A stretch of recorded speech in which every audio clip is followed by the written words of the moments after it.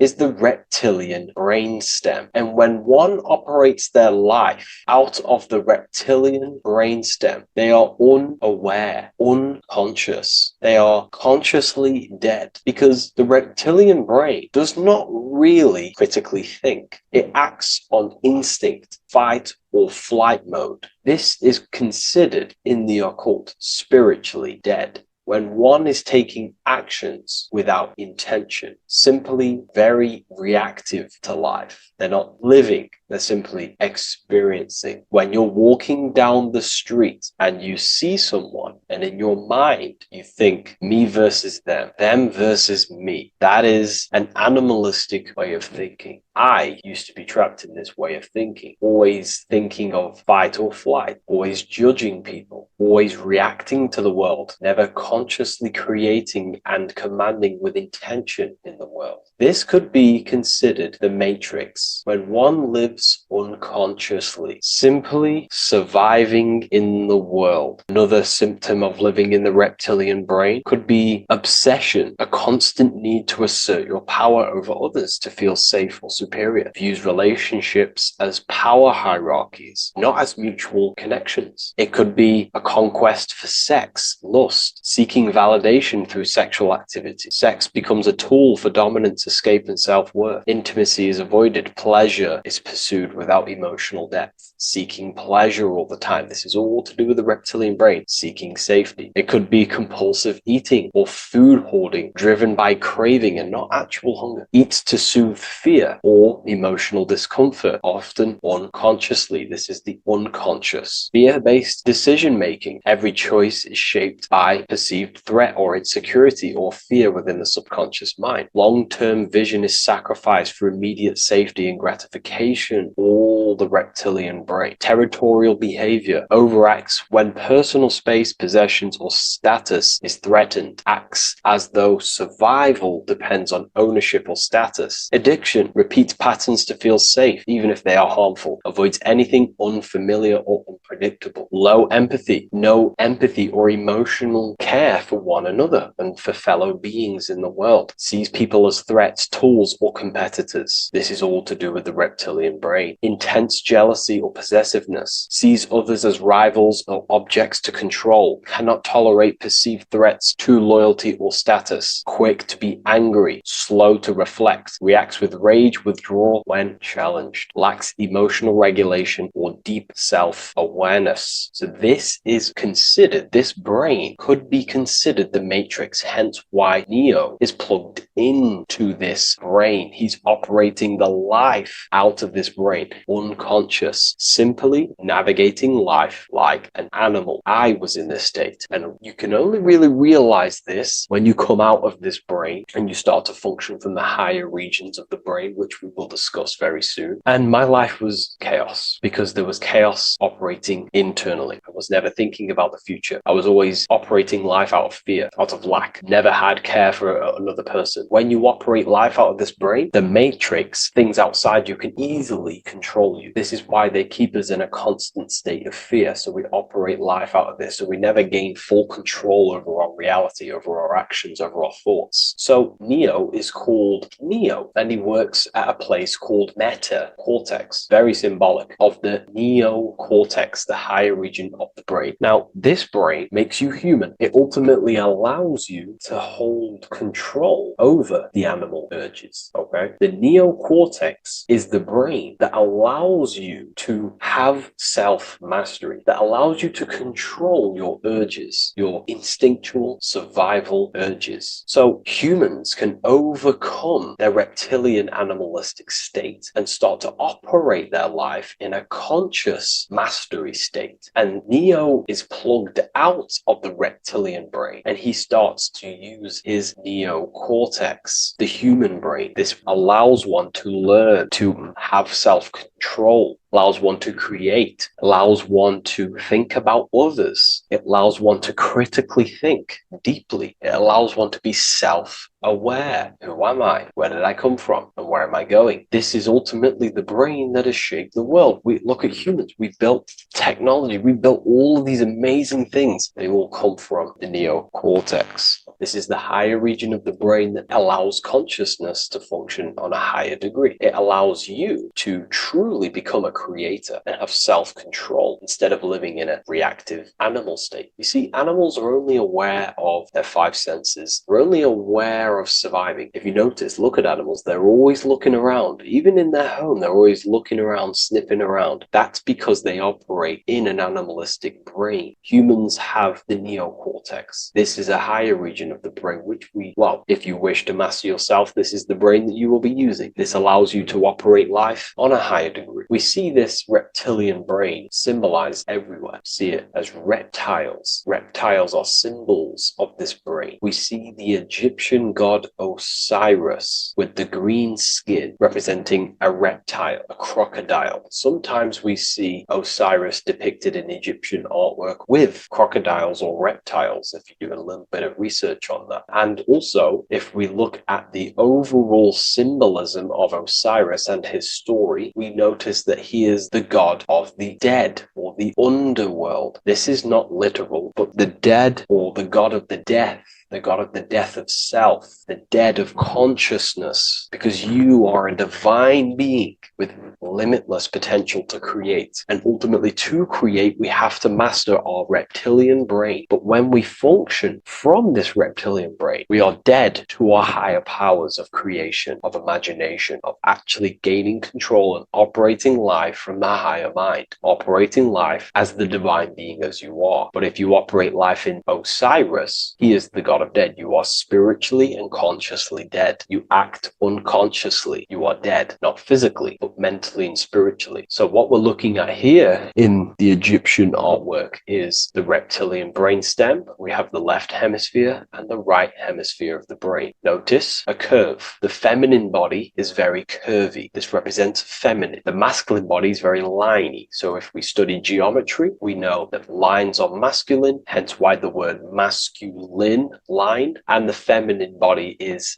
in geometry, feminine is represented as curves. So this is the left masculine brain on the left side, and this is the right feminine brain on the right side, with Osiris, the reptilian brainstem, in the middle. So we're going to go deeper into some Mesopotamian artwork now. Now let's have a look at this. We're looking at the reptile on the very bottom. We see the left brain and the right brain, the Eye of Ra and the Eye of Horus on the left and right. In Freemasonry, we still see the symbolism of the two pillars. Yakin and Boaz in Freemasonry, with the two pillars symbolizing masculine, feminine forces of consciousness, also representing the masculine left brain and the feminine right brain, with the reptile down here. But if we have a little look here, right, we have a little look at these reptiles. This person is standing on top of the reptiles. When you are on top of something, you have power over the below. You are standing atop of something. You have mastery over it. You have control over it, symbolizing gaining control over the reptilian brain, the reactive actions, the sexual urges, the addictions, the territorial behavior, the fear-based decisions, constant internal tension, never being able to focus. It's symbolizing gaining control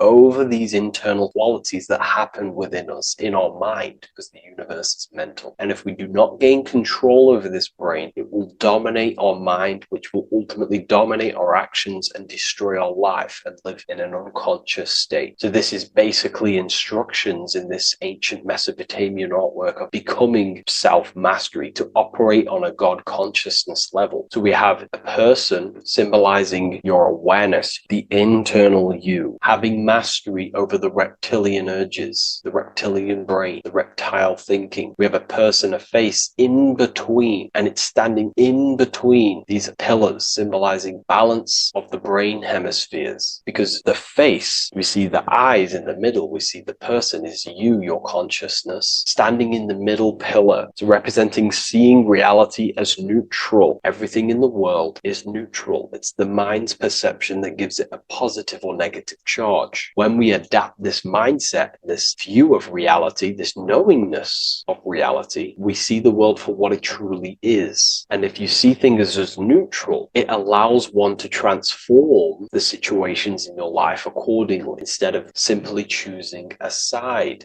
This is a major problem in society, and this was a problem within myself also. We like to choose sides, and choosing sides can keep your consciousness locked in a certain mindset, in a certain belief. And belief is what is ultimately destroying humanity. It's about knowingness, and knowingness is in the middle. We want to seek to know things. Knowing things allows you to go out there, directly experience it, and know it for yourself. For example, I know I'm not on a spinning global ball flying through space. Why? Because my senses tell me I'm not doing that. My senses tell me I'm not going 1,000 miles per hour and 360,000 miles per hour through space while spinning around the sun. I know that because I know myself. I know I'm not my body because I've had direct mystical experiences beyond the physical body. So we should seek to know things, and that's what we call gnosis, direct knowledge obtained through direct experience, knowingness. And that is a middle pillar quality. So in Freemasonry, we see the middle pillar. The matrix is designed to give you two wings all the time. Democrats, Republicans, feminism, and then there's another side. There's always two sides that they're giving you because they want you locked in either way. We should seek the middle pillar, seeing things as neutral, seeing things as the middle pillar, seeking direct experience, gnosis. And this aligns with the brain because the brain gives us these two perceptions also. The right brain sees the woods, the whole woods, but the left brain sees the individual trees and branches and leaves. If we're too left hemisphered, we're going to see everything as divided. If you're too left hemisphered, you're only going to see yourself. You're only going to think about me, myself, my ego, my consciousness, my life. And I'm only going to operate in the world, take actions only towards me without considering the collective, which is the right hemisphere quality. The right hemisphere allows you to see the bigger picture, how we're all connected. We're all one family of consciousness. We're all one being separated in different bodies, one consciousness operating in different bodies. So it's about aligning these perceptions of the brain and standing in the middle, and also conquering the reptilian brain. This allows us to operate in the world and see the world for what it truly is and operate from a place of balance. We also see some more symbolism in Egypt of the Ram Sphinx in Egypt. Ram Sphinx. Please leave a comment and please leave a like and a subscribe onto the YouTube if you like my content. Smash that like button and we'll get straight to this. So this is the Ram Sphinx in Egypt, also symbolizing the brain. This is my research. These are my conclusions. You can take this with a pinch of salt and go out and do your own research. This is what makes sense to me based off my information I've gained, my symbolism that I can read. So take what you can from it. I'm not here to obstruct anything. I'm not here to place anything in your mind. I'm simply here expressing my research. Never take anything off anyone as solid truth. I've never have said everything I say is solid truth. This is my research. If the research aligns with you, that's great. Maybe it doesn't with some people, that's fine. Simply take things with a pinch of salt, go out and collect as much research and information from many different sources and place together your own understanding of symbolism and your own perspective on reality. But like I say, seek to know and not believe. So this is the Ram Sphinx in Egypt. This is a more powerful symbolism of the brain. We have Osiris here, the god of the dead, which is the reptilian brain, and an Aries symbol here symbolizing the hippocampus in the brain. So this is the reptilian brain stem, heavily aligned with the reptilian brain stem here. We can see the connections if we look closely. So this represents the dead of consciousness. This is the dead of self, living in impulsive animalistic state, the symptoms that I listed earlier. I'm not going to go over the symptoms again. And Aries symbolizes the hippocampus in the middle of the brain. It's the hippocampus. And Aries is a symbol of a state of being. Why? You see, ancients and the ancient Egyptians, according to my research, Freemasons still use this symbolism today. So what they do is they use the path of the sun to symbolize a state of consciousness or a journey in consciousness. So what do I mean? So Aries here is the transition from the winter arc. So this is the winter arc from Libra, Scorpio, Sagittarius, Capricorn, Aquarius, Pisces. This is when the sun is dead. This is when the electromagnetic waves of the sun are not very present. This is the winter. This is when there's more darkness in the world. However, from Aries, Taurus, Gemini, Cancer, Leo, Virgo, and to Libra, this is when the sun is giving more electromagnetic rays. Everything grows. Everything is reborn again. Everything's growing. There's more light. There's more warmth. You can grow crops. So this is very symbolic as a state of consciousness. Aries is used heavily to represent the rebirth of the sun, but internally as an esoteric interpretation of Aries, it symbolizes the resurrection of awakening of the self. It is the rebirth of the sun, of the soul, the rebirth of becoming aware out of the darkness into the light, living in the reptilian unconscious state, the unconscious, not being aware that I possess consciousness, not being aware of my thought, emotion, actions. And Aries is that symbol is of the rebirth of the spirit, the rebirth of the self, becoming self-aware. So that's what we're looking at here with the Ram Sphinx. We're looking at Osiris, dead, the reptilian brain, operating life in an unconscious state, not really thinking,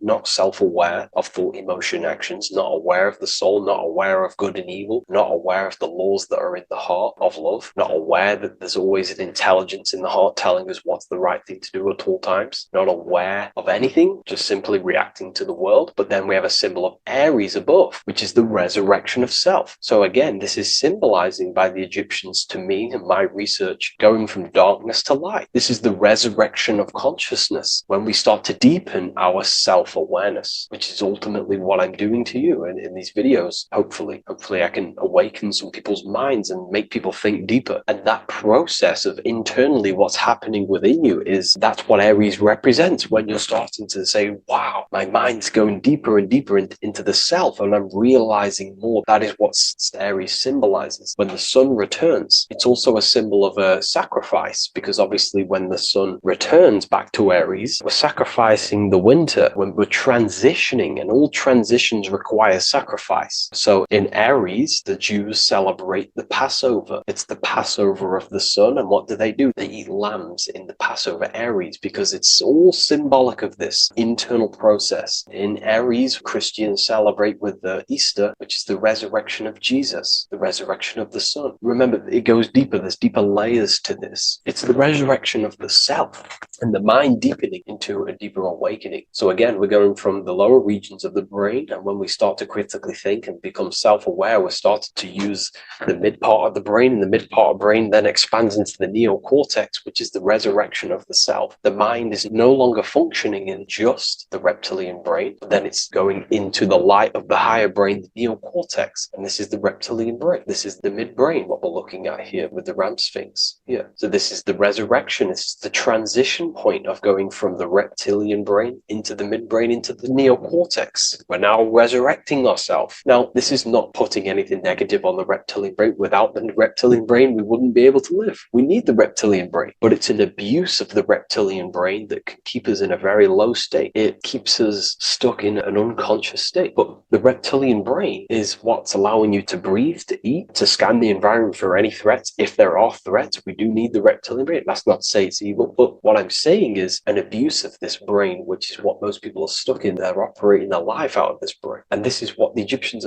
I think, are symbolizing, trying to tell us to resurrect ourselves, to become self-mastered, to become the highest version of yourself, to actively create in the world. Because when we are only operating from this brain, we're unconscious, well, then other people can use you as a vessel to create their reality. This is how the world is at the moment. The ones who know how to use the mind are controlling the other ones who do not know how to control the mind. So I hope this makes sense to you. Let me know if you have any video recommendations, and I'll see you inside Ethereal University. If you wish to take your research to the next level, I have things inside of there that are very powerful. We happily invite you. I'll see you inside of Join. If not, I'll see you in the next YouTube video.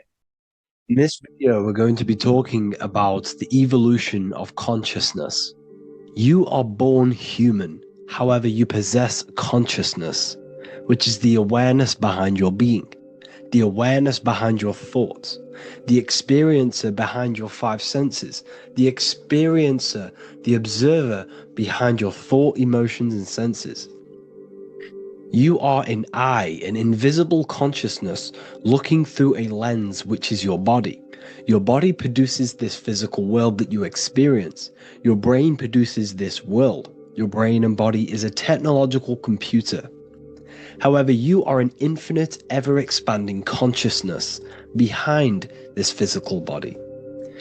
And there is an evolution of consciousness, a cosmic journey of expansion.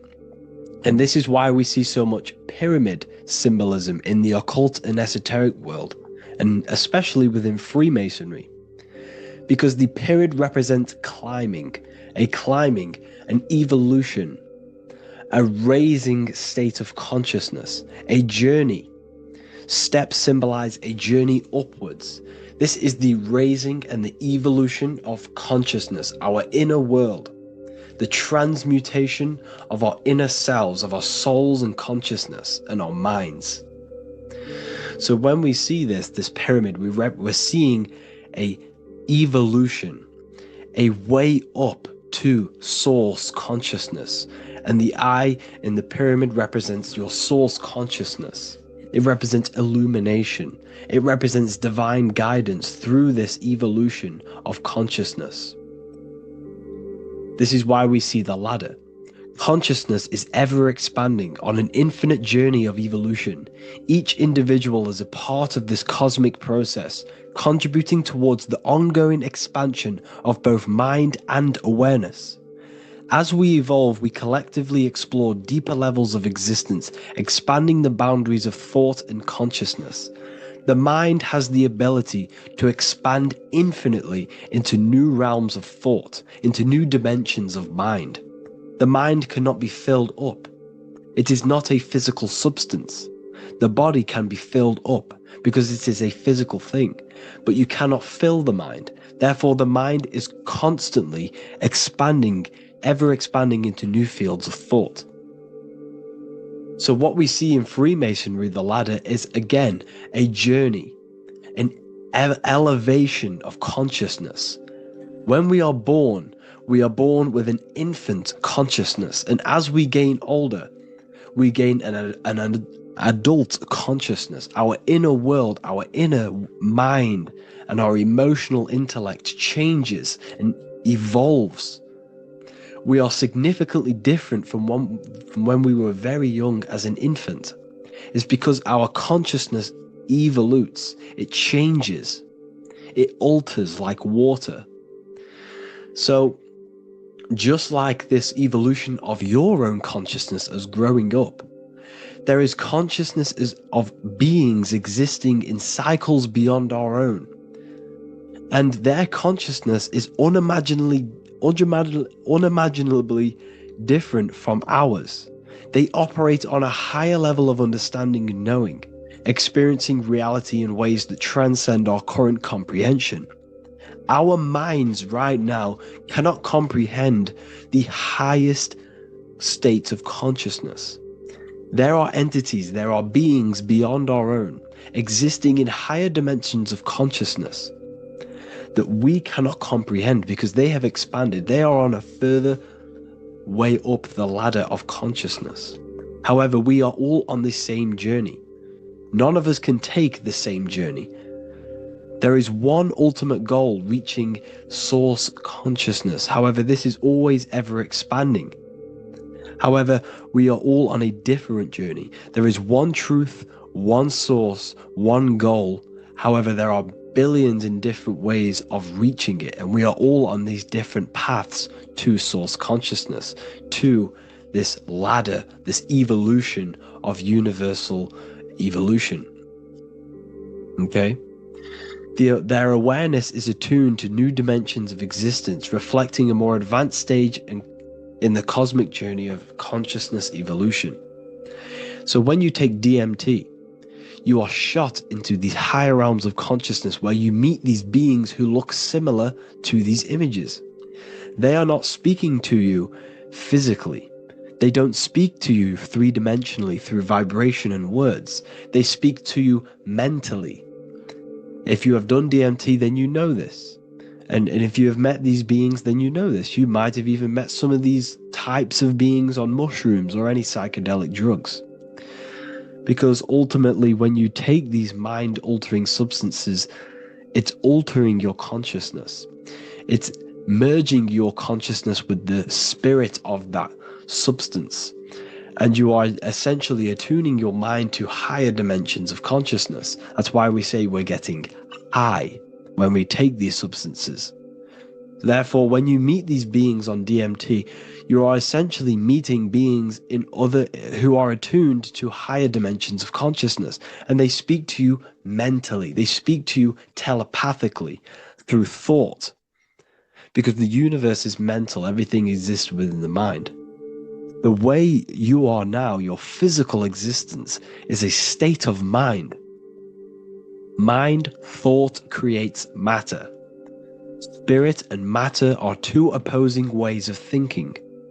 If we have a very spiritual mind, we have an expanded mind, we are a spiritual person through the mind. However, if we have a very low state of consciousness where we think about food, sex, lust, and all physical things, then we have a physical consciousness. Matter and spirit are two opposing forces, two ways of thinking. The mind attunes itself to different levels of understanding in different dimensions. So, essentially, this is what we're looking at. The body is a vessel for the fluidic, formless consciousness, a temple that houses the essence of our awareness. While the five senses are limited to perceiving only the physical plane, the mind transcends these limitations, capable of perceiving the full scope of reality. It is through the mind that we access deeper truths beyond the material, tapping into boundless nature of existence. Physical existence is a thin band, a thin layer of reality. It's like 0.001% of reality. And your five senses are only tuned into this layer of reality.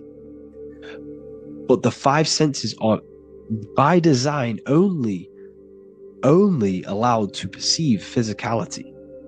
But the mind has the power to expand beyond this physical five sense state. The mind has the power to expand and evolute. It is a conscious decision whether you want to take this path or not. You can stay in a three-dimensional way of thinking, or you can expand your consciousness from within. It's not an external journey. There is no God going to save you. You must save yourself. Therefore, behind every single one of these eyes is the same source consciousness. However, we are all different cells in a different journey. The organs in your body, the cells in your body are all alive. They all possess same consciousness, universal consciousness. However, we are all on a different journey of evolution. As above, so below.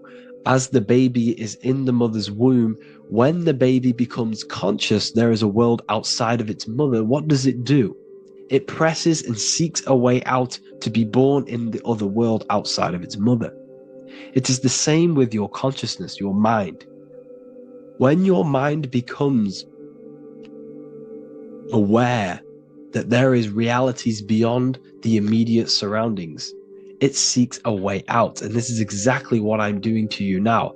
I am now expanding your mind and telling you there is other ways of reality. There is other dimensions of consciousness which you can access through inner transmutation, through different ways of thinking, spiritualism, and meditating and connecting with yourself and detaching from external things. We can upgrade our consciousness. Your body is a womb. Why Jesus says you must be born again to see the kingdom of God, because you are born physically and then you must be born again spiritually, awakening your inner consciousness.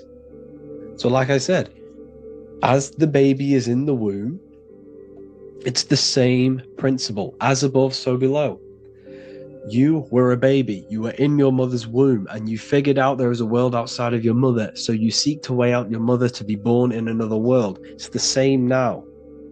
You must do this now. This is your spiritual evolution. This is the evolution of consciousness. It's ever expanding. When you die, this is a transition. You must learn to not fear death. This is another part of your spiritual journey. You must master death. Therefore, like I said before, the mind has limitless capacity to expand into new realms of thought, continuously exploring uncharted ideas and concepts without boundaries. The mind can ever expand. It can never be filled. It can never, ever know everything. There is infinite fields of knowledge, infinite fields of thought. Your current state is just one stage on an infinite pathway. You won't remain human forever. The human experience is a crucial phase where we learn to balance polarities, master the fundamental laws of the cosmos. It is a period of growth and transformation, preparing us for the next stages in our cosmic evolution. The goal is to strive for perfection, yet the true perfection is unattainable. It's like a tunnel, and there is a light at the end of the tunnel. And as you walk through this tunnel, the light is ever moving backwards. You should forever seek to meet that light, but you will never meet that light because consciousness is ever expanding. You should strive for perfection, yet knowing that perfection is forever unattainable. The journey is endless, with each step revealing deeper layers of understanding and experience. The pursuit of growth and expansion is itself the essence of our evolution. You can find all of this knowledge in the amazing book that I have read for years. I have read this book, The Emerald Tablets of Thoth, the Atlantean, by M. Dorial, translated by M. Dorial. I'm telling you now, this book, now that I've told you this, you have some context on the book. The whole book is about evolution of consciousness. He's talking about higher dimensions beings. He's talking about how you can transcend this physical plane. It is truly the most amazing book you will probably read.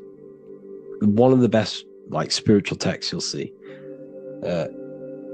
It's hard to understand, so you must read it over and over again.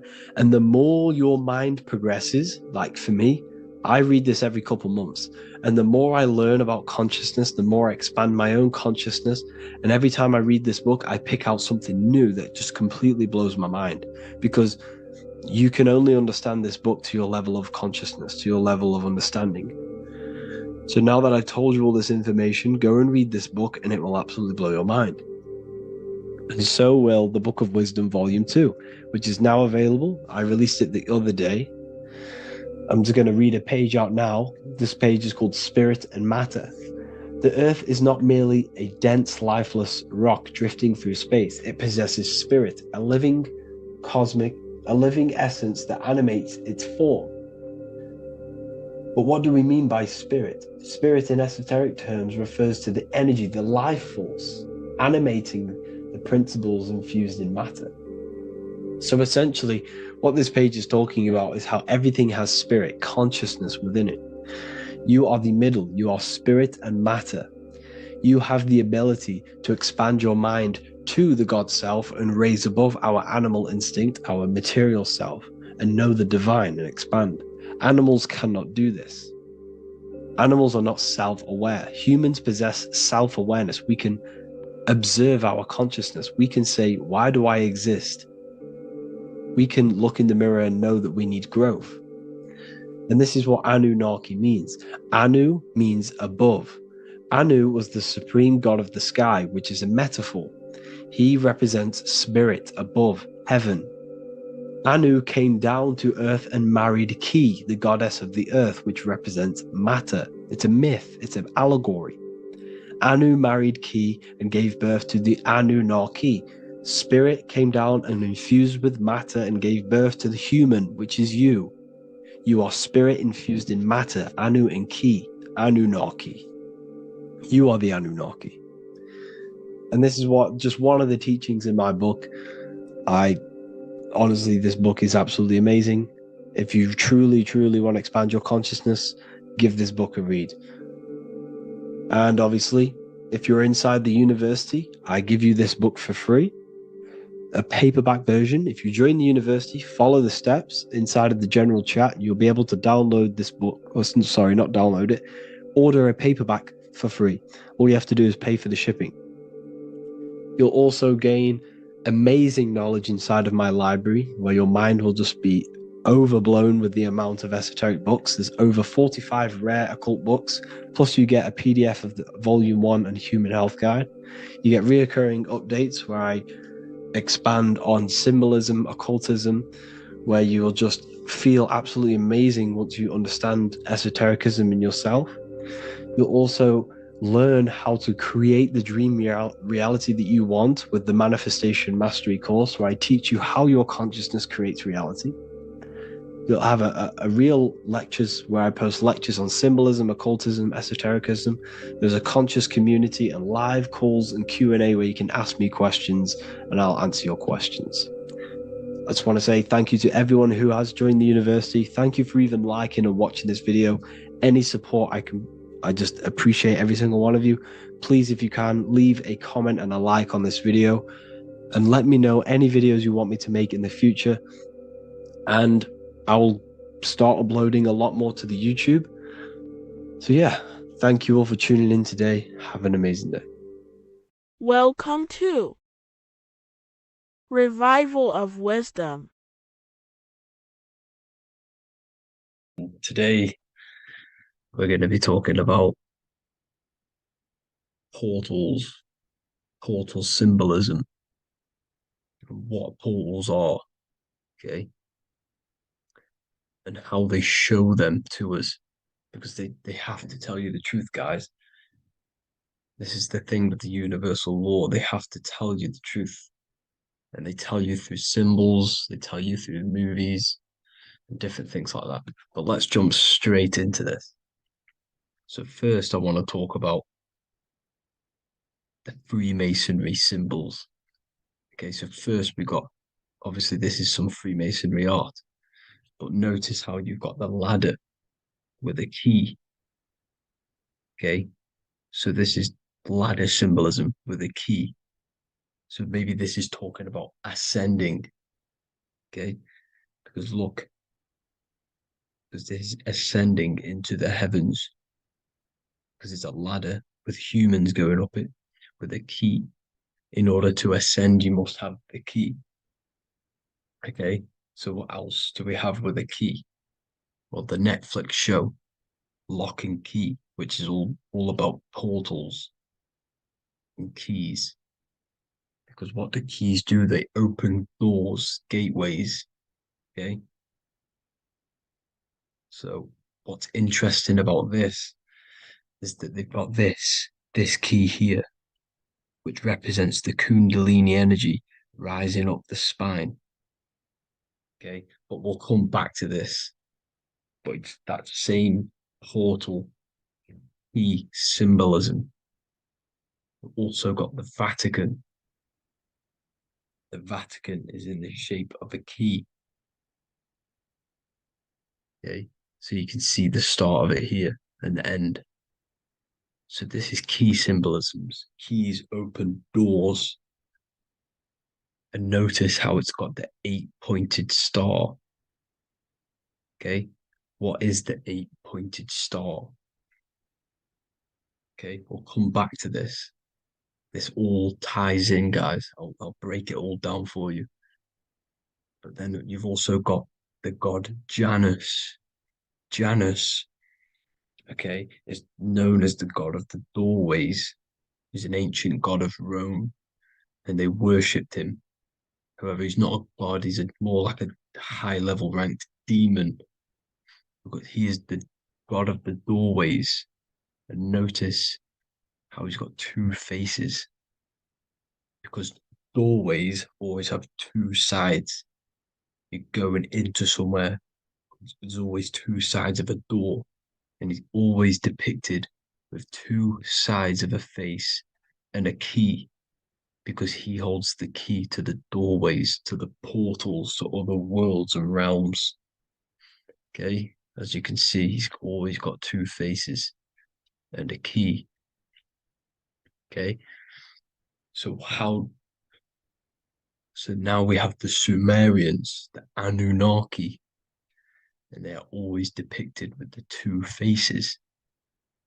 Why do they have the two faces? Because they're symbolizing doorways, and the Anunnaki come to Earth through doorways and portals. So these are what these gods are symbolizing in their artwork. But they always have the eight-pointed star. Okay, what is the eight-pointed star? You see how they always have. Look, let me try to find another one. It's the eight-pointed star. This eight-pointed star is Polaris. Okay, Polaris, just like the Vatican has the eight-pointed star with a key. Polaris is the center star. Polaris is a fixed star. It doesn't move. Okay. So the Anunnaki's symbol is also the eight-pointed star. So this is symbolizing the portals and doorways that they come through in order to get to the Earth. But Polaris is that center star which does not move. It's always symbolized with the eight-pointed star, just like a compass. Why is a compass the eight-pointed star? Because at the center of our realm is where the most electromagnetic energy is stored. As you can see, we have an aura field, an electromagnetic aura field.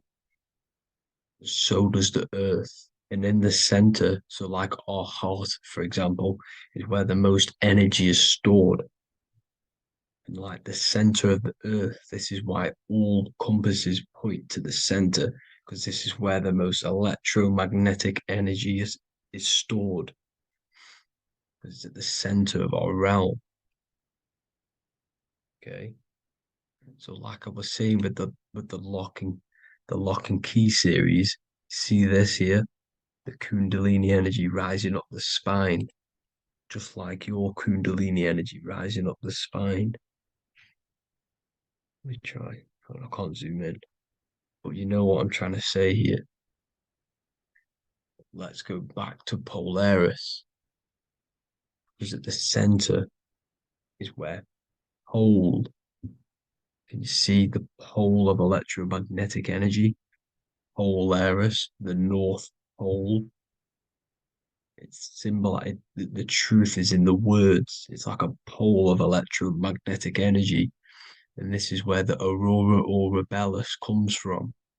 Notice how it's got the word aura in it, because it's the Earth's aura, electromagnetic field.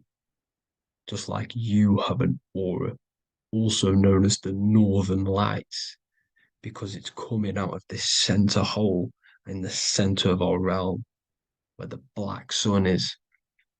And this is where the electromagnetic energy is coming up from.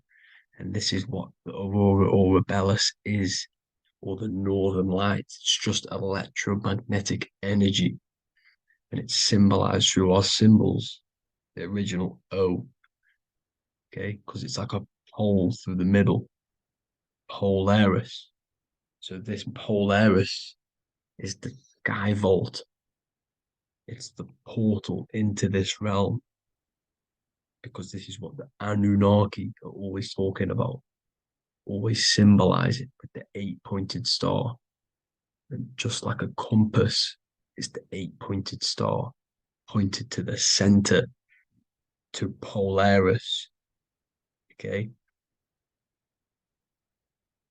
See here on the Sumerian tablets with the eight-pointed star again.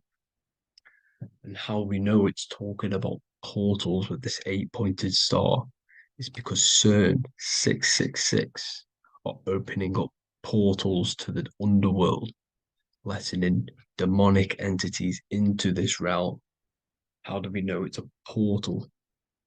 because their Hydro Collider has 8 points, just like the 8-pointed star. So they are creating synthetic portals to the underworld to let these demonic entities into our realm. But what is the key?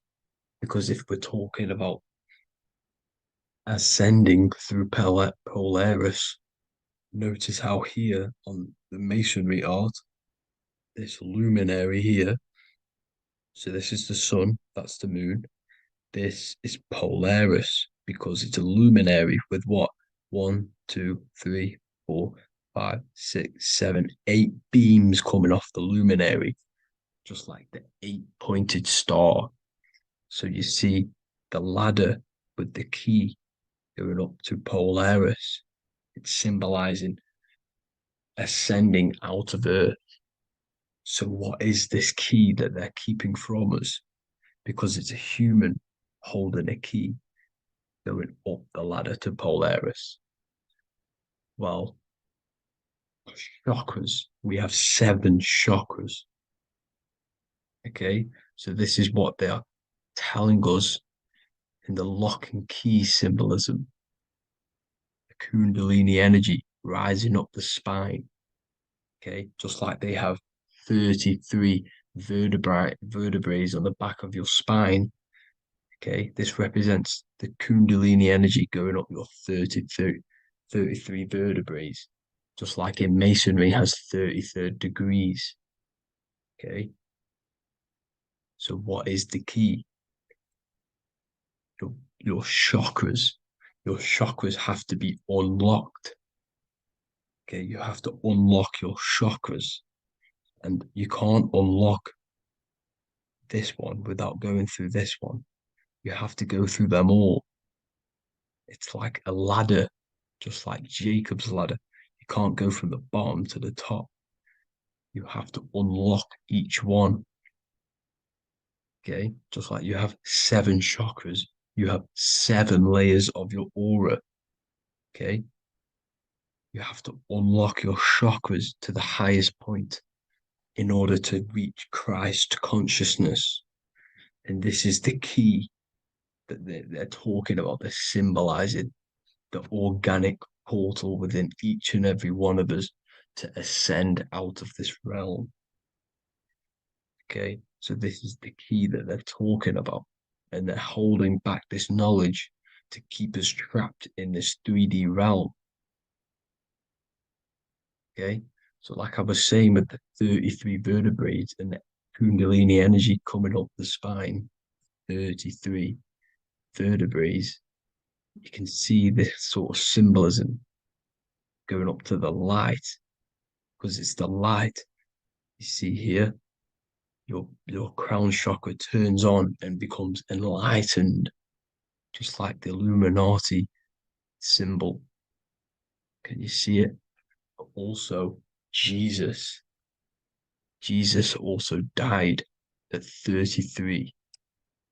So this is symbolizing, okay, they're symbolizing the death of the ego, the body. So once you open up your chakras and reach Christ consciousness, which is your 33rd vertebrae, once your Kundalini energy goes up your 33rd vertebrae, your body technically, not physically, but spiritually dies, because you then become formless. You reach Christ consciousness. So then you can travel other worlds. Okay. This is what they're talking about with Vatican, 8-pointed star, and the key. Janus with the key. The Sumerians with the 8-pointed star. Anunnaki, the 8-pointed star. Polaris, 8-pointed star. So Polaris is the way out of this realm, which is at the center. Pole, North Pole. Okay, so the key is that they're hiding from us is the knowledge to unlock our chakras. Okay, And without this knowledge that they keep from us, is trapping our souls in this reality to keep reincarnating. Okay? Well, thank you all for tuning in. I'm going to leave you all there. Make sure to leave a like and a comment in the comment section. Let me know some topics to talk about so I can break it down for you. God bless you all.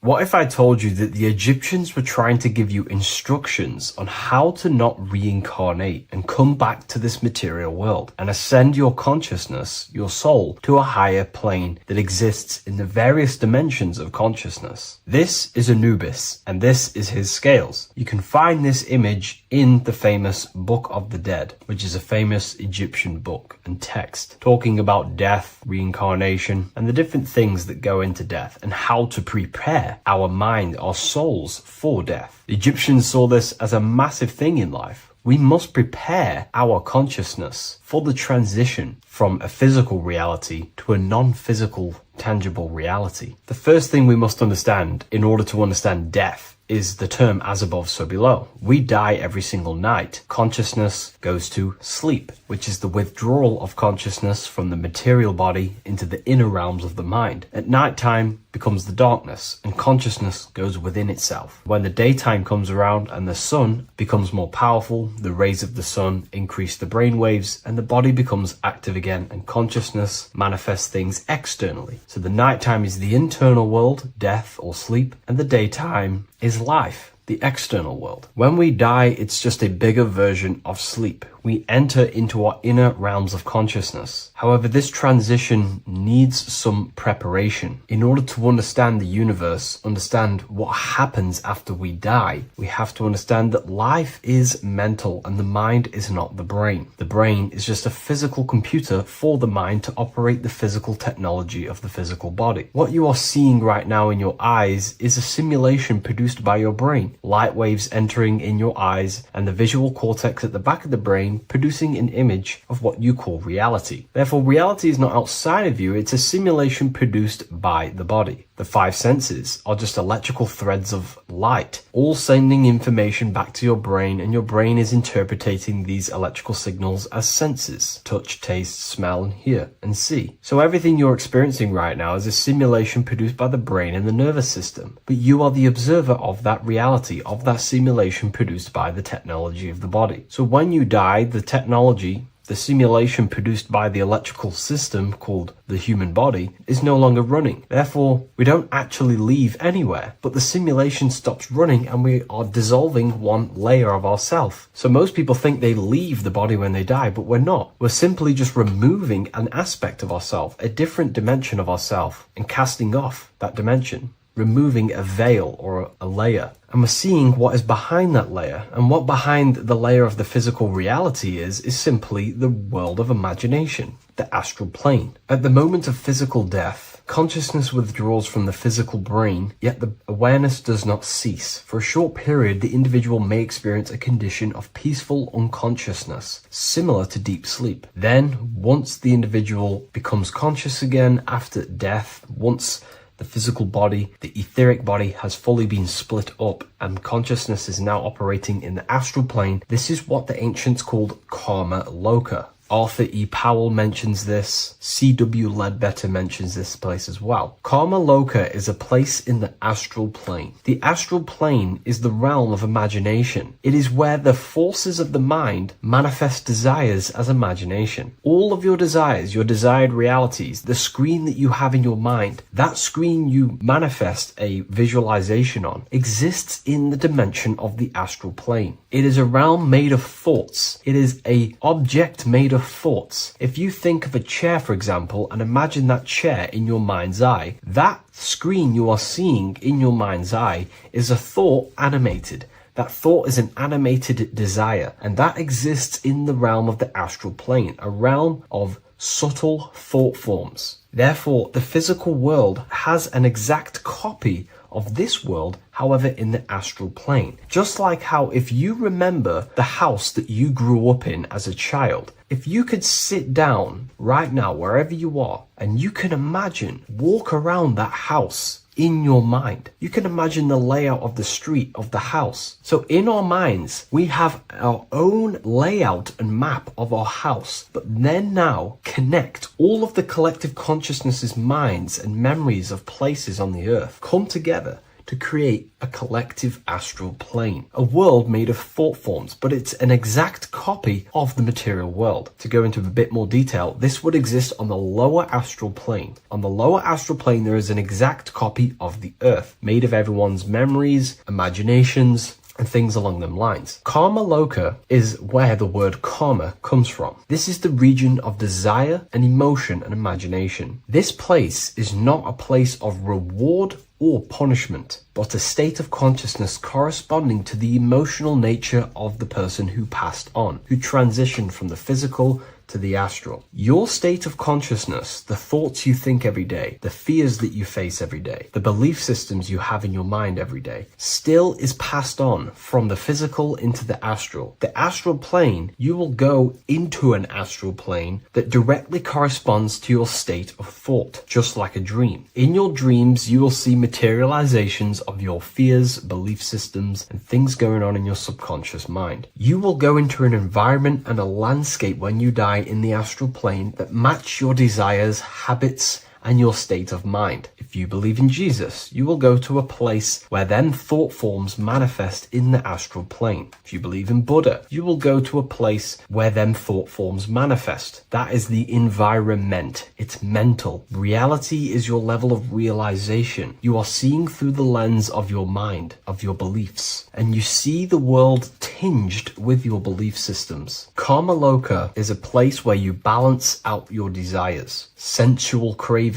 ambitions, jealousies, fears, emotional fixations continue to assert themselves in your mind when you die. Yet because there is no physical instrument through which they may be gratified, they gradually burn themselves out. These desires start to be balanced out again, and your mind becomes more balanced. The more refined the individual in physical life, the shorter and gentler this stage becomes. The more desires you have in material things, sex, whatever it is, the longer it will take to balance out the forces in your mind in Karma Loka. Desires weaken through repetition without fulfillment. Emotional attachments lose their magnetic hold. The astral body sheds its lower layers. It's like you're stripping away aspects of yourself. When that last personal desire dissolves eventually in the astral plane, consciousness can no longer maintain cohesion in the astral vehicle. The astral body disintegrates naturally and awareness withdraws into the mental body. The mental body is what the Christians call heaven. The mental plane is heaven, the realm of creative thought forms, the realm of pure mind, pure thought. The mental plane, also called the Devachanic plane, is a realm of blissful, creative, and luminous consciousness. The Devachanic plane is not an illusion, but subjective yet intensely real world, constructed by the individual's highest thoughts, ideas, loves, and aspirations. How does this link in with Anubis? Anubis is trying to give you instructions on how to prepare for life after death in this image. If we take a look at Anubis in this image, we have to understand this is symbolism. This is metaphorical. Anubis is known as the god of the underworld. He symbolizes the transition from awake to death. He is not a real god that you will meet when you die, but he represents the process of death, transitioning consciousness from physical to astral. He's giving you instructions in the Book of the Dead to make your heart as light as a feather, as this is a scale. So he represents death. Your heart needs to be as light and balanced as a feather. The heart is the emotional vehicle of consciousness, as I just explained that emotions are subjective to the astral plane or Karma Loka. We do not want a heavy heart before we die. We do not want addictions to smoking, addictions to pornography, addictions to status, the ego, material gain. If we die with these things, This means we have a heavy heart, and this will manifest in the astral plane when you die and take longer to balance out them emotions and desires. So this is telling you to remove any addictions, any emotional attachments, mental attachments you have to the material plane. This does not mean go full monk mode and don't have anything physical, don't chase after anything material. We should definitely have material things as we are spiritual and material. However, do not place your heart on it. We should all aspire to have the best possible life, have the most possible resources as possible in our lives, have an abundance in everything. That's completely fine. But placing our soul on it, your desires on the material world, will only pull you down in life after death, take you longer to balance out them forces and desires. This is why transformation during physical life is essential. We need to release attachments to master our thoughts and emotions and align with truth. We don't want to die with false identifications, that thinking and believing that we are the physical body.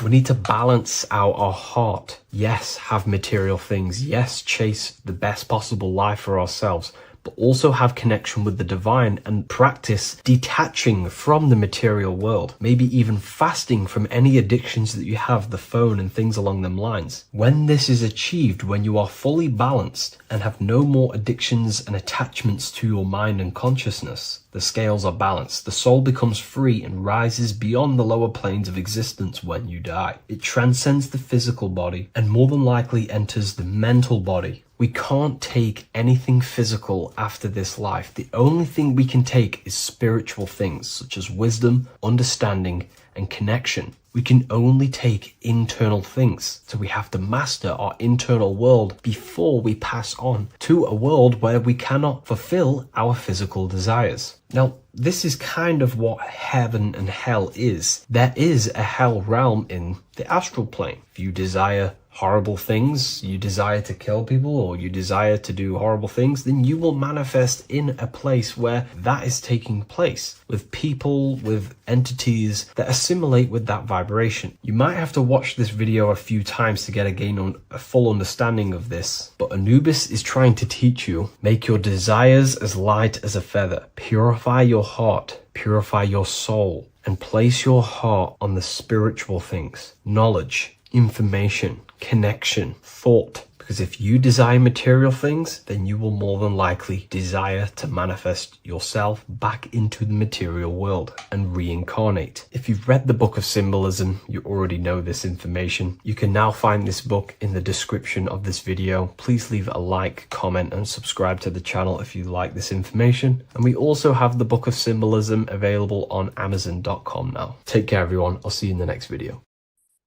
The Pope is supposedly opening 5 portals on Christmas Day. Now, I know this video is a bit late, but I'm going to be commenting on what I think this symbolism and this ritual truly means and what they are trying to do to society with this symbolic ritual. So the first thing we must understand is that everything these people do on a mass scale, all of these major events that they take place on, are all symbolic. They're all ritual. They all have purpose. Okay?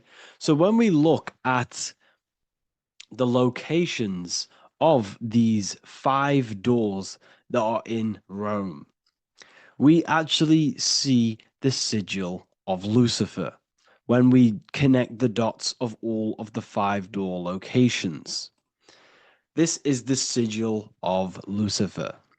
Lucifer is not what you think. Lucifer, sigil of Lucifer, represents the outline of the human brain and our visual perception field. Now, the human perception field is how our brain interacts with the external reality. Our external reality is not physical. The only thing that exists outside of you is pure energy, formless, vibrational energy and light. Your brain is an energy decelerator. Your brain decelerates this light, this energy, into a material reality or perception that you can interact with. You don't look into the external world. the energy, the light enters the eye retinas, goes through the optic nerve, and travels to the back of the brain called the visual cortex. And the visual cortex is what shapes your visual screen. Now, if you are seeing the screen, this means that you are not the body, you are not the brain, you are the perception observing the screen that you are seeing. You are the eye behind that, you are the person behind that. So, what this is actually symbolizing is perception. This is a symbol of perception, of perceiving the material plane, of how spirit interacts with matter. Now, what's Lucifer? Now, the word Lucifer means the light bearer. He's known as the light bearer. The word Lucifer originates in Latin. Luci means light, and fer means to bring. It's the light bringer. The eyes, the visual perception of the light bringer to your reality. You see, everything outside of you is light. You are made of light. The word hue man means light. Hue means color, which is a form of light. And man means manifest. We're light manifested into material form. Every single one of us is Lucifer.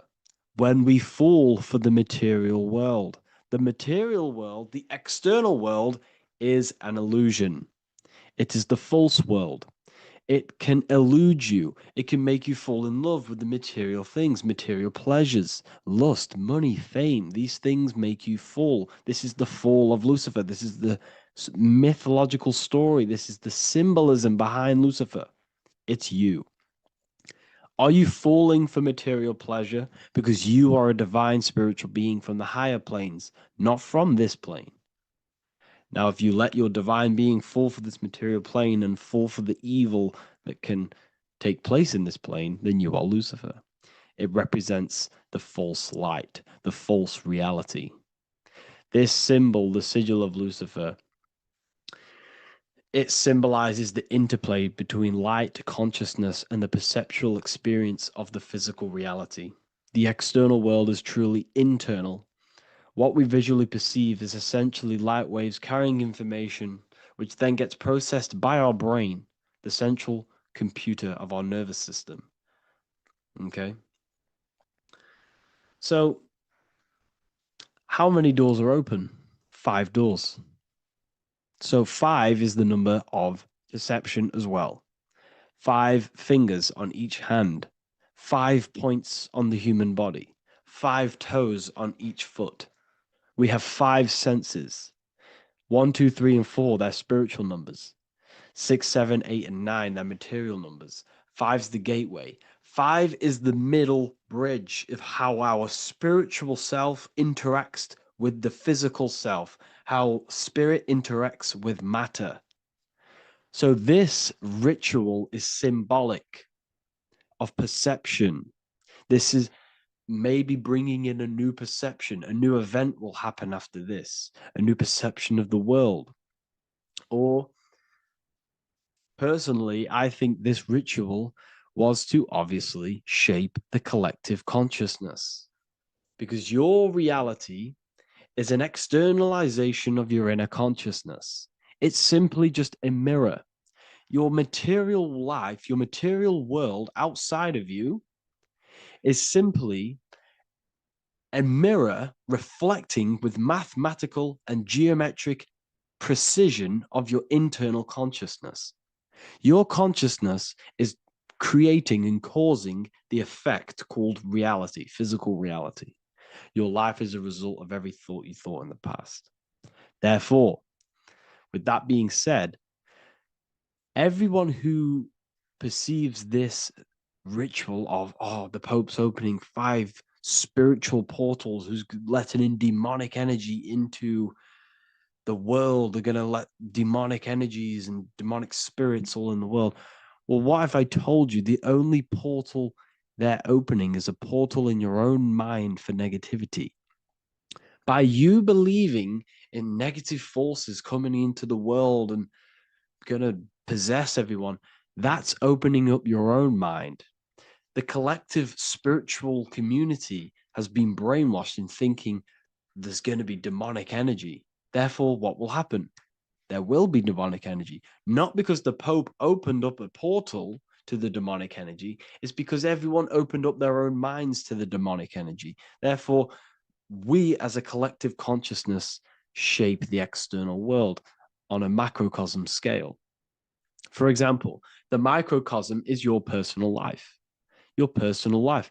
You have created it through consciousness. Your belief system is just externalized in your world. But on a collective scale, we all believe in money, for example.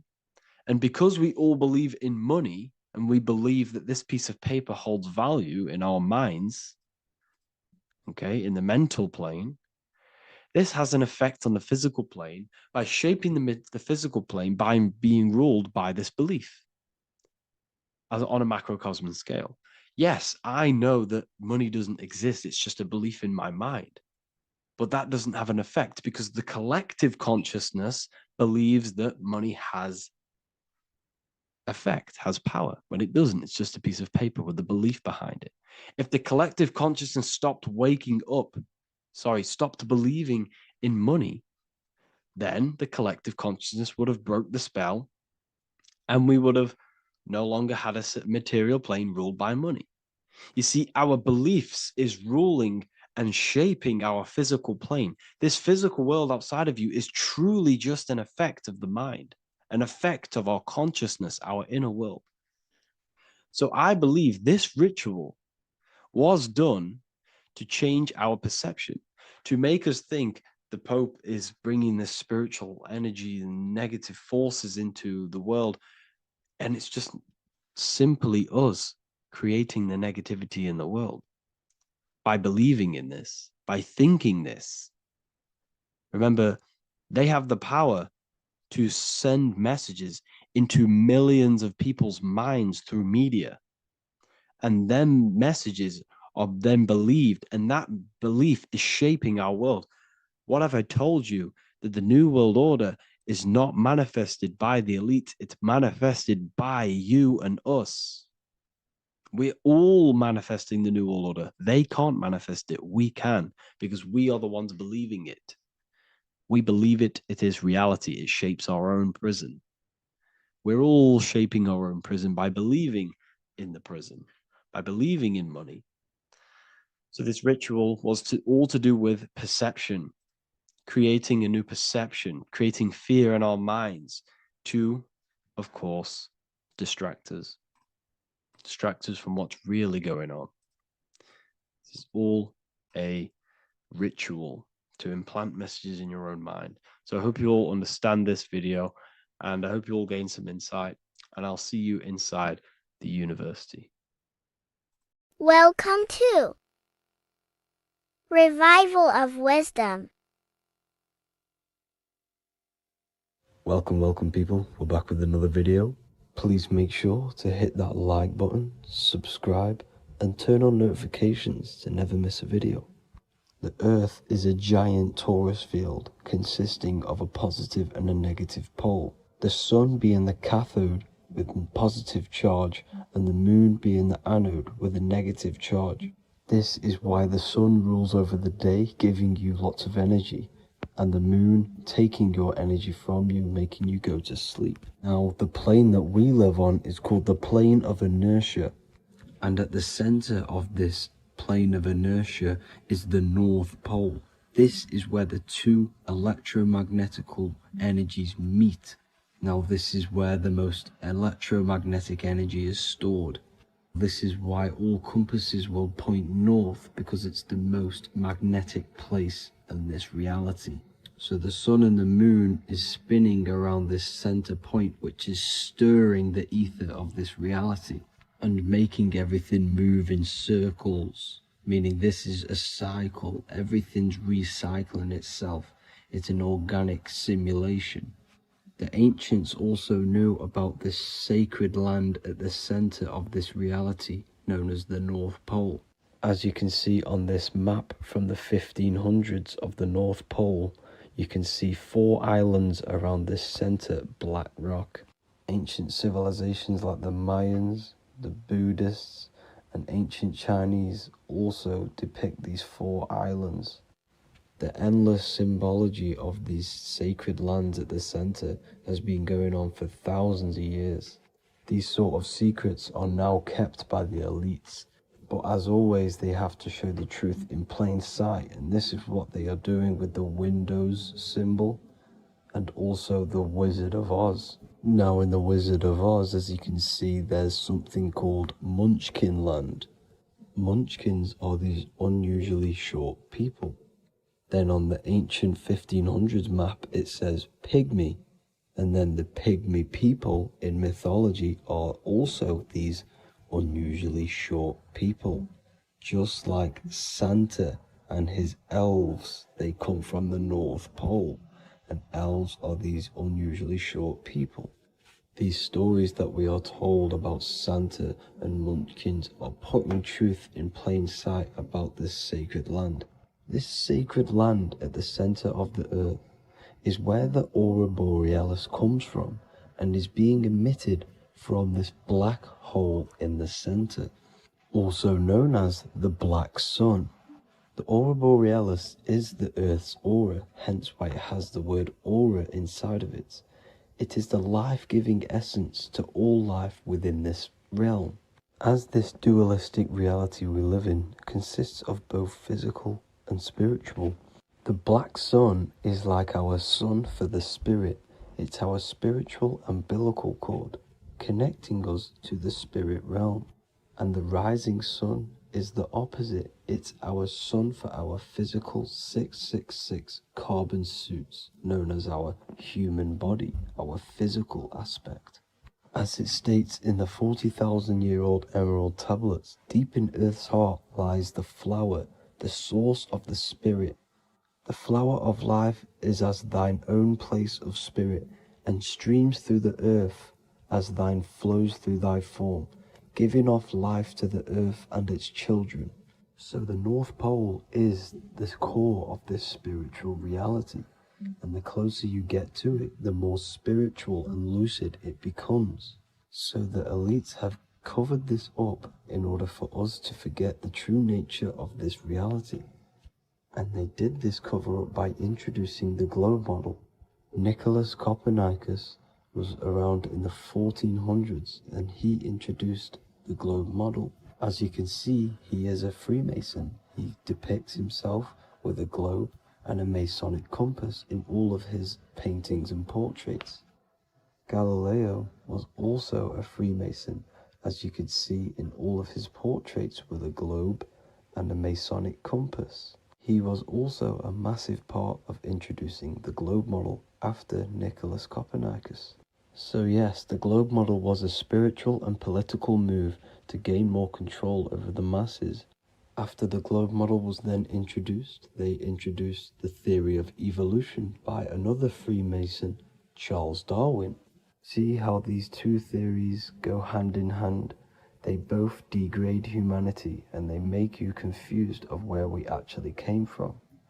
By hiding the true form of this divine creation and hiding the true power of each and every one of us, they maintain control over the masses. Now this is order out of chaos, known to be the 33rd degree slogan of Freemasonry.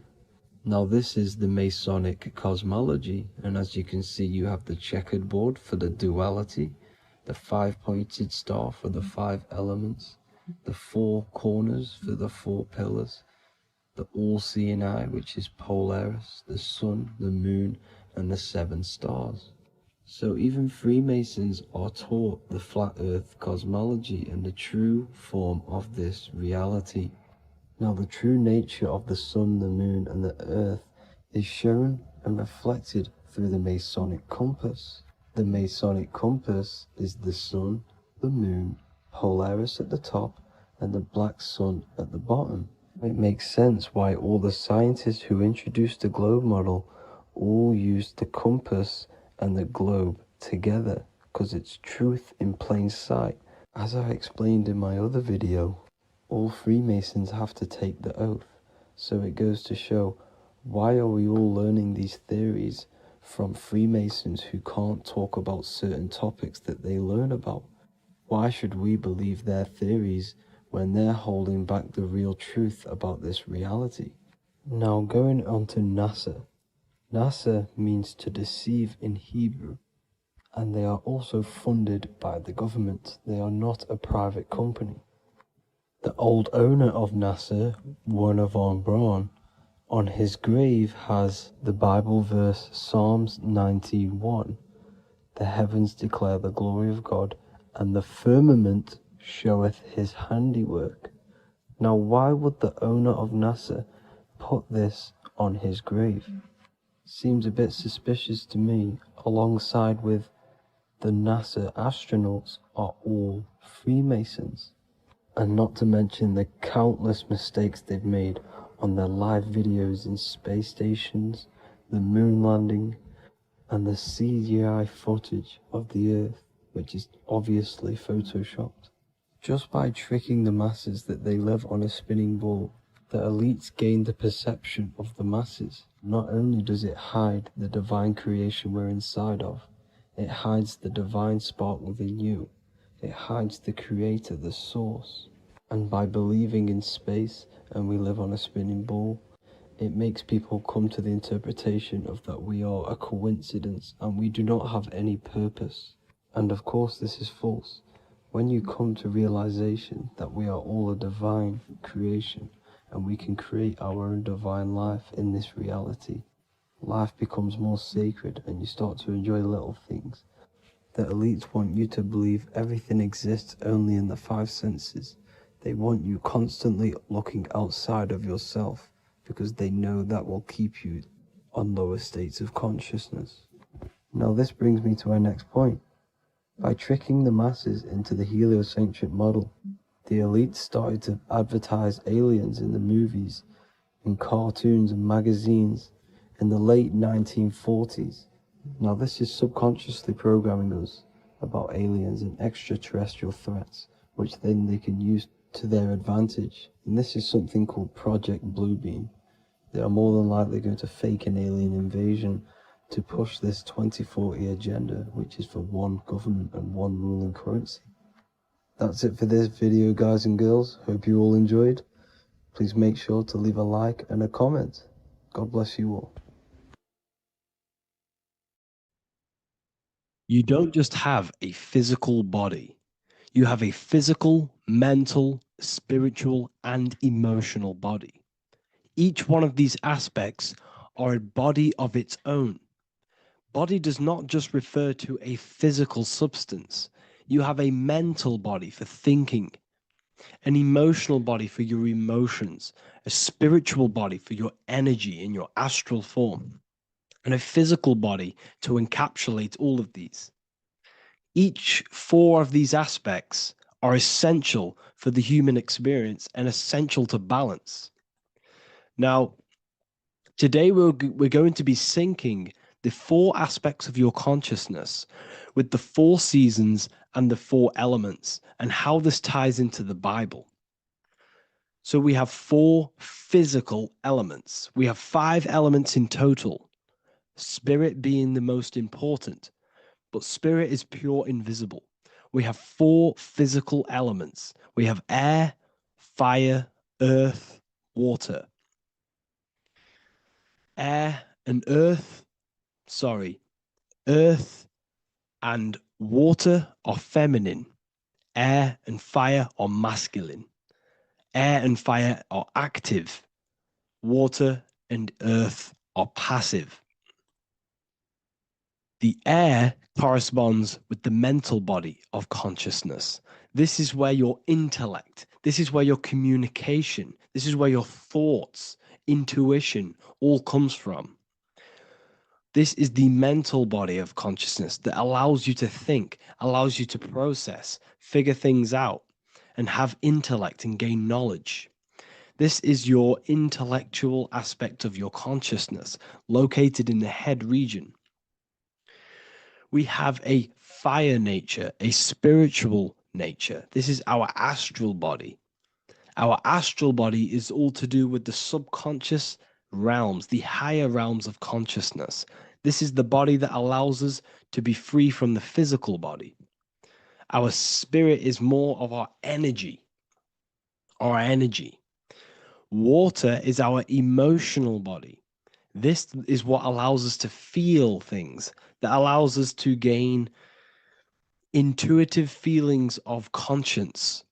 So emotion allows us to understand what is right and what is wrong. When we feel something bad, we know that this is wrong.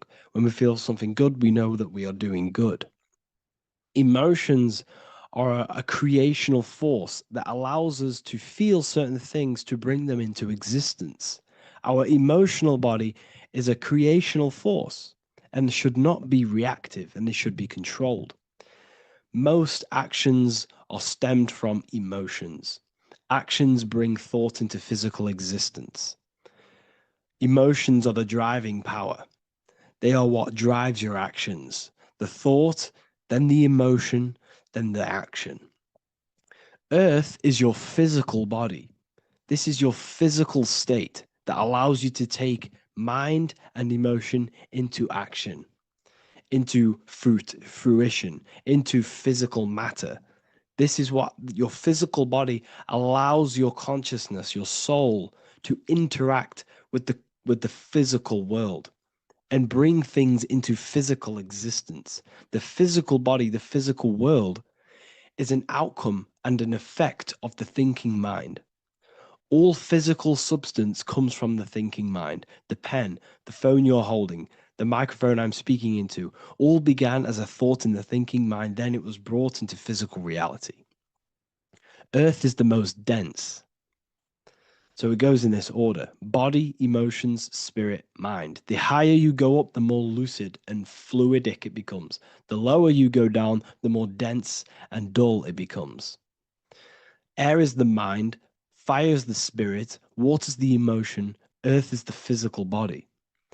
So this is why you are a microcosm. You have these four things within you.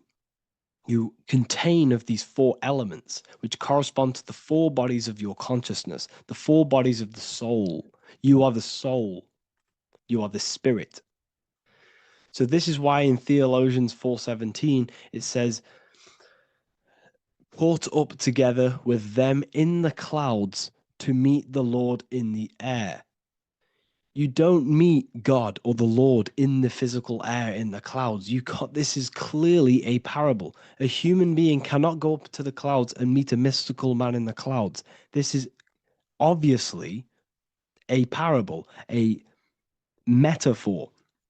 The air is your mind. You must raise your consciousness beyond the body, beyond the emotions, beyond the spirit, and enter in the mind during meditation, turning the mind inward to connect with the Lord. The Lord is the highest aspect of your consciousness, the one that exists beyond the physical body, beyond your emotions, beyond the thought. So you meet the Lord in the air, in the mind. The mind represents the air. This is why in America there's a saying called an airhead. You're an airhead. This means that you are stupid, or you don't think, or you have nothing in your mind.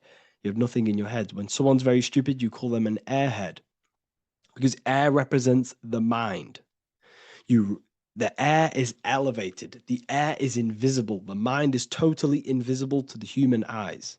It is a metaphysical substance. In fact, it's not a substance at all. It's so fluidic. It's everywhere. The mind can be everywhere at all times. It can be anything. Nothing is impossible within the mind. Now, this is synced with the four seasons. The four seasons represent the four aspects of human consciousness, the four bodies of your consciousness, the four bodies of your soul. The sun is your soul, okay? And the sun travels around four seasons. Summer, when the sun is the most hottest point. Autumn, when the sun starts to move away from the hottest point. Things start to die. Then it goes to winter. This is when everything dies. This is when things enter in within itself. This is when darkness occurs. Then spring. This is the reignition of the sun. This is when the sun starts to bring back the warmth back to the summer. You have four seasons which correspond to the four bodies of consciousness. Fire is the spirit. This is when you are passionate. This is when you are taking action. This is when you are fiery. The sun is blazing. You're taking action. You're very passionate. You're very spirit. You're in the spirit. Autumn is water, emotion. This is when you start to become very reflecting. This is when you start to feel emotional. Because in autumn, there's lots of water. This represents the emotional body of consciousness. Winter is the mind. This is air. Winter, what happens in winter? Everything enters within itself. The leaves die, the trees die, everything dies and goes within. This is the mind.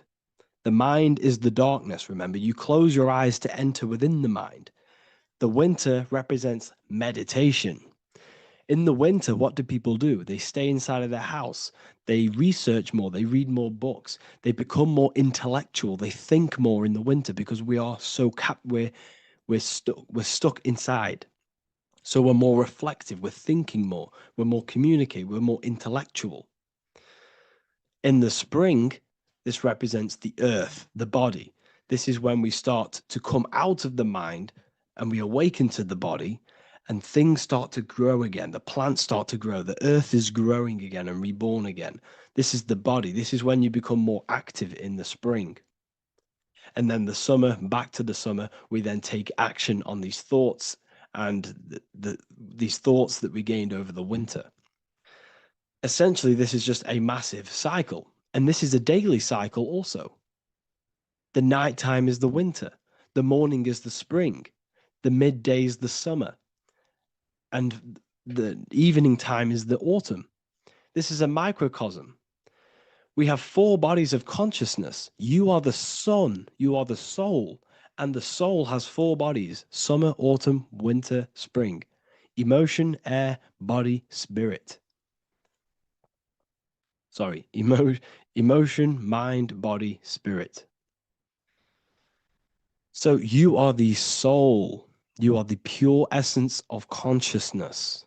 The sun is your soul in the heart. And the seasons are inside of you because you are a microcosm. Okay? You are a microcosm. The word sun is son. The Latin word for sun is sol, which is soul or solo, because the sun is solo. It's on its own. You are the soul, and the soul has the 4 different bodies of consciousness. So before we move on any further, if I've blown your mind, please, if you can, leave a like, a comment, a share, and a subscribe. Let me know what videos you want me to make in the future. Please drop a like. It definitely will help me. You are a microcosm of the macrocosm. Man is a miniature universe that goes through its own cycles. The seasons of the summer, winter, spring, and autumn do not occur merely outside of him, but within him as well. The summer is within you. You feel different in the summer. You feel different in the winter. You feel, depending on the body of consciousness, it's your soul's interacting with. So the sun in the sky is your soul inside, and the sun goes through these cycles, which is affecting your bodies of consciousness, because the cycles represent your bodies of consciousness. Now, this ties in with the Bible. This is why we have 4 Gospels. This is why Matthew, Mark, Luke, and John are always seen with the 4 different zodiac sign animals or symbols. So you always see each one of the Gospels. If you just type in on Google Matthew, Mark, Luke, and John, type in ancient pictures, paintings or pictures of them, and you will find these 4 zodiac signs are always standing with each one. Taurus, the bull; Leo, the lion; Scorpio, the eagle. An old symbol for Scorpio was the eagle, and a man for Aquarius. Here you see very, very ancient paintings and artwork. Here we see Matthew, the man, Aquarius. Here we see John, the Scorpio. Same here. We also see it on the tarot cards, on the world card. We see the 4 fixed zodiac signs. Here we see it as well. These are called the 4 fixed zodiac signs. Now, when we look at the zodiac, We're no longer looking at the sky, because what you must understand is as above, so below. What is above you is inside of you. What is above is what is below. What is outside of you is within you. The zodiac is inside of you. The zodiac revolves around the sun. The sun is your soul. These are different energies of your soul. Like I said earlier, the 4 seasons are the 4 bodies of your consciousness. And in each body of consciousness, you have these different energetic energies that you can work with. Okay, so this is the true astrology. This is the true astrology, the internal esoteric astrology. You can't find much information on this at all. Very hard to find. So what we're looking at are the 4 bodies of consciousness. Obviously, when you look in the middle of each, when we look in the middle of each season, spring, the middle of spring is Taurus. The middle of winter is Aquarius. The middle of autumn is Scorpio. The middle of summer is Leo. These 4 signs are known as the 4 fixed signs. Okay, Scorpio is fixed. It's the middle of autumn. Scorpio is a water sign, emotion. Aquarius is the air sign, the mind. Taurus is an earth sign, the body. Leo is a fire sign, the spirit. This is why we see Matthew, Mark, Luke, and John with the 4 fixed signs of the zodiac, which represent the 4 bodies of consciousness. Leo, the spirit, fire. Luke, Taurus, earth, body. Matthew, Aquarius, air, mind. John, Scorpio, water, emotion. Each gospel is depicting Jesus and showing Jesus in each gospel. Each one of these gospels is showing and depicting Jesus according to the different body of consciousness. In John, this is when Jesus starts to turn water into wine. Water is emotion. Wine is transmuted emotion. This is when he does miracles with his emotions, water into wine. Aquarius, which is Matthew, air, the mind.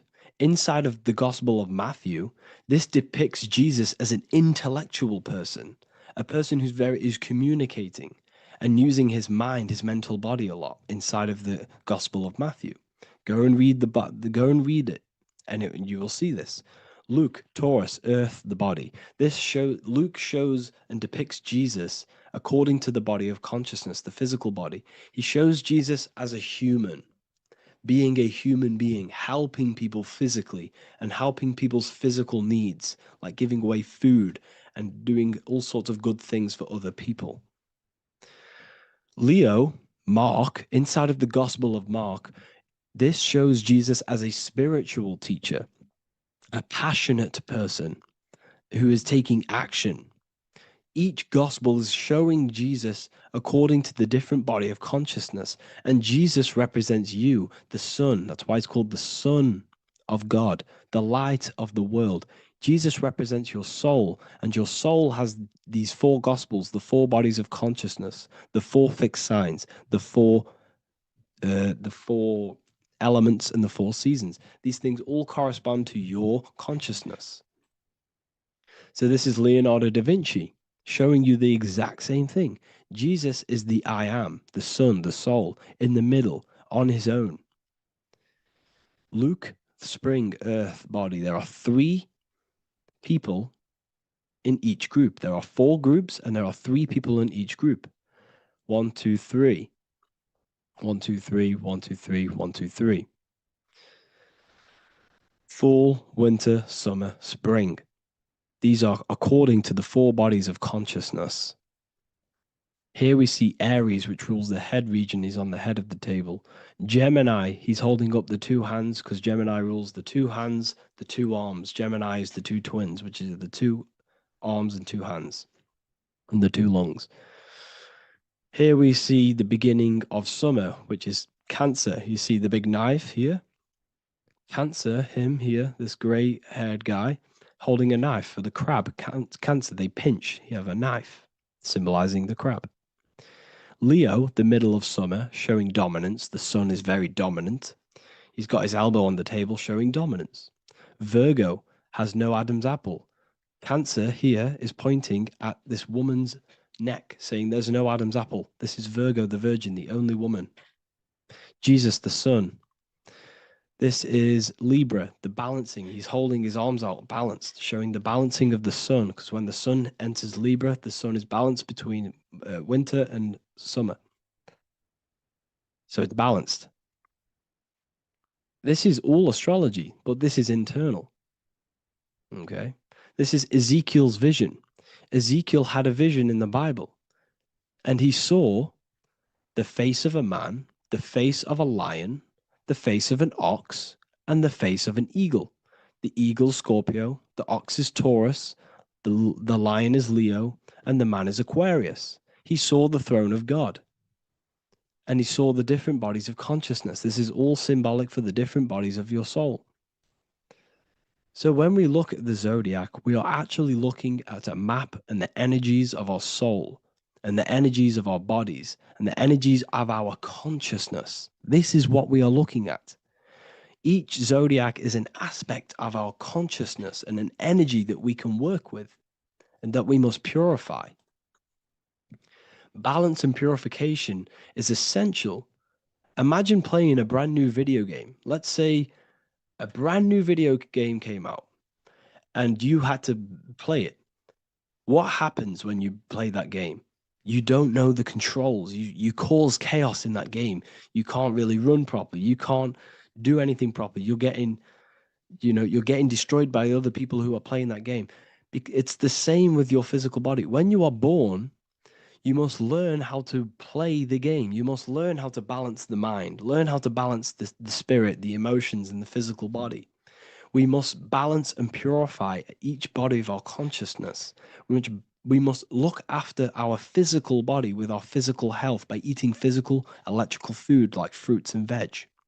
We must look after our minds by being conscious of what enters our eyes, enters our ears, enters everything. Whatever enters our five senses is affecting our mind, our mental health, our environment, mental. We need to look after our thoughts, control our thoughts by purifying our thoughts, only positive thoughts. Then we must purify our emotions, feeling only gratitude and love and not feeling these negative, dull emotions. Then we must look after our spiritual body through meditation and looking after our spirit. But remember, when we look after our mind, it all begins in the mind. Each body of consciousness is interlocked with the other. If you have if you have an unhealthy body, you have an unhealthy mind, spirit, and emotions. If you have an unhealthy mind, you have an unhealthy body, spirit, and emotions. If you have an unhealthy emotions, you have an unhealthy spirit, mind, and physical body. They're all interlocked. You must balance each one of them. Look after your physical body, look after your thoughts, look after your emotions, look after your spirit. But remember, the mind is the most powerful one. It's mind over matter.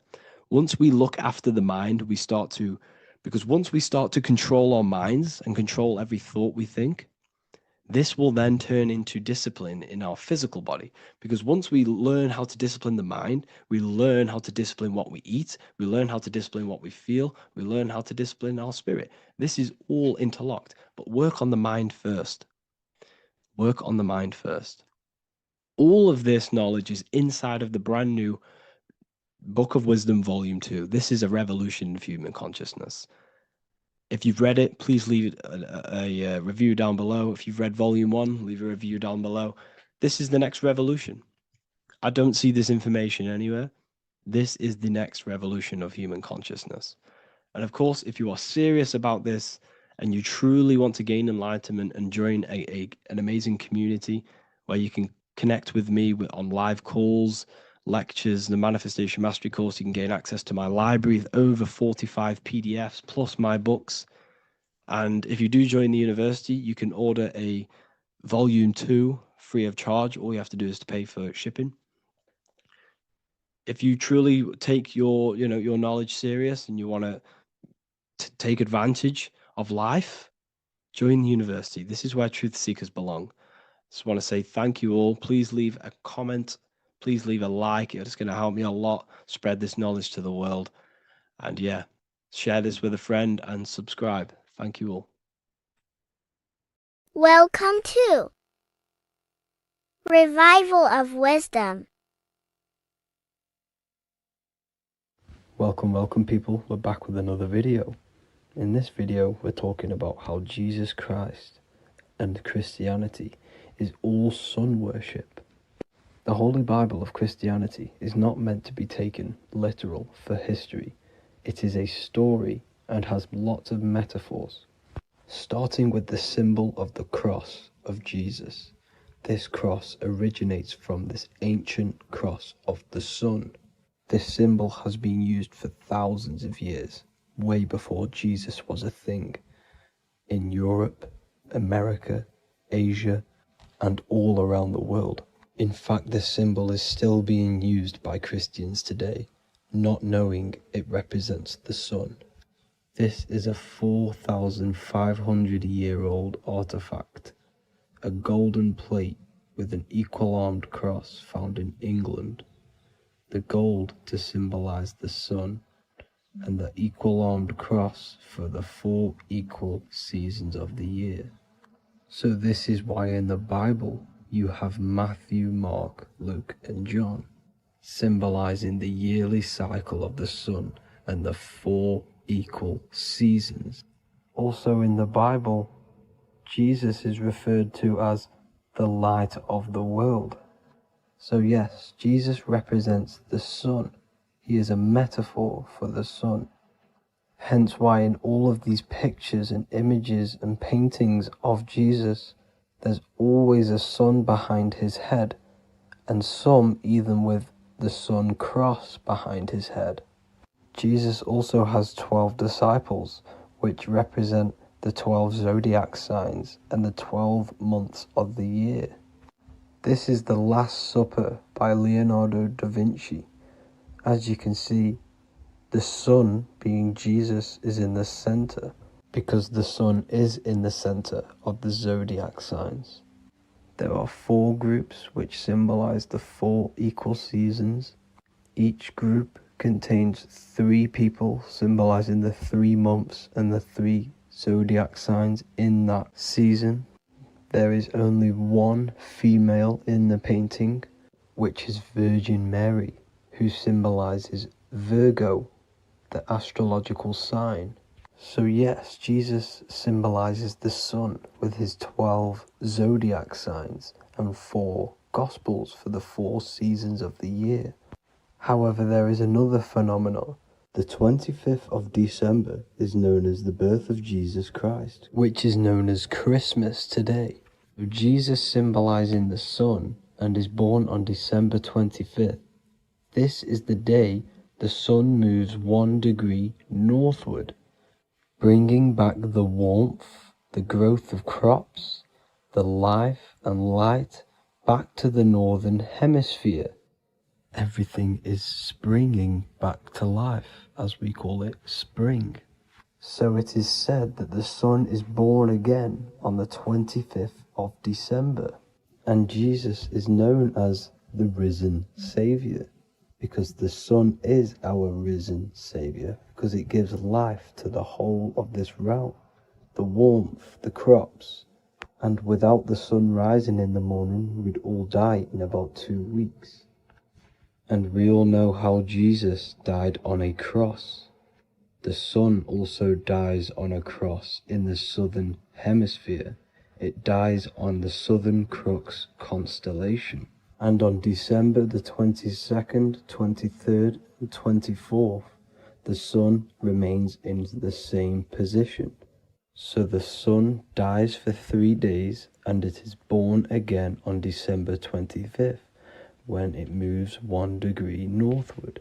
And this is when the sun is born again, or resurrected, just like Jesus. Constellation Virgo is prominent in the spring sky in the northern hemisphere. So therefore, the sun is born a virgin, Virgo. And as you see in this image, you see Virgin Mary holding the sun. Us as humans do not own the sun, so therefore God owns the sun. So yes, the sun is the Son of God, and this is what Jesus is symbolizing. And just how Jesus sacrifices himself for humanity, that's what the sun does. The sun gives out all of its energy so we can live. There are many other Bible verses which represent Jesus as the sun. Now in Matthew 8:23-27, his disciples are in a boat and there is a massive storm. Jesus is asleep, meaning the sun has not arose. And the disciples say, "Save us, Lord, we are perishing." Quote, "Then he rose and rebuked the winds and the sea, and there was a great calm." End quote. Now this is a metaphor for the sun rising and calming the storm, because in the ocean, when the sun is down, that's when there are great storms. The worship of celestial bodies go back thousands of years, and it's called astrotheology, and it can pretty much be traced back to all ancient civilizations. Now going back to the ancient Egyptians, the god Horus, the god of war, and he symbolized the sun in the morning. Ancients used to say that he walked over the sky in 12 steps. Yes, this could symbolize the 12 zodiac signs. It also symbolizes the 12 hours of daylight. So we have 12 hours of Horus, but now they've rearranged the word to hours. Horus and hours. And when the sun rises, Horus rises, we say horizon, which is Horus is rising. That's the etymology of horizon. Another Egyptian god called Amun-Ra was known as the god of all creation. He was the first god of them all. Amun was also a sun god. Therefore, after every Christian's prayer, they say Amen, sending their prayer through the sun to God. So this all goes back to the worshipping of the sun. Sun worship was around way before the Romans. However, in the Roman times, their sun god was called Mithra. Mithraism was the main religion before Christianity came into play. Mithra was the son of God. He died on a cross, and he was dead for 3 days and resurrected, just like Jesus. So the Catholic Church was not made in heaven, it was made by the Roman Empire.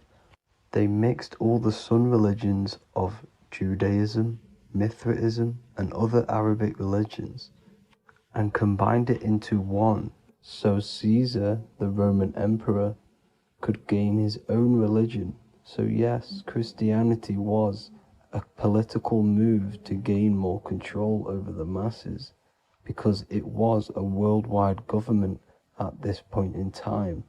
So here is a Sumerian helmet with the rising sun symbol. And then the Romans also used this rising sun symbol on their armor. So sun worship has been going on for thousands of years, and it still goes on today. However, with all the programming and the low IQs, today we do not get the full interpretation of the Bible and these stories from the past. And Christians and other religions are all brainwashed to not question their religion and not realize their true origins and where they come from. I do advise you all to do your own research and come to your own conclusions. However, I'm just pointing out the facts and connecting dots for you all to see. That's it for this video, guys and girls. Thank you all for tapping in. God bless.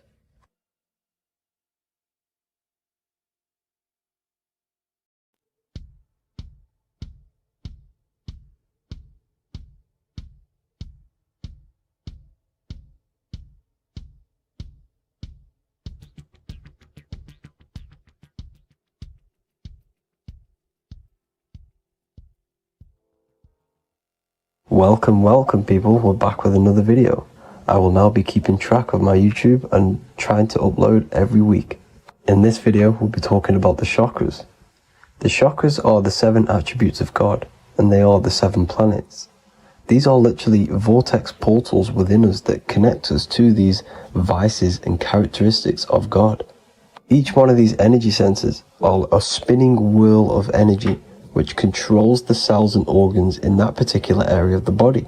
For example, it's literally a mini brain for that area of the body.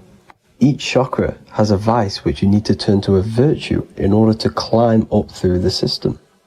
They work like a stairway system. You have to go through each chakra in order to unlock the one above. This process is turning matter into spirit as you descended from spirit to matter. Saturn is Satan, that's why it's the lowest chakra, and that's why the devil is red, because red is the lowest vibrational color. When you are in these lower states of consciousness, you are in your animal nature. This is your physical side of your nature, and you are mainly being driven by your animal instincts or your ego. Moving back to your higher self or your spirit self is not an easy process. It takes a while. However, with discipline, consistency, and motivation, you can achieve this, and this is what the ancients called Christ consciousness. Once you have achieved this, it is basically a state of mastery of the mind. You no longer lust for the lower animal nature things. Now, let's start with the root chakra. This is located at the base of your spine, and you can feel this chakra by tensing your anus. This energy center is in control of your survival needs, your vitality, your stability, and security. Now, if this chakra is unbalanced, you will feel insecure, fear, anxiety, unstable, low self-esteem, anemia, over or underweight, and constipation. In order to balance this chakra, you need to feel grounded, embodied, stable, calm, centered, a sense of safety, and trust in yourself and the world around you.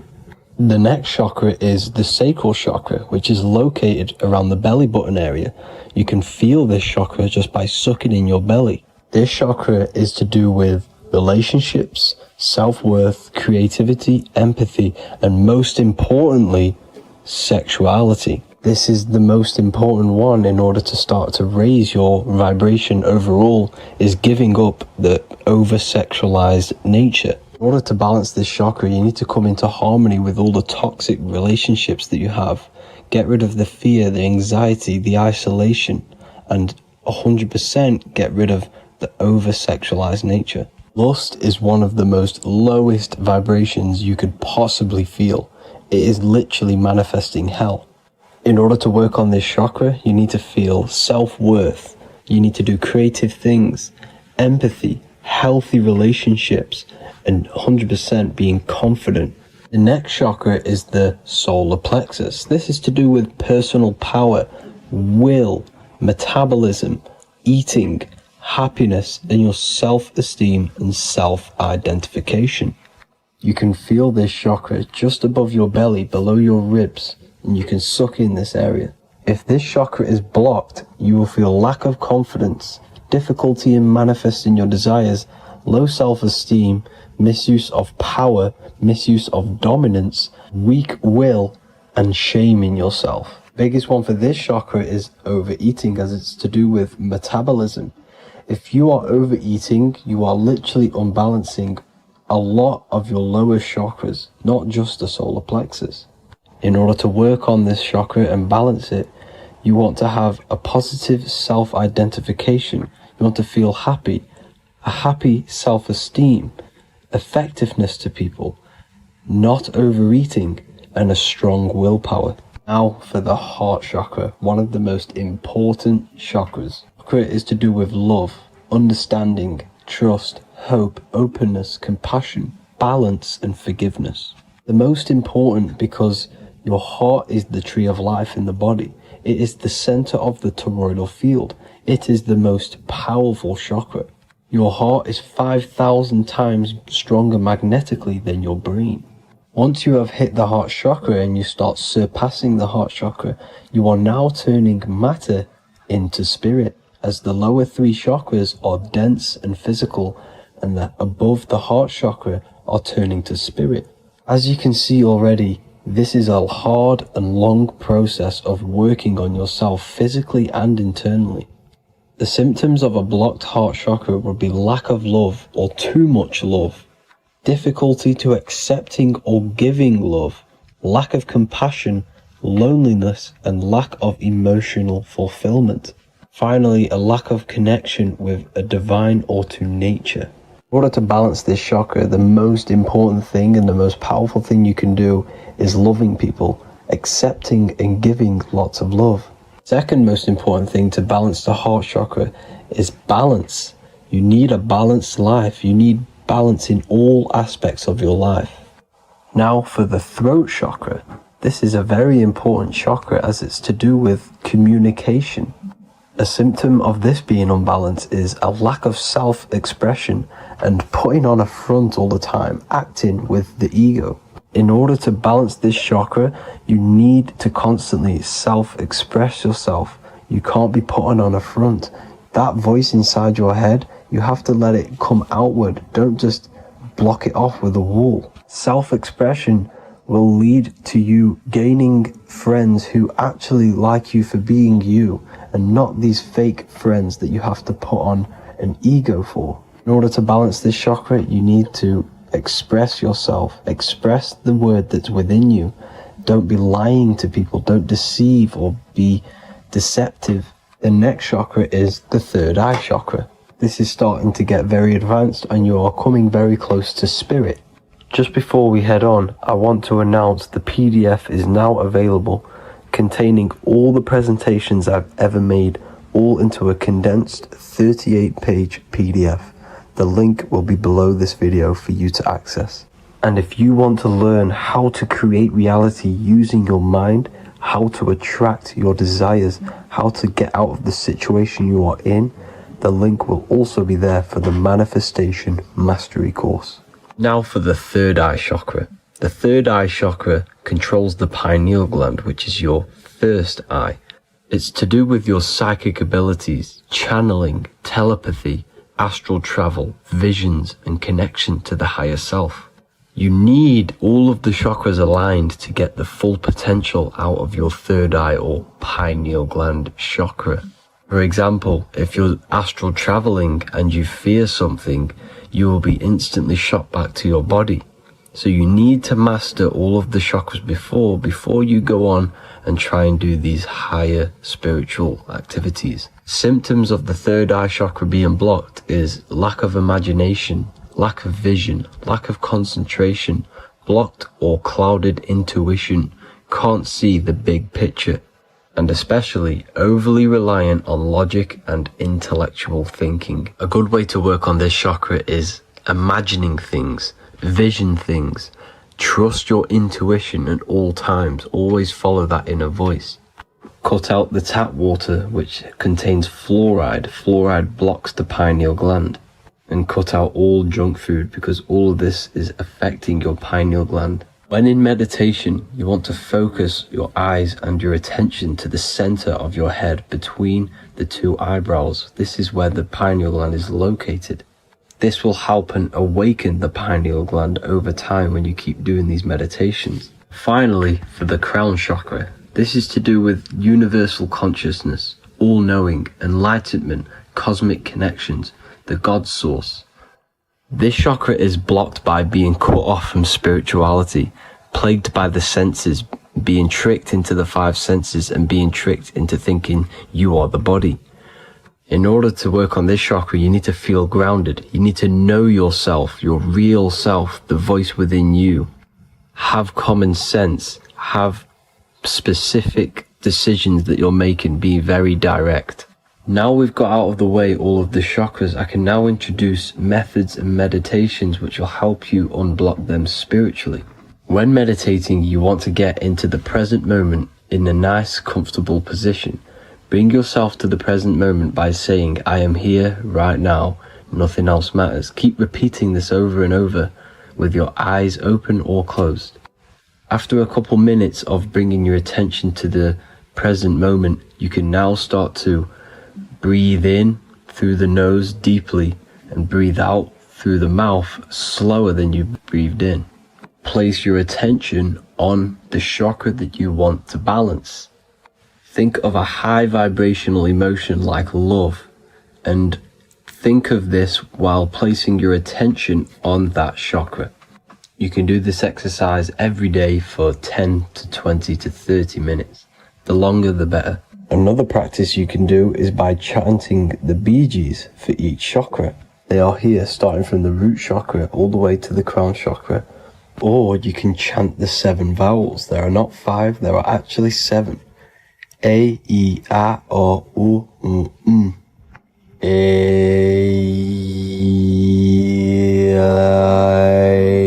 O. This is the proper way of pronouncing the 7 vowels. These are so powerful because these are the only things that exist. It is literally the sound of God. By pronouncing them right, you can actually create a lot of power within you and align your chakras. That's it for this video, people. I'd appreciate a comment and a like to help the algorithm. I appreciate you all. Love and light.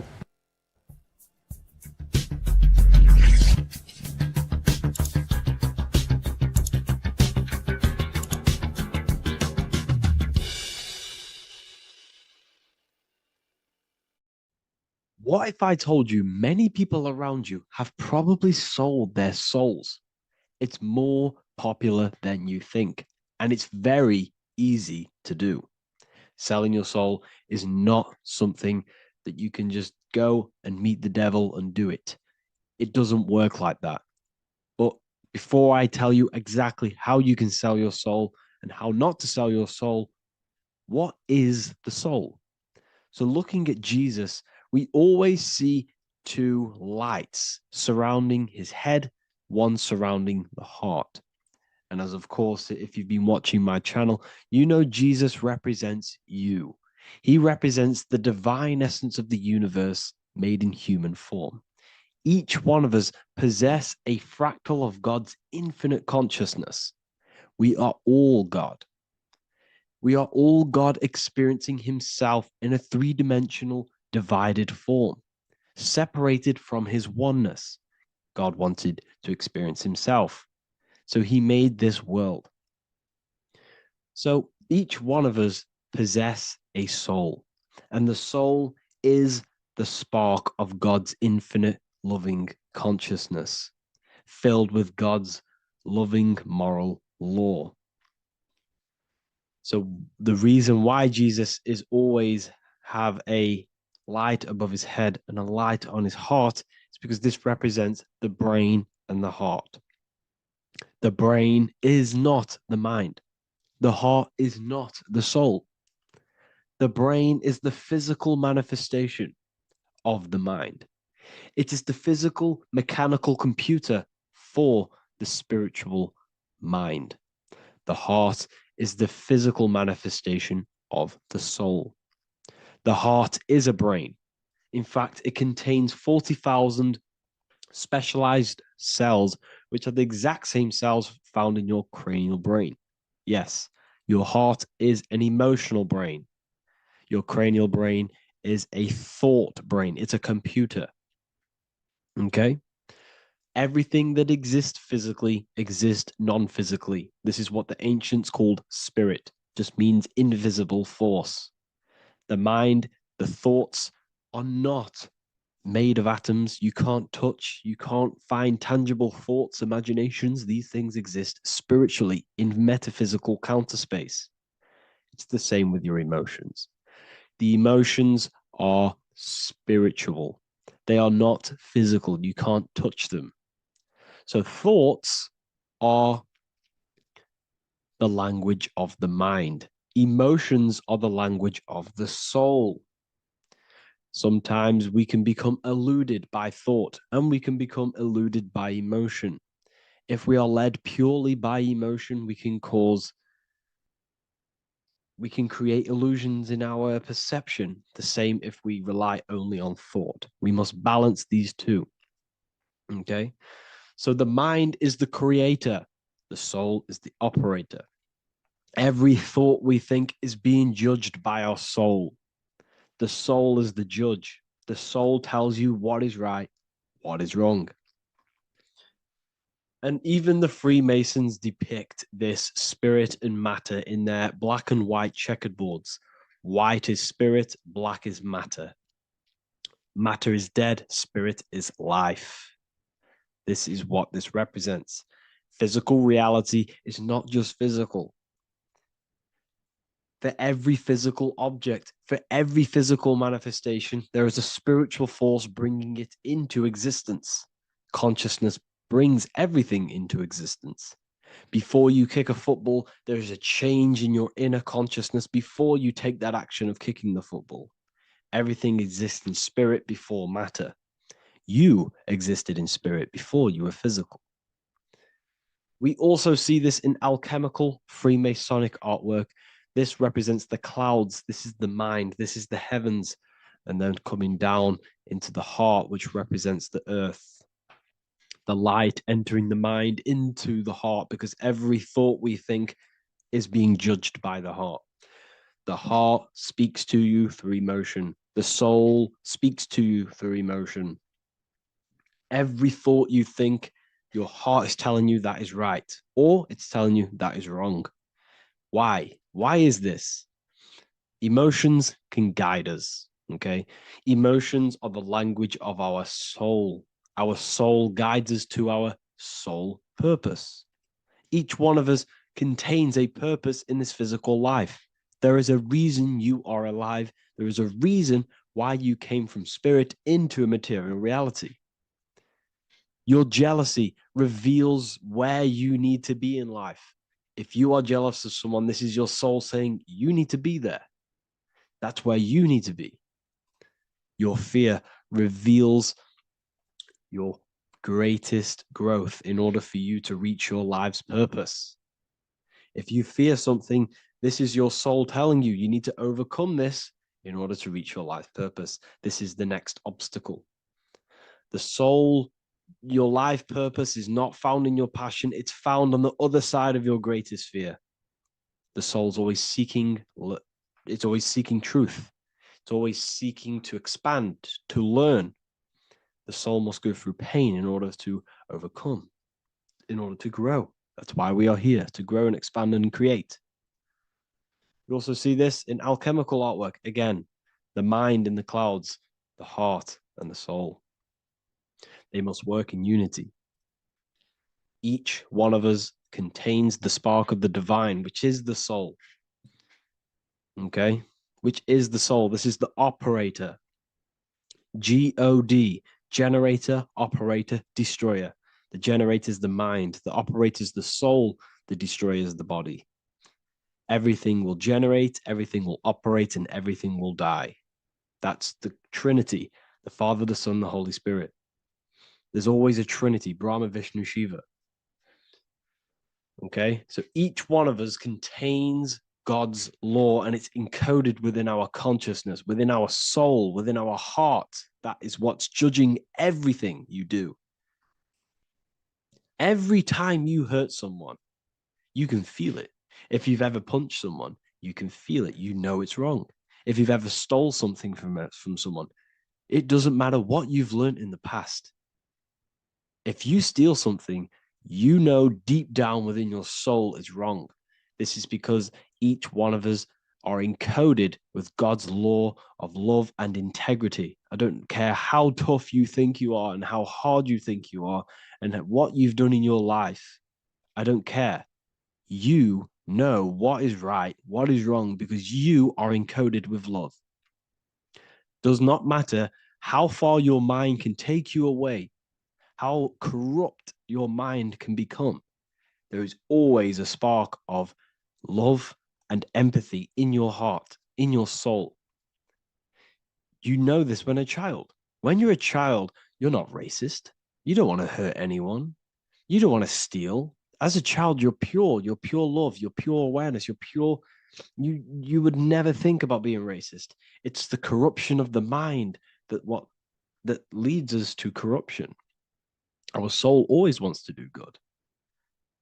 So The soul is encoded with God's law. And when we go against this law, this destroys our body. Yes, because your body is electromagnetic, and that's being casted from your heart. So every time you go against the heart's guidance, moral law, we weaken our electromagnetic field, which weakens our body. If you've ever looked at someone who's very negative, you can see them. You can see that they are aging quicker. You look at Scrooge, for example. If you ever watched Scrooge, look at how corrupt he looks. That's his heart. You can see the people's hearts on their face. People who do negative things and have negative thoughts, negative emotions, you can see it in their eyes and their face. It's because it corrupts you. It corrupts the body. It ages the body. Goodness is life. Okay? So can you sell your soul? You cannot sell your soul physically. But what you can sell is your conscience. What you can go against is that moral law. And you can exchange physical material things such as money, fame, cars, houses, business, in order for you can exchange that to go against your inner dialogue. For example, these rappers, celebrities, what are they doing? They're not selling their soul. You can't sell your soul to some entity on the astral plane. But what you can do, you can take money to say, I'm going to go against my heart. I'm going to go against my inner moral law. I'm going to take that money and I'm going to do something wrong. It's basically going against your soul. It's selling your soul's guidance of moral law. That's what selling your soul is. And that's what these rappers are doing. That's why they're so sad. You know, this is why all these rappers are on drugs, doing all sorts of things to escape, to short-term escape what they've done. They're going against their inner guidance for money. And yes, short-term pleasure may be happy for now, but in the long run, it will leave you feeling voidless because nothing material can ever satisfy your soul. Nothing. You could gain £1 million tomorrow, guaranteed within 2 weeks, you'll be back to the exact same position mentally, emotionally as before, because nothing physical can ever satisfy you. Guaranteed, if you received $1 million if you received $1 million now, in a week's time, you'd be hunting for the next million because it does not satisfy you. There's a reason why these billionaires don't stop working, because they're so addicted to earning and earning and earning. It doesn't satisfy you.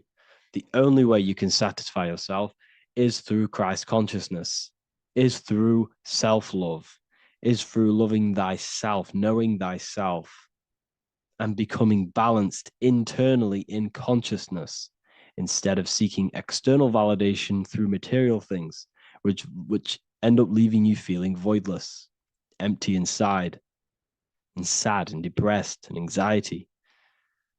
Everyone's looking outside of themselves for validation, when true validation comes from within. True satisfaction, true happiness comes from within, reaching Christ. Christ is a state of being, a state of consciousness that we must cultivate within ourselves so we can live a happy, balanced life. You can have all these material things when you're satisfied inside, but don't rely on them. Me, I enjoy material things, but I don't desire them. I don't chase them. I don't rely on them for happiness, for validation. You can have big cars. You could have your favorite watches. You could have Lamborghinis. Yes, it's fun, but don't let it give you your happiness. As long as you're happy on the inside, it's okay to have these things. You should seek balance with your inner world and outer world. Okay, so this is what they are doing. Rappers, celebrities, actors, Hollywood. This is what they've done. They've exchanged their inner integrity, their inner law, their inner moral compass for exchange for material wealth, fame, money, and cars. That's what they've done. And power, it corrupts you. They slowly corrupt you. So yes, you cannot sell your soul. And if you wish to learn more, I'll see you inside Ethereal University with my community, where we are learning every day to master ourselves, to expand our consciousness. If you want to lucid dream, astral project, master yourself, create the desired reality you want, learn about human consciousness and your full potential, then Ethereal University is for you, and I'll see you inside. The link will be in the description. Thank you for watching. There is a secret meaning behind the number 666. 666 is 3 sixes. The number 3 in occult and esoteric numerology represents the 3 aspects of human consciousness. We see this symbolism in the all-seeing eye with the light and the triangle. The triangle is the number 3. The eye represents consciousness, observation, and the light represents the light of consciousness, because consciousness is pure light. The 3 aspects of our consciousness is thoughts, emotions, and actions. Every thought creates a feeling, and the feeling creates the action. All physical manifestation is driven from these 3 aspects of our consciousness. All physical manifestation comes from thought. Every object you see around you, this screen, the phone you're on, the laptop you're using, or the iPad, was a thought in the invisible realms of consciousness. Then it was brought into physicality through feeling and action. This is because man is made in the image and likeness of God. We are all mini creators. We are all extensions of God's creative consciousness. Therefore, the number 666 represents 3 sixes. 3 is thoughts, emotions, actions. The number 6 represents the cube, because cubes have 6 sides. This material world that we experience, everything has 6 sides. Everything's created by cubes. We can move forward, we can move backwards, we can move left, right, up and down. This is the cube that we are stuck in. Therefore, 666 represents our 3 aspects of our consciousness, thoughts, emotions, actions, all contributing towards our physical self, material world, material pleasures, completely cutting ourselves off from our spiritual, true, divine self, which means 666 is representing a state of consciousness. A state of consciousness where we only operate from a place of material needs and survival things. As humans, we possess a physical material body in the physical material external world, but we also possess an invisible inner world, which is what we call spirit. When we disconnect ourselves from our inner world, we become lost in this materialistic way of thinking and acting, which can lead to no life purpose, a feeling of emptiness and voidness in our hearts. Humans possess the ability to transcend our animal instinctual natures and turn to the divine mind, to the spiritual inner world. It is our inner world that is projecting our outer world. The outer world is just an effect of our inner state of consciousness. It's important as we go through this human life to not lose ourselves and look for our validations outside of ourselves. The external world is simply just a mirror, mirroring with mathematical precision what happens inside our consciousness. When we change our inner world, we produce effect in the outer world. To get back on track about this number, this represents when we are lost in our material self and we are completely cut off from our true divine self. The devil is always having goat horns, which represents a ground animal. This is the lower animal self of man. He's always red. The frequency of red is the lowest vibrational color, and it also represents the root chakra. This is all to do with survival mode and our physical needs and physical self. Red represents chaotic and intense emotions like hatred and anger. This is why the devil is always red, because it represents anger and an uncontrolled state of emotion and consciousness. You see, we've been taught in the church and all through religion indoctrinations that the devil is an external deity which influences humans. And in fact, this is nothing but a metaphorical story.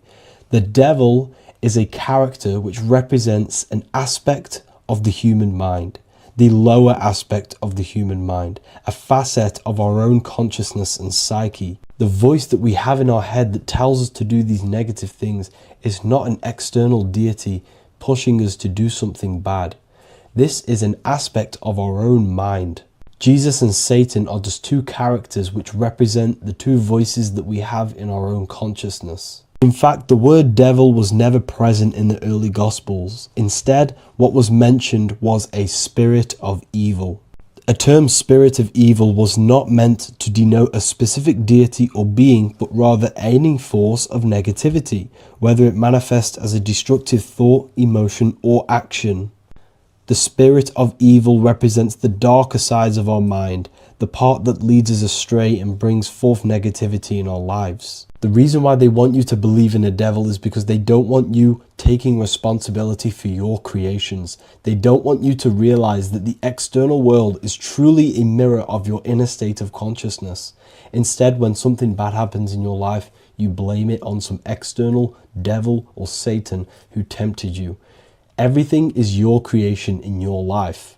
When you realize this, you take full control and you begin to reshape your external world by changing your inner state of consciousness.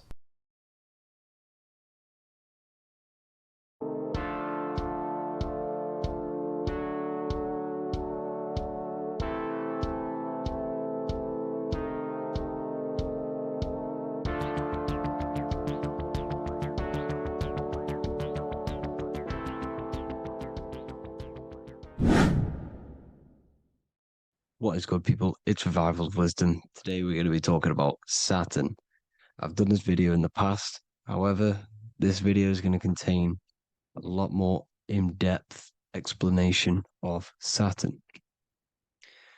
So the 33rd degree Mason, Manly P. Hall, said, Saturn is the key to crystallization, physical matter.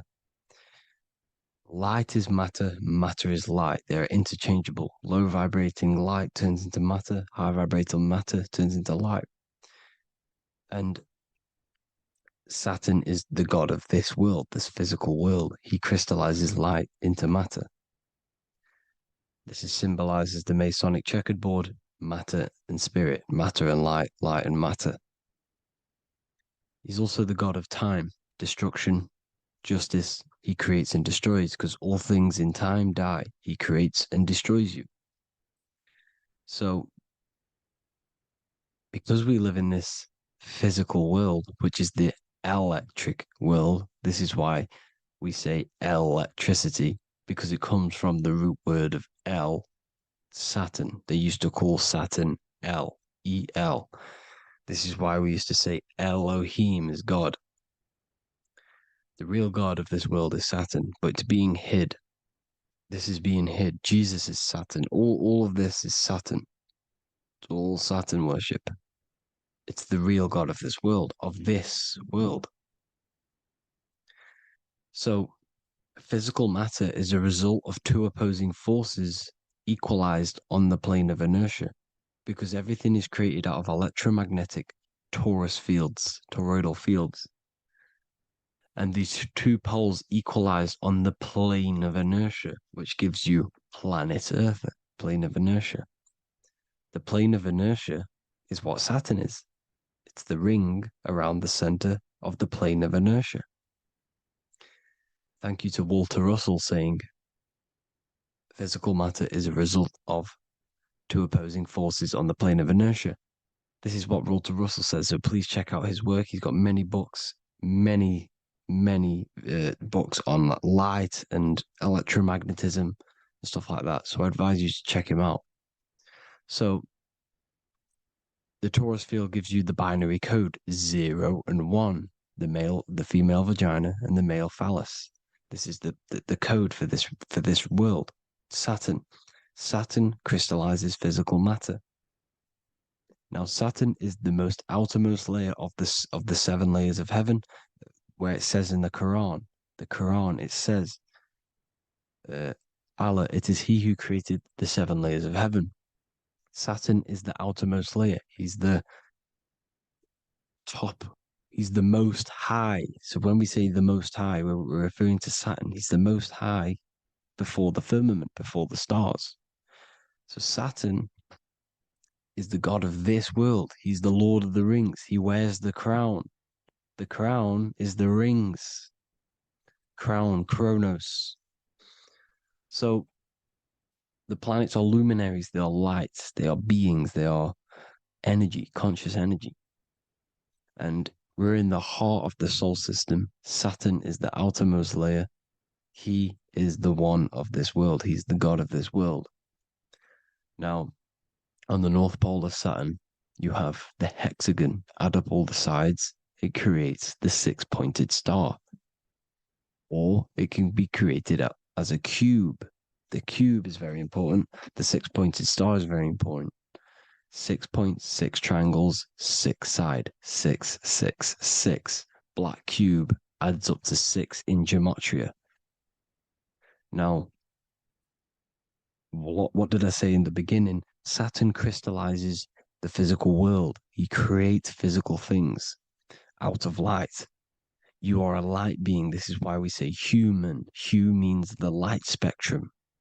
Hue, man, we are light manifested into physical forms. Human. And we are incarnated through Saturn. Satan, same thing. The number of the beast is 666, and the 666 comes from the 6.6 triangle, 6 sides of Saturn, 666. We are all known as carbon-based life forms. Carbon, the atomic structure of carbon, is 666, 6 protons, 6 electrons, 6 neutrons. We are materialized into our physical bodies through Saturn, through the number of the beast. These bodies are the beast, it's the animal. The divine, the Christ, is the consciousness within, because you're a physical, spiritual being combined into one, hexed into one. Hexagram. This is a hexagram. You're hexed into physical matter, spirit and matter, light and dark, combined into one. Now you contain of the mark of the beast, the mark of your body. Your body's the beast. It says in the Bible, Satan, who is the god of this world. This world. There are many different worlds, but this world is run by Saturn, and it says that in the Bible. Saturn is Satan. It's the same thing. And look at the crown of thorns are wrapped around the heart. The soul is in the heart. The mind is in the brain. The soul is wrapped around the rings of Saturn. You're wrapped in physical matter. This is what it's showing you. This is symbolizing the rings of Saturn wrapping you. And the cross on top is the cross of the cube. The cube, the black cube of Saturn, unfolds into a cross. So Satan, who is the god of this world, Corinthians 4:4 in the Bible, Satan, who is the god of this world, has blinded the minds of those who don't believe. Satan blinds your mind because the god of this world materializes you and he blinds your mind when you incarnate into physical matter. When you enter this soul system, not the solar system, you hit Saturn first. He materializes you. And look at the symbol for Saturn. This is the symbol for Saturn. All of the planet symbols are created out of the Holy Trinity. The Earth, Moon, and Sun. Body, mind, and soul. The Sun is your soul, the Moon is your mind, the Earth is your body. Your body's made out of the 5 elements. The Sun is your soul because the Sun is life force. Gives life to everything. Your Sun is a soul. Your soul is the sun of your body. The moon is the mind. The moon is the moon of your body, the mind of your body. Intelligence. So all of the symbol of the planets are created out of these. The Saturn symbol is created out of the Earth cross, matter, and the moon crescent, moon, mind, matter over mind. This is why Satan, who is the god of this world, has blinded the minds of those who don't believe. He blinds your mind. Look at the symbol, it's showing you. The Saturn symbol is matter over mind when it should be mind over matter. So we descend into a soul system, into our 666 Saturn carbon suit bodies, and we are matter over mind. Then we have to move up the spine to go back up to spirit, to mind over matter. where you manipulate your own reality. Now look at this. It creates the number 5. 5 is the number of change. You're moving from this side of the number sequence over to the right side. You're moving from the spiritual into the physical world. You're incarnating into the 5 elements, the 5 senses. So the cube, the black cube of Saturn, is another major symbol. Very important symbol. Here you see the cube, and the color black is associated with Saturn because Saturn's associated with death. He creates and destroys, light and dark. Death is associated with black, spirit, because you can't see spirit, which is blackness. So the black cube is black because Saturn rules the nighttime, which is dark, blackness, and he rules the winter, which is death, blackness. So Saturn is the black cube. Cubes have 6 sides: up, down, right, left, back, and forward. Cubes are 6-sided. Everything is 6-sided inside of this creation because you're incarnating, you're materializing, crystallizing into the cube, the world of the cube. Everything's a cube. Everything's got 6 sides. Here's Leonardo da Vinci showing you that you're in the cube. Leonardo da Vinci did this famous painting.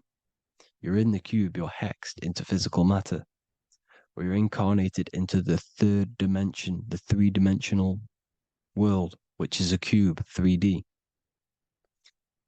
And black cube adds up to 6 sides of the black cube.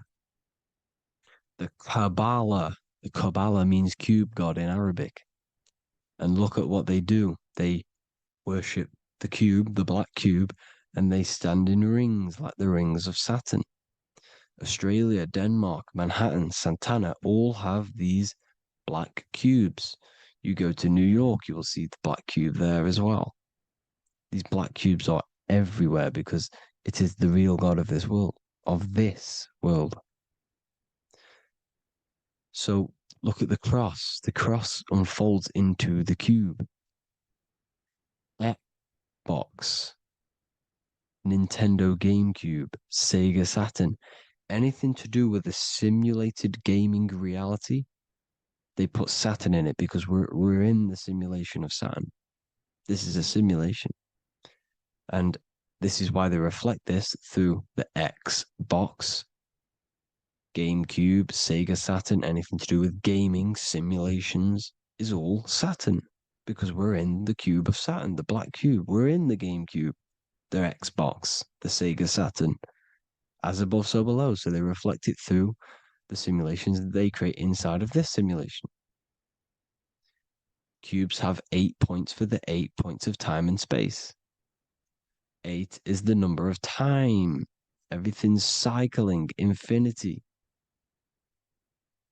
So look at the cube. The cube is symbolized as in Judaism. The Judays have the black cube. They wrap themselves in a black band and they cover their eyes into blackness. The black cube, for the black cube of Saturn, they use the star of Saturn and they worship their god on Saturn Day because it's all Saturn worship. And look how the Saturn god is wrapped around with these thorns or leaves, just like Jesus is wrapped around his heart. And Jesus on the cross is us on the cross. We are in the cross. We are in the cube. The cross is the cube. And the cross is even in the Saturn symbol. This is another symbol for Saturn. There's 2 symbols. You got this one, the one I've just broke down. And there's this one. This is the cross of Saturn, the cube god, the simulation, the game cube. Now, Chronos is another word for Saturn. Chronos means time. When you clock into work, you go to the Chronos machine. Well, I did anyway. And I tap my card on the Chronos because Chronos is time. Anything to do with time is Saturn. He creates and destroys. Look at the artwork of Saturn with the sand, the time. Look at this, how he's cutting off the baby's wings. He's crystallizing the spirit into matter. He's cutting off your wings. Satan, in the Bible, he falls from heaven into earth and he loses his wings. He becomes a serpent. You see, that's it's all symbolic for us. We are the fallen angels, fallen angles of light. We're fallen angles of light. We are light beings. Now we've fallen into physical matter. Saturn's chopped off our wings. He's chopped off our spirit wings because when you astral project, you can fly. You will fly around. He's got the Reaper staff here, always depicted with the Reaper staff. Now look at the clock. Saturn day is the 6th day, the number of the beast 666. Look at the clock. 6 take away 12. Sorry, 12 take away 6 equals 6. 7 take away 1 equals 6. 8 take away 2 equals 6. 60 seconds in a minute, 60 minutes in an hour, 24 hours in a day, 2 plus 4 equals 6. That's 666. Everything's 666 because it's time. Saturn. All goes to Saturn. He's the god of time. We're in time now. We're in time. We're in the time, which is God, the god of this world, the god of time. Now look at this. The Reaper is also depicted as the Reaper with the staff, the black cloak, black symbolizing death, spirit. Judges wear black because Saturn is the law. He's the god of this world. He's the law. This is why they wear black cloaks. When you graduate from university, you wear a black cloak and a black cube on your head. You've been hexed. Funerals, you wear black because it's all to do with Saturn, Father Time, Father Crystallization. Now, Saturn, here's another one of him cutting off the wings of a child. Because he cuts off the wings. He creates and destroys your body. We're in the electrical world. Everything that is electrical vibrates. All vibrations have to come back to a standstill point, which is death. This is why your body dies. Your atoms stop vibrating. Corona. Look at the crown. The crown is the corona. Corona means crown. And look at this is an alcohol brand for beer. You can see the staff of Saturn in the symbol with the moon crescent. Corona, which is the crown, Saturn, the crown on Saturn, the rings. And then you've got the staff. It's all Saturn worship.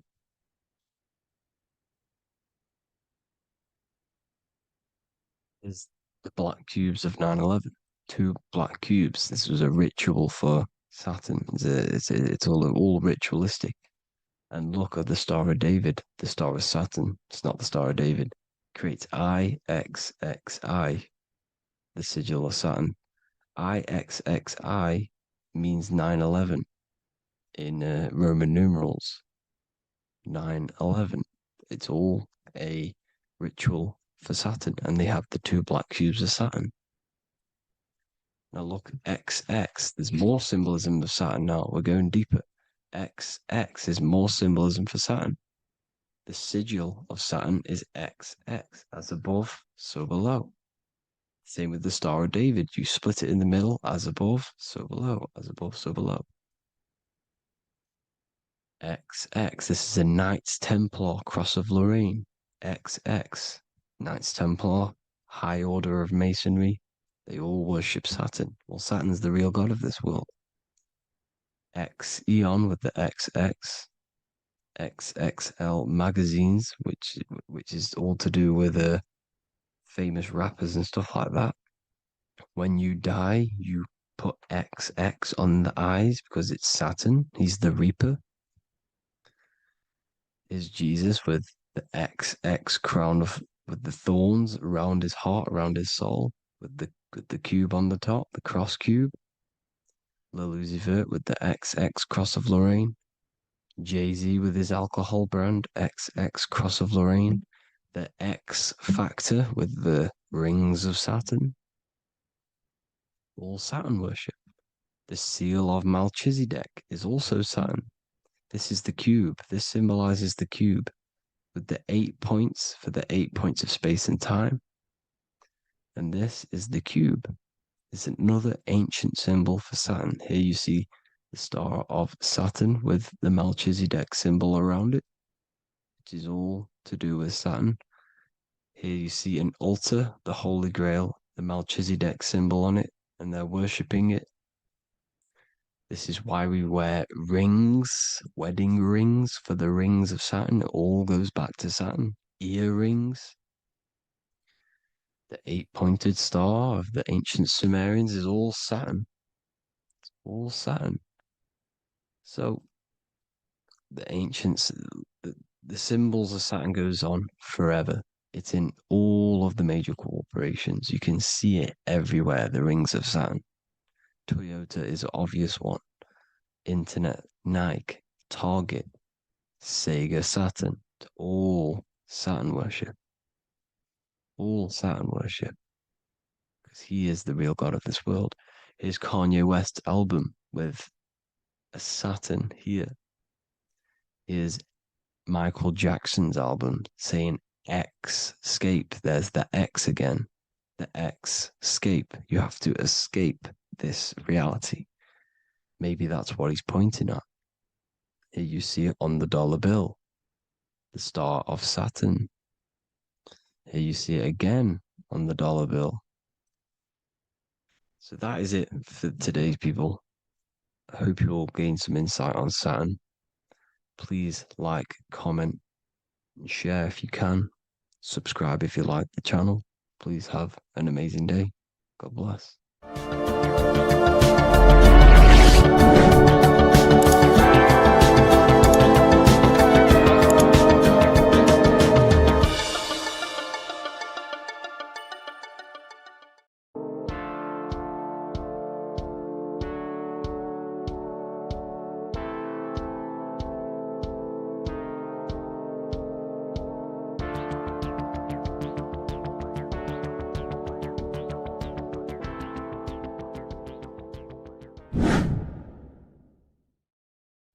What is up, people? How are we all doing?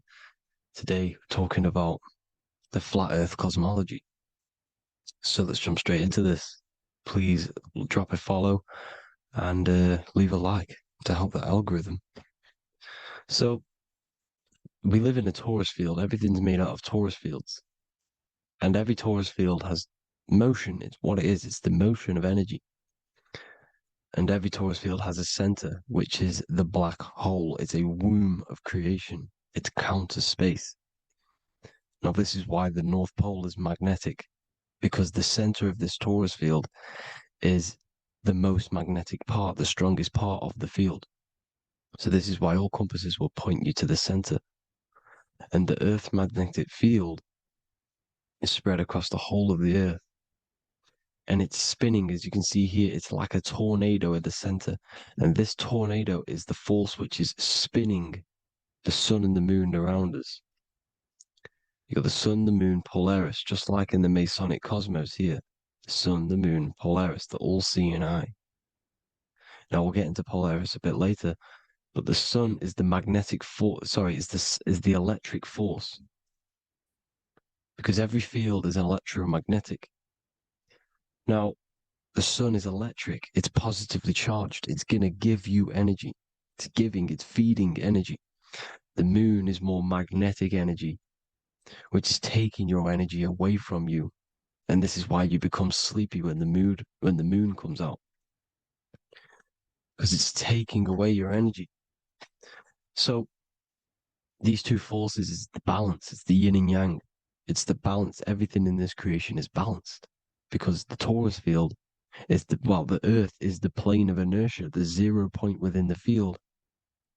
Because physical matter is a result of two opposing forces equalized on the plane of inertia.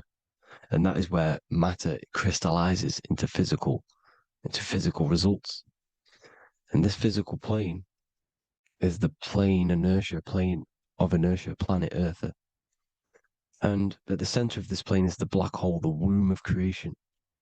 And outside of this black hole Black hole gives birth to light. So the torus field is constantly rotating, going into counter space, the black hole, and then out of counter space gives birth to the white hole, white light. You see? So it's going around, black hole, birth again, black hole, birth again. And it just keeps going around. It's an infinite cycle of energy. And this is where the infinity sign comes from. This is the motion, this is the force which is creating everything to spin inside of this cycle, circle. Okay? And it's making the stars spin. It's making the sun and moon spin around us, around this center point. Now here you see Horus and Set. Horus and Set putting their feet inside of this dome. This is the royal arch, the arch of the dome above us, which is like you see in the Masonic cosmos, the royal arch of Freemasonry. This is the dome above us, the firmament that the Bible talks about. You see, they're putting their feet in because Set symbolizes the moon and Horus is the sun. Horizon, Horus. Horus is rising, the sun. So they're both putting their feet around this center magnetic pole, which is the pole, North Pole. And above the North Pole, you have Polaris, the pole of electromagnetic energy. You see? And this is how we get the sun and the seasons.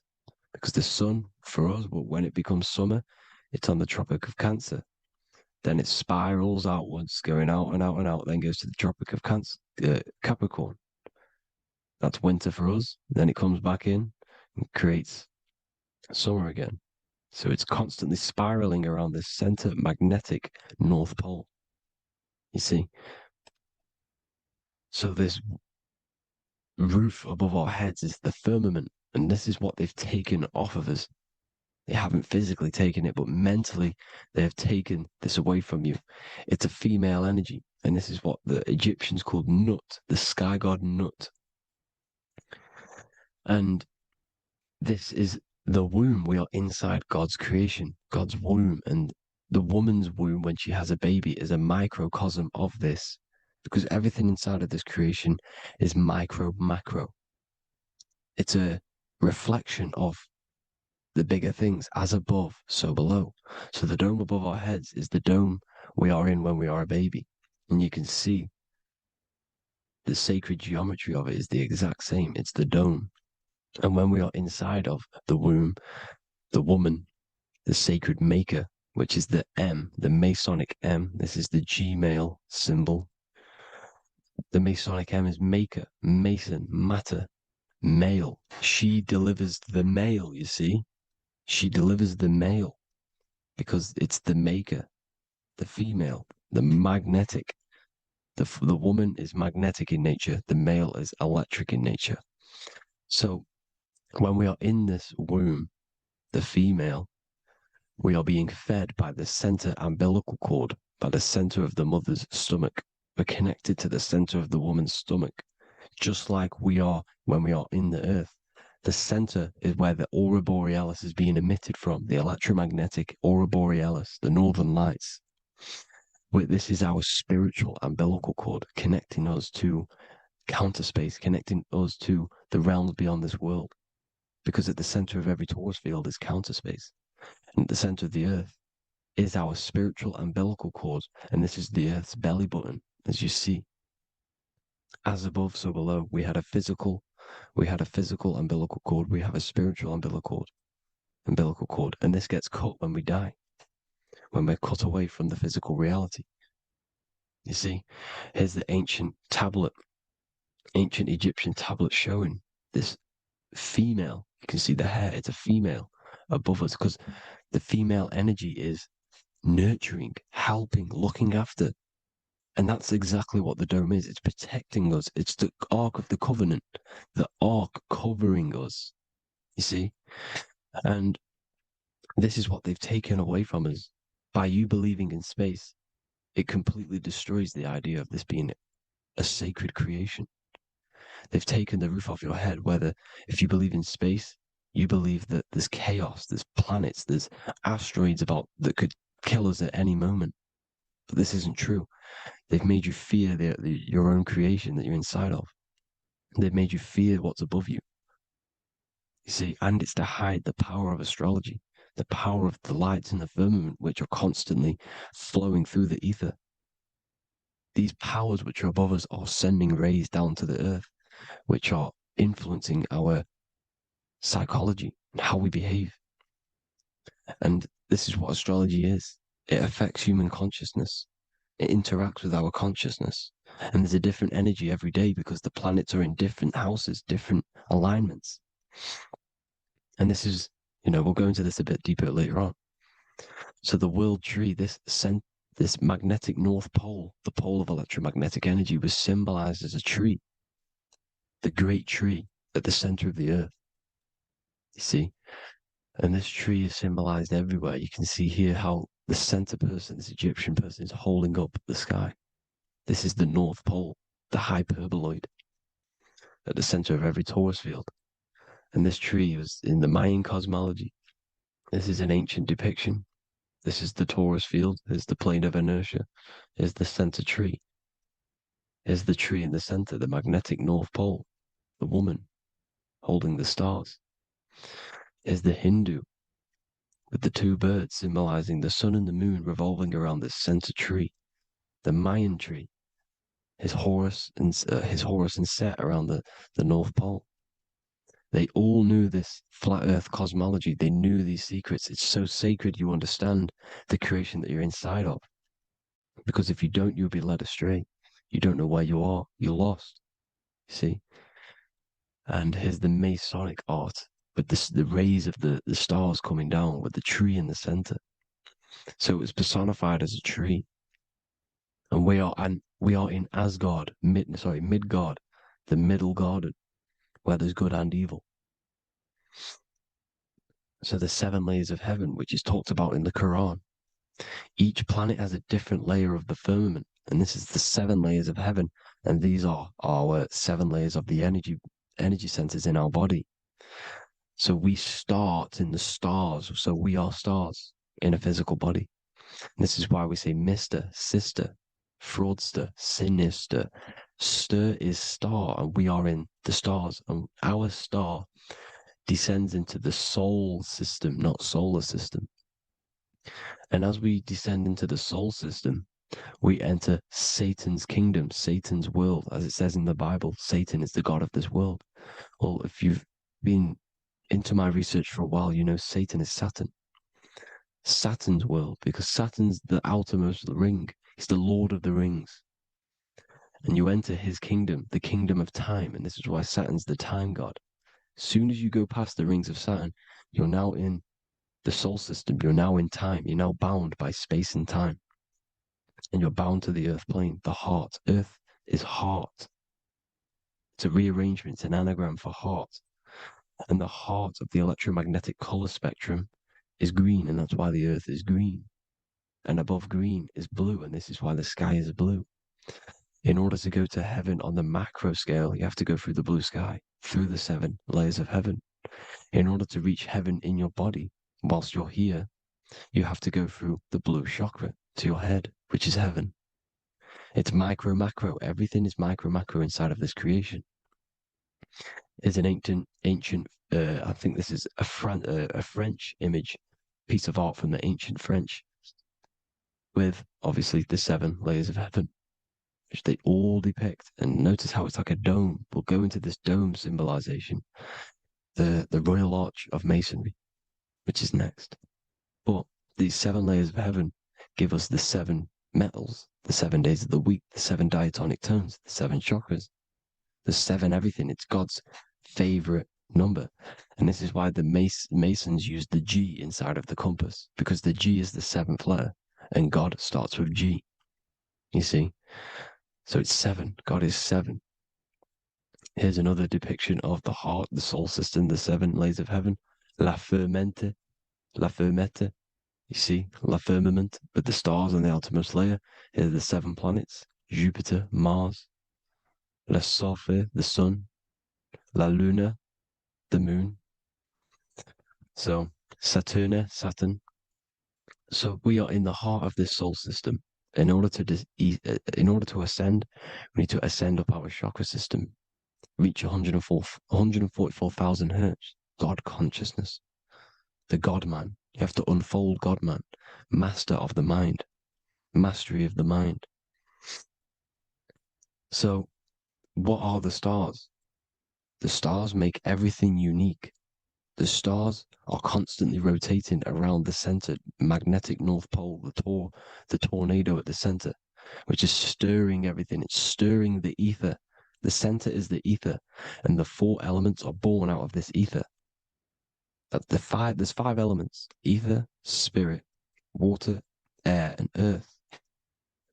The ether gives birth to the four other physical elements, which the whole of creation are made out of. About them four elements. Four is the number of stability. You know, a chair, a table has four legs. It stables things. It's a foundation, and these four elements are the foundation of this creation. You see, and this magnetic North Pole is stirring this, and the four vibrational states of the ether are the four elements. Now let me get back to the stars. I just wanted to give you that.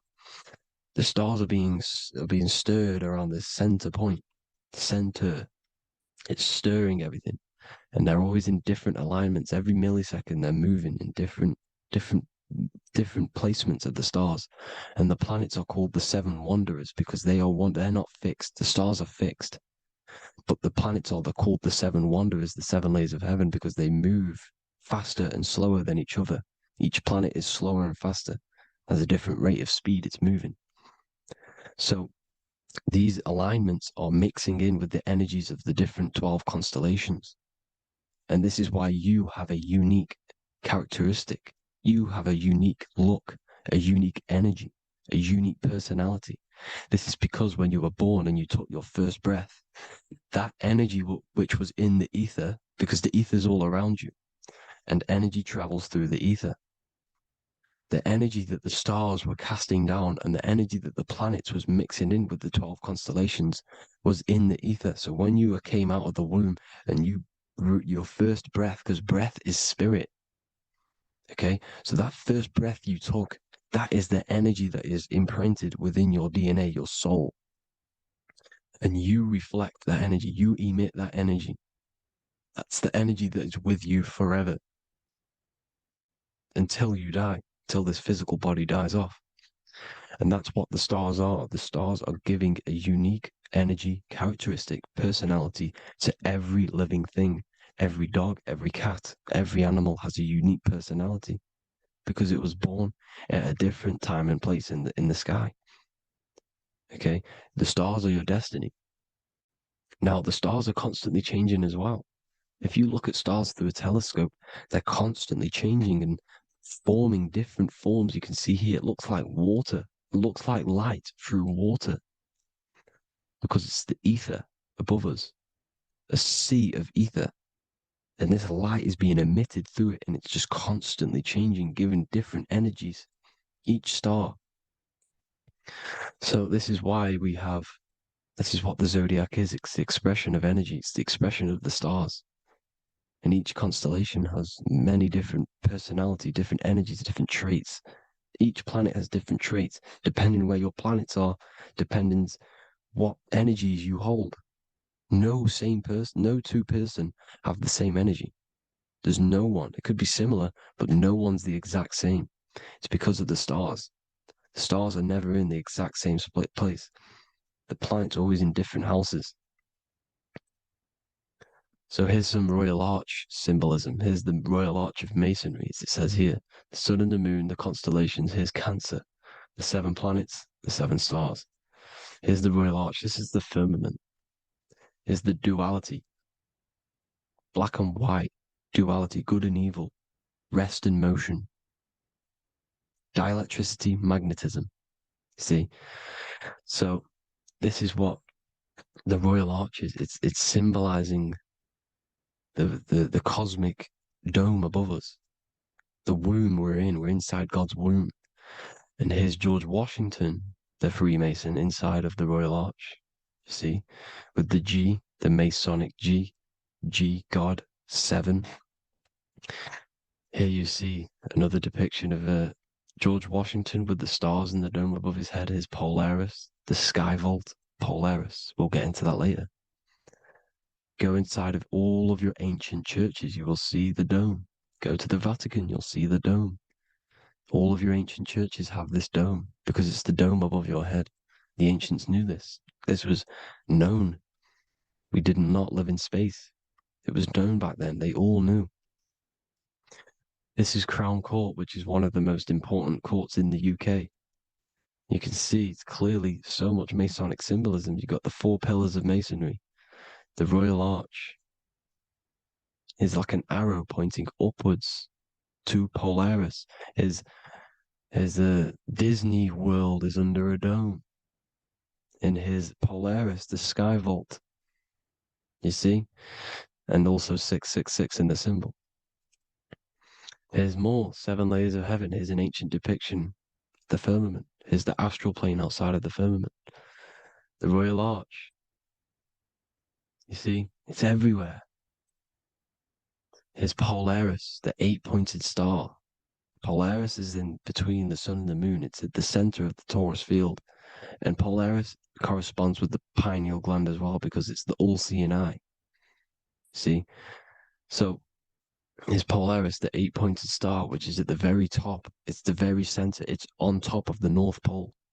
And it's an 8-pointed star that's always symbolized as an 8-pointed star. Here you see the Vatican. The Vatican is a giant key with an 8-pointed star. See, it's a key. Here's the dome. Here's the Space Delta, the USA Space Delta logos. Here you see the Egyptian god looking from the center of the North Pole, looking upward to an 8-pointed star, Polaris. An arrow pointing up to Polaris. Here's another, the bear holding a key with an arrow up to Polaris. 7 holds the key to Polaris. Here's an eagle holding a key above the North Pole to Polaris. Polaris, and here's another one. There's another bird, like a dragon, holding a key to Polaris. Because Polaris is definitely something to do with leaving this creation. Okay, maybe, I can't say for sure, but maybe it's to do with ascension, and this is why the Vatican hold the key to the 8-pointed star. And this is why the space, well, we all know space is a lie, but they're showing Polaris and its sacred symbology. Maybe it's to do with something leaving this creation, going to another. Here's some North Pole symbolism. As above, so below. See the four seasons of the Big Dipper constellation going around Polaris. This is Polaris, this is the Big Dipper constellation, and this is the swastika. This image gives us the swastika, because all the symbols we use are created in nature. They're created somehow in nature. This is how we get them. As above, so below. This is the map of the North Pole with the 4 rivers looking like the Big Dipper constellation.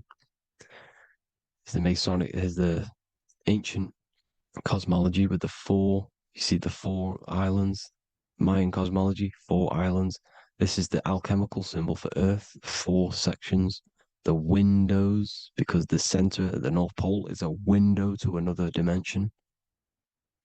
The 4 lucky 4-leaf clover, which is supposed to be lucky. It's just, it's truth in plain sight. And here's Hitler looking at 2 flat Earth maps. So this swastika has been used for thousands of years, thousands and thousands of years. And it's symbolic for the most sacred land on this plane, the North Pole. Shambhala. Do some research on Shambhala, people. It's a it's a Hindu mythology about the sacred lands at the center of the earth. And it's known to be full of enlightened beings. And it's all symbolized at the center. You can see their paintings of Shambhala. It's all at the center, the North Pole. And it's known to be the most godly place ever, because it takes you to a portal to the higher places. And maybe this is something to do with Polaris, connecting you to this sacred land at the very center. But anyways, people, thank you all for tapping in. Hope you all learned something. Have an amazing day. Please follow, subscribe, like, all the links in the description for the courses, the PDF. Please have an amazing day. God bless.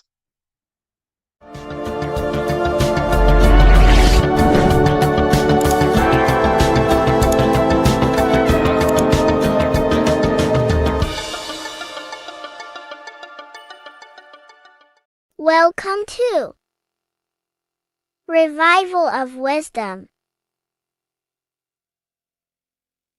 Welcome people, we're back with another video, and this video is about Freemasonry and their connection to the Illuminati.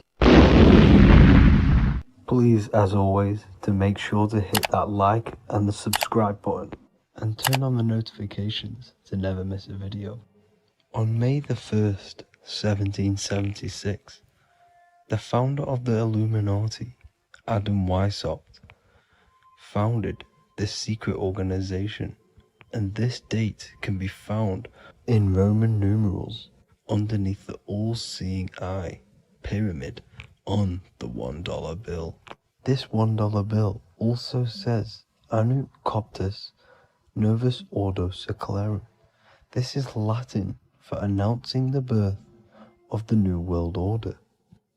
This New World Order will be headed by Lucifer, the all-seeing eye, and followed by the 13 layers of bricks for the 13 elite bloodlines. So your Orsini's, Rockefellers, Rothschilds, Soroses, and the other 9 elite families. So when Adam Weishaupt created the Illuminati, he made it consisting of high-level degree Masons, French and Latin philosophers, and many more powerful people to all become one society. So this is why you see Masons using this same symbol of the all-seeing eye inside the pyramid. But not all Freemasons are part of this Illuminati secret society. As the 33rd degree Freemason Manly P. Hall said in his book The Secret Teachings of All Ages, Freemasonry is a fraternity within a fraternity, an outer organization concealing an inner brotherhood of the elect. So what he's saying here is that Freemasons have to go up the degrees of Freemasonry, and once they hit the top, they either get elected or not into these secret societies like the Illuminati, Skull and Bones, and Knights Templar. So when you see celebrities doing this one-eye symbolism, either covering one eye, doing the triangle, or doing 666 over one eye, this is showing and reflecting the symbolism of Freemasonry. They have taken the oath to never speak on anything they learn about Freemasonry. Duncan's Ritual of Freemasonry book states the oath they have to take.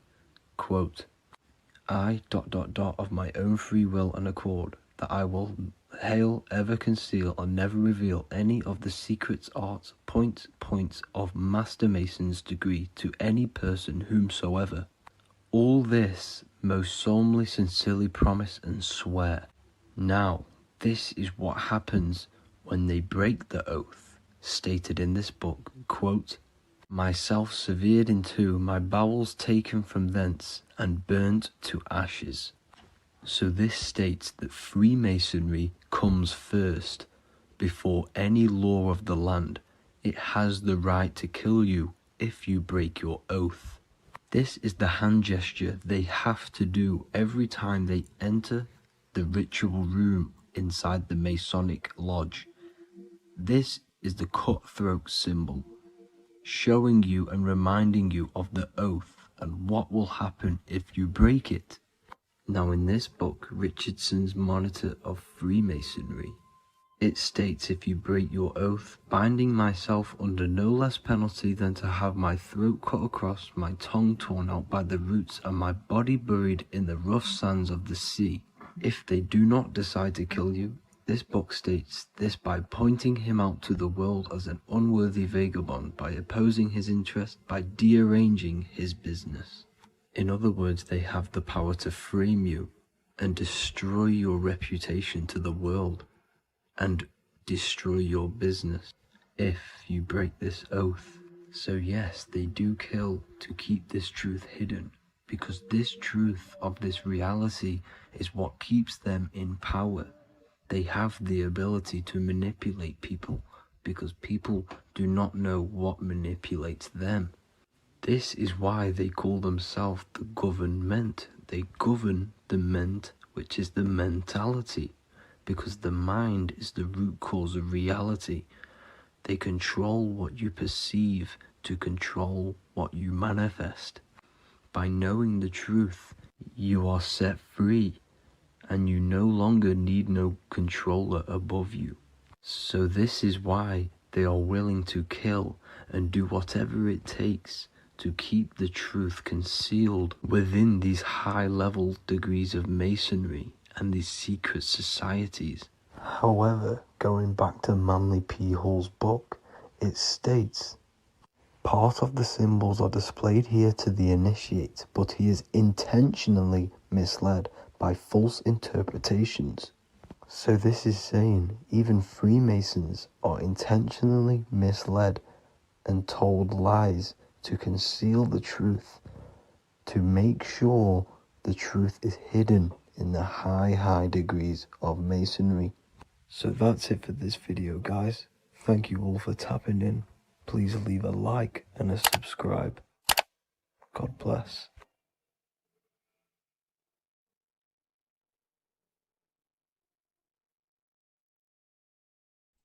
Today's topic is the binary code behind the universe. You will learn the fundamentals of the binary code, deeper understanding of reality, which will give you more of a connection to the universe, evidence supporting the existence of this code, and how to use the binary code to shape your reality. Now, this is an important one. We have 0 and 1. This is the binary code of the universe. It underlies everything. It is the source of all creation. The universe is binary in nature, meaning it exists as both something and nothing, on and off, male and female, light and dark. Everything has its polar opposite. At its core, all that exists is 0, representing nothingness, infinite potential, and 1, representing something, order. 0 represents the feminine, vast, formless, and infinite potential. It is the space from which all things emerge, the womb of creation, the receptive and expansive force. 1 represents the masculine, structure, form, and order. It is the active principle, the initiator, the force that defines and shapes reality. Together, they create the fundamental duality that underlines existence, the balance between chaos and order, the void and creation, yin and yang. We see this in the masculine and feminine bodies. This is deeply encoded into the fabric of reality. And once you see this, you will never unsee this. So please leave a like on this video if you love my content and you love the wisdom that I share with the world. So we see this with the masculine genital areas. Remember, this is the genital area. This is all to do with creation. These are the generative principles, the generative organs in the body that allow creation to continually outfold into new life. The genital areas are all to do with the code. The male is the 1, the action. He's the initiator. The feminine is the 0, which is the infinite potential, the womb of creation. 0 and 1. This is why we have 10 numbers. 0 and 1. Masculine and feminine. We even see this in the bodies. The feminine body is made out of curves, which is 0, curves. And the masculine body is made out of lines. So please leave a like and comment if you love this. And if you have any lecture ideas, feel free and I can make a lecture on any suggestions that you have. So look at the word masculine. Masculine, line. Line is just one line, which represents order. 1. Feminine. 9. 1 and 9 equals 10. 0 and 1. The binary code of all creation. Why is feminine? Why the number 9 for feminine? Because the moon has to go around 9 times to create a human in the feminine's womb. And look at this image of nature. All nature is zeros and ones. Now you can tell. The stick is a 1. It's a line, and here we have curves. It's curves and lines. Curves and lines create reality, creates matter. Everything is 0 and 1. We even see this with the sky. The sky represents zeros. They represent curves, the heavens, the heavenly bodies, the sun. These are circles, the moon, circles, the planets, circles. Down here is matter, representing the square. We have the Freemasonic square and compass, representing lines and circles, masculine and feminine.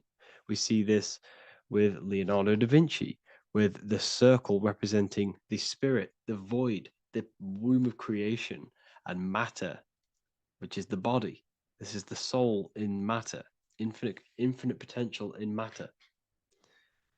This represents spirit over matter. This represents the architect of reality, zeros and ones, spirit and matter. This is all the same thing. Understanding this binary nature of the universe, where 0, feminine, represents the infinite potential and 1, masculine, symbolizes order and structure, can benefit you in several ways. Manifestation and creation is the first way it can benefit you. Now that you understand this, you understand that everything comes out of infinite potential. 0, infinite potential. 1, action, equals manifestation, equals creation. So you must pull things out of infinite potential. If you have ideas but don't take action, too much 0, nothing materializes. You'll never materialize if you sit there imagining all day, visualizing all day. You have to take action. They both come hand in hand.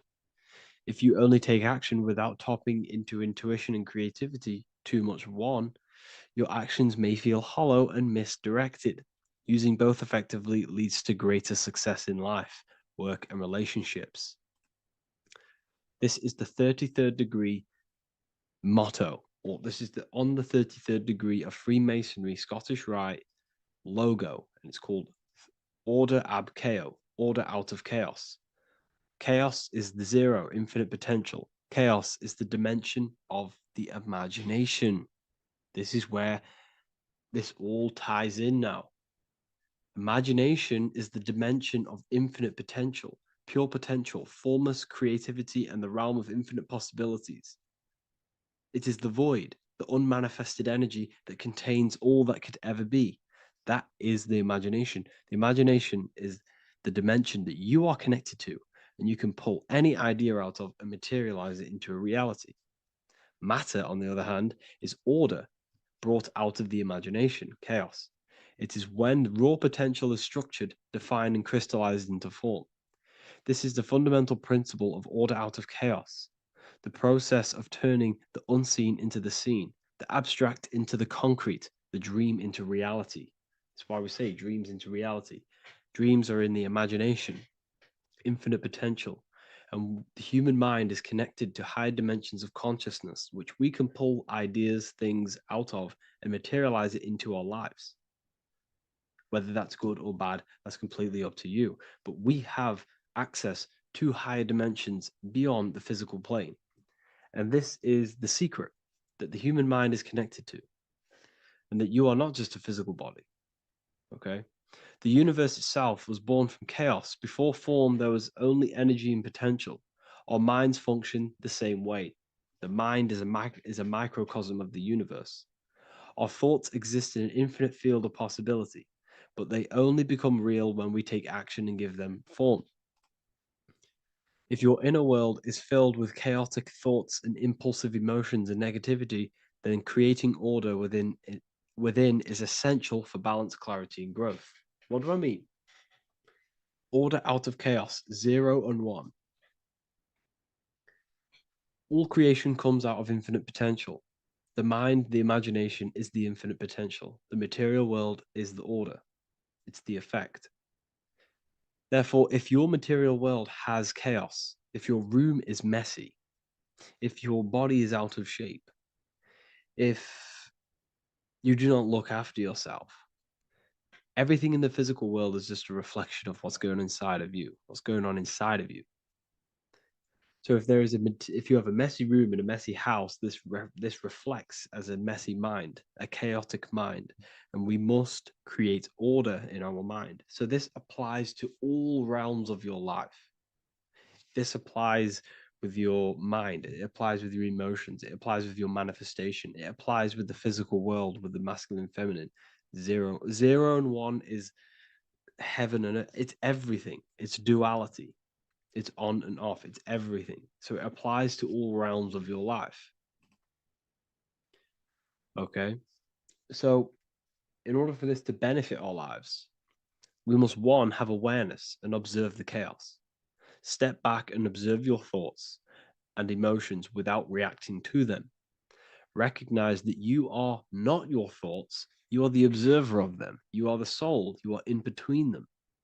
You are the midpoint between the left and the right, the 0 and the 1. You are the soul. Journaling or meditation can help you identify patterns and negativity and impulsivity. So it's important that we recognize these patterns, we recognize the chaos within us, and we transmute it. 2, implement structure, mental discipline, mindful practices, meditation, breath work, and slowing down your reactions. Cognitive reframing, replace destructive thoughts with constructive ones. This is so important. For every negative thought that you place attention to, place your attention onto 5 more positive.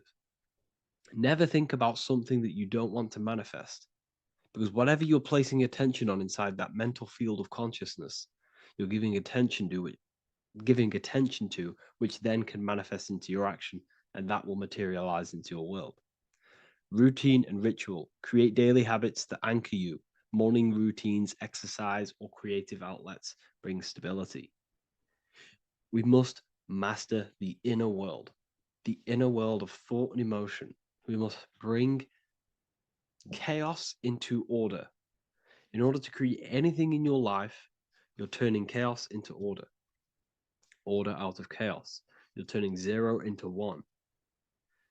This is the binary code. All things underlie it. 0 and 1. So it's so important that we master our minds, we master our emotions, we master our inner world so we can produce effect in the outer world.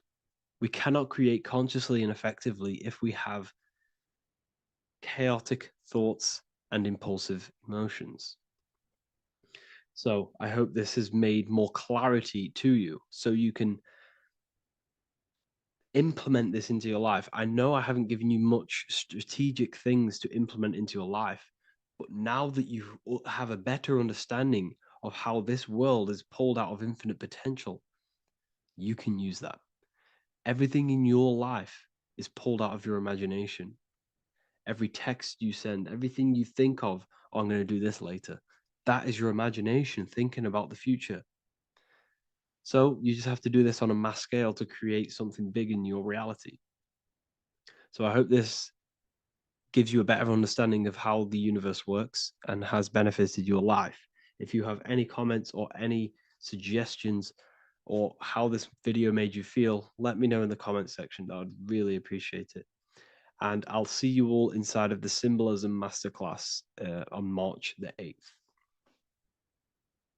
The Freemasonic square and compass is not just a symbol that represents Freemasonry, a lodge, or a secret society.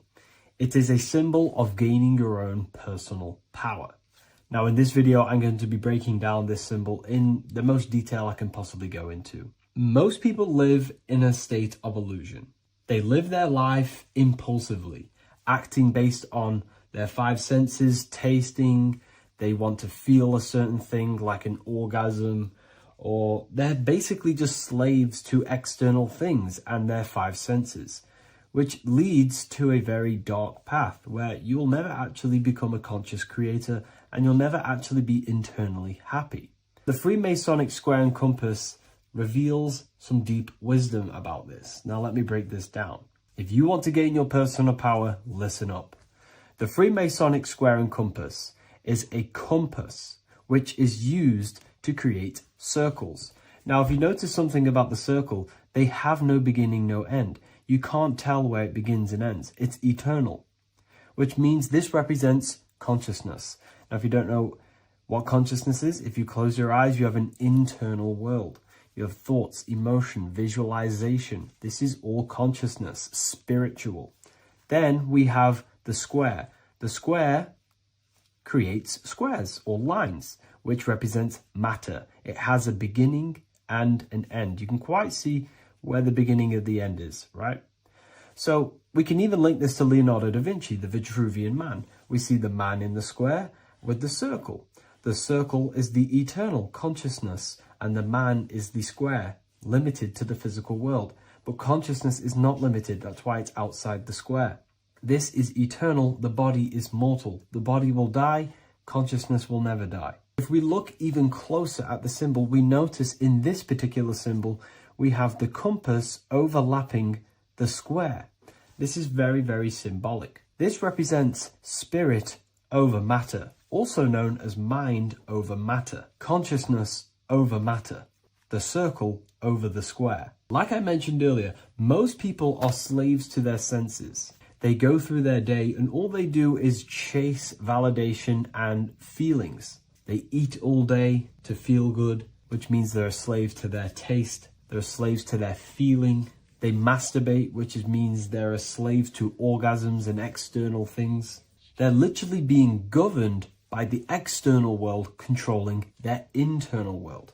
They're literally living life on autopilot. And don't get me wrong, I was guilty of this too. We're all guilty of this when we join this world because we're not taught this sacred knowledge. Until you actually stop and recognize this, you'll be living life on autopilot, literally not even living.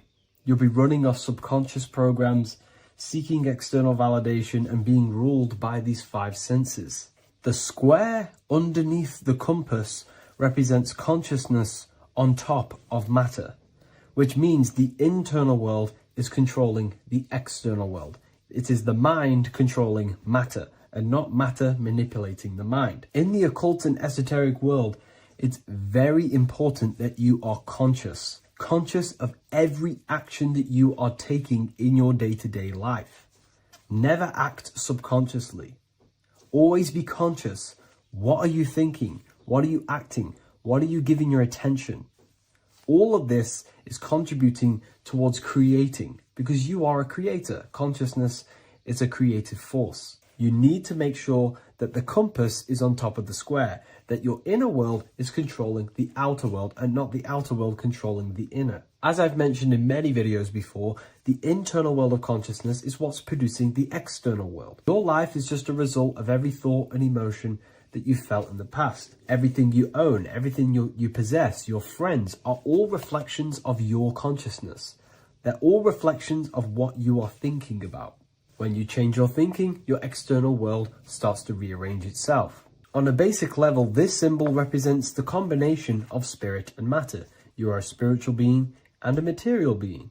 You are heaven, the sky, and earth, the ground. You are heaven and earth, spirit and matter infused into one. You are a bridge between the divine and the earthly worlds. And you can bring down these higher realms of consciousness, thought, imagination, and emotions into a physical, tangible reality. To do this consciously, we need to make sure the external world is not manipulating the inner world. Because if your internal world is being controlled by external circumstances, for example, you have a circumstance happen in your reality, an emotion triggers inside of you, and that emotion is a command to create more of that. And the thoughts that you think are creating more of that negativity. So it's a constant cycle of negative manifestation if you let the external world control your internal world of consciousness. So we need to make sure the compass is on top of the square, that the internal world are commands and not reactions to create your external reality. And not only just to create, but to actually enjoy life. If we let the external world bother our internal world, this means that we have some sort of mental or emotional attachment to the external world. We need to detach from the external world. Why do I say that? Because it's temporary. It's an illusion. We are going to die one day, and none of this will matter. You need to understand that everything in this world is temporary. You have to be okay with losing things, losing family, losing things in this world, because it's guaranteed to be temporary. We need to make sure the internal world is order and not chaos, commands and not reactions. Now, at the back of the Book of Wisdom, Volume 2, the book that I've wrote here, I go over the different meanings of the different arrangements of the square and compass. Sometimes we see the square overlapping the compass, which is the opposite of what we've just broken down. Or sometimes we see one leg of the compass on top of the square and one leg of the square on top of the compass. These are all highly symbolic. When we see the square overlapping the compass, this pretty much represents the beginning of the Freemasons' journey, when their internal world is being controlled by the external. They have a lot of spiritual growth and a lot of learning and inner work to do. Now, when we see half and half, one leg of the square on top and one leg of the compass on top, this represents the Masons' gradual emergence from the material realm into the spiritual. This interplay of symbols reflects the process of gaining greater light and knowledge as the Masons ascend from material concerns towards spiritual enlightenment. And of course, we've just broken down what this means. This represents spirit over matter. They're not chasing external physical things anymore. They're actually chasing and gaining validation and happiness from spiritual growth, more knowledge and deeper understanding of consciousness and themselves. Most people chase external material things, which actually don't make you happy in the long run. You could be given £1 million today. In a week's time, you would be back to the same original state of consciousness and actually chasing more and more millions of pounds. It's because nothing physical in this tangible world will ever satisfy your internal world of consciousness. So through spiritual growth, we can actually become happy and seek higher understanding, higher consciousness, which actually satisfies us eternally. So when we see the compass on top of the square, it symbolizes the triumph of spirit over matter. This arrangement not only signifies the mastery of spirit over the material realm, but also represents the resurrection, ascent, and dominion of spiritual principles over all earthly conditions. It's all about gaining personal power and spiritual growth. It's all about spiritual evolution, going from matter to spirit. The external world controlling the internal world to the internal world ruling over the external world, where the mind becomes a powerful tool to actually create and command reality. The mind cannot create and command reality if it's being governed and tossed all over the place by external circumstances and thoughts. Here's a quick tip on how to know if your mind is controlling you. If your phone notification goes off and you're working on something and you instantly go to reach and pick up the phone as soon as the notification goes off, that is an indication that your mind is controlling you and you are not controlling it. The mind is the direction of consciousness. It directs the flow of your attention, your energy, your consciousness. So to practice to gain mind over matter is simply just meditation, allowing the mind to sit still and focus on one thing for long periods of time. And over time, this will gain mastery over your attention and your mind. If you are on your spiritual path, this should be your goal. Your internal world becoming the master. The mind becoming a vessel for you and not a vessel controlling you. It needs to become a command center and not a reaction. Please like, share this with a friend, and subscribe to the channel if you're new. Leave a link in the description for the Book of Wisdom Volume 2. What if I told you that the seasons don't just change the external world, they also change your internal world? They have a psychological and a spiritual effect on your consciousness. If you're new to esotericism, you may not really understand this. But if you have some deep understanding of as above, so below, you already know this. But today we're going to be explaining it in great detail. So tune in, take a pen and paper, maybe make some notes. So we have 4 seasons. The sun is the main source of life on the earth, and it changes the circumstances on the earth in 4 different ways. Of course, we have spring, summer, winter, and autumn. These are the 4 states of the earth due to the sun's cycle. Not only do they take place on the earth, they also take place on you, your body, your mind, your spirit, your consciousness. They change things internally and externally. The first thing we need to understand is that we have a dual nature. We have a mind, and in that mind, we have an internal self. That's what we call the spiritual self.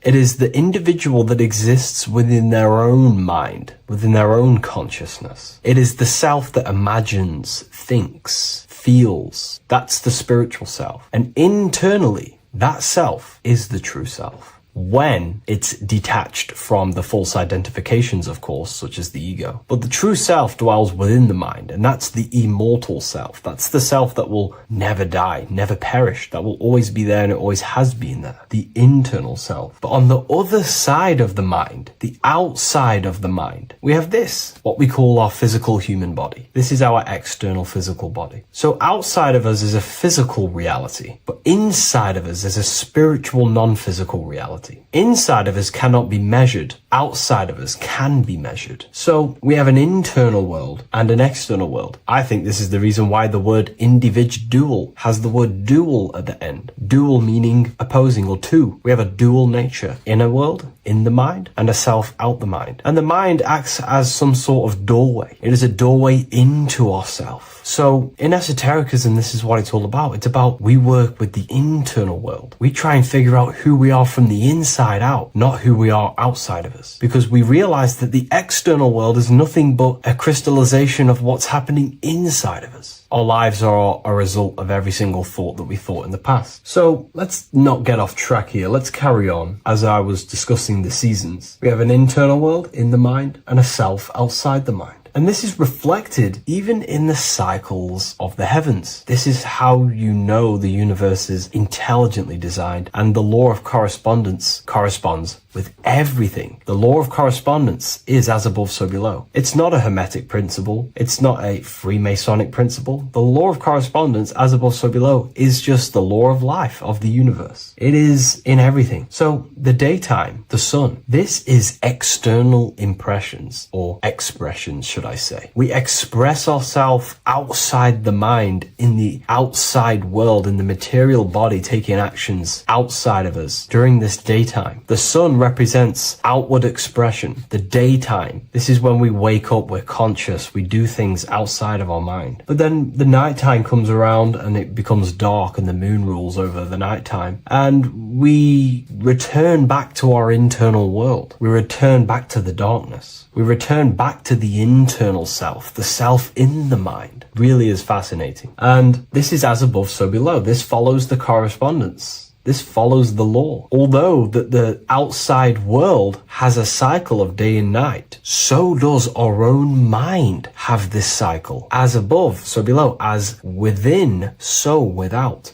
What's happening outside of us is also happening inside of us. The mind is also going in a cycle. Because in the daytime, the mind wakes up and we express things externally. But when the sun goes away and the electromagnetic rays of the sun are not very strong, our brainwave decreases, our body activity decreases. It slows down and we return to the internal self. The body switches off and we return to the internal self in the mind. We enter in the doorway of the mind and return to the internal, the spiritual self. And when the body is less active, this is when we are more connected to the internal world, our spiritual true self. So as above, so below corresponds with the day and night, the sun and the moon. The moon represents our internal world, the world inside our mind, the self inside the mind. And the sun represents the external self in the external world. So not only are these cycles happening in nature, the darkness outside of us when the sun goes away is the same darkness that we go within ourselves when we go to sleep. It's the same cycle. Our bodies are in the cycle of the external world also, as above, so below. But then we can even take this even further. This fractals down even further. If we look at the cycle of the yearly cycle of the sun, which is what we call the 12 zodiac signs, we notice that these 4 seasons also take place in every single cycle of the day. So a yearly cycle can be seen as a big version of a daily cycle, or a daily cycle can be seen as a smaller version of a yearly cycle. For example, if we look at Aries, which is spring, this is when the sun springs everything back to life in the spring. This is when the crops start to spring up and start to grow again. But we could see that at 6 a.m. in the morning, when the sun rises and just cracks over the horizon and starts to bring light into our day. Aries is associated with the morning time also as spring. Morning time is a smaller version of spring. Then we look at the summertime. The summertime is midday, when the sun is at the top of the middle of the sky. This is when the sun is most powerful, most radiant in our day. This could be seen as the summertime. Then when the sun starts to set, this is associated with autumn. Autumn time is the sunset. Then the winter time is associated with the nighttime, the midnight, when everything's very dark. So a daily cycle is basically a smaller version of a yearly cycle. And just how I explained how the cycle of the sun outside of us also happens inside of us with our consciousness falling asleep when the sun goes away, is also happening to us on a yearly cycle also. So the daytime is associated with the summer and the nighttime is associated with the winter. The winter is like the inhale. The summer is like the exhale. It's the breath of the universe, just like how we breathe in and out of our lungs. Everything takes this rhythm and polarity, okay? So winter is associated with the self and the world inside of ourselves, inside of our mind, the spiritual self, the internal. Because the winter is when the sun's rays, electromagnetic rays, are not very powerful. And this decreases brainwave activity, making us more connected to our internal world, inside the mind. But the summer's the complete opposite. The summer is when the sun is very, very powerful.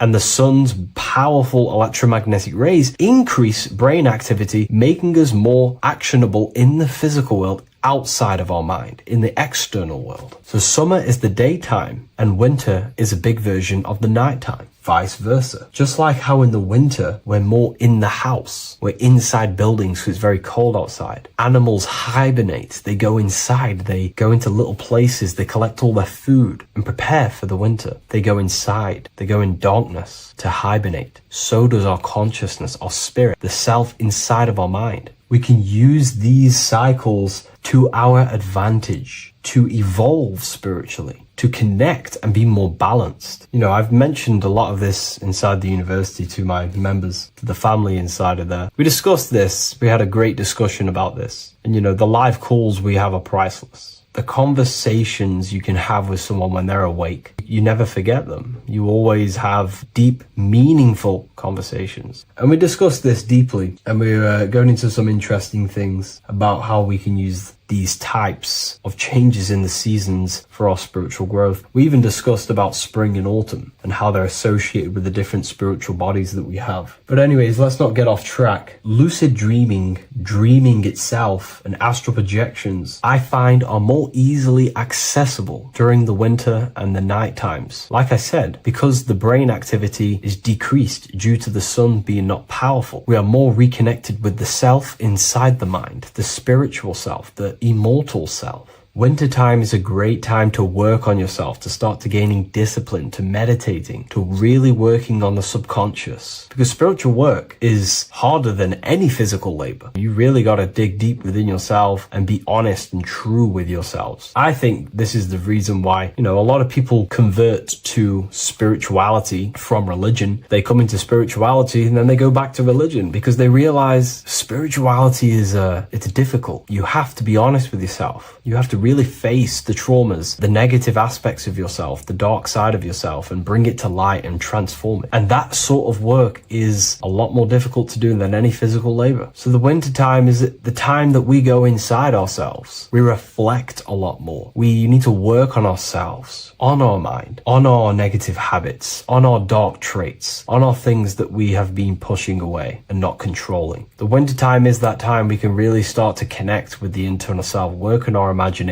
work on our mental willpower, work on all of these things like lucid dreaming, astral projections, and purifying ourselves, removing any mental barriers, any negative belief systems that may be subconsciously holding us back. It's easier to access the subconscious in the nighttime and in the winter, especially the winter. That's why I made this video, because we're in autumn now. We're transitioning into the winter. So I thought I'd share this with you all. And it's important to understand that you are a microcosm of God. Like I said, the law of correspondence associates with everything in the universe, people. Everything. And that's the best thing with the law of correspondence. And I've been using this for the past 3 to 4 years, right? The law of correspondence has determined and filtered out so many lies that was given to me, that's given to you, that's given to everyone in the world. The law of correspondence is like a filter. If someone gives you a piece of information, for example, gravity, and it does not apply with the law of correspondence, then you know it's a lie, because it's a universal thing. What happens inside of me also happens outside of me. What happens in my astral world happens in my material world, more than likely. As above, so below corresponds with everything. The same structure in my veins, in my nervous system. It's the same structure in the trees, in galaxies, in everything. As above, so below. The universe is a fractal universe. Therefore, the point that I was getting at is that you are a microcosm of God. The same mind that God manifested things through thinking. He thought the stars, the earth, nature, the human body, designed everything with the God mind. He thought everything into existence. And that mind, them powers that God used to manifest everything into physical existence through the power of thought, is the same mind that you possess, but on a smaller scale. God manifested the macrocosm through thought, as the universe is a mental universe. Everything you see around you was thought, then manifested into physical reality. God manifested the macrocosm, the world, through thought, and that same force of thought you use to create the microcosm, to create your own world. You think your life into reality, your world into reality. Your body is a microcosm, a miniature universe. Every thought you think commands 50 trillion cells in your body, and your cells religiously execute on every command that you give it. You're in charge of 50 trillion cells. You're literally commanding a whole civilization inside your body.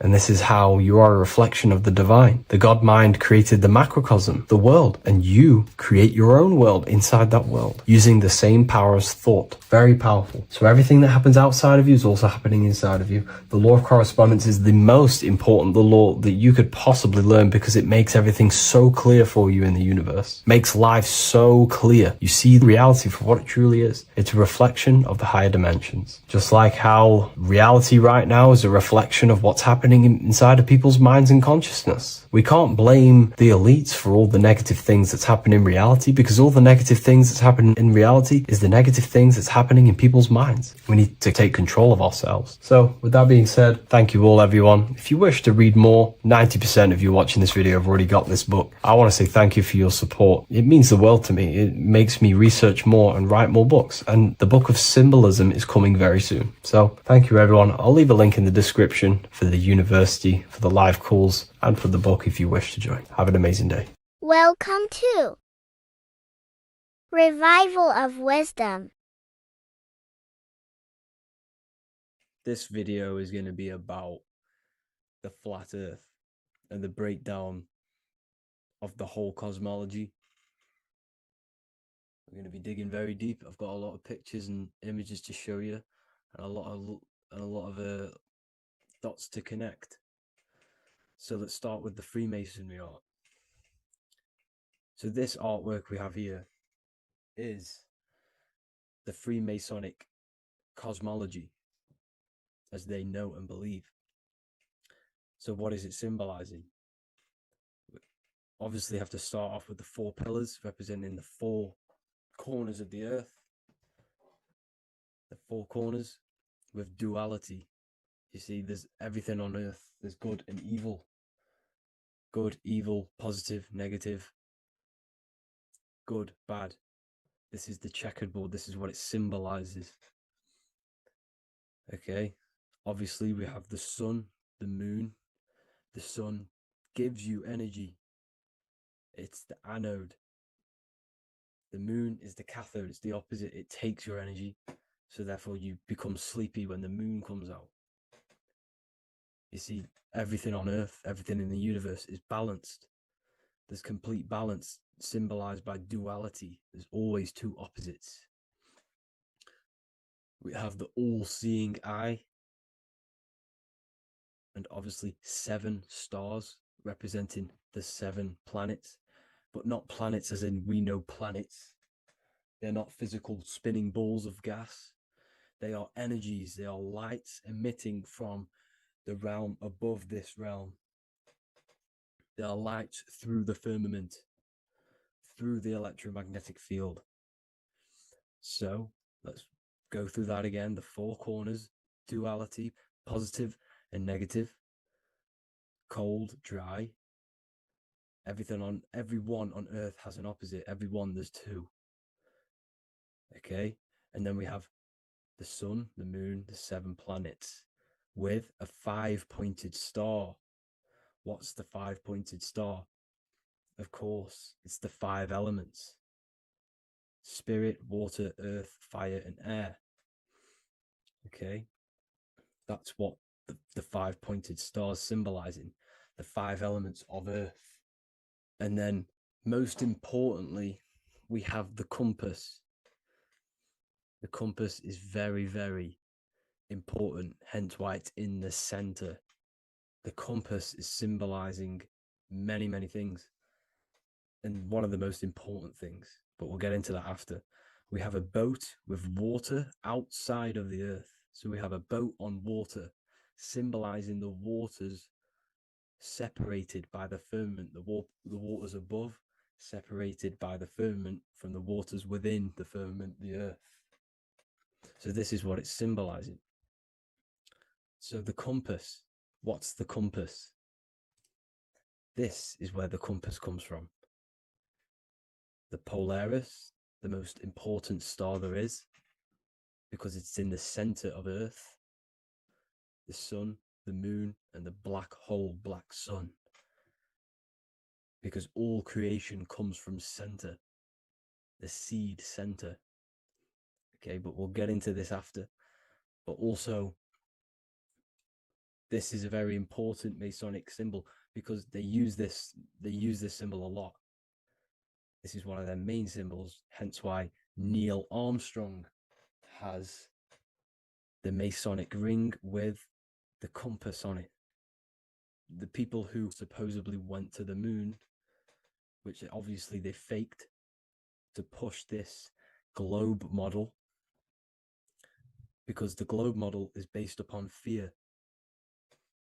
Because the globe model, if they can sell you the globe model, they can sell you anything then. You don't know where you actually are. The globe model is to push fear upon the masses, because the globe model means there's not enough resources. There's also risks of asteroids hitting the planet. There's also risks of space extraterrestrial invasions, global warming, asteroids. You see, this is all the fear that they can gain off selling you the globe model. Okay, because they don't want you to know that this is an intelligent design. And also, they're hiding God, the creator, the source. This is why they are satanic. They are opposites. They are lefty, Lucifer, right, righteous, godly. Hence why they do the symbolism on their eyes. 666. This is another famous, what's it called? Sorry. Famous astrologer. Astronaut. This is another famous astronaut doing 666, showing that he's in the alliance of the occult. But even look at their 10th anniversary stamps. They have a Masonic compass on there. Also, the Order Out of Chaos. Order Out of Chaos, double-headed eagle. Okay, the Order Out of Chaos ring, which they wear. So all of these astronauts are in the occult. They are lying to you. They are in with this order, this Masonic New World Order, whatever you want to call it. So let's break this compass down a lot more. Because as I showed you here, the center, okay, this is what the compass is symbolizing. Let's go into the North Pole map. This is from 1595. This is a rough estimate of where this map came from. It's from around the 1500s to the 1600s, maybe 1400s. There's not an actual set date on this map because obviously our history has been tampered with. But let's break down this map and the symbolism that they use towards this map, because this map is the map of the North Pole. Okay, so in the center, we have the black rock symbolizing the tower, the pole, North Pole. And what's on top of the North Pole? Obviously, it's Polaris.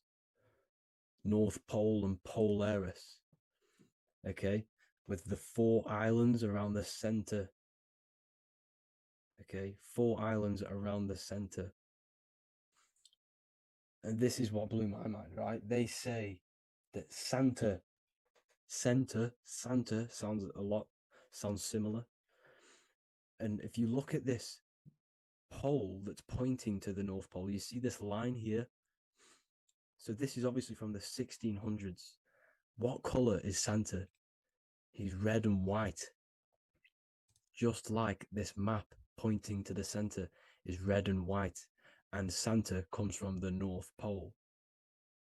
So it's not a coincidence that they use red and white. They're mocking this map because obviously they took over after the 1500s, 1600s. They took over around the 17, 1800s. So they're mocking this map with Santa coming from the North Pole with this red and white line to the North Pole. Notice the 4 islands. Okay. Like windows, their symbol, they obviously in the occult, they're part of the New World Order, is symbolizing these 4 islands with the blue behind it for the water. Okay. So this is another occult logo. They're symbolizing this center because the center is so important. Okay, we'll get into that. Also, we have the Mayan cosmology. This is the Mayan cosmology. This is what they created. This is their artwork with also 4 major lands around the center. You see this 4 with green in between them all. 4 major lands with the underworld. You see this underworld is also symbolized by the Masons with the coffin of the skull and bones, the deceased, the dead. Okay, so this is also mentioned in the book of Enoch. Okay, and it's called Sheol. Sheol, the underworld. Okay, and in the book of Enoch, it says all spirits of the dead go to these hollow places, that they all wait until their appointed time of judgment. And it also says in the book of Enoch, there are 4 hollow places underneath. 4 as above, so below, representing the 4 islands. As above, so below. That's where that could link in. Okay. The book of Enoch is very important because it was found in a cave thousands of years ago and has a lot of truths about this realm and about this world we live in. So let's go back to the Mayan cosmology. So the ancient cosmology, they all must have had some sort of communication. They must all be at peace with each other, because all of their cosmologies link together. See, the Greek, Babylonian, Indian, Celtic. Okay, they're all linked in together. They all knew that they were in an enclosed system with an underworld and obviously a firmament. Okay, so this is what they all knew. They all must have had some sort of communication. They were a lot more advanced than us. They knew the center of the realm. Okay, and obviously the United Nations flag also symbolizes their center. You see how it has like a grid with a circle around the center. It's symbolizing that center of the realm, because that center of Earth is so important. The United Nations flag, all have it. See, some different ones all have that circle around the center. Because the center is the seed. All things come from a center. So the torus field is so important because it is the spark of life. It's the building blocks of the universe, this creation. Because all things have a torus field. Just like an apple with what's in the center of an apple, a seed. Because the center is where the energies hold, is where the energies meet. And it creates that spark of life, just like your heart is the center of your body and it has an electromagnetic field. Because the center, all things come from the center. So this is why the North Pole is so important, because this is why it's so important, because this is where the creation sparked from, the center. This is where the most electromagnetic energy is stored. So this is why the northern lights come from the center. It's electromagnetic energy. This is what the northern lights are. It's being emitted from this black hole in the center. Okay? And obviously, what else is on the center? Polaris. Polaris is the center star. Okay? So the center star is what sits on top of this North Pole, Polaris, because it's a pole of electromagnetic energy symbolized as a black rock, a black hole, pole. You see, because all creation comes from void. Light is born from darkness. Without light, darkness can't be born from light. You see, but light can be born from darkness. This is why darkness is so important. And this is why there's a black hole in the center of our realm, like the black sun. The black sun, the Polaris star, the North Star. You see, so this is this North Pole, Polaris. This is what they're talking about. And this is why compasses are an 8-pointed star, because Polaris is symbolized as an 8-pointed star. This is where a compass will point you to. It will point you to that center. So notice how a compass has this black hole in the middle, you see, and it will point you to this meeting point, the north, because in the center is the center of the torus field of the earth. This is where the most electromagnetic energy is. You see, everything gets sucked into the black hole. Okay, this whole reality is being projected from that center point, just like your eyes suck in light. It's a black hole. Your eyes suck in the light of this light being emitted from this center place, this electromagnetic energy at the center, which is the seed of everything, of everyone. You see, just like an apple has the seed in the center in darkness, because in the center of the apple, it's dark. It's black. It's pitch black. But that's where the seeds are. That's where the life is. But Polaris is so important because it's that center star which lines up. It is the pole, it's the top of the pole of the torus field. So Polaris would be here at the very, very top. And this is where the compasses point you to. And this is why the star of Ishtar, the 8-pointed star of the Sumerians, also talked about this 8-pointed star, and it's called the Star of Ishtar. Okay, and who is Ishtar? Ishtar is the goddess. Okay, so she's not a male, she's a female, because every creation is brought through a female, a womb. Every single human on earth is brought through the womb, the sacred feminine energy. And the womb is pure darkness.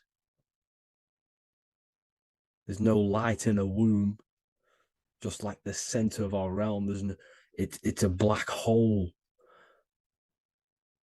Okay, and guess what? She's the god of fertility and sexuality. She is responsible for all life.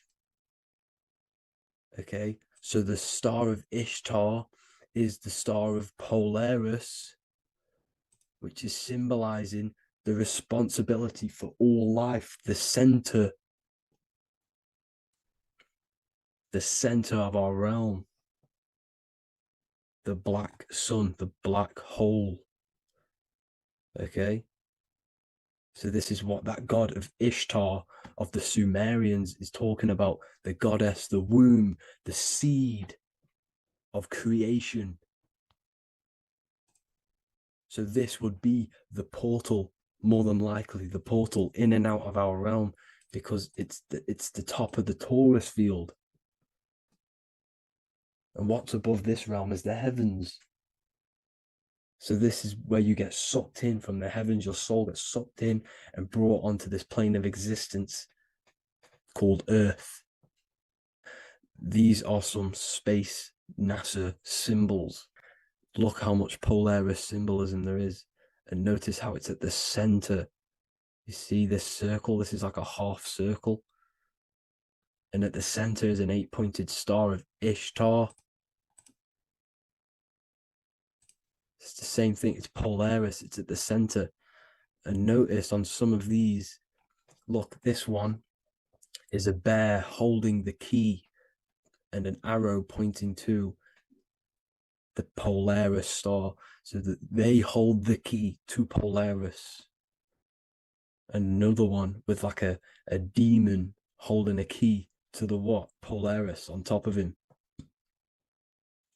Also an eagle, which is a Masonic symbol, the eagle holding a key on top of the center, you see. And notice how there's an arrow going up to the Polaris and an arrow down, as above, so below, to Earth. So you can go out of Earth and into Earth through Polaris, and the eagle holds the key. You see? The eagle holds the key, just like this. This demon dragon holds the key to Polaris.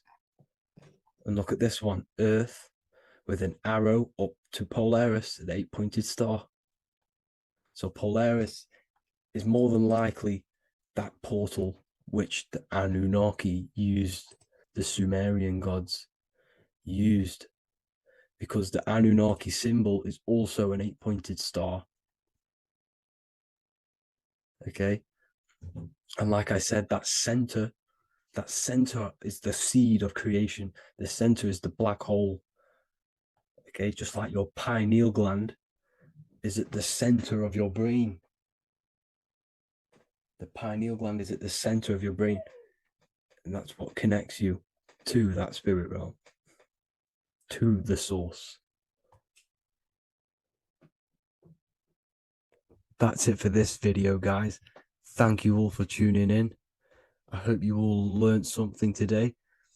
Please leave a like, a comment, and please subscribe to the channel for more content. God bless you all. Hello, everyone. Today we're going to be discussing the esoteric and occult meaning behind the story inside of Genesis, the story of Adam and Eve. This is a widely known story, but not many people know the true esoteric meaning behind it. Okay, so today we're going to be breaking this symbolism down. Before we get into this, please leave a like and a subscribe on the channel. I would greatly appreciate it. And please comment below any lectures or anything you wish to know, and I could maybe make it in the future.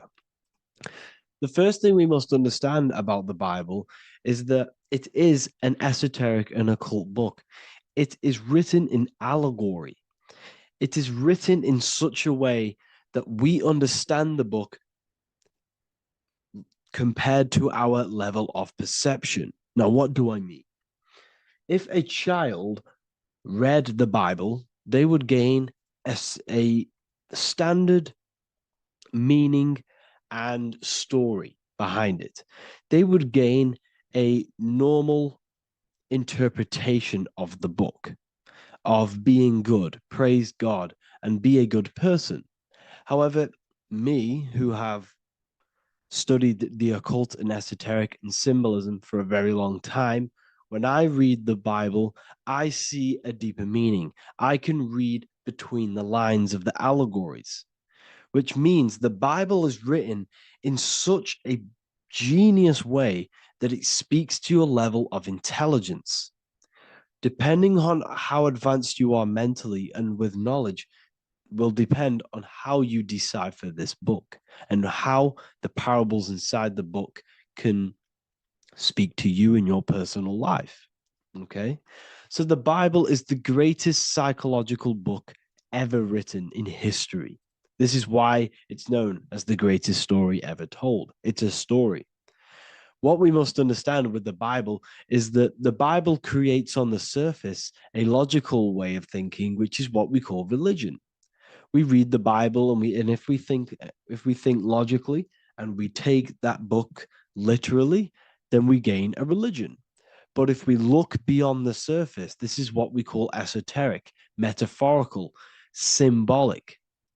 You can read between the lines using our right hemisphere of the brain in deciphering this book and what it truly means to us and the evolution of our mind, body, and soul. What this book actually reveals between the lines is instructions and stories which teach you how to level up your consciousness, how you can sync the mind, body, and spirit and the soul all together so you can live like a god. This is what the esoteric is. It's the purification of consciousness. Now, when it comes to Adam and Eve, okay, what we must understand is that this is the beginning of creation. This represents the beginning of your life in an esoteric way. This is symbolic for the beginning of your incarnation into this physical world. Okay. And we have Adam, masculine, Eve representing feminine. These are the two masculine and feminine energies which create the whole material universe. Okay. And as we are born with a pure consciousness. We are born with pure consciousness. Well, now, what do I mean? As a baby, we have no knowledge. We are pure essence of the soul. You know, we don't gain the knowledge of good and evil. We are pure. Yes, we're not happy all the time as a baby, and we're not sad all the time, but we have no ego. This is what I mean. Our consciousness is not split. As a baby, you are whole. You have a whole consciousness. You are yourself. You have no false identifications, no limiting belief systems, nothing. You are pure awareness and the pure soul and the pure mind. Now, this is what Genesis is representing. As we grow older, the more experiences we gain, the more thoughts we start to think, the more knowledge we gain of this world, the more impure our mind, our heart, our soul, our spirit becomes, the more impure our body becomes. As we grow older, we're infected with negative beliefs, negative thoughts, and society norms. This is a big one.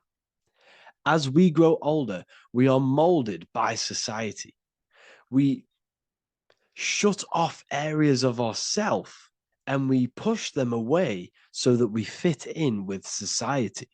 We all know this. We all did this in school. We pushed away parts of ourselves to act cool or to fit in, whatever it may be. Whatever type of person you were in school, we all went through this because society and culture is programmed. So as we grow older, our consciousness splits. We gain a persona, an ego, and we gain a shadow self, the subconscious, and we gain an ego. Now, the ego is what you show to people. It's that character that you show, that you put on to your culture, to your family, to your friends. This is a false identification. And we also gain a shadow self. The shadow self is gained through experience. This is the subconscious. Our ego is created through experience. And so is the subconscious and the shadow self. Okay.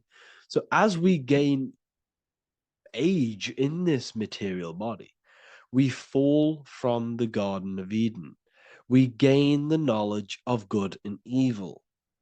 This is what the symbolism represents of us leaving the garden, us eating from the fruit. Now, the fruit represents the knowledge, it represents the insight, the experience, which splits our pure consciousness. Our soul splits.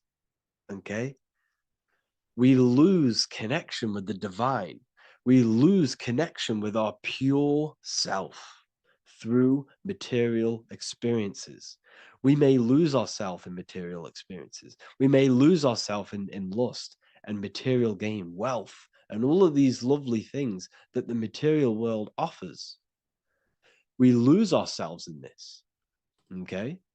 And not only that, there's another symbolic thing that we're missing with being a child. There's another symbolic meaning behind this tree in this story of Adam and Eve. And this is sexual energy. Okay? As we are a baby, we have no ability to create another human life. We have no sexual urges. We have no desire for the material things as a baby. Nothing. As we grow older, our sexual energy cultivates around the age of, it's like 10, maybe earlier for some people or later for some people. This is what we call puberty, when our sexual energy activates. This is when the masculine and feminine energies are present within the body. And we are now given the ability to create human life. We're now given the ability to bring in a soul into the material world. Now, this is what we believe and know in the esoteric world. That is what sex is. You're bringing a soul from the astral into the physical. Okay? So, as you grow older, you gain this ability to use the power of creation. You gain this force within you that allows you to open a portal in the astral and bring in a soul to the material. Now, this power can be misused. This power is very powerful and should not be misused. In occult and esoteric teachings, we teach and learn sexual transmutation, how we transmute sexual energy into different areas of our life so we can grow and create. Because sexual energy is creative energy. It creates a whole new human being. So if we retain it, we can transmute it into creativity. So this energy is kind of corrupting us as well. And now I'm not saying growing up is evil, all this thing is evil. This is a natural cycle that we must go through. The soul of us must go through this cycle so that we learn, so that we overcome it, so that we gain mastery over ourselves, so that we expand ourselves. I recommend you watch the Evolution of Consciousness lecture that I did on my YouTube. An amazing lecture. Talks about the evolution of consciousness and how we're on a never-ending cycle of life and death and expansion. So leaving the Garden of Eden is symbolic. You see, Eve represents emotion. She's feminine. Adam represents action. That's why he bit the apple. You see, Eve takes the apple and tempts Adam because she's the emotion. She's the sexual desire. And Adam eats it. He releases, he misuses the power of his creation. He misuses his consciousness because of material illusions and material desires. This is natural, okay? As we grow older in this life, our soul has to experience sin. We have to experience negativity. We have to experience evil, okay? And we have to misuse this power within us to learn about it so we can overcome it and gain control over it. Now, this is why the Bible says in Genesis 3:6, for God doth know that in the day ye eat thereof, then your eyes shall be opened. Ye shall be as gods, knowing good and evil. This is very, very, very symbolic. we come into this world to experience a dualistic way of reality. We come into this world to challenge ourselves so the soul can grow, because the soul comes from pure love from God. But we come into this world so the soul may know what it's like to be evil. You see, we are like a seed. Our soul's like a seed. And when that seed grows, okay, and it's planted, them roots must grow to hell in order for the top of the tree and the roots to grow to heaven. In order for the soul to reach the highest states, it must descend down into the lowest states. Good and evil. This is the story of good and evil, okay? And this is the story, a psychological story of how the human mind has functioned in this life. This is what this story is representing of how our soul and mind is functioning, how our consciousness is splitting and growing up and evoluting. Okay. Like I said, snakes represent sexual energy. They represent, snake, when you've been snaked. This is why we say you've been snaked, because it represents a temptation of sexual energy. This is why the Kundalini is symbolized as a snake. This is the serpent within us that we can rise to activate dormant brain cells in our brain. Now that's called the Kundalini awakening. I'm not going to get into that into this video, but this is what it symbolizes, the tree and the knowledge of good and evil, because our body is the tree. Our central nervous system is the tree. The snake is our sexual urges and this false temptation that tempts us to interact with sin, the material world, okay, and go against our higher divine self. This is what it represents.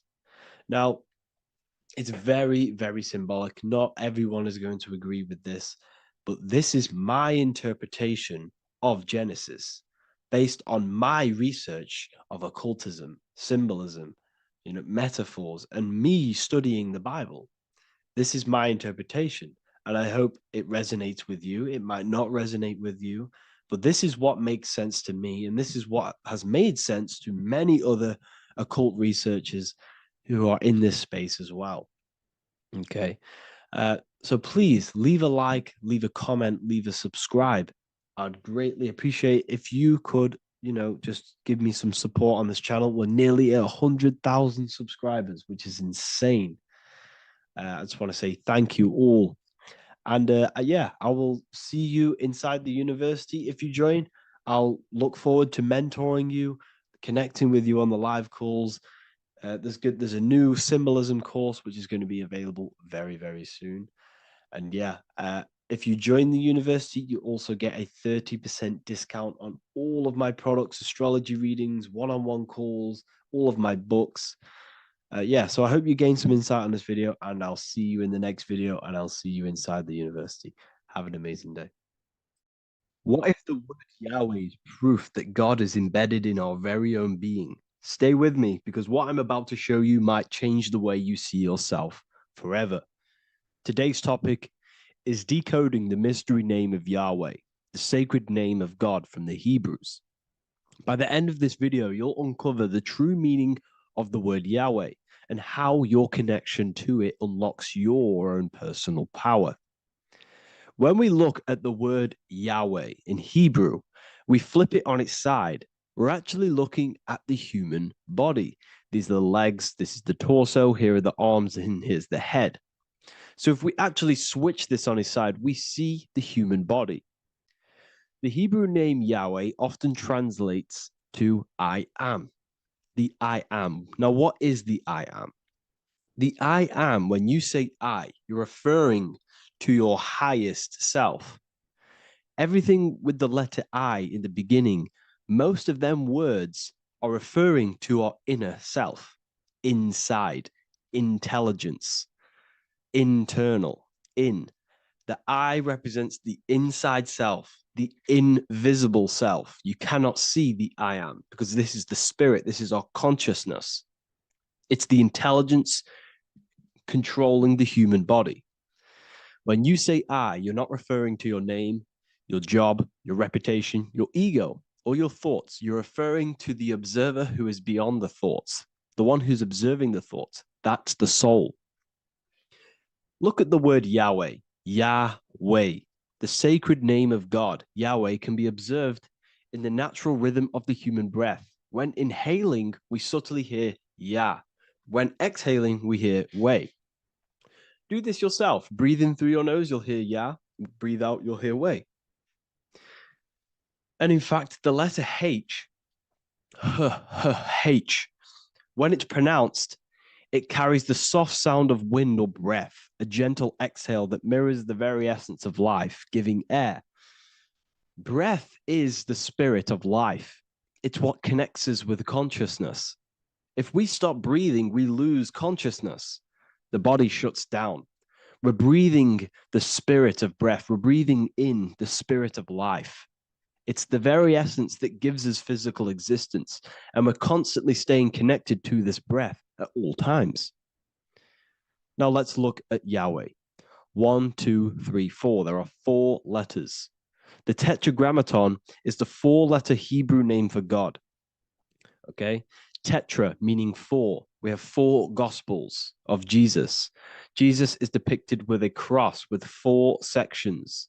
Jesus has the 4 sacred animals around the side of him, always depicted with these 4. A bull or an ox, an eagle, a man, and a lion. These are the 4 fixed signs of the zodiac. Aquarius, the man; Scorpio, the eagle; Leo, the lion; Taurus, the bull or the ox, which are related to the elements. Leo is a fire sign. Aquarius is an air sign. Taurus is an earth sign. Scorpio is a water sign. These are the 4 elements. And the 4 elements correspond to the 4 bodies of consciousness, as we see here. This is fire. This is air. This is water. This is earth. So we are made out of the 4 elements, which represent the 4 bodies of consciousness: mind, emotion, spirit, and body. The soul is incarnated into 4 sections. Hence why Jesus has 4 gospels. Hence why Yahweh is a 4-named word, because we are tetraform. We have 4 bodies of consciousness. There are 4 pillars to reality: the mind, emotion, spirit, and the body. So what we're actually looking at here is the name of the very essence of the self. Yahweh represents the universal consciousness that we're all tapped into, because the body is like a radio. The body is basically a radio antenna, which is picking up the stream of consciousness, and we're all the same consciousness, just experiencing it in a different body. And Yahweh is the name for this intelligence that we're all acting out, that we're all manifestations of. So now let's look at the word Yahweh, where we read it this way in Hebrew, which is 10565. 10565 in the Hebrew letters and the numerical values. And the DNA is made up of 4 bases. These 4 things which create the DNA. This basis is the genetic code for all living things. Each DNA strand is held together by sulfur bridges that appear in a repeating pattern of 10565. This pattern matches the numerical value of the Hebrew letters of Yahweh, Yod, He, Va, He, which are 10565. This means the structure of DNA, the code of life, follows the same number sequence as the sacred name of God, Yahweh. This is a factual observation. So we're looking at 10565. So let's look over this one more time. Yahweh represents the breath, Yahweh, inhale, exhale. It translates to I am. It's written in our DNA. The word Yahweh on its side looks like the human body. Now, this is where things get a little bit deeper. 10565 adds up to 26. The number God, well, the word God adds up to 26. Allah adds up to 26. There are 206 bones in the human body, 26. 26 adds up to 8. 8 is the number of infinity. We are all the infinite consciousness. Consciousness will never die. It's immortal. It's infinite. We are all infinite. We are not these skeletal structures. We are Yahweh, the universal consciousness. The creator of all things is our essence. We're all God with individual identities, but the highest versions of ourselves is God. The ego is our own personal experience of God. Does this make sense? So in conclusion, Yahweh is not the name of a separate God from us, but rather the reflection of the divine consciousness manifesting through the human form. The human body is like a receiver acting as an antenna that tunes into the infinite intelligence and life force we call consciousness or God. This means that rather than being external, the divine presence is within us, expressed through our very existence. It's very interesting when we look into this, and what religion has done has flipped all of this knowledge. All of this sacred knowledge has been externalized. They've externalized God so that we worship God and we view God as something separate from the human experience. They do this so that we don't find the God within us, so that we don't find that we have the power of creation. The mind is the creative force of God. The body is the will to act out that thought. They don't want us to figure out that we are creators and we're all creating our own earthly experience. We're all projecting this reality. And they don't want us connecting with the divine intelligence within us because they want to be the creators. They want to keep this knowledge. They don't want the masses to wake up to this powerful knowledge. So what they've done is that they've taken the scriptures, they've externalized it so that we start worshiping and giving away our power to these external things. And when God is external, we start to fear God because we start to think that God has power over us. He can send us to hell or heaven. So this is what's going on. They've been externalizing this for thousands of years to keep us in a suppressed state. Okay? Humans are very advanced because we possess self-awareness. We possess the ability to move our awareness and our thoughts outside of the instinctual nature.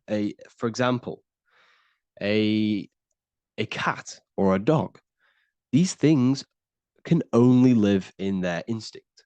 They live based on instinct. They smell, they eat. That's pretty much what they do.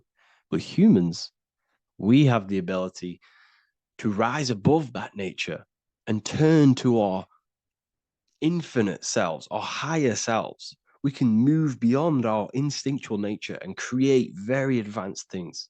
That's why humans are made in the image of Yahweh. We are literally God in human form. So this is what we all need to realize. And I hope this video has helped. Please leave a like, a comment on inside of the description. I'll have some links to my books and my university. The people who have read them have just absolutely changed their lives. You could probably see that in the comment sections if someone leaves a review of the book. We also have Trustpilot. But yeah, I thank you all. And I'll see you in the next one. What if I told you you don't have one body? You in fact have four. There's a secret hidden right in front of you, and most of you overlook it. And by learning these teachings today, this will change your perspective on life, on yourself, and completely change the conception of yourself. This is the key to your highest potential. If you stay with me today, you will find secrets about yourself that will change your life. But I warn you, once you step this path of esoteric knowledge, there's no going back. Once you see, you can't unsee. So stay with me, and we will discuss the four bodies of your soul and how you can master yourself to reach your highest potential. The first thing we must understand is that there is a sun. And just like the sun gives life to the earth, there is this life force within the sun that gives life to all matter. We must understand that matter itself is dead. It has no life potential. It has no ability to create or destruct anything. All of the life comes from above, from the sun, from the life-giving power of this infinite energy source we call the sun. No matter what model you believe, the sun still gives power to this physical realm, giving life to all of the crops, giving life to animals, giving life and growth to all things that the rays come in contact with. This is a macrocosm process. We must understand the teachings of as above, so below. This means that the macrocosm repeats itself in a microcosm form. Now, what do I mean? Humans are made in the image and likeness of God. You are a miniature version of God, a spark of the divine consciousness made in human form, in physical form. Just like the sun gives life to all physical matter and growth to all crops on the earth, your soul is a miniature sun. And your soul is giving life to the body. Your body is a miniature earth, which also goes through the cycles of the 4 seasons of the sun. We feel different in each one of these seasons. It's because our body does not only go through these cycles externally, but these cycles happen within ourselves, within consciousness. Your soul is the sun. The sun you see in the sky is an externalization of your soul. Your soul is the life force. You are the soul, not the body. And like the sun gives power to the earth, the soul gives power to your body. So first, let's look at the etymology of the word sun. The word sun comes from it's a Latin word solis or sol, which means the sun. Sol then became soul, sun, soul. And in fact, S-O-N and S-U-N in the old etymology dictionary mean the exact same thing. They are interchangeable. So when we look at the symbol of the sun, we look at a circle and a cross, which represent the 4 aspects of the sun, the 4 seasons of the sun: summer, winter, spring, and autumn. These are the 4 states of the sun. Like we said, this is why we get this symbol. You have the 4 states of the sun, which represent the 4 bodies of the soul. Now, this is where we get deep. Like I said, the sun you see in the sky is a macrocosm of your soul, an externalization of your soul. Just like your sun has 4 seasons, the 4 seasons within us are the 4 bodies. Our soul is incarnated and split into 4 sections. We have a mind, we have a physical body, emotions, and spirit. These are all interchangeable and they are all linked. In ancient alchemy, we have the exact same symbolism of the 4 stages of alchemy. But in this case, they're symbolized as the 4 elements: earth, water, air, fire. In this ancient alchemical symbol, we have the pentagram with the top one representing the soul, ether. Our soul then has the 4 bodies with the human here. We have the man, the eagle, the bull, and the lion. We see this on the tarot card, the Wheel of Fortune. The man, the eagle, the bull, the lion. We see this in Matthew, Mark, Luke, and John. The lion, the bull, the man, and the eagle. We see this with depictions of Jesus. Jesus, the man, the bull, the lion, and the eagle. These represent the 4 fixed signs of the zodiac: Taurus, the bull; Scorpio, the eagle. Scorpio was symbolized as an eagle. It's an ancient symbol. Now it's been changed to a scorpion, of course. Leo, the lion; Aquarius, the man.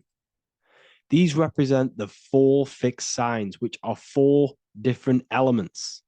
Taurus is an earth sign. Scorpio, a water sign. Leo, a fire sign. Aquarius, an air sign. Taurus is the earth. As above, so below. The earth is the physical body. Leo is fire. Fire is the spirit. Scorpio is water, which is the emotions. Aquarius is the mind, which is an air symbol. Air is the mind. That's why we call people airheads. Okay. So what we're actually looking at here are the 4 aspects of our soul. We have the sun in the middle and the 4 bodies of the soul. This is what Jesus is symbolizing. Jesus represents you. God made flesh with the 4 aspects of the soul. The 4 gospels are all depicting Jesus in 4 different ways according to the different body of consciousness. The wheel of fortune are representing the 4 bodies of the soul. This represents the 4 bodies. Now, how are they 4 bodies? They are 4 dimensions of consciousness. The mind is not made of the same substance of the emotion. The emotion is not made of the same substance of the physical body. The spirit is not made of the same substance as the physical body also. They exist in 4 dimensions of consciousness. They are 4 bodies of our soul. And the most important teaching here is what I'm actually getting to, is the powerful one. This is what gives you power. Most of us live in chaos. Our mind is thinking of doing something. Our emotions are feeling something else. Our body is lusting and wanting to do something else. And our spirit's energy is completely off. Most people live in unbalance. None of these 4 bodies are working together. This is why we produce chaos in our lives. When these bodies are in balance, are not working together. So in alchemy, they symbolize the 4 elements, which are the 4 bodies of consciousness.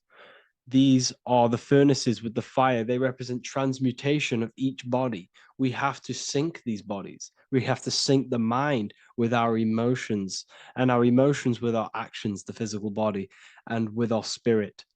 These 4 key bodies need to be in line in order for us to create consciously in our life.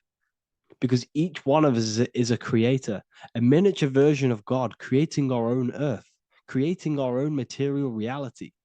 And in order for us to create consciously and with effect and power, we must have these bodies unified so that we can create consciously and not create chaos. So this is very, very important. And this is a secret teaching found in all ancient societies. But this is what the hidden symbolism of astrology actually is. The sun is our soul, and the 12 zodiacs are 12 aspects of our soul. And we have the 4 aspects of the 4 main bodies. This is what we're looking at. We're not looking at the sky. We're actually looking at aspects of ourselves, aspects of our soul that we must master and transmute in order to become our highest potential. So I hope this makes sense. And it may take a while for you to fully understand this, but the key knowledge in order for you to understand any of these teachings that I've gone through today is the major, major teaching of as above, so below. What is above is below. What is within is without. Your inner reality projects the outer reality. What is inside of you is outside of you in some form or way. Whatever trees, whatever roots that go down will always shoot up. When you throw a bouncing ball, you shoot it down, it will go up. As above, so below. As within, so without. God did not make a creation separate from himself. We are all extensions of the divine made in physical form. And we are incarnated into 4 sections. Our soul is separated into 4 sections. These are the 4 corners of reality. These are the 4 pillars of reality that we must control. So in order to access our soul in meditation, we must turn off these 4 things. Turn off the mind, the emotion, the spirit, and the body. And then we access the soul. So I hope this video helps today. And you can learn all about this in the Book of Wisdom, Volume 2. This book is a revolution in consciousness. I do not recommend everyone reads this book. This book is only for people who are serious and want to transform their lives. This book is a book that will change the scope you see reality. It will change your perspective on yourself because you will resonate with this. This book does not just give you information, it gives you a sense of well being, it gives you truth, and you will find your power from this information. This information is not just information, it's a key to your path of enlightenment and transformation. So you can find this book in the description of this video. And if you are part of the university, I will see you on the live calls. Thank you, everyone. Please leave a like, subscribe, and a comment, and let me know whatever videos you want me to make next. Anything that you fail to understand or have any confusion with, I can make a video on it. So let me know in the comment section any reviews or anything I should do. Thank you all, people. Have a great day.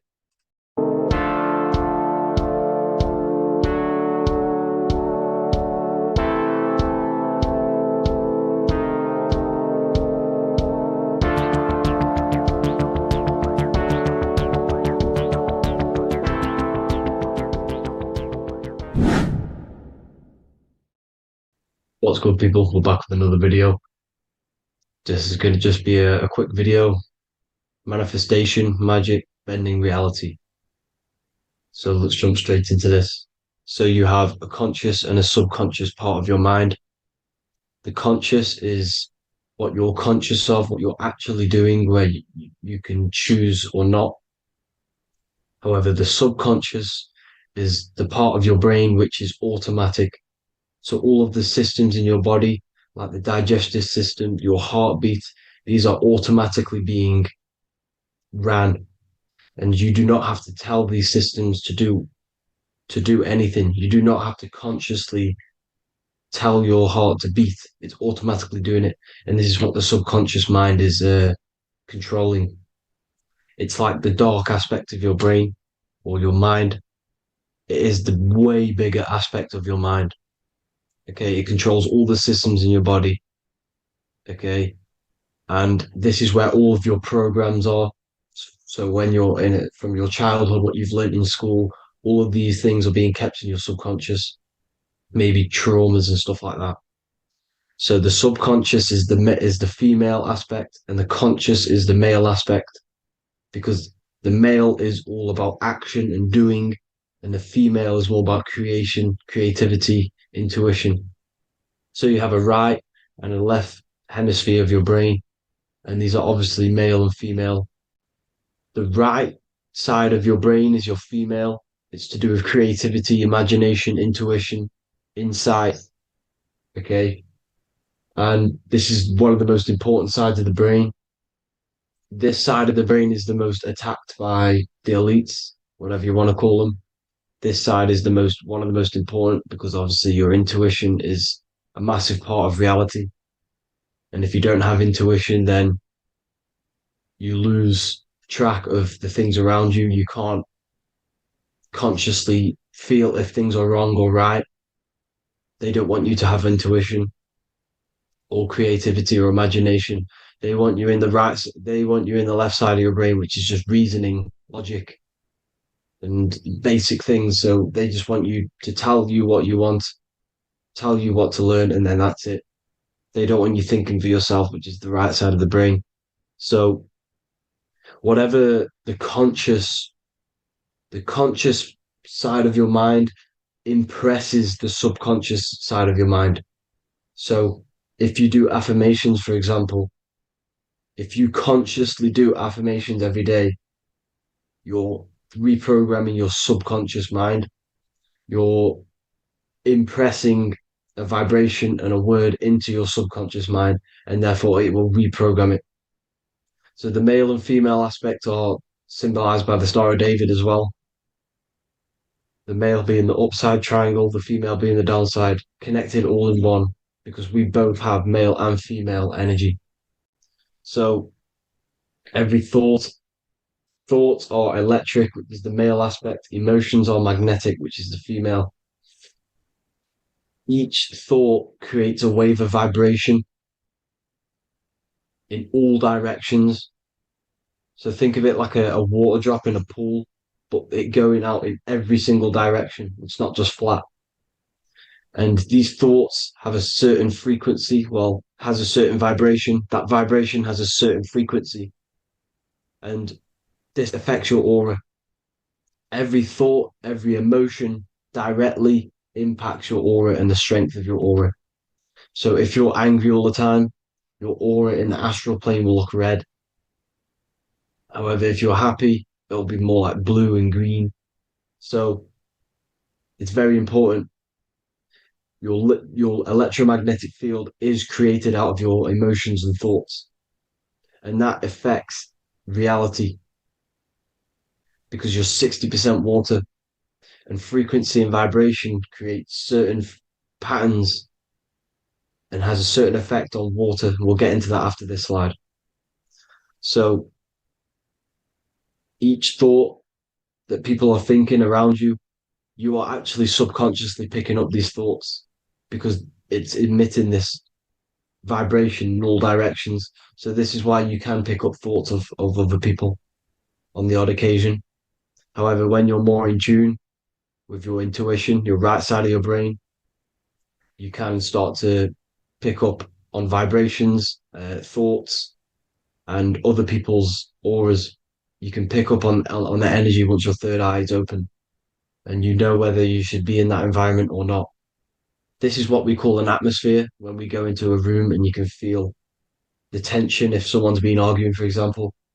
This is the atmosphere, this is the vibrations, these are people's auras emitting these certain frequencies and vibrations. Okay. So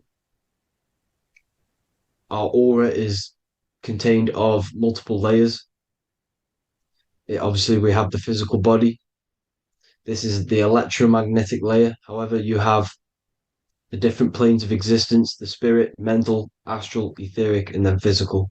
The physical is the lowest plane of existence. And the physical plane is a product of all of the planes above. So the mental impresses on the astral impresses into the etheric, and then the etheric creates the physical object. So the mind is the root cause of reality. The mind is the cause of everything. Your consciousness is pure cause. There's no effect. Everything you see in this reality is the effect. Everything that you experience is the effect because the root cause was the mind. The decisions you made you experience that certain experience. And that decision was created on the mental plane. And this is just pure thoughts. And thoughts are things. If it exists in your mind, it is a thing. It's a certain frequency. So if you have a certain level of thoughts, if you're thinking positive, for example, you're going to have a strong aura, you're going to have a higher vibration. And that attracts like. Like attracts like when it comes to thoughts and vibrations and electromagnetism. So if you're thinking positive all the time, speaking positive, doing positive, you're then creating a higher vibration, and that's going to attract people on that similar frequency to you. Everything is electromagnetism, frequency, and vibration. Everything. You see, so this is why, for example, if I put my hand to a TV screen, if my finger was the same vibration as the TV screen, it would go straight through it. However, the particles in my hand and the particles on the TV screen are two separate vibrations, and this is what causes the friction to stop and not my finger to go straight through it. So, like I said, when you don't feel the vibe of someone, when you don't feel right, you don't really get along with someone, this is a vibration. Your vibrations are not matching, they're not similar, they're two complete different vibrations, and they're not aligning properly. So music has a massive part on this. Music is a massive, massive tool for the elites because music is frequency. And in 1975, the musical instrument are all tuned to 440 hertz. So Spotify, Apple Music, most of the music on YouTube is all set to 440 hertz. And 440 hertz is not divisible by 3, 6, or 9. And when you can't divide a frequency by 3, 6, or 9, it's not a natural frequency. as you can see here, this is 432 hertz. This makes a nice geometric pattern. However, 440 hertz is a distorted pattern. So when you listen to this actually shuts off the whole right side of your brain. Like I said at the start, this is the most attacked side of your brain. It's to do with creativity, imagination, intuition. When you listen to 440 hertz, it shuts off the whole right side of your brain. And obviously shutting off all of these forms of your brain.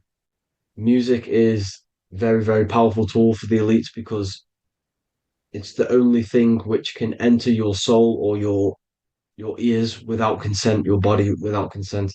Everything else has to be through consent. You choose whether to eat something, you choose whether to drink something, but frequency, you're going to hear it no matter what. This is why it's so powerful. And music influences the body in many different ways. It's the most powerful imitator of everything. It directly affects all listeners. It directly affects intentions, gestures, movements, and actions. It stimulates your mind, and certain songs, certain catchy songs, can reprogram your subconscious mind, invoking certain emotions. This is why when you listen to slow beat songs, it makes you feel more sad. When you listen to upbeat songs, you feel more energetic. This is because these frequencies have a profound influence on reality and on how you feel. Because, like I said, you are 60% water. And as you can see here, each frequency creates a different geometric pattern. And inside of you is 60% water. So, like I said, 440 hertz is going to make a distorted pattern in your water. And this is going to have a profound effect on your emotions and your reality. So, like I said, health is not just the body. It's you are made of body, mind, and spirit. You need to look after what you put in your body. You need to look after your spirit and look after your mind. It's very important to keep all these in balance because once one of these are unbalanced, it affects the other two. So if you're eating wrong, it's going to affect your spirit and mind. If you're thinking wrong, it's going to affect your body and spirit. These are all interlocked. You have to look after them all. So it's very important you understand music. Stop listening to low vibrational music. To be honest, you want to listen to music without any sort of speaking inside of it. You just want pure uh, frequencies, which are the solfeggio scale, like one of these, for example, 432, 528 hertz. These are all good frequencies. It's called the solfeggio scale. And these frequencies make you more in tune with nature. 528 hertz is what the earth vibrates at. So it's very important. And the Rockefellers are the one who changed this to 440 hertz. The Rockefellers, one of the elite families. So if you want to manipulate reality, it's very important to have your chakras aligned and having a high vibration, because the higher your vibration, the more powerful your words and your intentions are on reality. So the lower your vibration, the harder it is to affect reality because you're on a lower state of consciousness. Like I said, you have the mental, astral, etheric, and physical. Everything is a product of the one above. As above, so below. This is what Hermes Trismegistus was saying in the Egyptian days. This is where it comes from. As above, so below. If you affect above, it directly affects below. So, like I said, meditation helps on this, helps align your chakras. Think positive, feel positive. Like I said, your feelings are magnetic, your thoughts are electric. So once you combine these two together, you're then creating an electromagnetic frequency, and that will have profound effect on reality. So the law of cause and effect. The law of cause and effect. Every effect has the root cause. Like I said, your mind is the root cause of everything. Every decision you make is having a different effect on reality. Everything happens for a reason due to the root cause, which is your mind. You choose everything that happens in your life. Okay. So it's very important you understand this and you constantly make the right decisions, the good decisions to have good effects on your reality. You have to be very conscious of this law because nothing escapes this law. This is the law of all consciousness. So think about it. Imagine a massive ball of consciousness.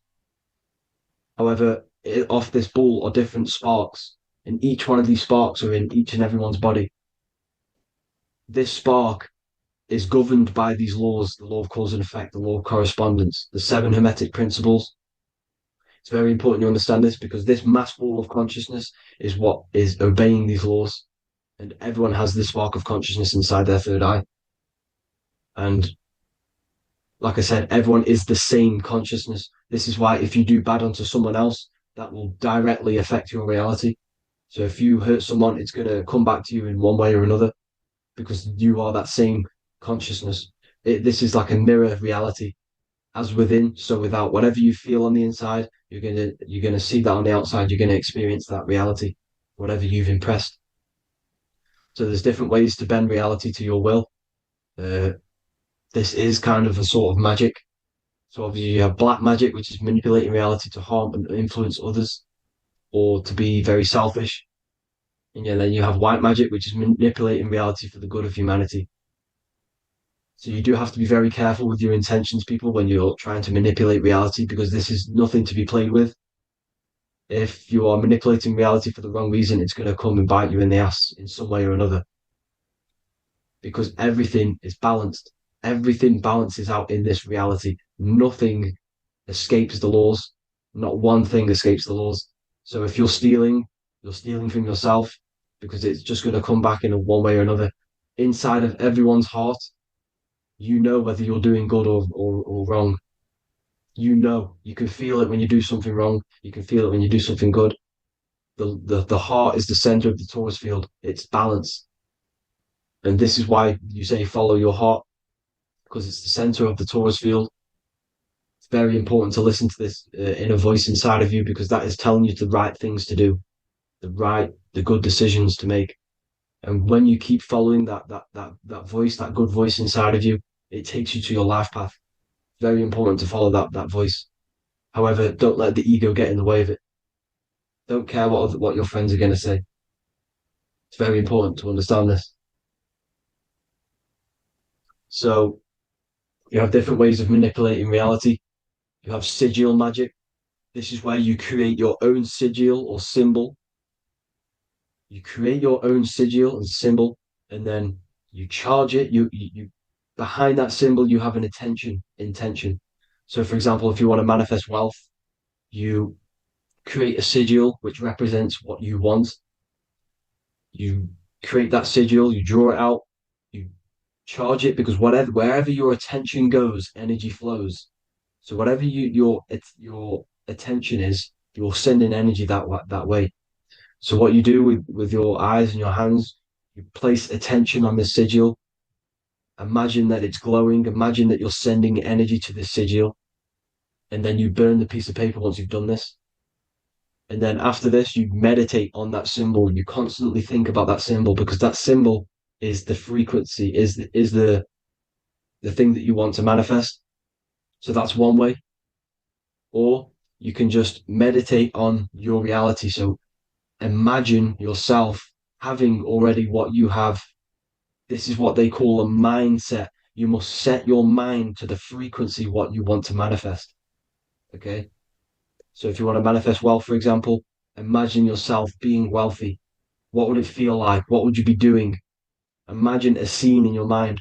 Constantly do this, and you're putting out that frequency. Like I said, you must think, because the thoughts are electric, and then you must feel, which is magnetic. Together, this creates an electromagnetic frequency, and this is how you attract things to you. You will attract the certain people to come in your life to bend reality to your will. Okay. Or you've got mirror magic. Stare yourself in the mirror, because a mirror reflects light. It also reflects energy. So you've got to be very careful with what you say to a mirror. You've got to be very, very, very careful, because whatever you send into that mirror is directly sent straight back to you. So if you're thinking negative, you're sending negative energy back straight to you, and that's going to have an effect on your reality. Affirmations are very important, because your words are frequency, your words are vibrations, and each word you say has a certain frequency. If it's positively charged, it's going to affect you positively. If it's negatively charged, because like I say, your brain is like Your brain and your mind is like the director of energy. That's what your brain is. And it directs energy into certain things. You can either positively charge it or negatively charge it. And this brain is creating your reality constantly. It's manifesting your reality constantly in the present moment. So this is what the government knows. The government know your mind is the root cause of reality. This is why they call themselves a government. Government. The New World Order is not being manifested by them. They are controlling the information. They are controlling your perception of this reality. And they know the mind is the root cause of reality. Therefore, if they control your perception of reality and your information, what you believe, you're going to manifest that information, that perception. So we, the people as a collective consciousness, are the ones manifesting this New World Order. You see, so this isn't black magic. They're actually tricking us into manifesting their own their plans, this New World Order. You see, this is how smart these people are. They know how to get around the laws of reality. They know how to bend reality to their will without facing the consequences. They're getting humanity to do it. You see, there is a collective consciousness. As like I said, we all have that same spark of consciousness, right? So as a collective consciousness, we are on a very low vibration at the moment. However, we are waking up rapidly. There are more and more people waking up at the moment, and light always chases away the shadow. Light is a lot more powerful than darkness, you see. So one person waking up has a massive effect than one person being asleep. It has a profound effect.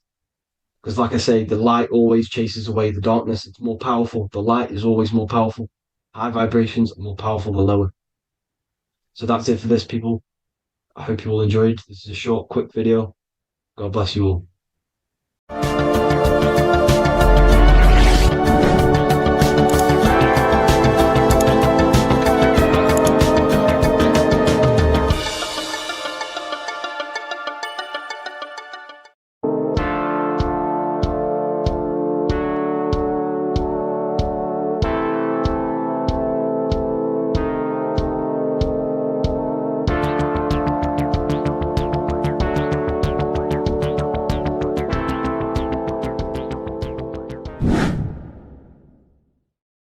What is good, people? We're back with another video, and this is going to be talking about the connection between the micro and the macro.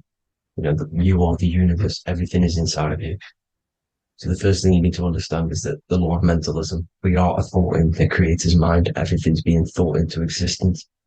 We have a spark of this mind, this same mind of the creator. And everything is a state of mind. Particles or atoms, whatever you want to call them, are a mental thing. They're a product of the mind. Everything's thought into existence. Thoughts influence everything. Thoughts are energetic effects which send out waves into the quantum field around you. And your consciousness is actually the universe experiencing itself, expressing itself, and viewing itself. So we are the creator, but viewing itself in separate bodies. And this is why they call the material world the world of illusions. Because everything's separate here, but we all forget that we are all one. We've all been brainwashed to think we're all separate, but we're all one. We're all the same mind, the same consciousness, everything. So everything's created out of toroidal fields. God created the toroidal field. That's the only thing that exists because atoms are toroidal fields. And it's the basis behind all creation. As you can see it in the owl's eyes. It creates the infinity symbol. And this was the apple. That apple is a toroidal field. And the toroidal field is made out of dielectricity, which is ether. Ether is black light, and this is counter space. This is another realm. This is what creates God to be omnipresent, to be everywhere at one place at all times. He is everywhere because ether is everywhere. Ether is infinite potential. It connects everything together, and that's what energy moves through. It moves through the ether, and that's black light. Everything is light, as it says in John 4:2. God is light. Everything's a vibrational state of light. So the torus field is made out of dielectricity, ether, black light, magnetism, which is white light, which is the center of the toroidal field. And magnetism radiates, it has no vibration. And then When white light splits, it turns into electricity, which is physical material, and that has a vibration. This is the Holy Trinity: the sun, the moon, and Saturn. Saturn, the god of materialism. If you've watched my videos on Saturn, you know that Saturn is crystallizing everything into physical matter. And that's why his old name was El. The ancients called him El. And this is why we get L electricity. This is where L electricity comes from. Because L electricity is only a product of the physical world, which is redshift, blueshift, Adam and Eve. And this is what creates the redshift, blueshift is what is a product of magnetism. When magnetism, white light splits. And this gives us vibration. And this what creates the toroidal field, which is the basis of all physical creation. The sine wave is created out of the magnetic wave and the electric wave. The electric wave is the blue wave, and the magnetic wave is the straight wave, which is radiation. This is vibration frequency. So the magnetic wave is straight, and then you have longitude and amplitude, which is depth, which is dimension. You see how the electric wave has depth and a dimension. This is why you get the cross. This is the cross of Earth. This is the symbol of Earth, of bondage, of physical matter, because it consists of magnetic wave and depth, which is electric wave. I mean, this is where you get the sun cross or the earth cross, whatever you want to call it. It's the cross of physical matter, and the ancients knew this. This is why they used that symbol. Redshift, blueshift, which is the toroidal field, is the basis of all creation, physical creation. And this is why you have the police siren is red and blue. The Matrix movie, red pill, blue pill. You have red blood and blue blood in your body. The Democrat and Republic, the two parties, red and blue. Like your taps on your taps, you have a red and blue tap. One's generative and one's destruction. Fire, destruction, water, generative. So this is the basis of all things. And electric wave has dimension, like I've already said, depth, material, and it's measured in hertz. It's measured in hertz because it hurts you. It decays because the electric wave has a vibration, and vibration always has to go back to a standstill point. This wave cannot go forever, but the magnetic wave will go forever. It's radiation. Magnetic is radiation. It radiates forever. It pulses, but the electric wave will at some point come back to a standstill point, and that's why it hurts. It decays. That's why our physical body decays, because we contain of electricity. This body is an electric body, and it will return back to stillness like a guitar string. If you vibrate a guitar string, you pull it, it will vibrate, make a sound, and then go back to a standstill point. It's the exact same with every single toroidal field within the body. It will decay, and this is why our bodies decay, and everything in creation decays. So we're born into sin. The sin of Eve. The sin of Eve is us biting into the tree of knowledge of good and evil, which is the systems in the body. And the sin of Eve is biting into the sine wave. We bit into the sine wave. The sun moves in a sine wave. Our DNA is a sine wave. Time is a sine wave. Everything in this creation is a sine wave. This is why the dollar bill is a sine wave. Magnetism and electric waves in one. And this is the sun doing its sine wave, which creates, when you go bowling, it kind of creates that pin that you hit over. That's the pin of the sun. The zodiac sign is a sine wave because the zodiac sign is an expression of the toroidal field, because magnetism unfolds into 12ness. And that's why you have 12 zodiac signs, 12 systems in your body, 12 cranial nerves in your head, in your brain. So if you can imagine this, see where my pointer is. Always starts with Aries. Aries is the head. It's the first thing that's created in the womb. And this is Aries, the ram. And this is why it's called a cerebrum in your brain, which is the first thing that creates when you're in the womb. And what's the element of Aries is fire. Fire is the first element. F-I-R, first, because it's the first thing on the wheel, the first expression of energy. As you can see here, my pointer, this is the center of the toroidal field. It would go Aries, Virgo, Capricorn, Pisces, Scorpio, Cancer. Then we go back to Libra. Libra would be center. But you see how the toroidal field is the expression of the 12 energies. That's what the constellations are, the energy expressions of the toroidal field. So it would go outwards, starting from Aries here, all the way back to Pisces, which is beyond the bottom half. But Libra would be the center. That's why Libra is the equinox.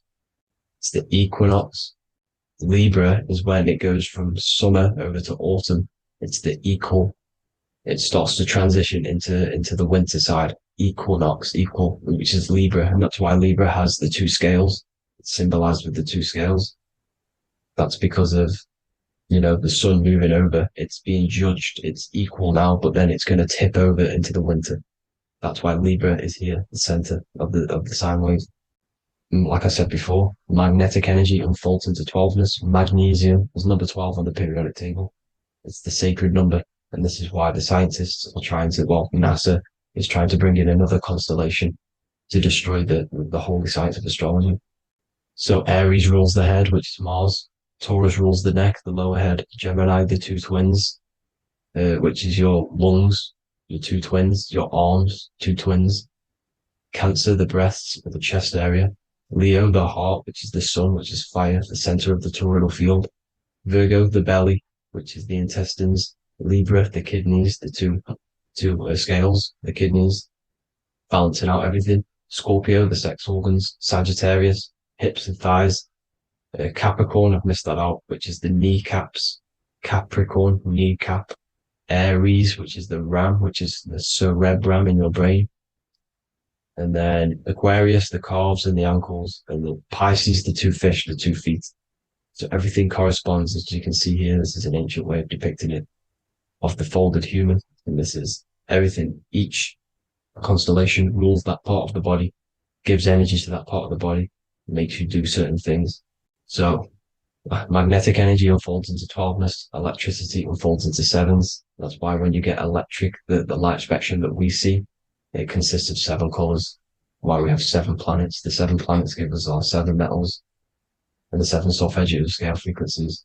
So the rotor, this is the rotor. And rotor is an anagram for Torah, the Torah, which is I think it's the Hebrew Bible. Don't quote me on that, but it's one of the holy books, which is the Torah, the Taurus. Everything goes back to the Taurus field because it's the basis of all creation.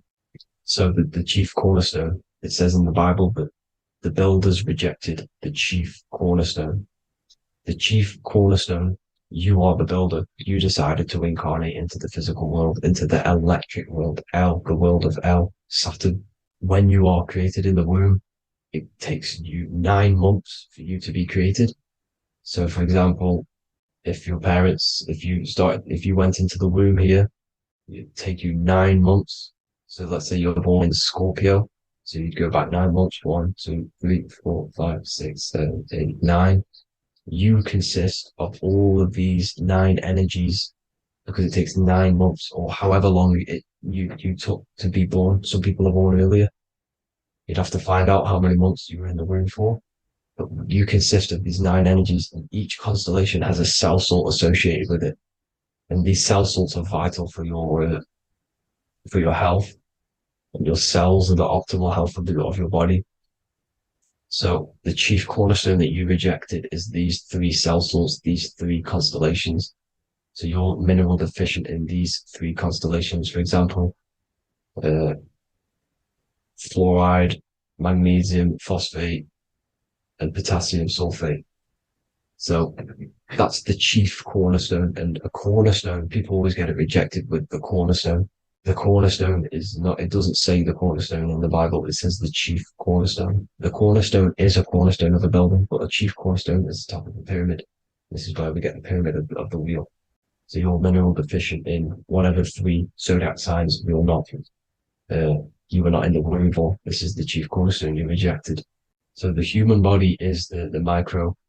It is the universe in a physical form. It consists of everything in the universe. Just like your consciousness is the universe watching itself, experiencing itself. Your body is the whole universe. 12 systems in the body, 12 zodiac signs, 7 chakras are the 7 planets. The Holy Trinity of you is your Temple of Solomon, the soul and the mind, the sun and the moon. You know, everything is in you. You consist of everything, all the energies, everything. Heaven and hell. Heaven and hell is a mind state. It's a state of the mind. Head, H-E-A, which is heaven, and the heel, the bottom of your foot, is hell. And the bottom of your foot is the soul. So they're basically saying, well, it's wordplay. They're saying that your soul is in hell because, you know, with the elites being in control. So they call the bottom of your foot the soul, trying to say that you're in hell. The Christ is in you. And this Christ is Greek for what? Christos. And Christos is Greek for the oil. And this oil is produced in the cerebrum, the areas, the ram, the cerebrum. It goes down the pineal. Well, the pineal and the pituitary are underneath the cerebrum. Goes down the pingala and the ida. The pingala being the positive charge connected to the pineal gland, pin, and the ida connected to the pituitary. And this is the two serpents going down the spinal column. And this is why Jesus goes from Nazareth to Bethlehem, and then Joseph and Mary are waiting for Jesus in Nazareth. Joseph and Mary are the pineal and the pituitary gland waiting for Jesus to come back up the River Jordan, your spinal column. So this is the oil. This is the story of Santa as well. Santa comes from the North Pole. Why? Because the North Pole of the Earth is the center of the toroidal field, and the North Pole of you is your spinal column, which is the North Pole of the toroidal field. The North Pole, he comes from the North Pole. This is the North Pole. This is the South Pole of the toroidal field. Comes from the North Pole, which is your mind. And he goes down the chimney and then back up the chimney. This is the chimney. And he drops off the present, which is the Christos, the oil. And this is why Jesus is crucified at 33, because he crosses over the vagus nerve at the top of your spine. When this oil comes back up the 33 vertebrae, these are your vertebrae here. When it goes up to the 33 vertebrae, it gets crucified at 33 because it crosses the vagus nerve, and he's crucified on a cross at 33. This is the story behind Jesus and Santa.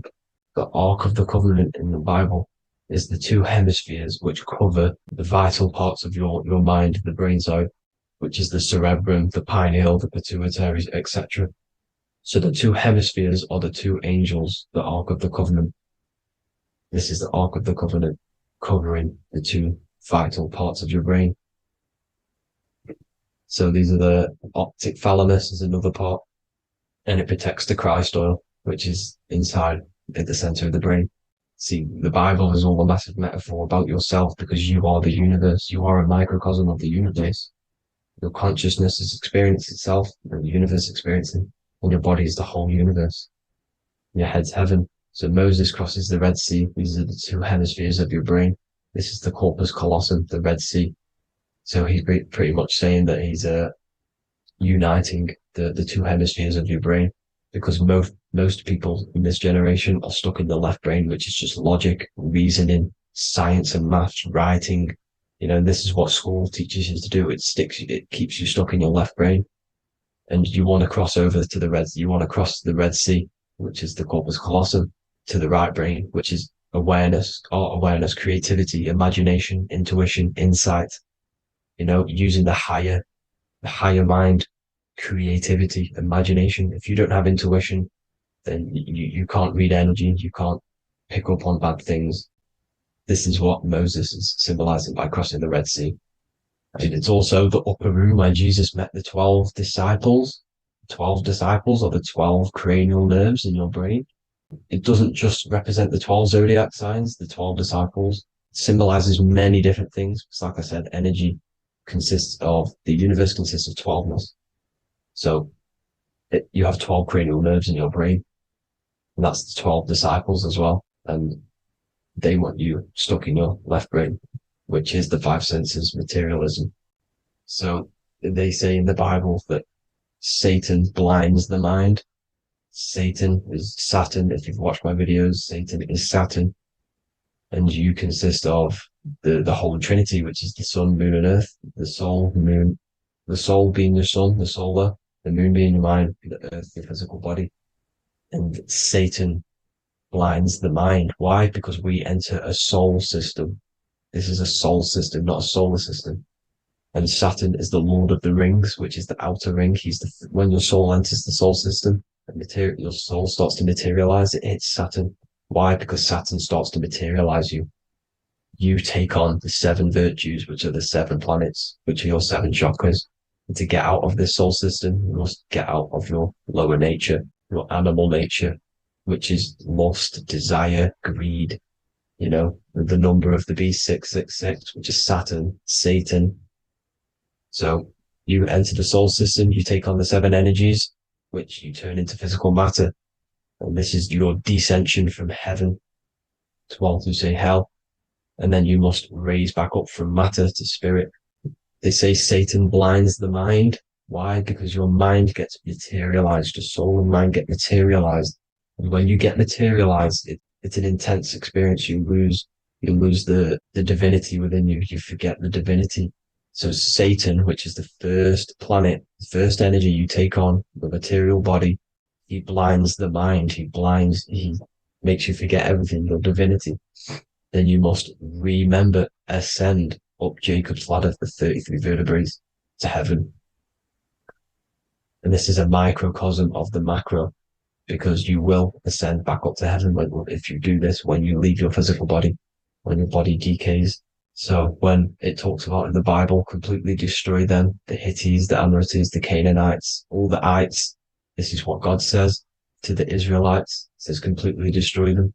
It's basically symbolizing saying destroy your lower nature. The Canaanites, cannibals. We're under a Canaanite system now, which is cannibalism. And this is flesh eating, lust, greed, all the demonic stuff, all the lower vibrational stuff, you know, the lower nature, eating, sex and survival, the lower 3 chakras. You must get out of these lower 3 chakras and return back to spirit, which is heaven, which is spirit, love, being holy, being truthful, being passionate. Going back to Satan blinding the mind, all of the planets are made out of these 3 symbols. Satan blinds the mind, and that's why Satan's symbol, this is the symbol for Saturn, Satan, the symbol of Saturn is the cross, which is physical matter, the earth, over the moon is your mind. So the Saturn symbol saying matter over mind, he blinds the mind, Satan blinds the mind once you enter the soul system. And you must remember, in the Bible, it talks about the Genesis, which is Eve, the sin of Eve, which is biting of the tree of knowledge, with the serpent, which wraps around the tree. It says the serpent placed himself on the tree. Well, the serpent is the spinal column. It's the serpent telling you eat from the tree of knowledge of good and evil, which is your nervous system. And eating from the tree of knowledge of good and evil is doing bad things. For example, over-sexualized, overeating, eating the wrong food. That's eating from your nervous system. It's decaying you, and it's preventing you from achieving the God self, the God consciousness. This is the symbolism of, you know, the tree on the serpent, telling you to eat from the left brain, with the left brain being the sinister. Sinister is Latin for left. That's sin. Sin is left. And left is lefty Lucy, Lucifer, right, righteousness, right, God, godly. The tree of knowledge of good and evil, which is your nervous system, because it determines good or bad. You know, that's the only thing you experience in this world is your nervous system. And then the tree of life is the cardiovascular system, and the Garden of Eden is your body. So that's it for this video, people. I hope you've got a greater understanding of how you are the universe and everything is inside of you. Just keep in mind you are the universe experience in itself, and your body is a reflection of everything. The 12 constellations, the 7 planets, everything's inside of you. This world is an expression from the inside outwards. You can't affect the outside world to manipulate reality. Everything's inside of you. I hope you got a greater understanding of this. God bless.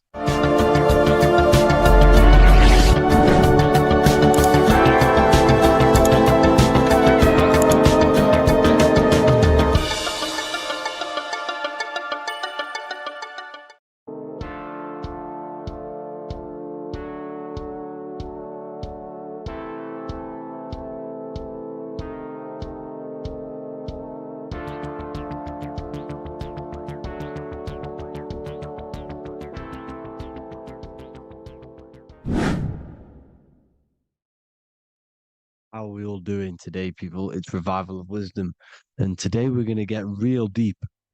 This video is going to get real deep. A lot of people are not going to be ready for this sort of knowledge. Okay, you really have to do is to really deprogram the mind, because everything we've been taught is a complete lie, is to keep us trapped. Okay, this is really advanced knowledge. Now, let's get straight into this. All of the ancients depicted other worlds, and they called this place Midgard. Midgard is the mid garden, the middle garden. This is why the Masonic symbolism on the floor is always a black and white checkered board, symbolizing the polarity here, the good and bad, because we're in the middle garden, the heart. Earth rearranged spells heart, because we're in the heart of the system, or whatever it is, a super quantum computer, whatever you want to call it, simulation. Now, in the Quran, it talks about the 7 layers of heaven.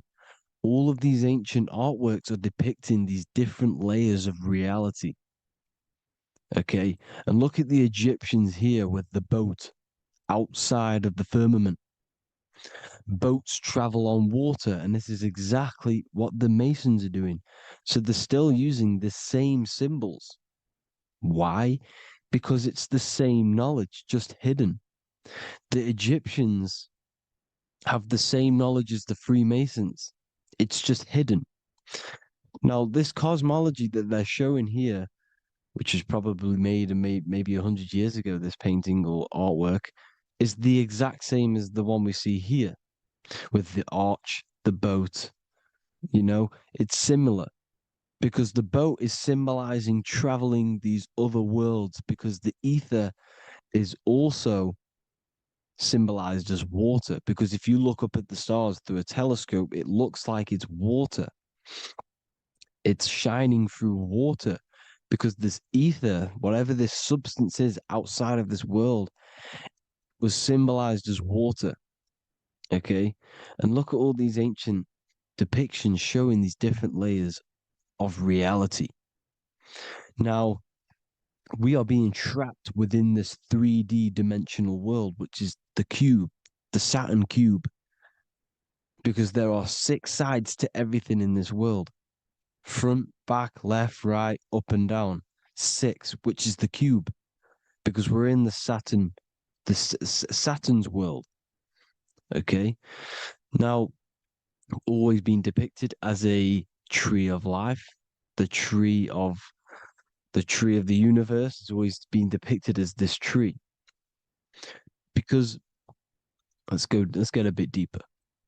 Now, the cosmology of this reality is the sun, the moon, and Polaris, always in the Masonic art. The sun, the moon, and Polaris, the all-seeing eye. If you go inside of the temples, of the Masonic temples, they always have this star in the middle, shining light beams. Okay? Look here. The light beams coming from the big star in the middle, which is Polaris. This eye is God. It's God's light shining down from his abundance. Now, when you astral travel, you will see this big ball of light above you, and this big ball of light is God. But you cannot travel towards it until you are pure. It doesn't work like that. You have to become formless. You have to become pure before you can become one with the light. In all these Masonic artworks, it's all depicting the star in the center. This star is Polaris, because Polaris is the way out of this place. And this is why you see the stairway to heaven all the way up to the light beam, the light source. What does it say in the Bible? God is light, because everything is made out of one substance, and that substance is light. And it symbolizes the eye, because God is an eye. All things that are alive have an eye. And we all say, I am. We all see these realities through eyes. God is an eye. He's the all-seeing eye. He sees all things at all times. And he is projecting this light. And this light comes down to create all the different levels of the worlds. And this is what the two pillars symbolize the number 11. 11, the number 1, is just a vertical line. It's the 1. It's a 1 point. 11 symbolizes the mirror nature of reality. Everything's mirrored. As above, so below. Now, the 11 also symbolizes openings, doorways. And as you can see here, an opening to the all-seeing eye. And you see here again, an opening to the stairway all the way up to the light. This light is the light of God in the astral worlds, beyond this world. Now, Polaris has also been symbolized as the UFO. They put the truth in plain sight. So, you know, in the films, how the UFOs suck people up. That's what Polaris is doing. If you ascend beyond this world, if you do not ascend beyond this world, you will be reincarnated in this world. The whole thing is to outgrow this consciousness to the plane above. And I'm not just making this up. I'm going to be bringing in scriptures after this. But you can see with the Christmas tree, we always put a high, big star at the center, at the top, which is the star of Polaris, which is exactly what the Masons are doing here. The star at the top. And it's on top of our Christmas trees. And all of these symbolize the other stars, because Polaris is the most high star. And all the other stars are wrapped around the firmament lower than Polaris. And that's exactly what the Christmas tree is. And it's a triangle. It's a triangle, just like light beams travel from one point in the triangle, just like the all-seeing eye. It's a triangle. The light is coming from one point and sending its rays downward. You see, it's kind of like you see here with the water. And the lower you go, the darker it gets, the more evil it becomes. And this is what the ancients would call hell.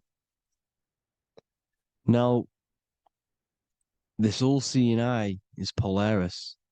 And below Polaris is Mount Meru, the North Pole, the magnetic North Pole. The Tower of Babel, which is in the Bible. The etymology of the word Babel, Ba meaning spirit, which gives the ability to move the soul through the worlds, that's the ancient Egyptian description of the word Ba, meaning of the word Ba.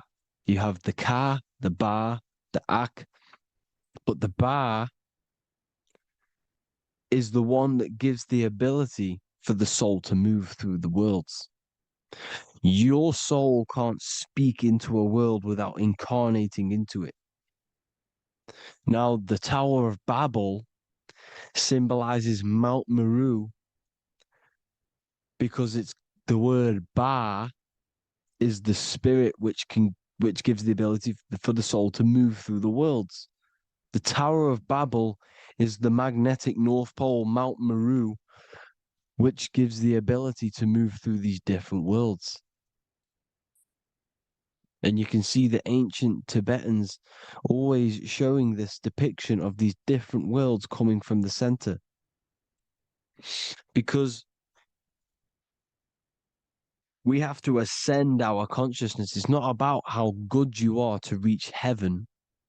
It's about how you expand your consciousness, you expand your mind. So they teach now that you have to be good in order to reach to heaven.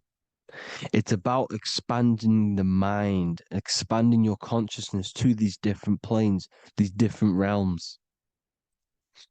So that's what it's about. And Jesus was known as the fisher of man. Now, Jesus is a massive part of this. He was known as the fisher of man because he was fishing. He could have been fishing. He could have been one of these deities that had come down from these different higher realities and pull people up. So they would so they called Jesus the fisher of man. And he says unto them, follow me, and I will make you fishers of men. So these deities that we see in the past, like Buddha, Krishna, Hermes, Thoth, Jesus, could all be these entities who were coming down to pick up the minds that were worthy enough to see the higher planes of reality. And this is why they called him the fisher of man. Now, when Jesus walks on water, there is a parable with Paul. And he says, but Jesus immediately said unto them, take courage, it is I, don't be afraid. He's talking about astral travel here. He's talking about leaving the body. Because when you leave the body in astral travel to see these alternative realities, you can't be afraid because fear is a bondage, which is what the Emerald Tablets talks about. Lord, if it's you, Peter replied, tell me to come to you on the water. The water.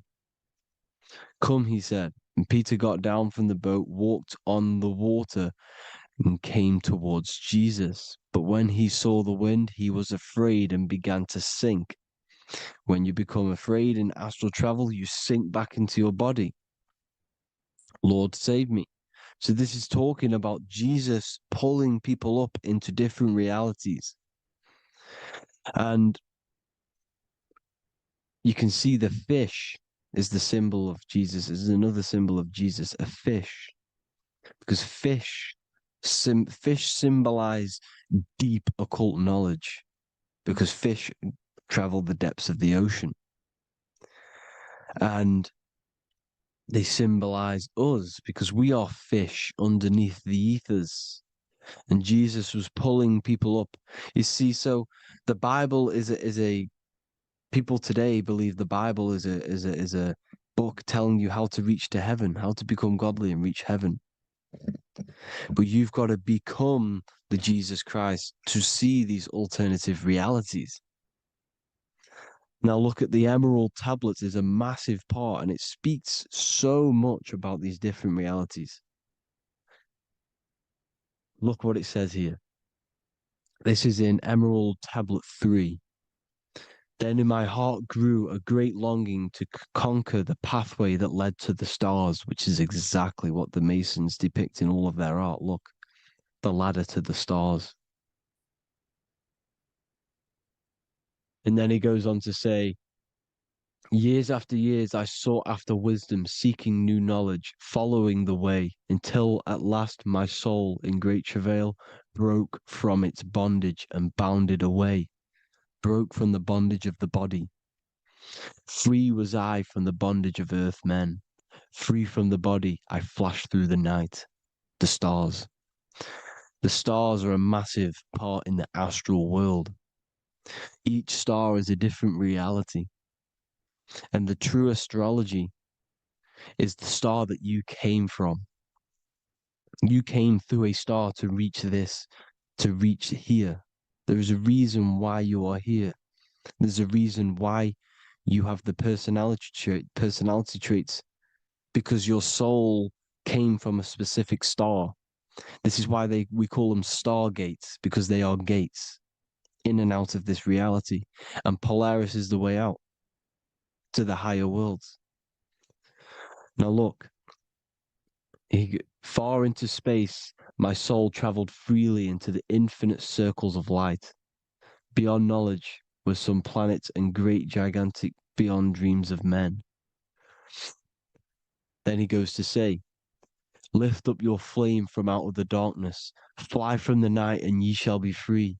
Lift up your flame. Your flame is your soul, because it has to be lifted up out of the darkness. This is the darkness, this world, this body is the darkness. because it's a bondage. You need to break free. You need to learn how to astral travel, people. You have to learn this. If you want to get out of this world, you have to learn how to astral travel and see the other realities. Traveled I through space-time, knowing my soul at last was set free, knowing that now I must pursue wisdom until at last I pass to a plane hidden from knowledge, known not to wisdom, extension beyond all that we know. So he's talking about he went to a place where we cannot even comprehend here, a place that is not even known to earthmen. He's telling you he's ascended out of this world to the planes that are beyond. And it says here in the Emerald Tablets, man is in process of changing to forms that are not of this world. Grows he in time to the formless, a plane on the cycle above. Know ye, ye must be one, ye must become formless before ye are one with the light. The light, the same light that I was talking about, the Masonic light, with the triangle, God, the one source. Ye must become formless before ye are with the light. Formless, you have to leave the body. You have to leave the body. You have to gain the ability to leave this body and travel to these other worlds.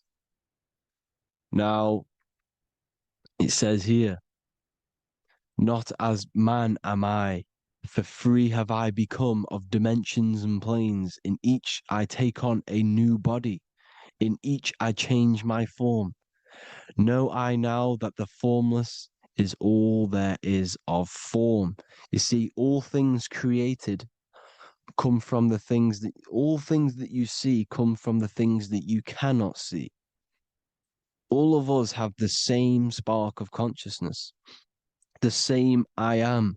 Every dog, every animal, every human has this same I, this same thing which sees through the eye. It's formless. It takes this formless entity is the same entity of us. We are all the same entity in different bodies.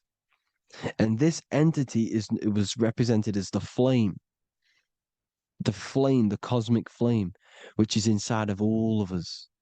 And this is why the Masons depicted your spine as a candle or the Holy Grail.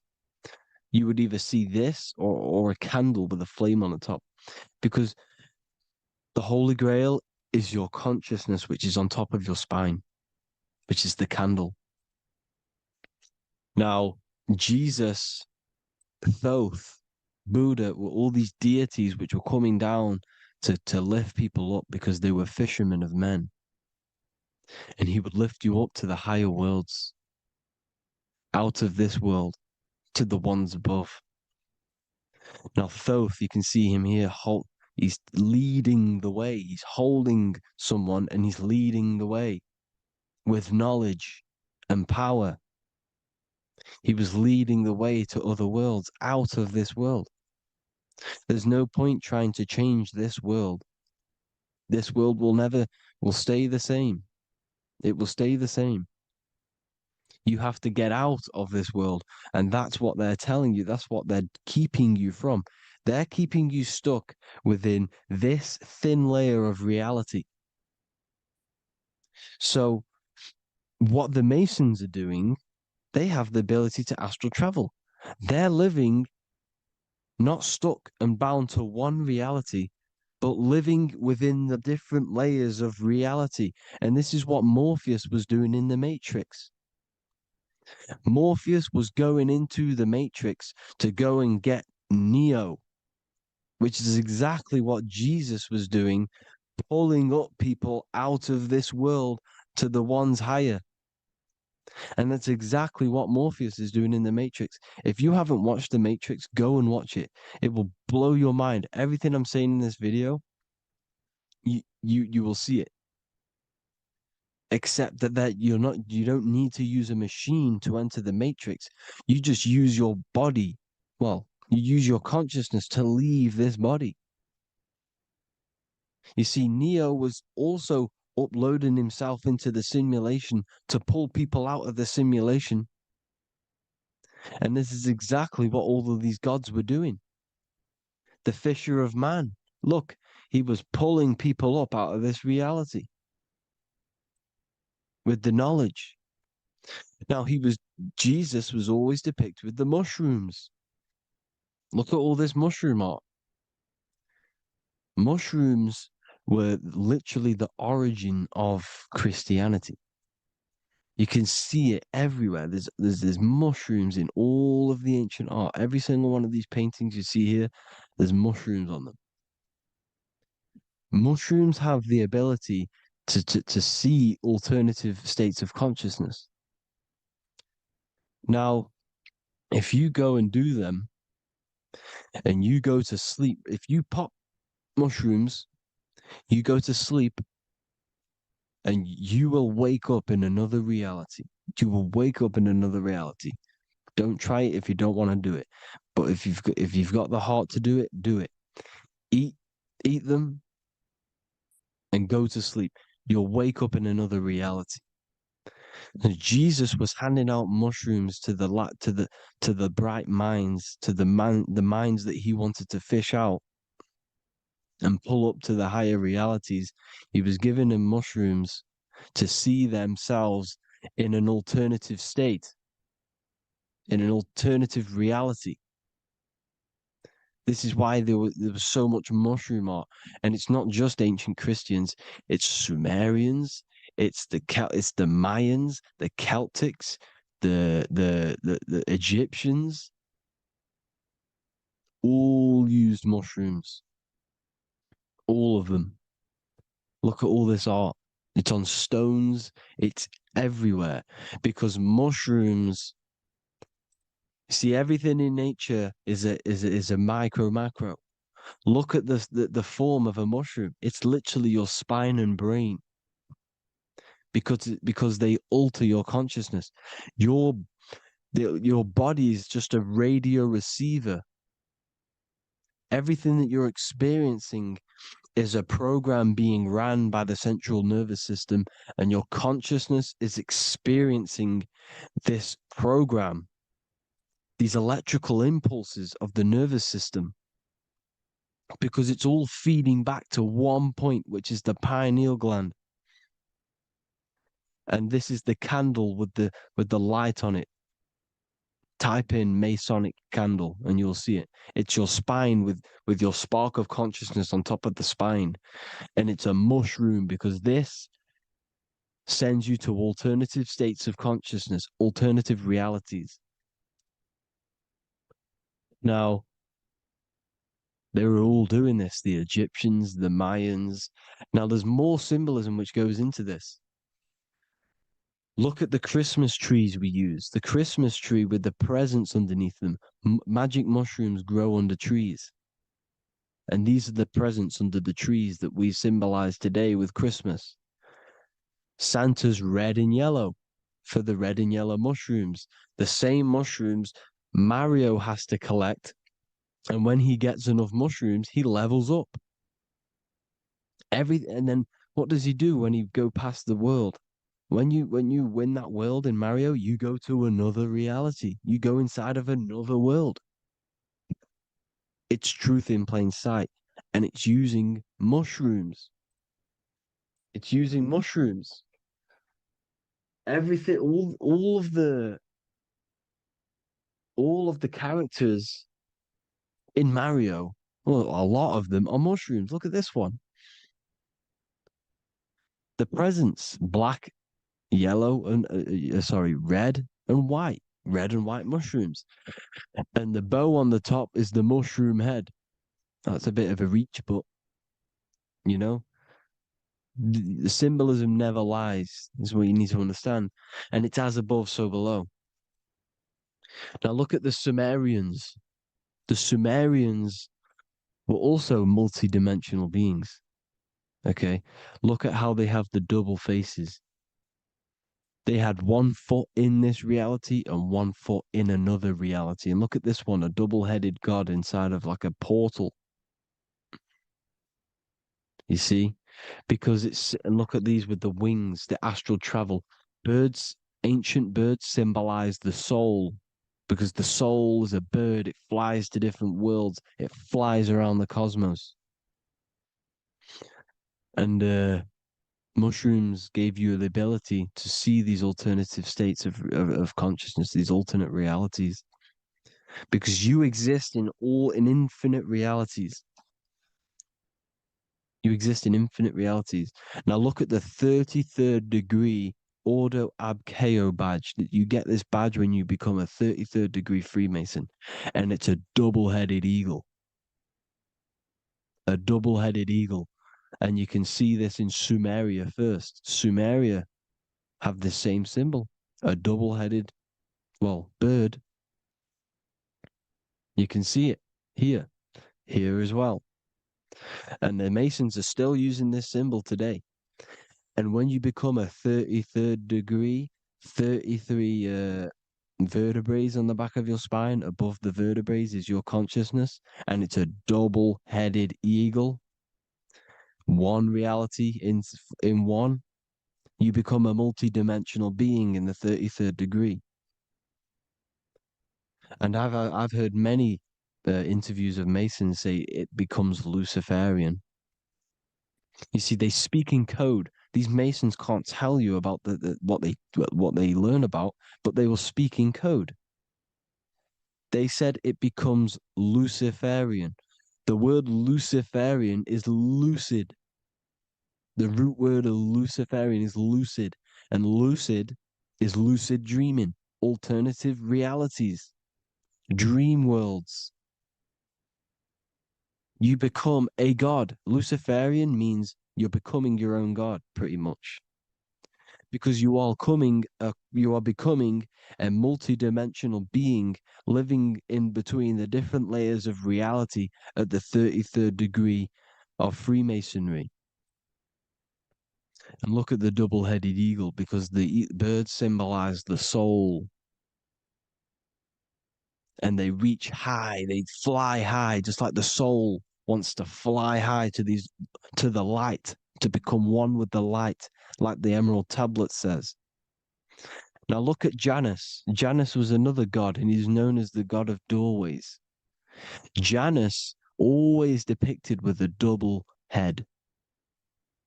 Janus is why we say janitor or January. And January is entering a new year. Janus is known as the god of doorways with keys, always got a key, because keys open doors. That's why the janitor holds all the keys. And Janus always has double heads, because he had one foot in this reality, one foot in another. He was a multi-dimensional being, a Luciferian, living between the different layers of reality, except from instead of being stuck in one like we are.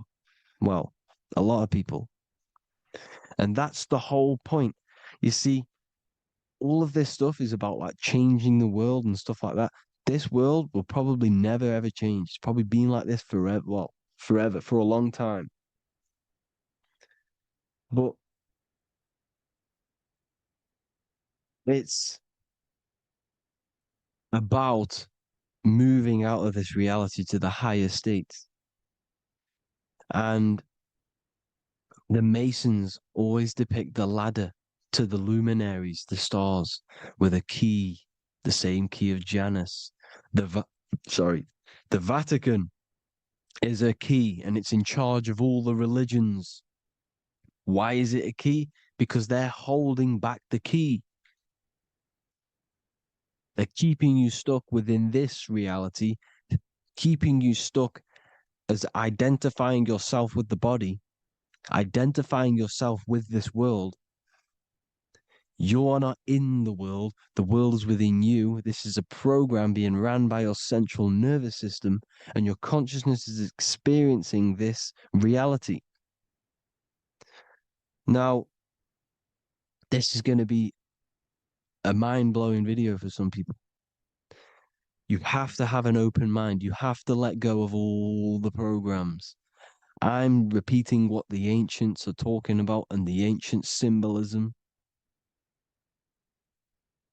Look at Janus with the double-headed god. He was just another god coming down, giving keys to people who had the worthy mind to be pulled up out of this reality, to be pulled up to heaven, just like Jesus was teaching how to reach heaven. But really, it's an encoded scripture. But anyways, hope you all gained some insight on this video. Have an amazing day. Please like, share, comment. All the links are in the bio for the PDF, for the Manifestation Mastery course, and all the other amazing stuff. And if you want to support the channel, I'd greatly appreciate if you became a Patreon member.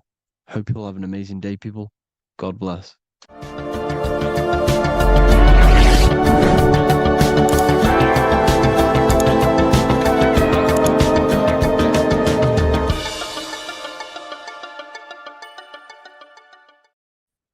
You are not breathing correctly. 98% of people only use a third of their lungs capacity, which is shallow breathing, which ages you, lowers your brain capacity, and also lowers your state of consciousness. So it's essential that you breathe consciously on a day-to-day basis, because this is what truly elevates your consciousness. I am going to give you the key for you to raise your consciousness just through breathing alone. Such a simple thing, but yet the most effective way for raising your state of consciousness and becoming more spiritually and mentally advanced. So tune in for this video, and I'm going to show you exactly how to do it and the symbolism behind breathing. Air is more than just air. It carries electromagnetic energy. So now I'm going to give you the science behind this spiritual truth. This invisible force is what sustains all physical life, providing the life force energy essential for existence. Electromagnetism. Everything is fed off electromagnetism. Your body is an electromagnetic battery. Now, we can prove that air carries electromagnetism just by doing a simple test, a simple scientific experiment, by getting liquid oxygen and pouring it between a north and south magnetic pole, two polar opposite magnets. We see that the liquid does not fall straight through it. It is sucked, it is magnetically attracted to these two opposing forces, opposing magnets. This is proof that air, liquid oxygen carries electromagnetism. When you are breathing electromagnetism, the essential life force behind all living beings. This is known as energy or prana, chi, ether, or spirit. This is all the same thing. Air is not just empty space. It is energy. It is prana. It is life force. It is spirit. It is ether, chi, prana. You are an electromagnetic being. Your consciousness is in direct correlation with your electromagnetic aura or biofield around your body. Your state of consciousness is mirrored within this field around your body. Now, your breath, when you breathe in, you're breathing electromagnetism or life force. Breath is the vital link between the physical and the spiritual, bridging the body with the soul. Through breath, we connect with both tangible world and deeper, the unseen realms of energy and consciousness. Breathing deeply and properly elevates our consciousness, enhancing the brain's functions, heightening the sensitivity of our five senses. It also brings a profound calmness to the mind, creating a state of clarity and inner peace. Like I said earlier, breathing properly is the fastest way to elevate your consciousness. It is the fastest way, because breathing, when you stop breathing, what happens? You lose physical consciousness. Your body will shut down if you do not breathe in this vital electromagnetic energy in the oxygen. If your body does not get this for 5 minutes or however you can last without breathing, this makes you lose physical consciousness. Your body will not survive without this essential life force energy. Therefore, air is one of the most overlooked things. This is why we see the symbolism of Buddha having a big belly. Why does he have a big belly? Because it's symbolizing breath work, proper spiritual breath work, the, the certain teachings of breath work, of when you breathe in through the nose, you have to breathe in through the nose. You don't want to breathe in through the mouth because the nose acts as a filter which catches dust particles and filters out the air before it enters the lungs. The mouth does not do that. The nose is for breathing inward.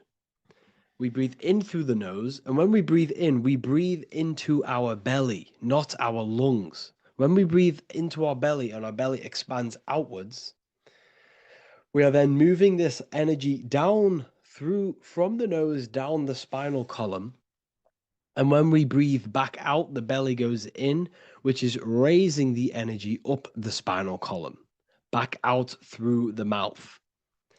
This is the true way of breathing, because when we breathe, we are moving energy. We are moving electromagnetic energy.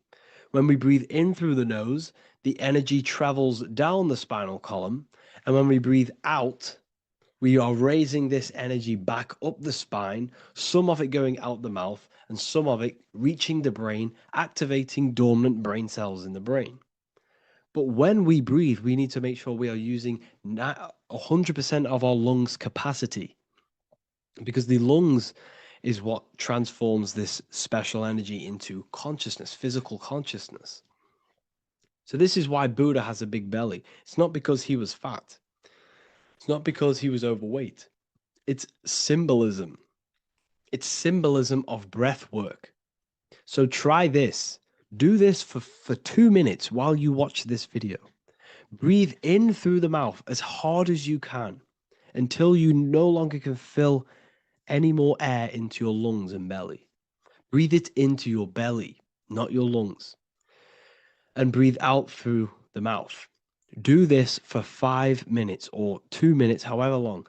I promise you, breath affects your consciousness. You will notice the difference. If you do it quicker, the quicker it'll affect your consciousness, and you might go lightheaded. But that lightheaded is you activating your spirit, your energy body. So try this just when watching this video. When you breathe consciously, you are renewing both your energy body and astral body, aligning your consciousness with a higher state. This practice feeds new life force energy into the body, revitalizing and enhancing your overall well-being. Like I said, your brain requires the most amount of oxygen. When we have shallow breathing, this is reducing the brain's capacity. Because when we are not breathing properly, which 98% of people are only using a third of their lungs capacity, we are essentially only using a third of our consciousness, because your breath is directly correlated to your consciousness, your state of consciousness. When you breathe in through the mouth, out through the mouth, out in through the nose, out through the mouth, consciously and deeply for 5 minutes, you will notice that your senses are more powerful and sensitive. Your brain is quicker.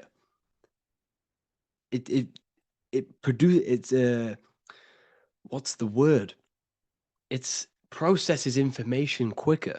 You become quicker. You become a superhuman, and you feel more spiritual because it activates your spirit, your astral and energy body. So when we meditate, it's definitely important to breathe in through the nose and out through the mouth as deeply as possible to align with a higher state of consciousness. And this is the easiest way to separate your consciousness from the body. When you breathe in deeply for long periods of time, while meditating, while taking no thought, when no thought is present and you gain a rhythm of deep breathing, this is the gateway. This is the gateway to opening your consciousness. Because when you stop thinking, other aspects of your consciousness can open up. All of our lives we've been thinking, which is blocked off the higher states of consciousness. So breathing is very, very important. It affects our overall well-being. And this is Yahweh, the in and the out of breathing. When we breathe in, this is Yah. You can hear it. It sounds like Yah. And when we breathe out, that is Way. This is the name of God, apparently. But God is within you. You can connect with God. You can connect with source consciousness within you by breathing, by raising your state of consciousness through breathing and meditation. This is why the Bible tells you the Spirit of God has made me, and the breath of the Almighty gives me life. You are consciousness. You are God. You're an extension of God's consciousness. Job 27:3. As long as my breath is in me and the Spirit of God is in my nostrils. The Spirit of God is through breath. John 20:22. And when he said this, he breathed on them and said to them, receive the Holy Spirit. The word spirit means breath. In Greek, Hebrew, Latin, it all means breath or wind or air. The Holy Spirit is a certain way of breathing, a breathing technique that elevates your consciousness, that syncs you up to a holy consciousness, an elevated state. That is the Holy Spirit. That's why it tells you in the Bible, when he said this, he breathed onto them. He breathed onto them and said, receive the Holy Spirit. You must breathe to receive the Holy Spirit. When you breathe, you are renewing the body's energy. You're taking in new life force, which is regenerating your cells, regenerating your brain, nervous system, and also connecting with consciousness, pure consciousness. This is not something that we should be doing during meditation. Yes, it is. We should be doing it during meditation, but this is something that we need to apply all of the time. This is the fastest way you can raise your consciousness. I just want to say, all of this knowledge is inside of the Book of Wisdom, Volume 2. Make sure to give a like and a comment on this video to help the algorithm. And let me know what you think about the last book or this book if you have read them, to let the new people know what they're looking at with this book. This is truly life-changing, the Volume 2 and Volume 1 is truly life-changing. You can get them in a bundle also. Learn hidden knowledge inside of the Ethereal University. This is where truth seekers belong. I'm not here to try sell you this, but this is the place for truth seekers. And if you are serious about your spiritual journey and serious about gaining knowledge, which gives you the advantage over life, join Ethereal University. This will definitely help you. Thank you for watching this video. Please leave a like and comment. Make sure to give me any suggestions on videos you want me to make in the future. Thank you all. Do the elites actually worship Saturn? In this video, we're going to be discussing the occult and esoteric meaning of the 7 planets and the abuse of the Saturnic energy within today's world. This will help you gain a deeper understanding of reality, yourself, how you create reality, and what these 7 planetary energies actually truly are. In order to understand anything within the universe, we have to understand the law of correspondence, the law of as above, so below. There is one consciousness expressed in infinite forms. Me, you, the squirrel, everyone who possesses consciousness within this universe is an expression of the one divine consciousness, what we like to call Source, God, or the grand architect of the universe. We have to understand there is a large scale, but the large scale is mirrored in the small scale. If we look at lightning, this is a large scale. This is the macrocosm. Then we go a bit smaller to the trees. We see the same pattern. Then we look a little bit smaller into the human body. We see the same pattern of the nervous system. Then if we zoomed into the microcosm, brain cells, we still see the same pattern. This reveals the universe is a fractal universe. The large is reflected in the small. And this is the symbol of the Fibonacci sequence, which represents this as above, so below principle. The big spiral represents the macrocosm, but then this spirals into the tiny spiral. This symbol goes for eternity, never touching, never finishing. The large is mirrored mirrored in the small. With understanding this, we can realize that we are a microcosm of God. We are our own universe. We are our own world. Your body is the earth. Your mind is the mind of God, just in a smaller version. You are a drop in the ocean of the vast collective consciousness. With that being said, everything you see outside of you is inside of you. As above, so below. The 7 planetary energies on a macrocosmic scale are the 7 energies that form the physical world. The physical dimension is crystallized thought. Everything you see around you was thought made manifest. Thought imagined, then created in the physical reality. Therefore, these 7 planetary energies are 7 astral forces that create and weave the material existence. For example, if we look at a tree has 7 categories of consciousness, 7 creational forces that create the tree. This is the reason why we have 7 days of creation in the Bible. This is the reason why we have 7 days of the week for the 7 planetary energies. Monday is for the moon, Mars is for Tuesday, Mercury for Wednesday, Jupiter for Thursday, which is Thor. Thor is Jupiter. Venus for Friday, Saturn day for Saturn, Sunday for the sun. This is also the reason why we have 7 major energy centers within the body. The 7 life forces that flow through the body to give physical existence to the physical form. Man is a microcosm of the universe. With that being said, if we look at a tree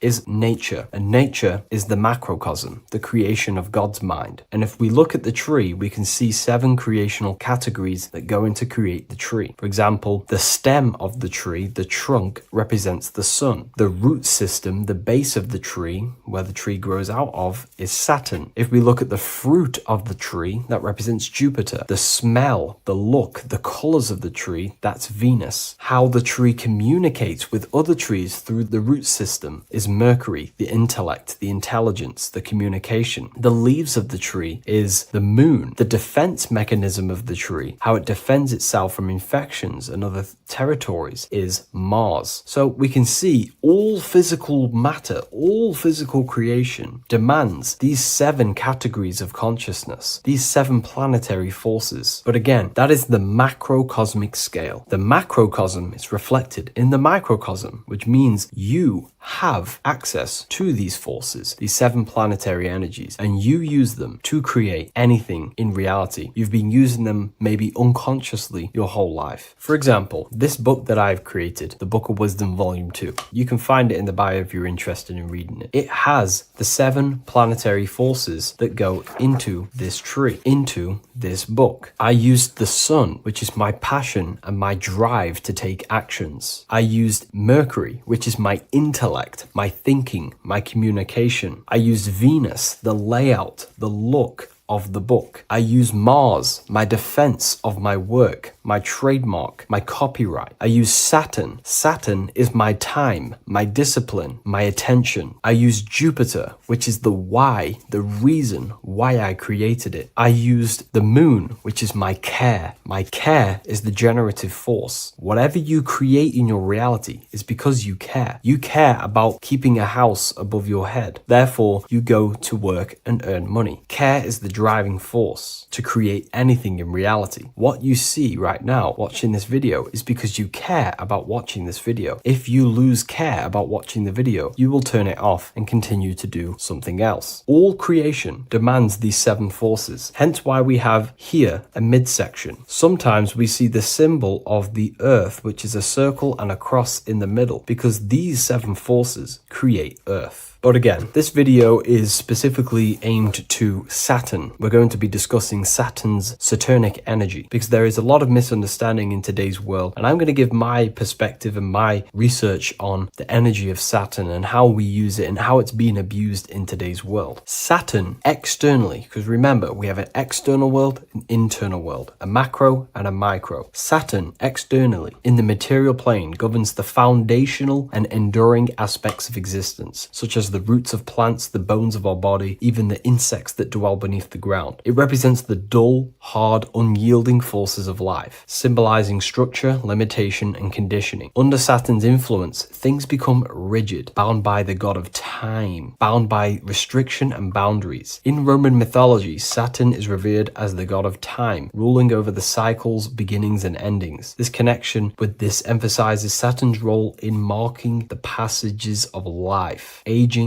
and inevitable constraints we all face. Internally, inside yourself, the microcosm. Internally, Saturn embodies the conditioning within our own consciousness. When Saturnian aspects of consciousness dominates, we become overly rigid, fixated, restricted in our thinking and actions. For example, Saturn's influence is strongly felt in today's world, where many people's minds are confined to societal norms and conditioned responses. The pervasive control Saturnian energy can lead to the sense of limitation, as people become trapped within structure imposed by society and power structures. However, we have to remember that limitation, there is dark and light. Limitation is not bad. This is why Saturn is connected to the god Satan. They are the same being. It's something that restricts, holds back, and keeps you limited, conditions and limits consciousness to its lower power. Saturn is a great teacher, guiding us through difficult life lessons that ultimately lead to growth and expansion and power. Although Saturn's energy is harsh and often challenging, it helps us to develop resilience, discipline, and wisdom. Yet in modern age, this energy has overpowered the minds of the masses, fostering excessive rigidity and limitation. Instead of being ruled by Saturn's constraints, we should seek to embrace more freedom, love, joy, balancing Saturn's lessons with openness and fluidity in our life. So like I said, Saturn rules law. Anything that is limiting or holding back, something that is a restriction or a wall. This is why we see judges wear black robes. The color black is associated with Saturn because Saturn rules over the nighttime and the winter time. Capricorn, they wear black robes. A graduate also wears a black robe with a black square cap on its head because black is associated with Saturn, restriction, limitation. University graduates wear this. Personally, not to offend anyone, these educational systems that we have in today's world are not here to give you power, to find you the power of consciousness or yourself. They are simply to restrict you, to keep the mind limited in a certain belief system. That's not to say the things in university are completely useless, but what I'm saying is it is a conditioning by the educational system. And if we actually look at the top of the hat, it's a square over a circle. And in Freemasonry, we see the compass on top of the square. In Freemasonry, we see the square underneath the compass on top of the square. The square creates squares and the compass creates circles. So this is symbolizing the square, which is matter, the circle, which is spirit, matter over spirit when it needs to be spirit over matter. This is a symbol of conditioning, limiting the mind into being locked in the five senses and base consciousness. Saturn's energy is keeping people restricted. This is why there is so much Saturn symbolism in today's world, because Saturn is anything to do with limitation, restriction, and time. All of the systems in place are to limit our minds, to keep us on base consciousness, only thinking in a limited box, only thinking and aware of the five senses. In base consciousness, in animal nature, one only thinks according to their senses. When they have a sense, their mind thinks. This is an affect state of consciousness. They're living in the affect. We need to understand that in base consciousness, we have no true power to create. We're simply living in cycles of affect. Now, what do I mean? The physical world is the effect. It's already manifested and cannot be changed. Our consciousness needs to rise to become a cause instead of playing around and being lost in the effect, to become a co-creator. And this is what the system does not want you to do. It does not want you to become a conscious creator. So they keep you in base consciousness, not giving you the awareness that you are literally a god creating a world right now. You are a world and you are shaping the world. Our consciousness needs to be mastered, controlled, and then we can become a conscious creator instead of running around in the world of illusion and effect. As above, so below. What happens in the mind happens in reality. We do not want to be matter over spirit, which means the external world over the internal world. We need the internal world to rule over the external. Saturn's symbolism can be symbolized as a black cube. The cube symbolizes this physical world because everything has 6 sides. We can move forward, backward, left, right, up, and down. We are in this cube. This is why we say think outside the box. Thinking outside the box means to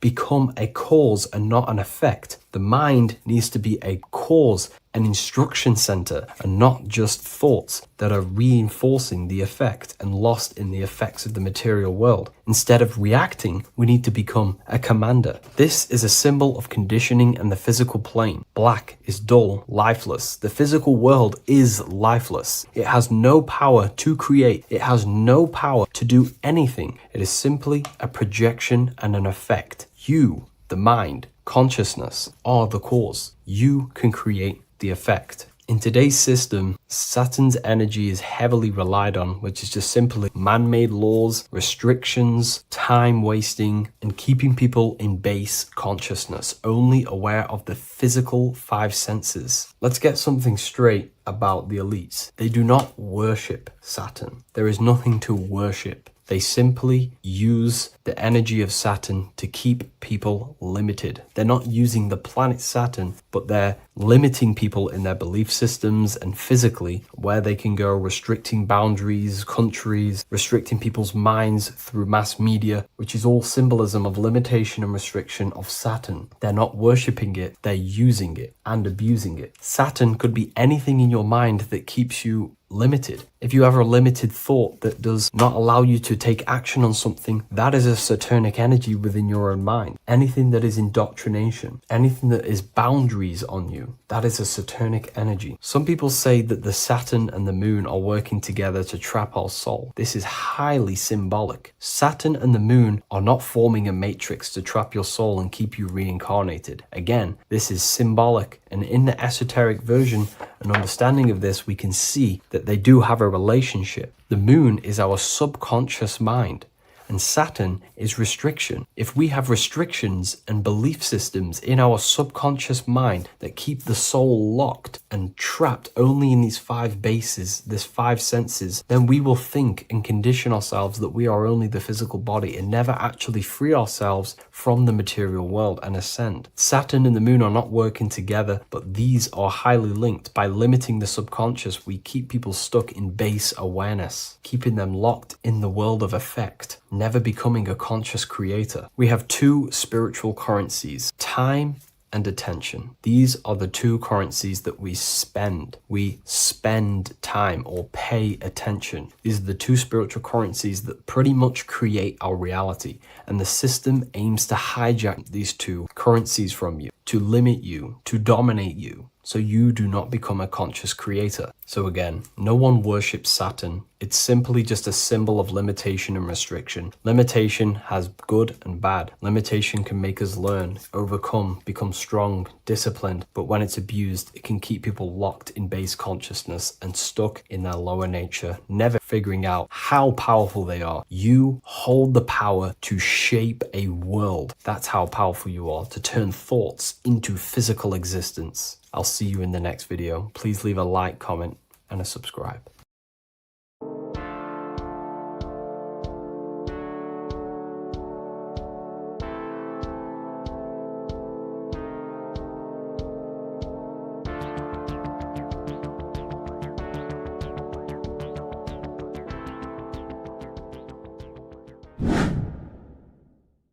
What is good, YouTube? Today we're going to be talking about the astral plane and how the cosmology fits into the astral plane. Okay, so first let's go over the astral plane and go over the different layers of reality so that you can understand reality more.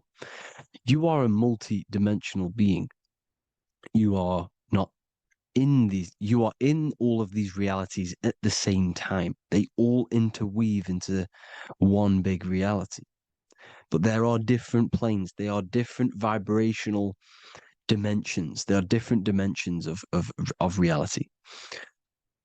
The mind is the root cause of reality. We're living in the mind of God. Everything is being thought into existence from the root cause, from the universal mind. This is why the ancient Egyptians said, all is mind. We're living in the mind of God. And we are a microcosm of this mind. This is why we all have the same mind. This mind is the world of thoughts. Now, this world of thoughts is just the thought alone. For example, it is the thought of a chair. But then when you start to imagine this chair and you start to mentally see the chair, you're now manifesting the thought, the singular thought, into some sort of form. So now you're imagining the chair. You're imagining the form of this chair, which is then manifesting into the astral plane. The astral plane is the world of thought forms manifesting. So when you are imagining something, you are seeing into the astral plane. Okay? Your third eye, it is an eye because it sees the astral plane. It is seeing the other side through imagination, through dreaming. Well, we'll go over dreaming later. So the thought of a chair is a singular thought. The imagination of the chair is the manifestation of the chair. And in the astral plane, it's basically the world of all the chairs that could ever exist. So you're thinking of the chair as a singular thought, which is the mental plane. The astral plane is the imagination of that chair, is the thought, the manifestation of it. Depending on the vibrational state of the thought will depend what level of the astral plane it will go to. For example, if you're thinking about a chair to torture someone on it, it's going to go on the lower astral plane. Or if you're thinking and imagining happy things, it's going to go to the higher astral plane. So wherever your mindset is, that we call it a mindset because your mind is setting frequencies to certain things. Thoughts are frequencies. And a mindset is setting your frequency, setting your mind to a certain frequency.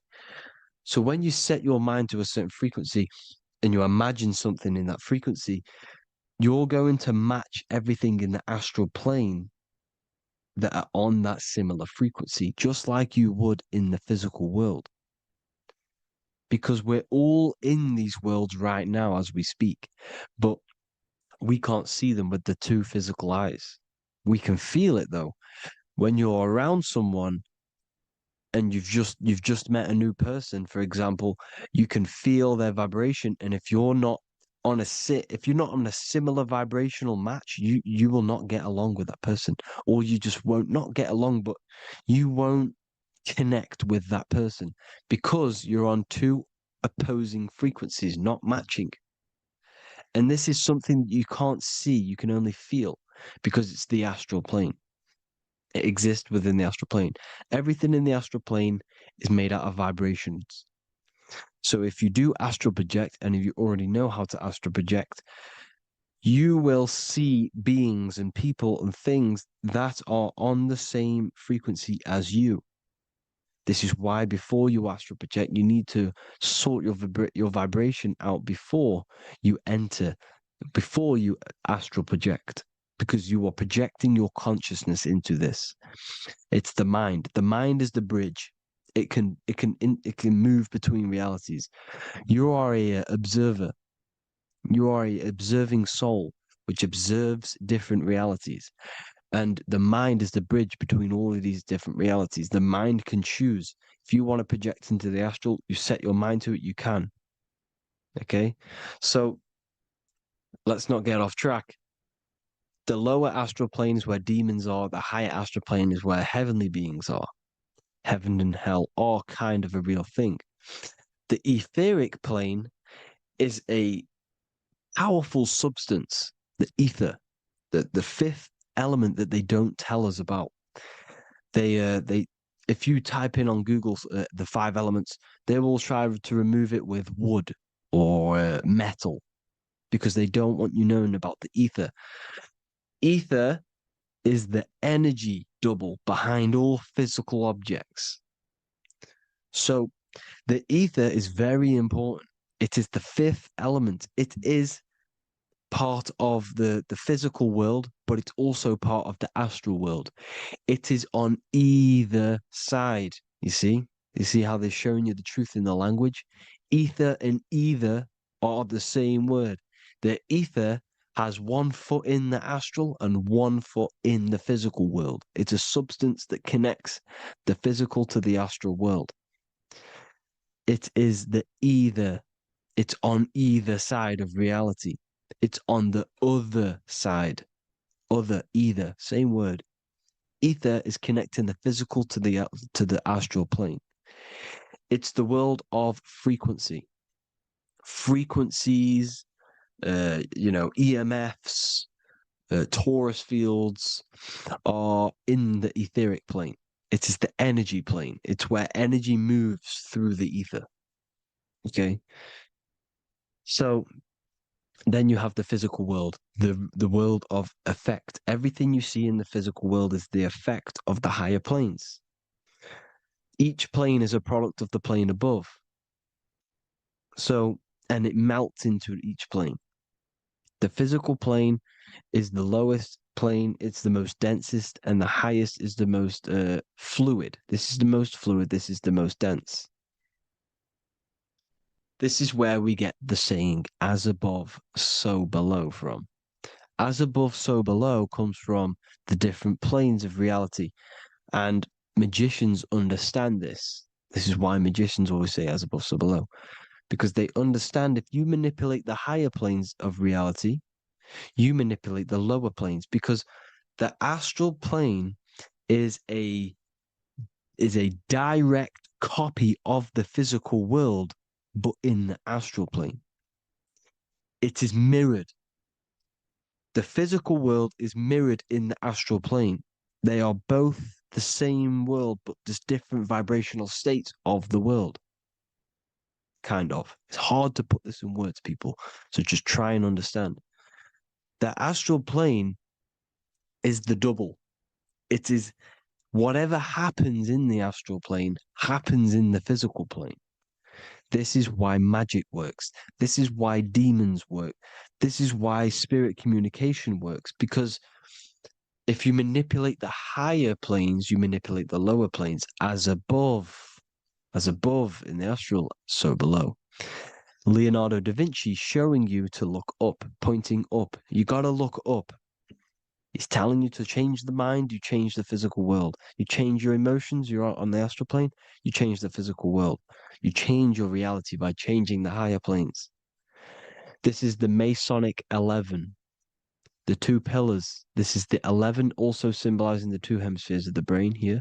But the 11 symbolizes the 2 mirrors.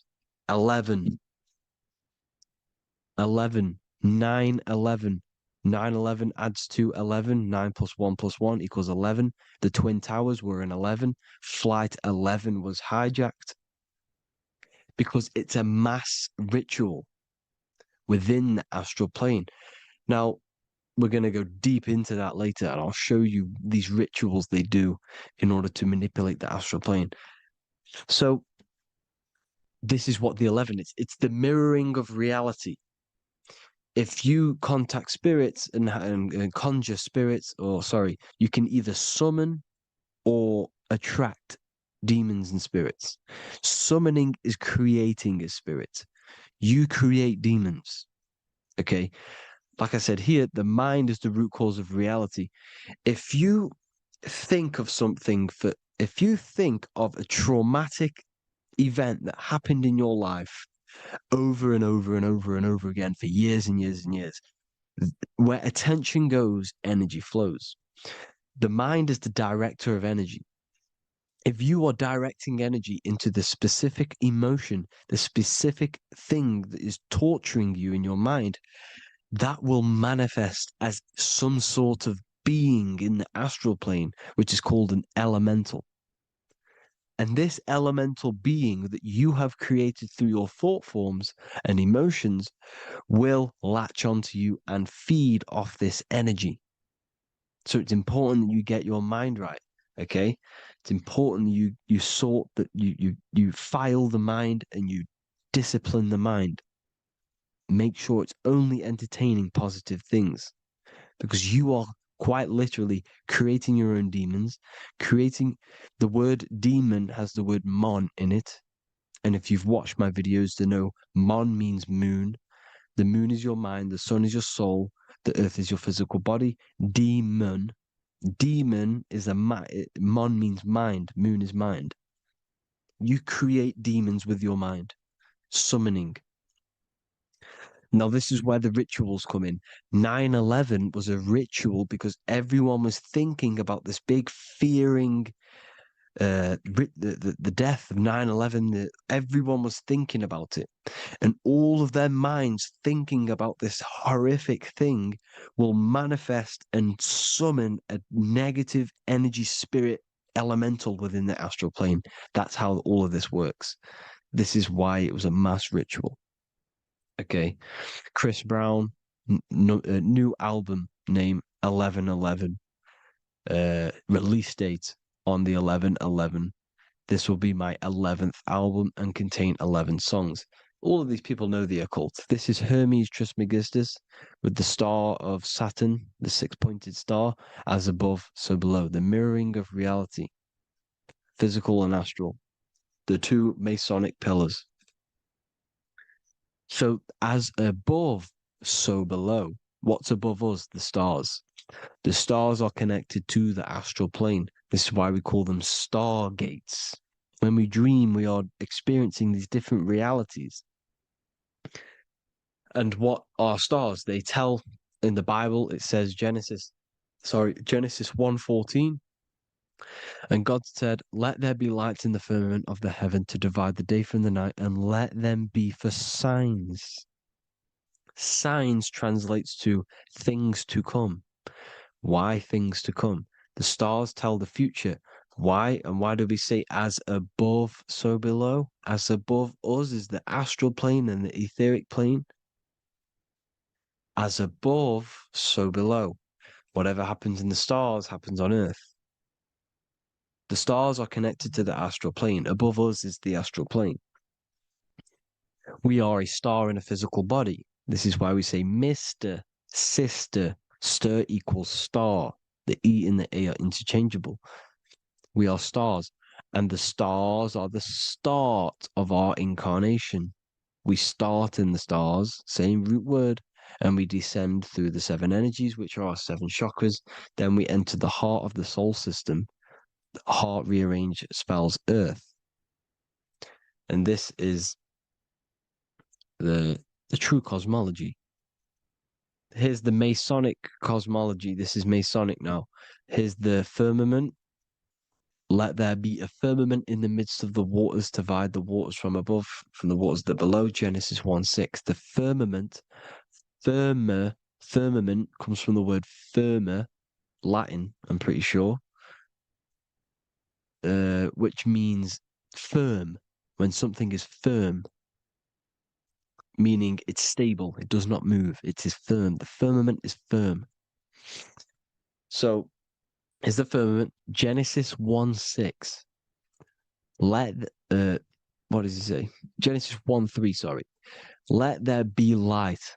This is before the sun and the moon was created. Let there be light. Before the sun and the moon was created, light was appeared. So what's that tell you? This is a holographic projection from some sort of light being, some sort of projector.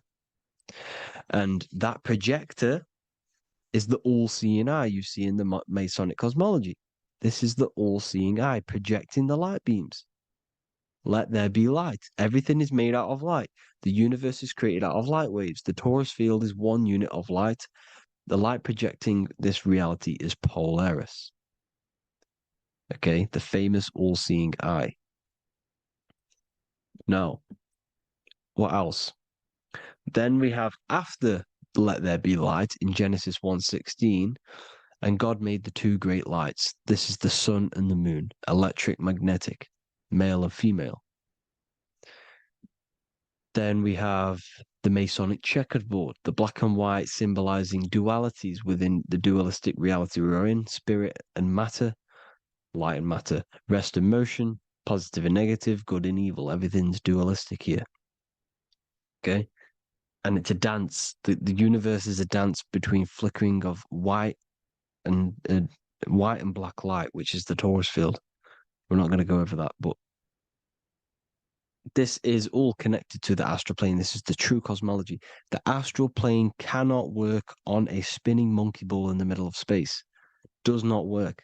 Cannot work. It's impossible. Okay? Impossible. So even in the Quran, it says, Allah has made the earth for you as a carpet, flat. Quran 15:19. And the earth we have spread out like a carpet, set there on mountains, firm and immovable. It is immovable. In the Quran, it also says 65:12, it is Allah who has created the seven heavens of the earth. The seven heavens meaning the seven layers of heaven, the seven planets. And Psalms 104:5, he set the earth on its foundations and it can never be moved. Never.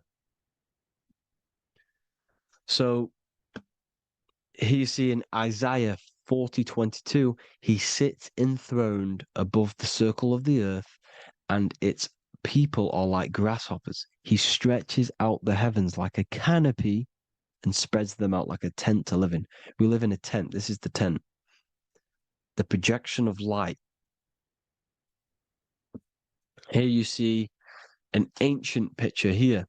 Here you see the ethereal barrier, meaning the firmament, the etheric barrier. And here you see his head popping out. Why is his head popping out? Because your head is heaven. Your heel is hell. Your head has access to the astral plane. This is why your head is heaven. The pineal gland, when stimulated, has access to project itself, project consciousness into the astral plane. Here you see another ancient picture here with the Masonic Royal Arch, with the zodiac here, the zodiac on the top, arching, because there's a firmament above us. Here's God in the brain. Consciousness is God. Here you see the Masonic Royal Arch, symbolizing the firmament. George Washington above the Masonic Royal Arch. These are the stars. This is Polaris projecting reality. Here's ancient churches with the dome. Polaris projecting reality with Jesus. Disney World is under the dome. The seven layers heaven, ancient paintings, all depict if you go and look at the ancient paintings, they'll all depict the firmament, the arch above us. This is where we get interesting. The Masonic Royal Arch has the 6-9, which is Cancer. The constellation Cancer, which is 6-9 is associated with portals because CERN is the 6-9. Okay, CERN is opening portals. They're trying to create a portal to the other side.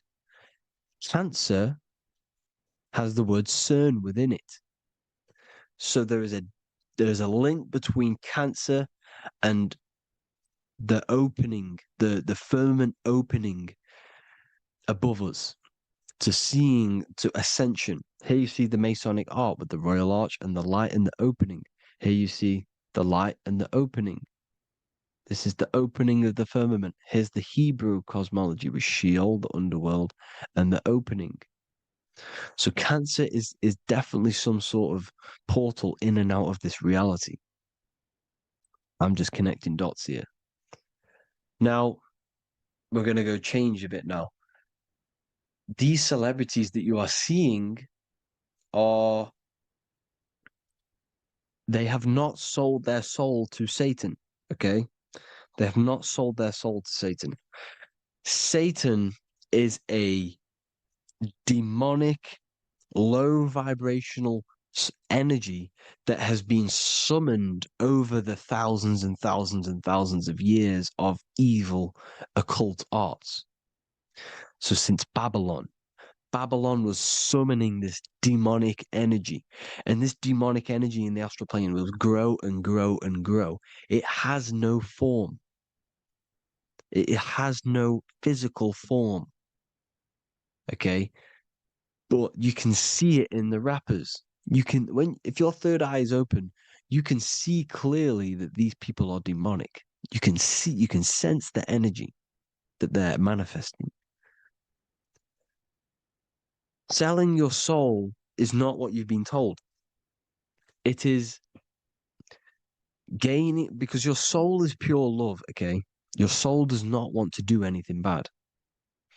So when you sell your soul, you're gaining physical gain, you're gaining physical wealth, for example, like for these rappers, they will be given millions of pounds because the people in control of the music industry, which is the dark occultists trying to brainwash the masses, the people in charge, they're dark occultists. They understand Satan and the energy. They are satanic energy, which has been summoned in the astral plane.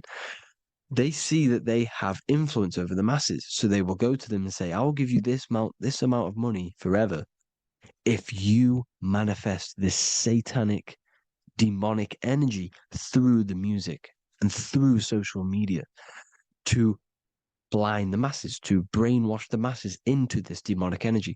Because when you listen to music, music is frequency. Whatever you listen to, you become that frequency. So if you're listening to these people, they're throwing energy, this demonic, satanic energy that they sold out to. Soul, same word. When you sold something, you've got your soul involved. They have exchanged money, physical gain, so that they manifest this satanic energy within the astral plane and through the music, through the videos, through social media to keep us in this vibrational frequency, in this low state of consciousness. This is what it actually is. It's not, you're not selling your soul to some sort of devil. This satanic energy has no physical form it is formless in the astral plane. It's a summoned energy. Now, the root chakra is red. This is why the devil is red, because it symbolizes the animal nature of man. When you are operating off your root chakra, you will kill, you will fight, you will do anything to survive, because it's all about survival mode in the root chakra. They want you keeping in that fighting mode, that surviving mode, so that you are manifesting this low vibrational frequency, this satanic energy, this demonic red energy. This is why the devil is red. And the devil has a tail with the red arrow pointing down because it symbolizes your light body. This is your Merkaba. Your Merkaba is your light body. Mer equals light, Ka equals spirit, Ba equals body. Merkaba, this is the devil's tail pointing down, the descension, your heel, up to your heel, hell. Ascension to heaven, head. You see?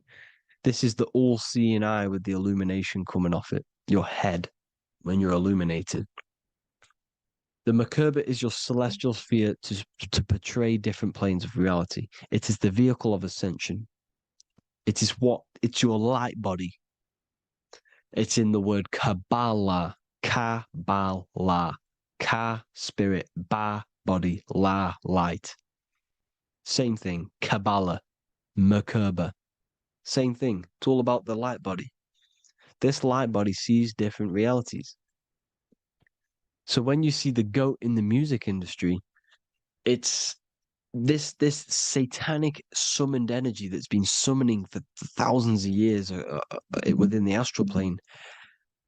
When it becomes to the physical plane, it will manifest through different things. A goat, an owl, Satan, Moloch, Baal, same deity, same demonic energy that's been summoning in the astral plane. And this is why the Baphomet has a goat head. Drake's new album is the goat. The Polo G, the Masonic G, with the goat. And here's Rilo Rodriguez in the mirror with the goat in the mirror and him in his physical body. It symbolizes, the mirror symbolizes the astral plane because he's manifesting the goat, the demonic energy. He's sold out to the demonic energy, and in the physical plane, he's his physical body. The mirroring, the Masonic 11, the mirroring of reality, the astral and the physical. And what do you call them when they're an amazing rapper, the best rapper? You call them the GOAT. Because the GOAT, you're the GOAT because you're manifesting the GOAT energy, this satanic, demonic energy within the astral plane. So Baal, Moloch, all the same thing. Because in the astral plane, if you want to gain spirits to come to you and communicate you, in the physical world, if you want to communicate with spirits, you have to gain their attention. You can either gain their attention or come together and agree to create some sort of being, which is Satan. Okay. You can, like I said earlier, you can create these beings, you can summon them or attract them. One way to attract them is sacrificing. In order for you to become God, man, to turn to God, you have to sacrifice your life. You have to sacrifice, not drinking, not doing things, not doing anything demonic, not doing anything bad, not eating meat. You have to sacrifice yourself to become the light.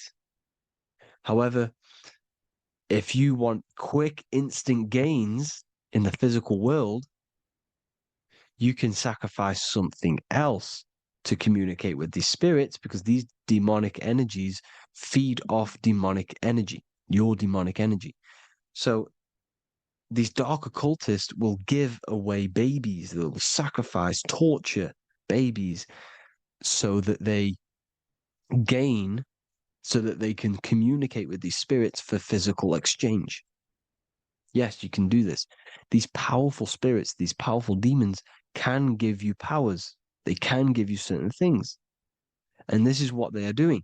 They're summoning and attracting these demonic energy. This is why, trafficking is one of the most, Balenciaga. Baal is the demonic energy in the astral plane, which requires child sacrifice for his presence.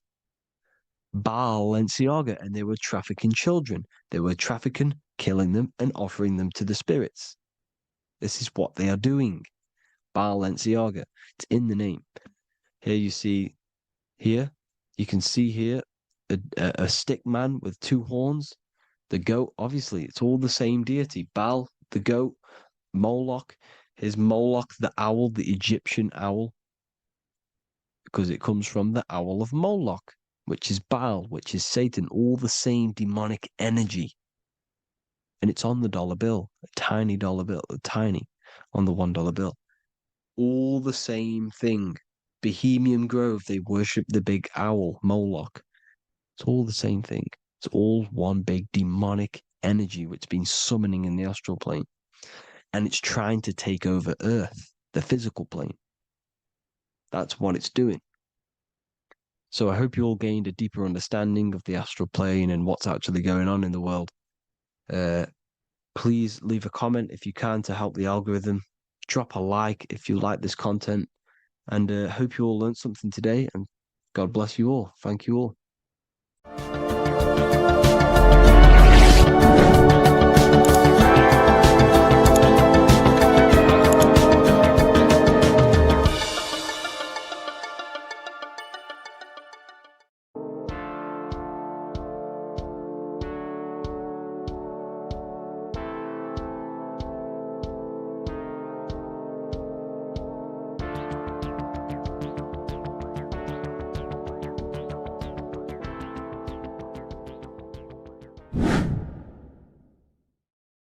People, how are you all doing? It's Revival of Wisdom, and today we're going to be talking about your birth certificates and how we are slaves to a system and how they have trapped us into this system.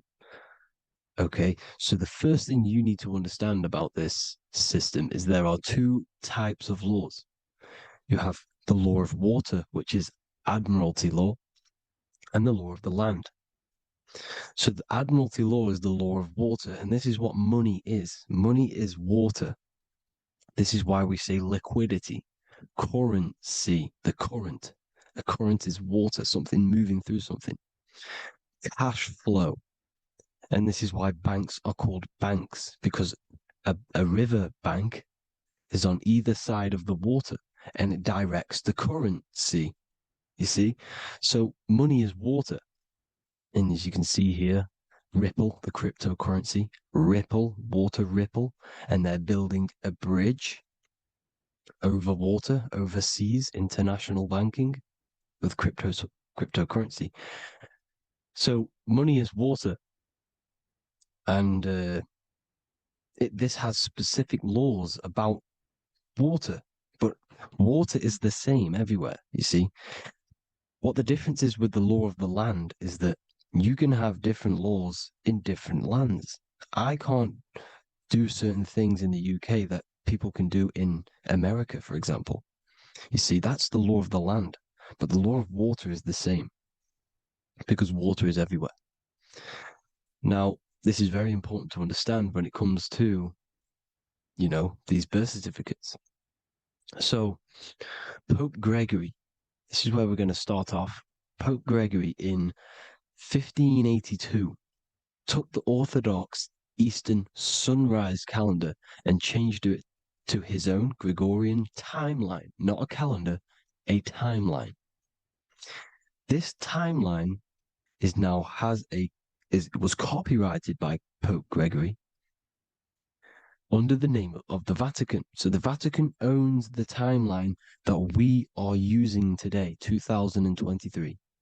They own it. They own the title of this Gregorian calendar. Okay. Therefore, anyone who is born under this copyrighted timeline, not calendar, they are subjected to Rome because Rome owns the timeline. They have a patent, a copyright for that timeline. What is on our birth certificates? That timeline. We are born underneath, we are subjected to the Vatican. This is why all birth certificates go to the Vatican. They own every single birth certificate. Okay? So when we use this timeline, we are subjecting ourselves to this timeline. Okay? Which the Vatican has a claim over. This calendar or timeline is set to sunset, not the sunrise, which is associated with death, darkness, and the moon, lunatics. You see, so this is a sunset calendar timeline. Okay, this is now, they've changed a couple things, right? They say that the new year is January the 1st. Okay, when we know this is in winter. January is winter, which is associated with darkness, death, the death of nature. So this is a death cult, people. These people are evil. They're so evil. The Vatican. And this is why we use April Fool's Day, because April is in Aries, and Aries is always the start of the zodiac. This is why Aries rules the head region. 12 zodiacs, 12 systems of the body. Each zodiac is associated with each part of the body, and this is why Aries is the head, cerebrum. But we're not going to talk about it in this video. But yes, that is what April Fool's Day is. They're putting it in your face.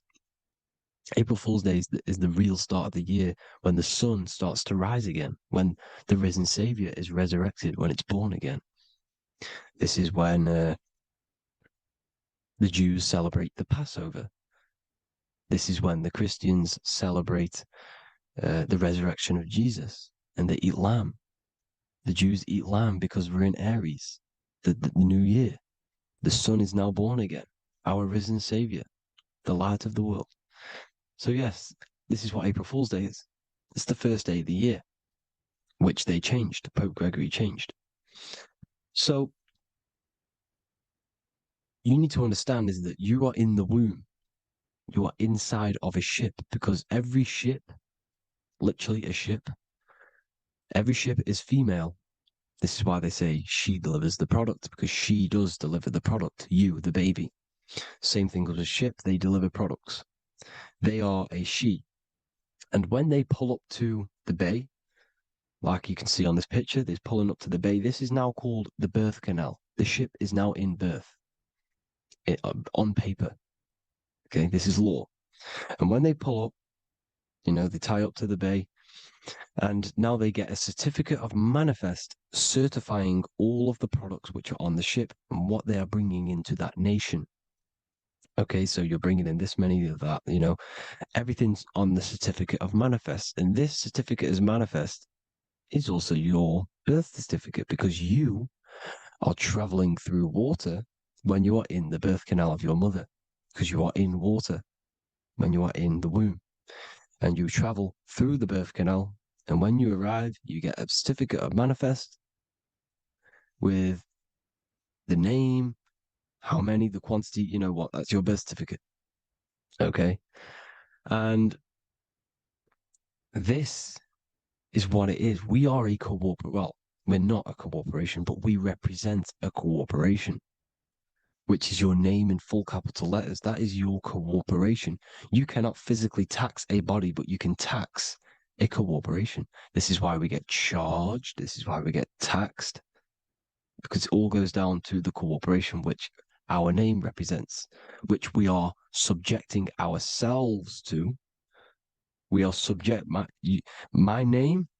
I am subjecting myself to this name, and that name has a corporation which I represent, which I subject myself to. You see, this is how we are attached to this straw man, this character that they have built on paper. So it's a character which is on paper. This is what we represent. So when the woman gives birth, she delivers the baby, and then she has another substance. Now I'm going to break down how they attach this name to us, how they do it. Okay. Our mother is carrying us the product in the womb, the water. And it goes, for example, it goes from the United Kingdom into a state-owned, corporate, federal-owned hospital, which is government-owned. She does not declare the package when she enters the building. Aha, so keep that in mind. When she delivers the package in the federal territory, she does not declare the package either when she leaves. Therefore, there is no evidence that we exist when we arrive on paper. On paper, there is no evidence that we came into the building or left the building. We have not been declared. So we do not exist on paper at this point. When the woman gives birth, she delivers the baby, and then she has another substance, which is called the afterbirth material. Okay? This afterbirth material has the same DNA as our physical body, with the body, mind, and spirit. Okay? This is how they get this corporation. Hold on. The afterbirth material does not get claimed by the mother nor anyone. Therefore, they salvage that substance, because we are under the Vatican. Every state is all Catholic. Your birth certificate is Catholic. No matter what religion you think you are, every single birth certificate is Catholic, because we are subjected to Rome. All roads lead to Rome. Rome runs all of this. Okay? We're still under the Roman Empire. Okay, so Rome are Catholic and they believe in salvation. This is how religion comes into this. This is how they use religion to get this. So they salvage the afterbirth material and they claim it, and they salvage it and give it and charge it to Rome. And they give it a name. Here's the legal term, born alive. Here's what it says. Each product of such birth is considered live born and fully recognized as a human person. So each product of such birth, so that could be anything, the afterbirth, the person who actually comes out, the baby. So your afterbirth, which we do not take with us, we take the baby with us, they keep that in the hospital, they collect the afterbirth, and they salvage it, and they give it the name, which, it is us. We are a representative to that afterbirth material, which they put the name on, they claimed, which is subject to Rome. So we are walking around our whole lives as a representative to that claimed salvaged afterbirth material, which the federal state have. Okay. We are under the Catholic Church, Vatican. Therefore, the afterbirth material is a child of God. See, on paper, therefore, they believe in salvation and salvage the afterbirth material. This material has no mother or father. The state pick it up. It becomes a war to the courts and gets charged to the state. So we are a representative to that character they salvaged because it is the exact same DNA as you. Subject is the name or the title, and the matter is the physical aspect left behind in the hospital, which represents us. You see? So now we're moving on to Unum Sanctum. Unum Sanctum was in 1302, a very, very important year. Very important year. Unum Sanctum says this is basically how they claim everyone in the world. So the Vatican had all this power, all this gold, all these people under them. They need to get a claim for them so then they can rule over them and make them slaves. So what they did, they created Unum Sanctum. Pope Boniface VIII did this. And it says, the spiritual man judges of all things, and he himself is judged by no man. The spiritual man, keep that in mind, unless he invent like Manichaeus, two beginnings, which is false and judged by heretical, since according to the testimony of Moses, it is not in the beginnings, but in the beginning that God created heaven and earth. Furthermore, we declare, we proclaim, we define that it is absolutely necessary for salvation that every human creature to be subjected to the Roman pontiff. So they are claiming us in Unum Sanctum, and it's in the vaults in the Vatican. They will put a spell on it because they are sorcerers, they are magicians. They put a spell on it, they lock it up, and whatever goes on that piece of paper goes. And this Unum Sanctum is claiming all of us. So what does it say in the beginning?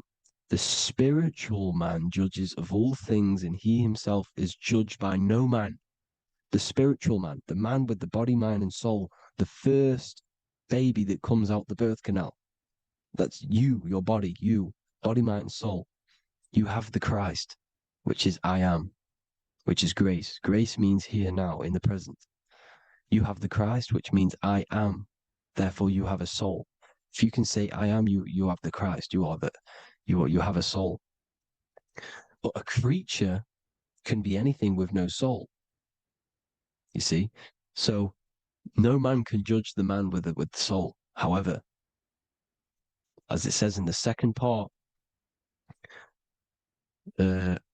we proclaim, we define that it's absolutely necessary for salvation that every human creature to be subject to the Roman pontiff. So they are subjecting the afterbirth, not the man with the body, mind, and soul, but the afterbirth to the Roman pontiff, to the Roman Catholic Church.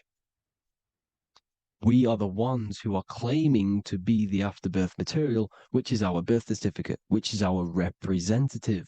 We represent that because it is our DNA. This is how we are stuck. We are stuck because we represent this DNA, which is on paper, recorded. You see? So we, being untaught, uneducated in these subjects, we are subjecting ourselves to this system, to this slavery, because we just want to live. We just want to live happily, just peaceful. Think about it. Where's all this coming from? Where's all this war, all this killing, deaths coming from? We just want to live. It's coming from the Catholic Church, these evil death cult, which has subjected us, which has used us as slaves, and we are still slaves, and it's just going to get worse and worse and worse. So this is how we have subjected ourselves to be the slaves to this system. It's a lot to take in, and there's a lot more deeper stuff which goes into this. I'm just going over the surface. I'm going quite deep, but there is little details that I still need to learn myself. But this is the general how that we've been stuck to this slave system. So we are batteries, okay? This is why we get charged. When you go in a court, you get charged, okay? Because you're a biological battery. This is why cities look like motherboards, because we are feeding energy to this matrix. Okay, when we look outside of ourselves, when we give power to so-called Jesus Christ, worshipping idols outside of ourselves, where attention goes, energy flows. We are feeding the matrix with energy.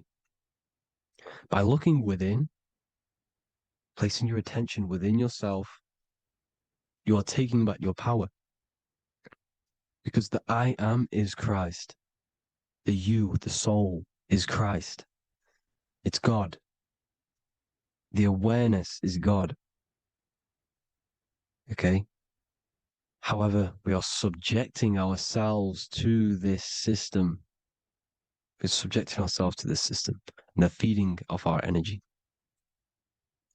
So what we need to look for the future is that, think about it, with the end goal is to change our DNA, is to literally make us robots, transhumanism, slaves. This is why we have smart cars, smartphones, smart watches, smart meters, smart cities. And all of this is going to be connected by the smart grid, which is 5G. This is why 5G is rolling out. 5G is going to connect all of these technologies to one. It's like a big net system.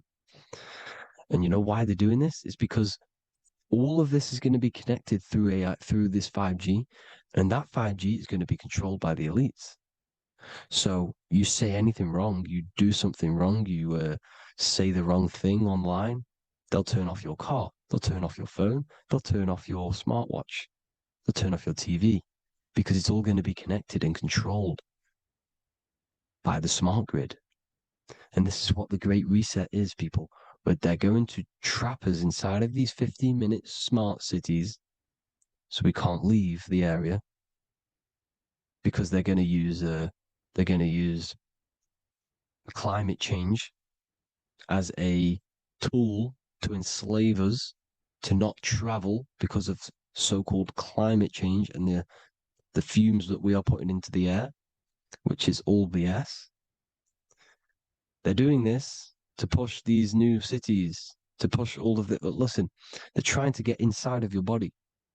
The only way they can do that is to get you addicted and using this technology. First, they got on the body with the smartphone. Well, first of all, we use the technology. We get used to it with it in our hand. The next step for them was to get on the body, which is the Apple Watch, as you see down here. They have now successfully got onto the body. The next thing is to get inside of the body. This is the brain chip.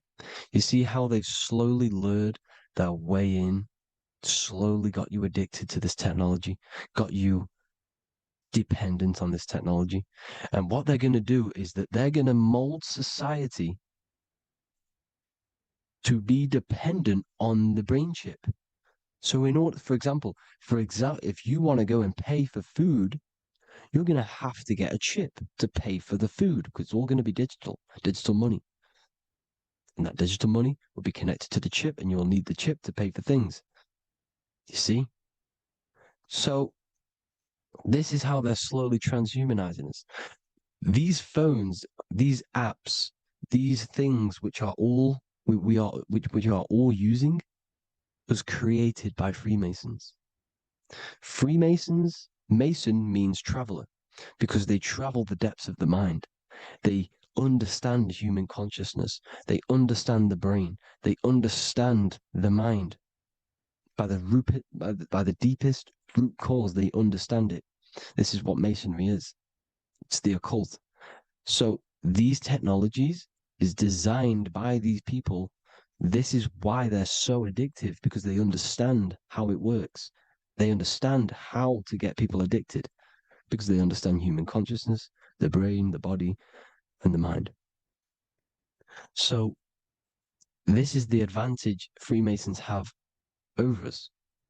And these secret societies, which have gone through the orders of Freemasonry and progressed onto these secret societies, which are the evil side, because I'm not saying Freemasonry is evil, okay? But the societies which they go beyond Freemasonry, because you can go beyond the 33rd degree into these secret societies, and they use this knowledge for the bad, to enslave people. And this is what's going to happen. Transhumanism. So I hope you all learned some insight for today. Please do a bit more research on, the birth certificate and stuff like that, the straw man. And have an amazing day, people. Please like, comment, and subscribe. Peace.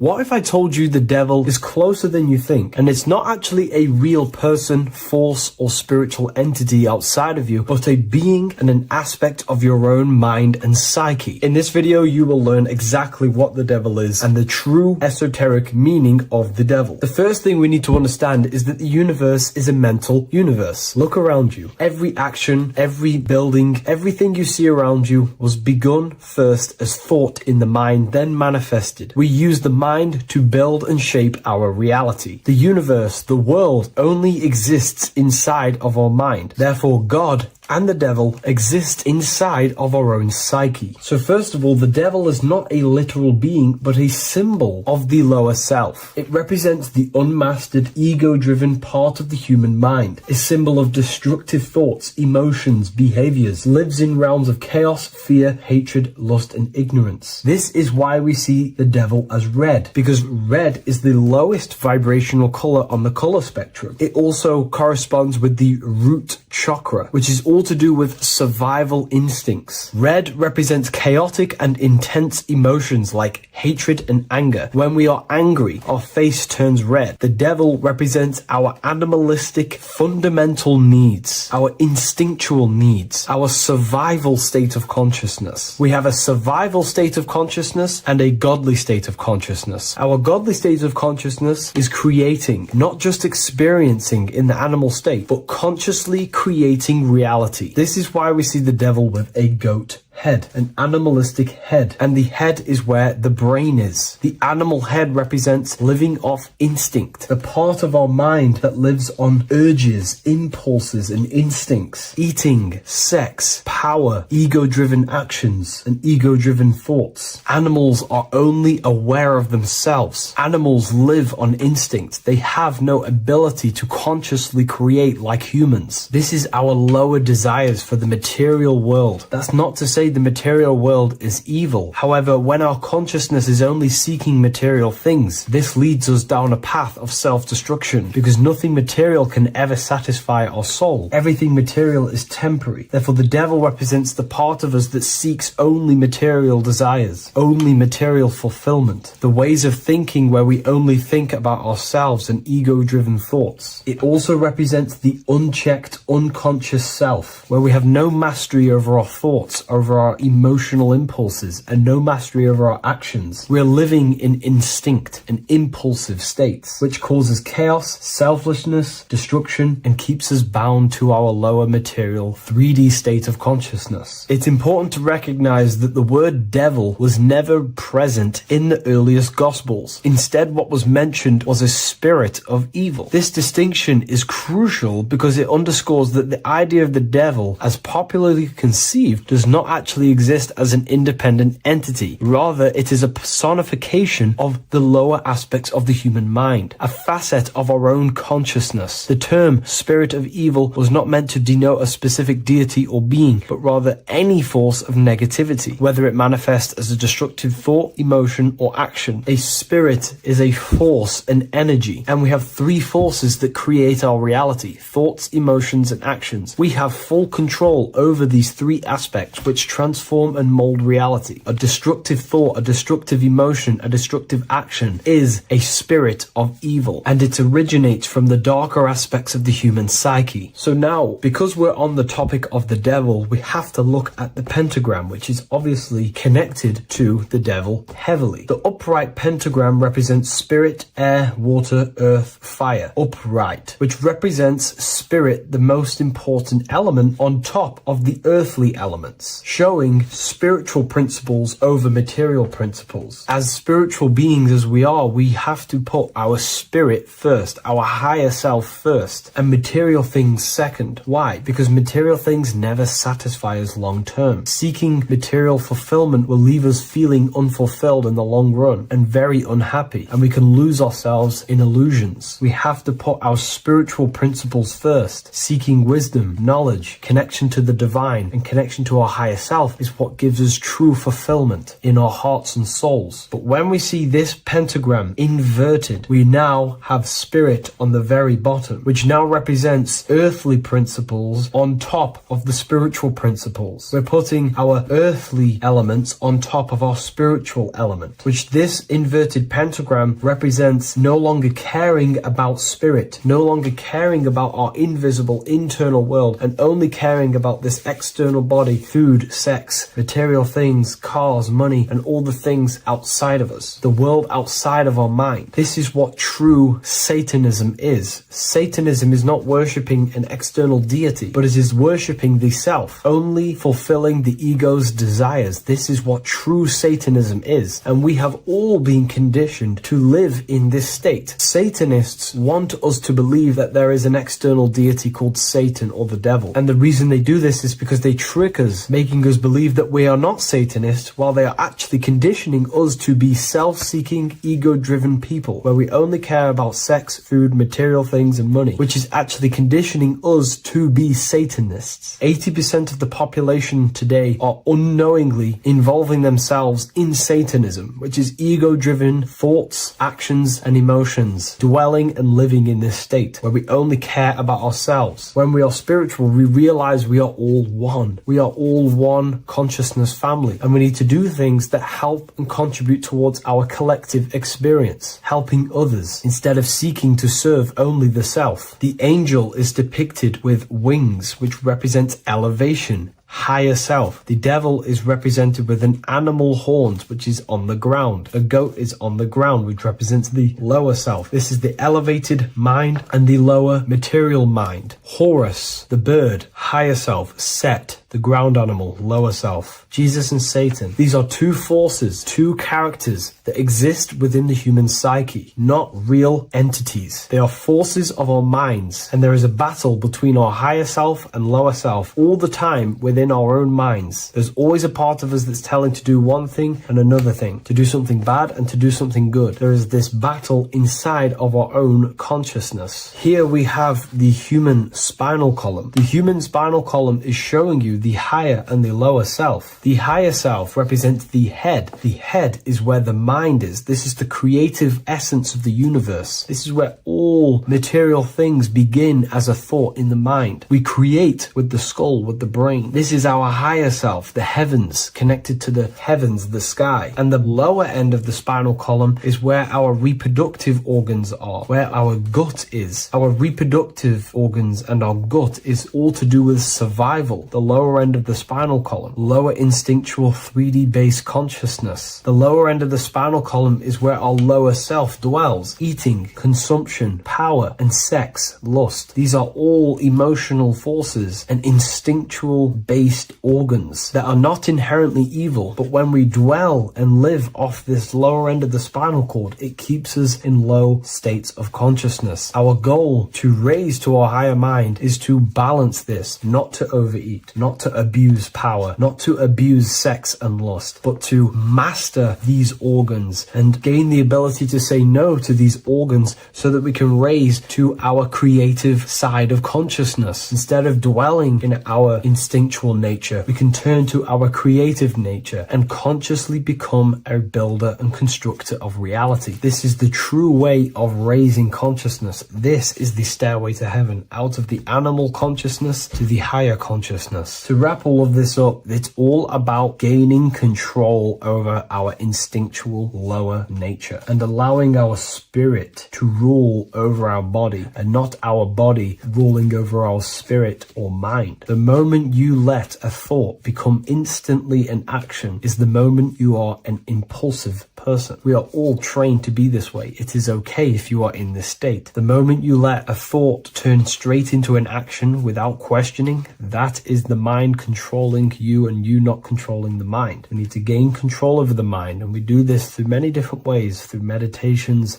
affirmations, and discipline. We slowly gain control over our minds. And once we gain control over our minds, we gain control over our thoughts, and we gain control over the attention that we give certain thoughts. We can then start to uplift our mind, our thoughts, out of our instinctual state to the higher mind. If you wish to learn more about consciousness, I'll leave a link in the description for the Book of Wisdom, Volume 2.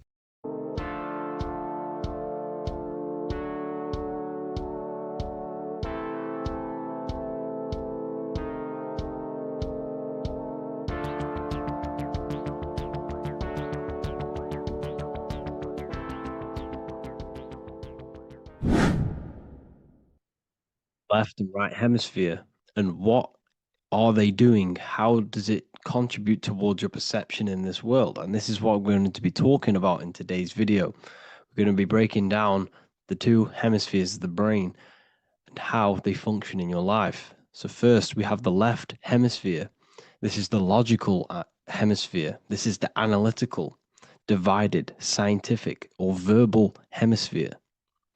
The right hemisphere is creative, wholeness, artistic, symbolic, and metaphorical. The right hemisphere does with non-verbal things. It produces a holistic perception. It is more to do with creativity. Because what you must understand is that we are not in the external world. The world is produced by our brain. We see with our brain. Our eyes are a part of the brain. What we touch is the brain's interpretation of electrical signals on the nervous system. What we smell is the brain's interpretation of smell through the nose. What you taste is your brain's interpretation of chemical reactions on your taste buds. So what you are experiencing is the brain. The brain is a computer creating a simulation.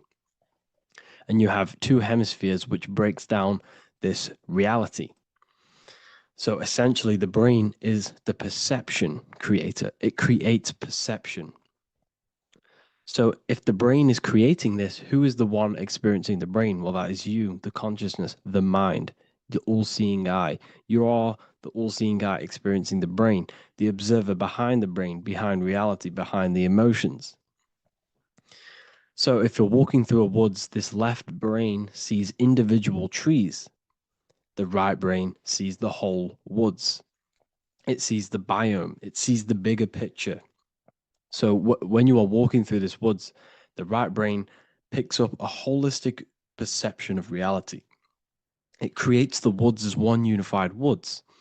The left brain's job is to break this down and analyze it so that we can see individual things. And this is also necessary for humans to have the ability to break things down and manipulate things in this world. So without this left hemisphere, we could not manipulate things and break things down. So this right hemisphere is important because it sees the whole woods. It sees humanity as one unified consciousness. However, the left hemisphere sees individual egos. So the left hemisphere is the place of the ego because it only understands it sees the world very divided.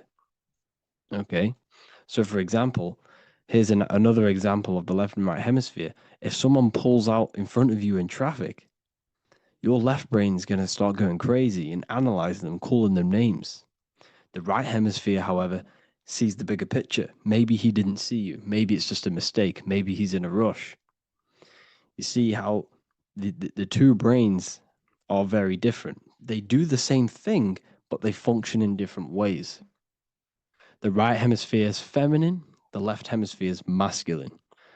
So, like I said, this person pulls out in front of you, you start to think with the left. If you start to perceive that in the left brain, you're going to start analyzing them, you're going to start going crazy and calling them names because you're analyzing it.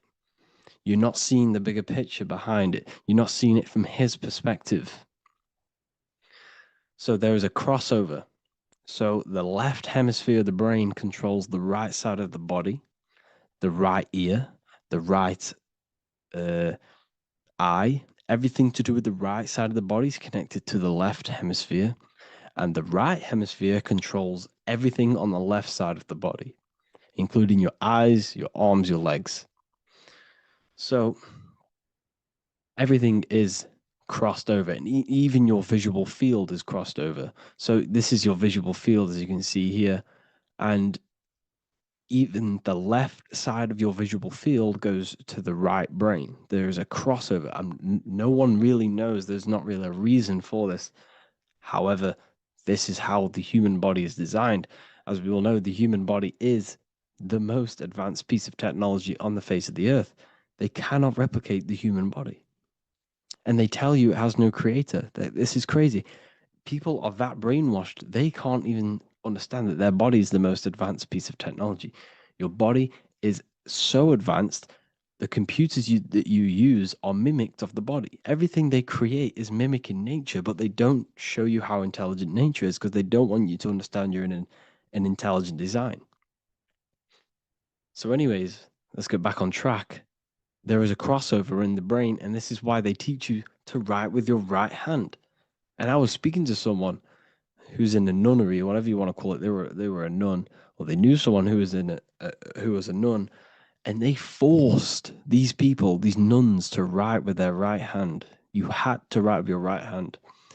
This is why, I'd say at least 70% of the world, or 80%, is right-handed and right-legged, because they taught us this to activate the left hemisphere more because of this crossover that happens in the body. So when we are using this right side more, we are using that left hemisphere more. Why? Why are they doing this? Well, they also called it writing.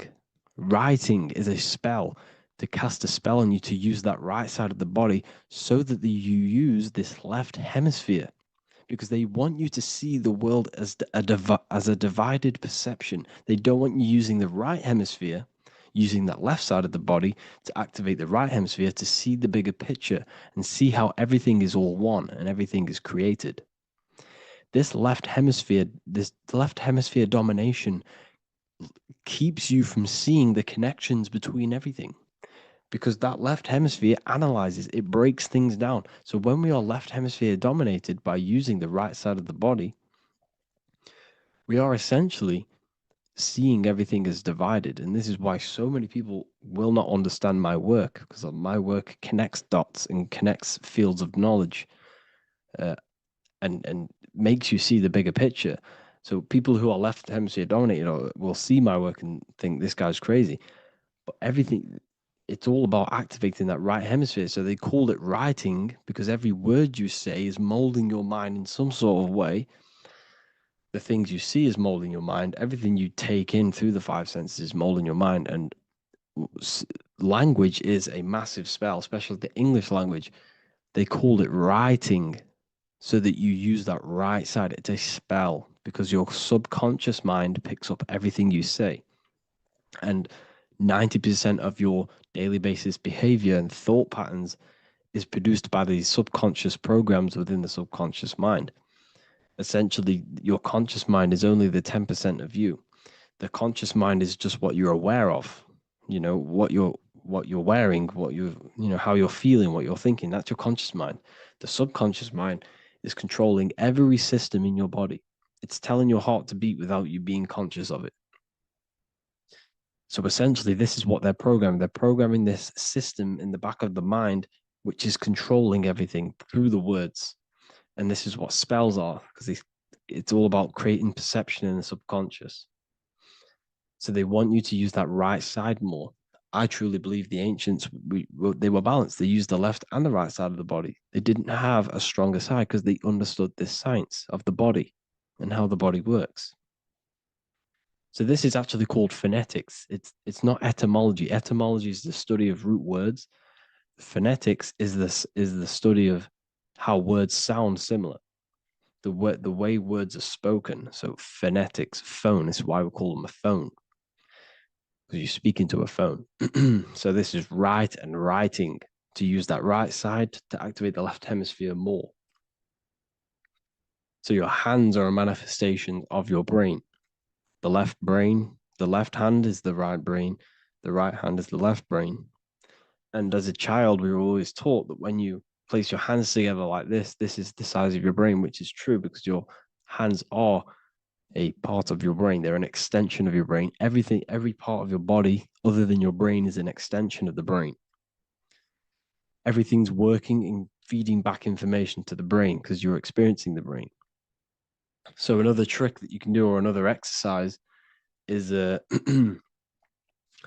looking in the mirror and closing one eye at a time. If you close your right eye, if you take your top off, for example, you'll analyze your body if you close your right eye, because you're using that left hemisphere. Sorry, other way around. If you look at yourself through your right eye, you'll use that left hemisphere, which will analyze yourself. You'll see individual body parts. If you close the right eye and use the left eye, you'll see your body as a whole. You won't really analyze it. This is how you can analyze yourself using these two hemispheres. So this whole system is created to keep you thinking logically and to restrict you from creating and restrict you from understanding symbolism, allegories, metaphors, and teamwork. They want you stuck in a logical way of thinking and a logical way of seeing the world. This is why when you go to school, you are told exactly what to do. You're told to think this way and no other way. You're told to do orders, do this. It's a very left-brained system, because if we all started to open up this right hemisphere, we'd all see, wow, everything is all one, everything's all connected. And this is what my work is doing. I'm showing you everything is one. The physical world is an illusion of duality, but everything comes from the one source, the one mind. The universe is a giant mind. I am mind, you express mind. We all possess mind. Behind the physical body is the same mind consciousness. And we are all expressions and fractals of this infinite consciousness called mind. And this is what they don't want us to figure out, is that we are all just one consciousness expressed. It's an infinite consciousness. It's even in the squirrel, it's in the dog. All of these different animals, they're just different bodies, but behind the bodies is the same consciousness, which is mind. That's what the pineal gland is. The pineal gland is not the mind, and it's not the third eye. The third eye is your mind. If you have a closed third eye, it just means you have a closed mind. If you have an open third eye, it just means your mind has expanded from beyond physical things through astral projection and mystical experiences. This is how you gain an open third eye. It's just an open mind. A mind that has astral travel, that's explored the realities within the mind. So everything they do is to keep us in a divided state. Divide and conquer, right? That's their motto. All to keep you thinking how everything is divided. Everything they've done is division. Postcodes, countries, everything is divided. Like football teams and all this stuff. It's also a natural process when you grow up, because as you grow up, your brain is constantly analyzing the world. So this is sort of a natural process of how you become more left hemisphere dominated, because your brain is always analyzing. And unless something awakens you, you can awaken that right hemisphere where you can start to see the bigger picture. Even the music, it's all tuned to 440 hertz, shuts down the right hemisphere of the brain. 440 hertz, Spotify, Apple Music, the radio. Every time you turn on the radio, it's tuned to 440 hertz. This was specifically tuned. It never used to be tuned to this. It was in the 1950s. It was changed. The standard music tuning was changed to 440 hertz because it shuts down that right hemisphere of the brain. They don't want you thinking, seeing the world in this way and perceiving things as one. And I'm going to show you. It tells you this in the Bible. Cast the net onto the right-hand side of the boat and you will find the fish. What was Jesus saying? This is, you see, people read the Bible and they don't understand it. If the Bible is not talking about you, then it has no meaning. The Bible, everything you read in the Bible is about you and how it can better your life. It occurs to you. So if Jesus says, cast the net onto the right-hand side of the boat, this is an allegory. The boat is your body. Cast the net. It's the awareness, the perception onto the right hemisphere of the brain, and you will find the fish. What's fish? What do fish do? They swim deep in the ocean. It represents the knowledge. Deep knowledge. Cast the net onto the right-hand side of the boat and you will find fish. You will find the wisdom. You'll gain understanding when you cast that your awareness into that right hemisphere. You will see that I am you and you are me. We are all one consciousness. You will see everything. You'll see that the trees are the same patterns as the nerves in your body. You'll see everything is connected. Everything is a fractal of the one infinite consciousness. And how many fish did they catch? 153. That adds up to 9. This is now numerology. The Bible's filled with numerology. Adds up to 9. What's 9? Human consciousness. It represents consciousness. You're in the womb for 9 months. Feminine. It's all about consciousness. And in Revelation 14, and I looked and behold, the Lamb standing on Mount Zion. That's the spines, the mountain. With him, 144,000. 144 adds up to 9. It represents consciousness on top of the spine. You see? And he had his name the name of his father written on the forehead. What's the father? The higher mind, the higher consciousness within you. Where is that? In the forehead, the pineal gland. The pineal gland is the radio receiver for the higher consciousness. Because every body part of the body has consciousness. Your heart has consciousness. Your gut has consciousness. You are thinking with these different consciousnesses. You think with the gut. You think with your penis. You are thinking with all these consciousness. And it's about raising your consciousness to the higher consciousness, which is the father, the mind, in the head. Don't think with the lower parts of the body because that is your animal nature. Think with the higher parts of the body. It's all representing consciousness. How to activate the right hemisphere of the brain? Well, it's all to do with non-verbal things. So music will activate the right hemisphere. Make sure it's tuned to the right frequency though. 432 hertz, 528 hertz. Any frequency that adds up to 3, 6, or 9 is good for you. Meditation, turning off the thoughts, and you raise yourself to the higher brain. Symbolism. Symbolism is all right hemisphere. Reading between lines, metaphors, determining the Bible, it's all right hemisphere. Seeing the bigger picture, it's reading between the lines. So tithing in the Bible. These people in the churches are giving 10% of their money to the church. It's nothing but a scam. What these people have done is they have externalized the Bible. They have taken the Bible and literalized it so that they can make a business out of it. So what they're doing is 1/10 of the produce of what it says in the Bible, 1/10 of the produce of the land, whether grain or fruit, is the Lord's and is holy. So what's that saying? The 10th of it's basically saying give the 10% to the Lord, to God. What does that mean? Well, what's the land and the fruit? This represents physical things, the physical things that you have. The 10th of the physical things that you have. What's that? That's your ego. All the physical things that you have is all to do with your ego.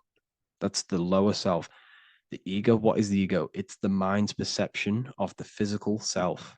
You had no ego when you were a child. Okay, when you were a child, you had no ego. As you grew older, you created the ego. The ego is the full self. It's the echo. Ego, echo. It's the echo of the full self. So it's saying, give the ego over. Take away the animal self. In that left hemisphere, that's all to do with the left hemisphere. That left hemisphere sees the ego. It sees individuality. It's divided. So it's saying, give that 10%. Give that 10% of you over to the right hemisphere. The 90%. The 90% of you is in that right hemisphere. The higher self. Now, I'm not saying the left hemisphere is bad. Okay, I'm not saying that at all. But it sees it sees things divided. It's like I said, the left, the hands are manifestations of the brain. So when these Christians are praying, they're putting their hands together. What are they doing? That they're syncing the brain hemispheres. What you're doing, because everything's an extension of your brain. So if you put your hands together, you're putting the two hemispheres together. And what's happening when you place the hands together? All the electricity in the body is now running in a circuit. So once you connect these two hands, the electrical energy is now running in a circuit, and energy can move around the body quicker and more efficiently. So when you pray, when these people are praying, they don't realize that they're engaging in ancient forms of meditation, of balancing the two hemispheres. So now we're talking about balancing the hemispheres, not the right hemisphere. This is what Israel is. Look at the symbol for Israel, the up triangle and the downward triangle. What's that? The up triangle represents male. The downward triangle represents female. Okay? This is talking about the brains. Israel is Ra. Isis, which is female, the Egyptian god. Ra, El.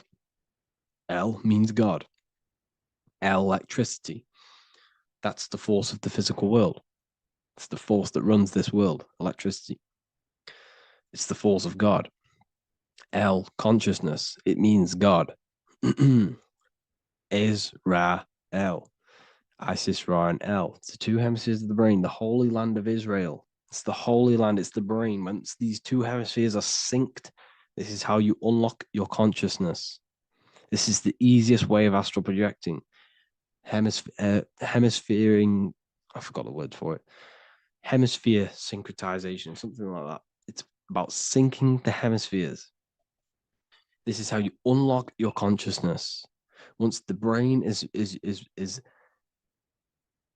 running as one electrical system, this is how you balance the two masculine and male opposing energies. Once these opposing energies are no longer in war with each other, the brain, they come together to work as one.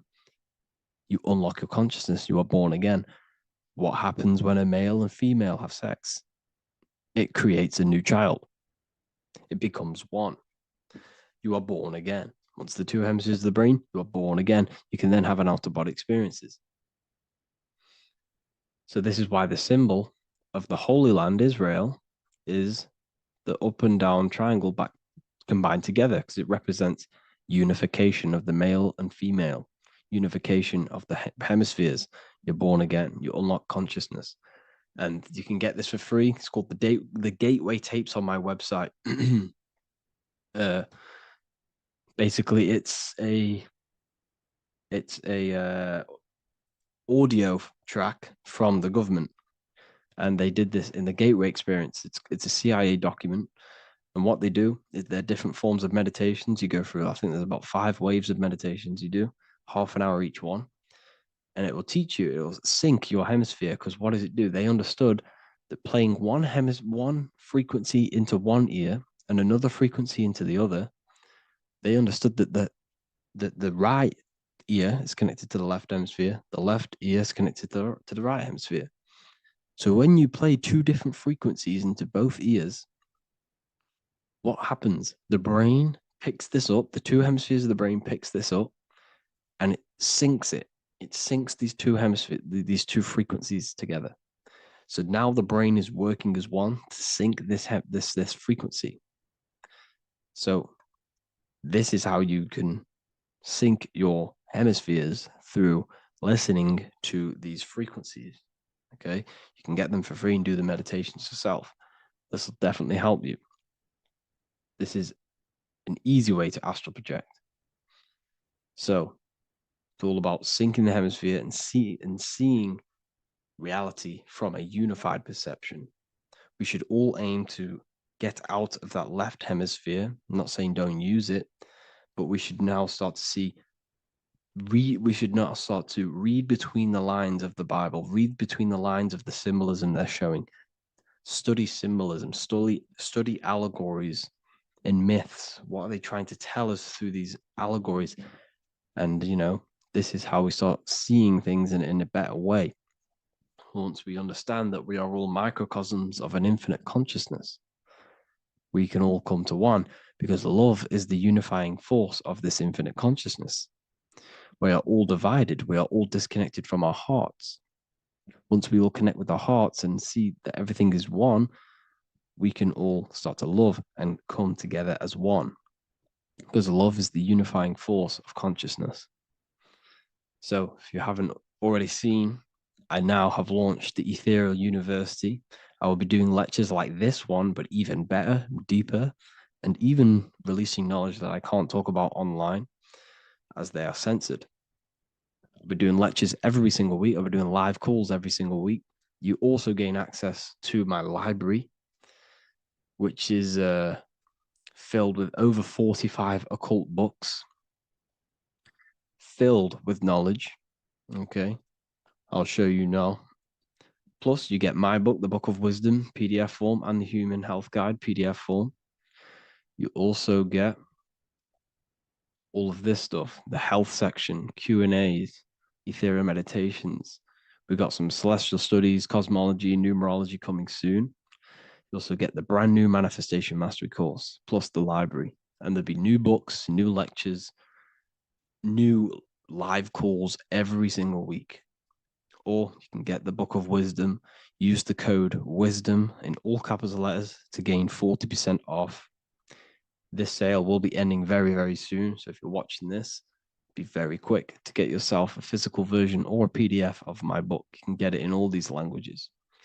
Hope you enjoyed this video, people. I'll see you inside the Ethereal University, the real university. Have an amazing day.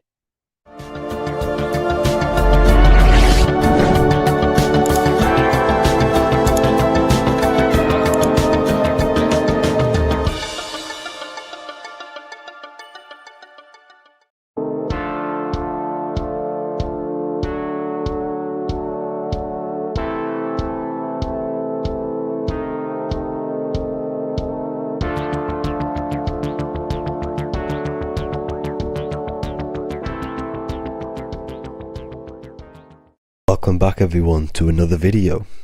Today we're going to cover everything that you need to know about the mind, starting with the two aspects of the mind, the conscious and the subconscious. The male aspect of your mind is the conscious. This is the 10% of your mind. The conscious part of your mind is only aware of everything around you, your vision, your sight, your smell, your taste, your hearing, and your current state of emotion and thought. Every thought that you consciously think about has an emotion directly attached to it. That emotion is then impressed onto the subconscious part of the mind. The subconscious part of the mind is the female aspect of your mind. It is also a whopping 90% of your mind. Subconscious mind is controlling all of the subconscious processes which happen within your body.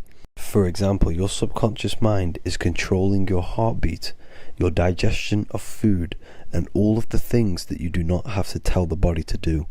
It is the hidden part of our mind which is controlling all of the hidden things. The subconscious mind is like a recording supercomputer. Everything that you have experienced in your life is all recorded and stored within the subconscious mind. One of the most important things about your subconscious mind is that it stores your mental programs. Everything in the subconscious mind manifests into behavior and actions within the body. Your daily basis routine and habits are all mental programs within your subconscious mind.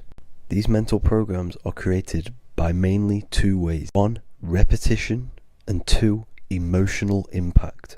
The repetition is fairly simple to understand. The more you do something, the more it impresses onto your subconscious mind and becomes a program. That program will then manifest into your behavior. However, with the emotional programs, they work a bit different. The stronger that you feel an emotion, the stronger it is impressed onto the subconscious mind. And then that emotion becomes a program. For example, you had a very traumatic moment happen when you were a young child. The emotion that you felt was so strong in that moment that it impressed into your subconscious mind so hard that you can recall that moment like it was yesterday. That traumatic event that happened to you when you were young will still manifest into your daily basis behavior even to this day. However, it manifests subconsciously. For example, if you were in a car crash, you will be wary to enter cars with certain people. All because of that traumatic emotion that you felt and impressed onto your subconscious mind. Another example of the subconscious manifesting into our behavior is posting on Instagram. Most of the time, the reason why you post is because your subconscious mind is seeking gratification. So before you actually do something, question yourself and find out the root cause of why you are doing this. Another thing that you need to understand about the subconscious mind is that it takes everything you say and hear literally. So for example, if you go and say, "You are an idiot" to someone, your subconscious mind will only pick up the word idiot. It only knows yourself. It doesn't know anyone else. You are casting a spell on yourself just by saying that to someone else. This is why the golden rule is to treat others like you'd like to be treated. Now, you can rewrite these programs which are already in your subconscious mind. However, it does take consistency. You have to change these programs which have been running for years. And by changing these programs, you change your behavior, because these programs manifest into your behavior. The best way to do this, personally, is to listen to affirmations first thing when you wake up in the morning, and do this for 10 minutes every single morning. Then at night time, you want to think and feel that you are becoming the reality that you desire. The more that you feel this reality, the more it will become a program and impress your subconscious mind. For example, you're trying to gain financial freedom. If you trick your subconscious mind into creating a program saying that you are financially free, this will manifest into your behavior. You will start doing more work. You will start looking for ways to make money. Your mind will be set on the frequency of money and financial freedom. Therefore, you will receive thoughts based around this program. If you take enough action, your life will dramatically change because of this program that you created in the mind. This is why we call it a mindset, because your mind is a frequency tuner which sets its frequency onto different thoughts, because thoughts are frequency. If you fill your mind with a specific frequency, you will gain thoughts and ideas based around that frequency. To create a stable mind, you need to master your emotions. You need to change your mindset. Everything that you experience is neutral. Based upon the mindset that you see it, you either give it a positive or negative charge. By understanding this deeply, you will then control your emotions. I hope you gained some wisdom and enjoyed this video. Please, if you can, leave a comment and a like, and subscribe to the channel if you like this content. Love and light to you all.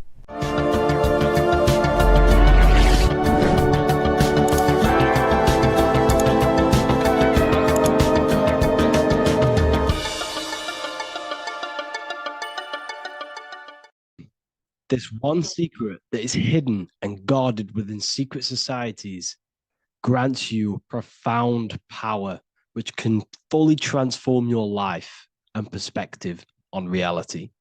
Today, I'm going to reveal this one secret, which you probably already know, but never realized how deep it truly is.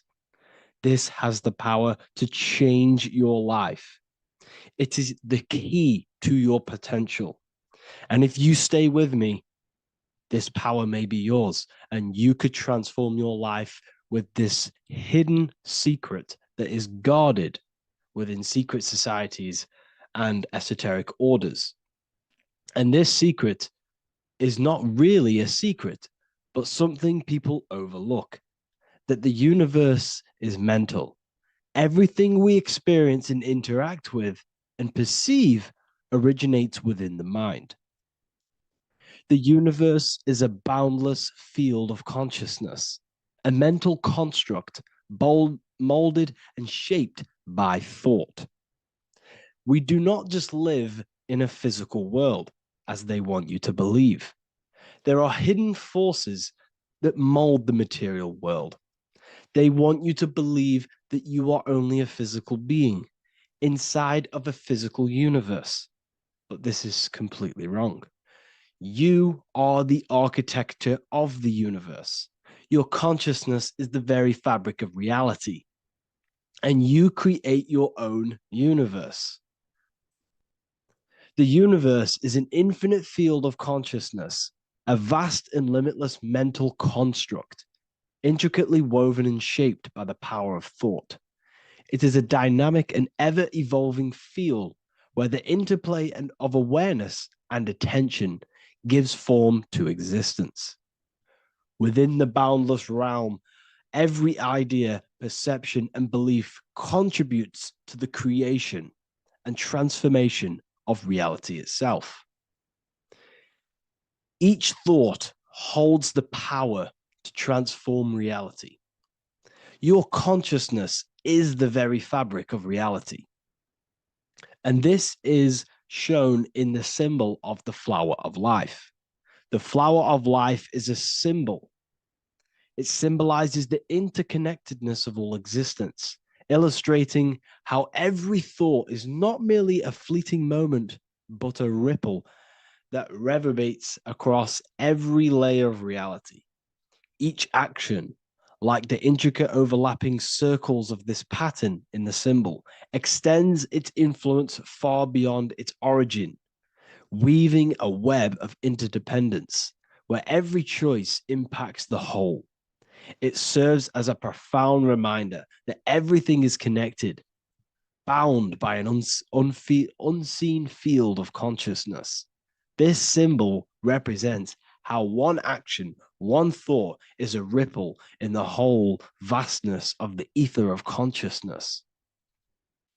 To master your mind is to master the universe, because your mind is a miniature universe. The mind is the very fabric of reality. So if we gain the hook, if we gain the power and the mastery over our minds, we have now gained the power to create reality to your will and intent. You see, most people live in a cycle, and this cycle is the outer world manipulating how they feel on the inner world. People's external circumstances are creating their thoughts and emotion in the inner world of consciousness, which is producing a constant cycle of negative manifestation. For example, let's say something negative happens to me in my external world. Then I start to think negative and feel negative. What that is actually doing is manifesting and projecting more negativity, because our thoughts hold the power to control and weave our own life. Your life is a direct correlation of every thought you thought in the past. What we need to do is stop and not let the mind control you in your reality. You need to control the mind so you can control reality. So what does this actually mean? Reality is an externalization of consciousness. Consciousness and matter are one. They're not separate. They are inseparable and interconnected. Everything we see, experience, and observe is a manifestation of thought, beliefs, and consciousness, shaping the world around us. Now, this ties in with the secret fifth element that they have hid from you. They've hid from you this sacred and very important symbol and pillar to reality. And this pillar, this sacred thing they've missed, is called the ether. And they've held this from you for a reason, a specific reason. This is the true fifth element. Why do they hide the ether? Because the ether has the power to shape and manifest whatever we imprint upon it. Every thought is a vibration interacting with the ether and actively shaping our reality. The ether, you could see it as the codes to physical reality. It's like an energetic blueprint which surrounds all physical objects. It is the life force that gives life to all things. All energy comes out of the ether and returns back to the ether. Energy, it's 0 point energy, and it is an infinite source of energy. So this is why they hide the ether, because whatever our mind can imprint onto the ether, we can create into a reality. And we imprint the ether through thought and imagination. The mind holds the power. The mind is the very source of reality. The material realm is not separate from the mental realm. Rather, it is intricately shaped and influenced by it through the ether. This subtle, all-pervasive medium bridges thought and matter, allowing consciousness to mold and manifest the physical reality. To transform our lives, we must first transform our minds. True change begins within, as our thoughts, beliefs, and perceptions shape the reality we experience. By shifting our mindset, we unlock the power to reshape our world and recreate the life we desire. This is the power of the mind, and this is the power that's been hidden from you. We're not taught these things in schools for a reason, because they don't want us all to be conscious creators. Instead, they feed you your beliefs. They feed you your thoughts through the music, through the entertainment, through the movies, through the news. They're controlling your thoughts with this information. They're installing beliefs and information into your mind. So you are producing their reality. But this is what we need to stop. We need to take control. We need to stop consuming their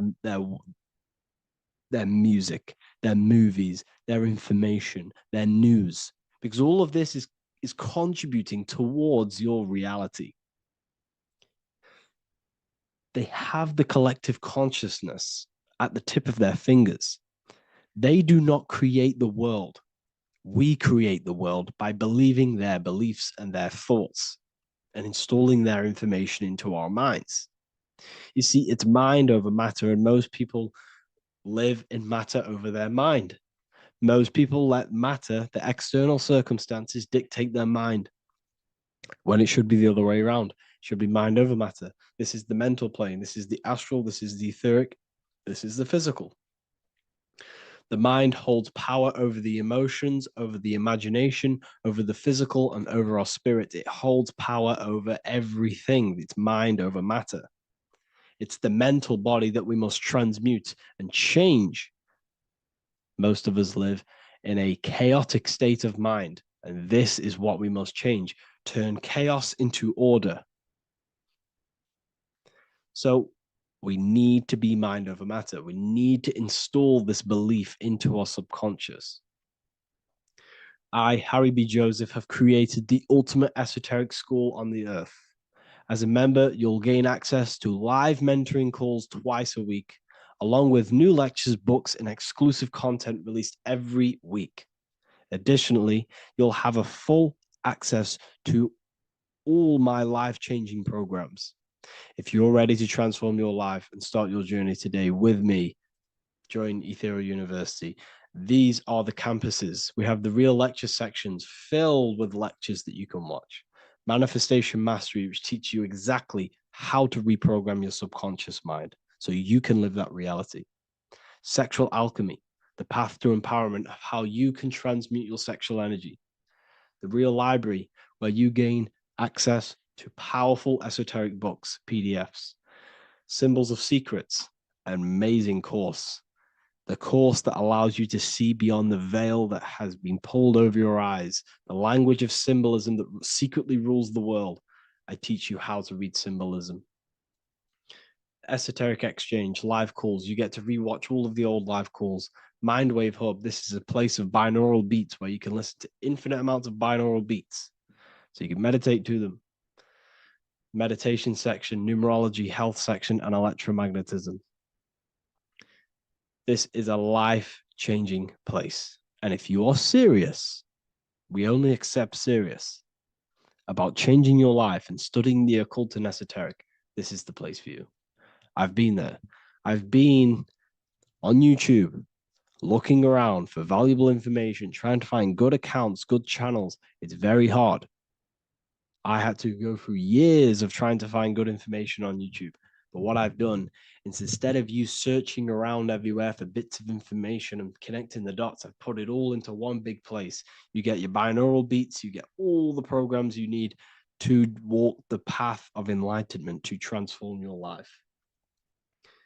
I will connect with you on the inside, and I hope this lesson, this lecture, you gained some information, you gained some power from it. Please like and comment, or don't. It's up to you. If you have any reviews, if you have any ideas of lectures that you know, if you don't understand certain things, make sure to leave a comment and I can make a lecture about it. I can make a video about it for sure. I don't mind taking recommendations for videos. So I thank you all, people. Have an amazing day. By the end of this video, you will understand the 3 expressions of consciousness, how to use them to create the life you truly want. You'll discover the hidden meaning of the word God, the secret power of the number 3, and how consciousness itself is the key to your reality. We have 3 main expressions of consciousness. We think, we feel, and we act. God is 3-fold. It stands for generator, operator, destroyer. The generator is the mind. This is what thinks, generates ideas. This is the beginning of all creation. This is the first expression of consciousness. It is the first form of consciousness, not a physical form, but a spiritual form. Then we have the operator, which is emotion. When we think something, if we have care or any emotion towards it, then we take physical action, the body, the destroyer. We think, we care, we act. Thoughts and emotions are the 2 spiritual forces which merge together and give birth to actions. Think about it. Why are you watching this video? Because you had a care to watch the video. Therefore, the reality in front of you is because you had a thought, you had a care, you took action to express that reality.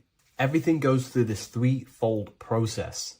This is why we say, follow your heart, because the body does follow the heart. We think something in the mind, we feel something in the heart, and the body takes action towards it. Everything operates on the care energy of the heart. The body follows the heart. If you do not care about something, then you do not act towards it.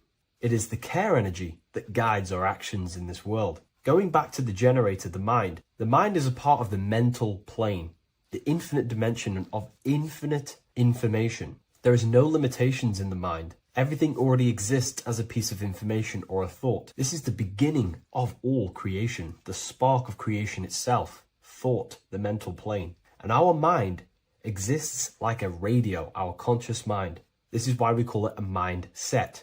What we set our mind onto through attention, mental attention, whatever we set it on, we receive thoughts that are very similar to what we set it on. The mind is like a radio, and whatever we tune that radio to, we receive that frequency and play that song. So if we purify our minds through ritual work, meditation, and affirmations, the mind can become a temple to receive higher thoughts, higher ideas, and better genius ideas. Going back to operator, this is the Holy Spirit. This is what we care about, our emotion. This is the feminine side of consciousness. Thoughts is masculine, the Father. Emotion is the Holy Spirit, which is feminine. And these 2 create a child, which is Jesus, the Son, which is actions. When thoughts and emotions merge together, you have a physical action, which is a masculine force, which is why it's a son. The Holy Spirit represents a purified heart, love consciousness, holding love in the heart. And when we purify our minds, we have an effect and purify our hearts. And the reason why I say that is because whatever we think in the mind directly corresponds to what we feel in the heart. As above, so below. Thoughts create emotions. If we think something and our heart tells us that is bad, we have a feeling that that is wrong, then we should not take physical action towards it. And if we do take physical action against the feeling of knowing it's bad, then you are going against the spirit. That's what the word Satan means, or Satan. The Hebrew word for Satan is Satan. It means adversary or opposer. You're opposing the Holy Spirit. You're opposing what you know is good. You're taking a sin against the Spirit, against the guidance from your soul, the knowingness of good. So when we do purify our mind, we purify our hearts. And when we cultivate love for the self and one another's in our hearts, we gain the Holy Spirit, which is love consciousness. And when we think in our mind with the love of the heart, and we merge our thoughts with love, it gives birth to perfect actions. This is what the true Christ consciousness is. We think with the love of the heart, and it gives birth to perfect actions. And if everyone did this in the world, we would live heaven on earth. Everyone would be balanced within themselves, and the world as a whole would be balanced. So we need to gain full mastery over these three aspects of our consciousness, over what we give mental attention to, gaining love for ourselves and the collective in our hearts, and gaining a strong disciplined willpower for our physical actions. And if you can gain full control over these three-step process, you can gain full control over your reality. The number 3 represents this 3 aspects of creation or transformation. This is a transformative process from going invisible to the visible. This is also why Jesus dies in a cave for 3 days. It's all about transforming the self. Transformation is the number 3. Me personally, I think the Holy Spirit has been replaced for the sacred feminine aspect of consciousness. They do not want us connecting to our feminine side of consciousness, because then we will cultivate love in our hearts for the self and one another. And love is the most potent force there is in the whole universe. It is what unifies everything. It nurtures everything. It allows things to grow. Think about it. When you hold love or care for someone, you grow relationships. The sun is the perfect symbol and representation of love energy. The sun gives abundantly, expecting nothing back, and allows everything on the earth to grow. It's a caring, nurturing, feminine force that allows things to grow and unify and come together. In today's world, we mainly have thinking and acting without emotion, without care, without the judge of our hearts. It's all about gaining unity consciousness. We think, we care, true care for one another and the self, and we act. And if you align these 3 forces towards something, your business, whatever you're trying to create, you will fully create that reality, because these are the 3 forces that you can use to generate a reality. You can do ritual work to create care in your heart about something, and then you will take more action towards it. The book I'm using here is the Book of Wisdom, Volume 1. You can get this paperback or PDF on my website. So I hope this video has helped you.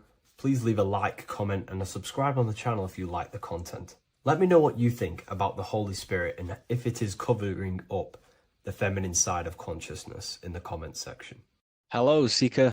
Welcome to Revival of Symbolism, a channel devoted to the language of esoteric symbolism, helping you discover yourself and expand your consciousness into new realms of thought. I'm Harry B. Joseph, also known as Revival of Wisdom. In this video, we're going to be breaking down the occult and esoteric meaning of the tarot card, the Magician. This contains many layers of symbolism. Let's get straight into this. So if we look at the card of the Magician, the first thing we notice is this gesture, his hands. We have one hand up, one hand down. This corresponds to the teaching and the principle of the universe called the law of correspondence, also known as above, so below. As above, so below pretty much corresponds with everything in the whole world and life. Everything functions underneath this law. It teaches that everything below in the material plane does not exist on its own. Physical life does not create itself. It is not independent. It cannot sustain itself. Everything below in the material plane has its spiritual counterpart within the heavenly realms of higher consciousness dimensions. Everything above manifests that which is below. It's simply representing how reality is dual and you are dual. You have a self outside the mind, which is the physical body, and a self inside the mind, the spiritual self. While most people are fixated on the external self, the physical body, they never give attention to their internal self, the self inside the mind. The self inside the mind is limitless, has infinite potential, and is not bound to any true form or identity.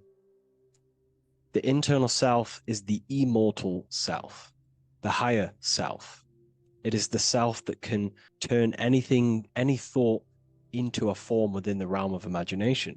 This is what we call the astral plane. The astral plane being a plane or a dimension that sits just above the physical plane, and it's the realm of imagination, emotion, and desire. Because in order for us to imagine something, we have some sort of emotion or desire to create it. Therefore, it is the astral energy, the desire and the imagination of something above in the higher realms and dimensions of consciousness that make it possible and physically created within the material realm. It is the astral forces of desire manifesting the actions of the physical body, because the physical body only moves to what we care about or we have a passion or desire. These forces, what we call passion and desire, are not just chemical reactions in your body.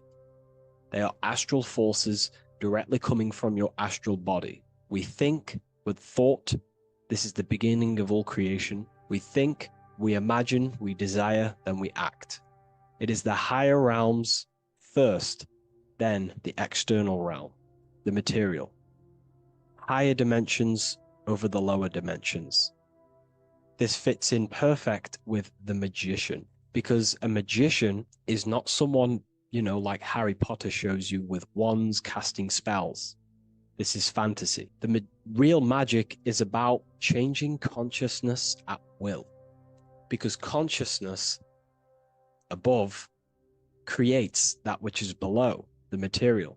As within, so without. Reality is created from the inside out. So the magician understands that by changing consciousness, we change our external circumstances. You see this reflected in your life, and I've seen this reflected in my life. When you change your consciousness, for example, you start to spiritually awaken. You start to think differently, see the world differently. What happens to your external reality? Notice your friends start to say you've changed.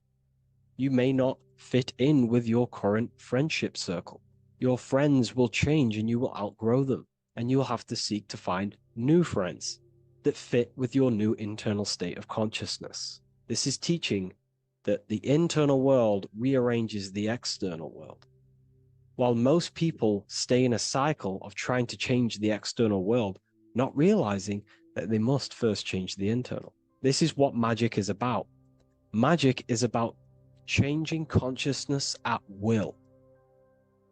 Because when a magician holds the ability to direct all forces of their consciousness to a specific reality within them, to create that form and reality within the internal self, they can actually start to produce change in the external reality. We have masculine forces of consciousness, feminine forces of consciousness. The feminine forces of consciousness are imagination, intuition, emotion. The active masculine forces of consciousness are willpower, actions, and intellect, thinking.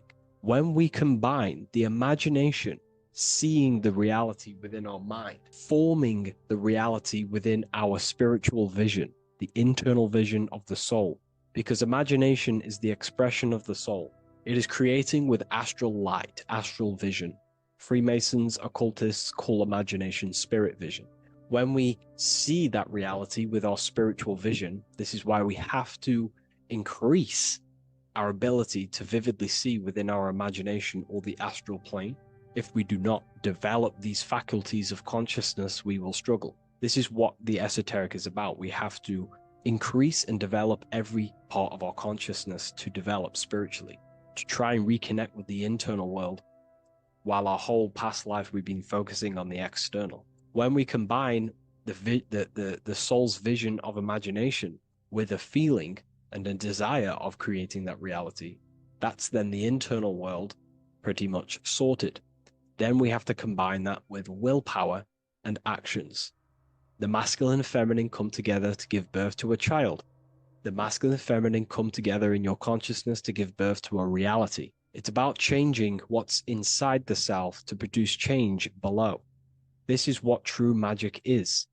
Look at the word magic, magi, and the word imagination, imagination.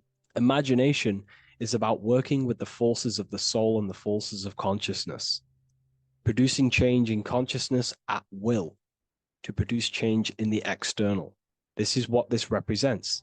Changing above so we can change below. No point trying to change the external world, because the external world is already formed. It is a form, it is an effect. So to produce true change in the external world that lasts long term, we must first gain control over ourselves. We produce change internally. This is why the magician is called to gain mastery in every element of their being.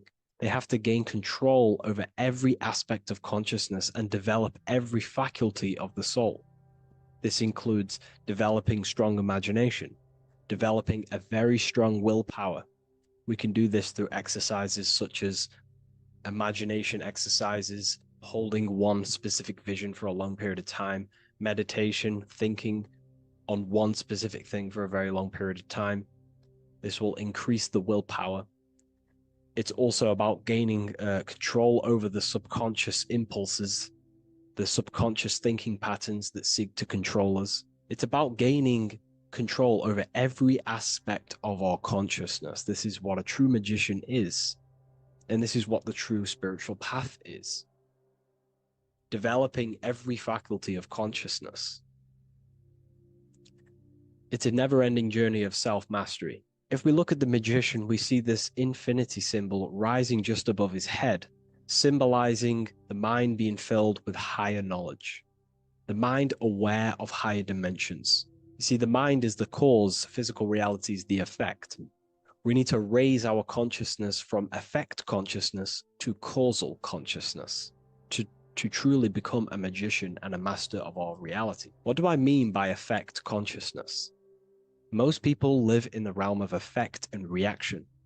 Their consciousness, their mind, emotions, and imaginations are constantly thinking, feeling, and imagining the things that have happened to them. Instead of doing this, we need to change this state. Instead of reacting, we need to become the cause.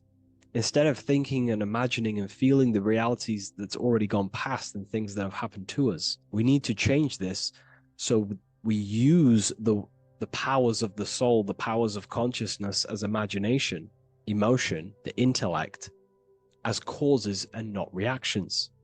This is how we truly become a magician and apply this principle of as above, so below. We need to think, feel, act, imagine, and use all the faculties of consciousness and the creative powers of the soul to cause things, to create a better future, to imagine a better outcome, instead of dwelling in reactivity, because reactivity will create a constant cycle of negative manifestations. If we sit around and moan, complain, think, imagine, feel the things that have happened to us in the past, the mind is the cause. And if the mind is in that state of reactivity, it's just going to constantly create more negativity in your external reality. This is what it's all about, as above, so below. You can see the sword here. The sword cuts through the air. The air is one of the 4 physical elements. Fire represents the spiritual body of consciousness. Water represents the emotional body of consciousness. Earth represents the physical body of consciousness. Air corresponds to the mental body of consciousness. So this sword is a symbol of a sharp mind. The mind needs to become very sharp and very disciplined and very controlled, both consciously and subconsciously. What does this mean? We have to gain control over the mind. We have to become more conscious of the thoughts that are happening inside our mental field. Because the mental field of consciousness is pretty much the birth of all creation. We think, imagine, feel, then act. So we must gain a sharp intellect, a sharp mind, a sharp, powerful mind. The sword is also a symbol of power. So this is a symbol of a powerful mind, a mastered mind. This is your sword. This is your tool to create, because you are a co-creator. As above, so below literally tells you that you are God itself. The same powers God used to think everything into existence, such as nature, the stars, the human body, the macrocosm, the world. God thought the world into existence. We live in a mental universe. All creation is first thought, then manifested physically. The same powers of thought God used to create the world is the same power that you use to create your world. You are cut of the same fabric of God. You are a microcosm, as above, so below. God is the macro, you are the micro. What is the wand? The wand is not real. This is not a real wand you cast spells with, but a symbol. The symbol of the wand represents direction of consciousness, willpower, and attention. We have two spiritual currencies which pretty much create our experience and reality: time and attention. That's why we say we spend time and I pay attention. These are your currencies. These are how you create and generate reality. Moving on to Jesus and Satan, we see there's an exact same symbolism within the ancient paintings. Jesus pointing up, Satan pointing down. Satan is the egoic force within one's consciousness. He is a symbol. Satan is not a real identity or being or entity. He is a symbol of a personality and a force within one's consciousness. Satan represents the negative forces of the ego that tells you to do things that is wrong. In your heart, you know what is morally right and wrong. Let's say you're thinking, you get a random thought of stealing an old lady's purse. You, in your heart, know that is wrong. But Satan is the force inside of you that says, do it anyway. Don't listen to the heart. Get the personal gain. I want the money. That's Satan. Jesus is the higher mind, the aspect of our consciousness that dwells above the ego. It's the part of our heart that desires the spiritual. Our heart is the generator of our reality. And whatever we desire is what we generate. You only take action and generate your life on what you care about or what you feel. If someone's talking about something you don't care about, you say, oh, I don't care about that. But if you care, you will listen. If you care about something, you take action towards it. If your heart desires the material, you have been taken over by the egoic force of Satan. Not a real entity, a part of your consciousness, a part of your nature, the dark side of yourself. Jesus represents a heart that desires the spiritual wisdom, the things that cannot be seen. The heart must desire the things that can't be seen, because this is what gives true satisfaction to ourselves. We feel void when we chase material things because nothing material can satisfy our hearts. So this is as above, so below. Jesus is the higher mind.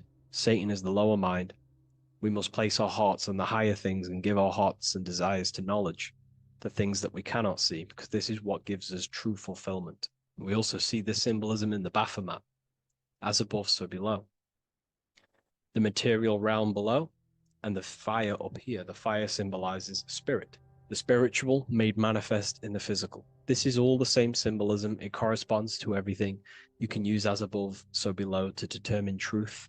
If someone tells you something, tries to make you believe it, and it does not correspond with the law of correspondence, then you know it's a lie. You can use as above, so below to manifest things. You can use as above, so below to see the world as a reflection of God. We are in God's kingdom. This is God's world, and you are creating in the world through the same powers of God, thought. You are a small version of God, co-creating a world and reality in earth. You yourself are an earth. Your body's the earth. Your consciousness is God and heaven. So I hope this video helps. The occult goes deeper than you could possibly imagine. If you wish to go even deeper, join our community, Ethereal University. Please leave a like, share, comment on this video for more.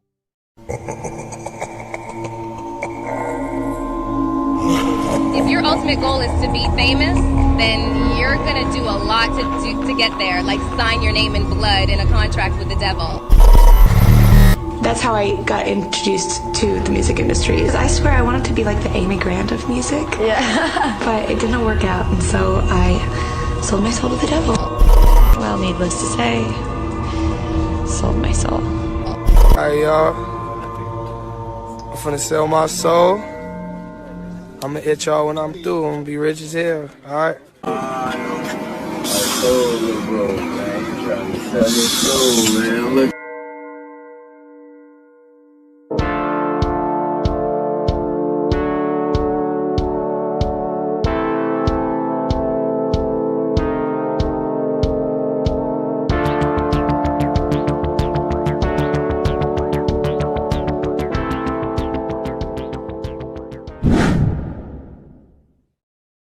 So what exactly is selling your soul? In order to understand this to its full potential, you have to understand the spirit world and the occult world which our eyes cannot visibly see. The physical world we see is nothing but an illusion and a product of the higher planes of existence. For example, you can see someone's physical body, but you can't see the complex structure of the consciousness and the thinking behind that being. With that being said, there are forces and entities not attached to physical bodies, which they exist on the astral and etheric plane behind the physical plane. Now, there are numerous videos and music with artists talking about this. For example, I sold my soul to the devil and the price was cheap. Why do you still do it? Why are you still out here? Well, it goes back to the destiny thing. I made a bargain with it, a long time ago, and I'm holding up my hand. What was your bargain? To get where I am now. Should I ask who you made the bargain with? with the chief commander. On this earth? And on this earth, and then in a world we can't see. so selling your soul is cutting a deal with an astral plane entity in exchange for wealth and fame on this physical plane. This is classed as black magic because you are bending reality against your intuition. Now, making deals with entities beyond the physical plane, you always have to give something in exchange. When it comes with demonic entities, it always involves some sort of sacrifice, bloodshed, or humiliation. Now, there are countless of rappers who someone close to them have died just before their career takes off to the next level.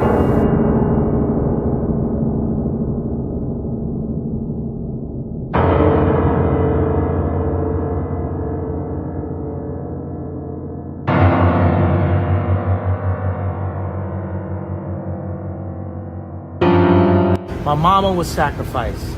Me too. You understand? Yeah. Appreciate Michael Jordan, what about him? His daddy, right? Bill Cosby, his son, right? Dr. Dre, his son. Out in Hollywood, a lot of people come up missing. So these rappers and celebrities do have to do sacrifice rituals in order to take their career to the next level. Top flight, I've been going up, it's a ritual. So the occult side of this reality is heavily connected with the music industry and the elites. This is why they are all connected to Freemasonry.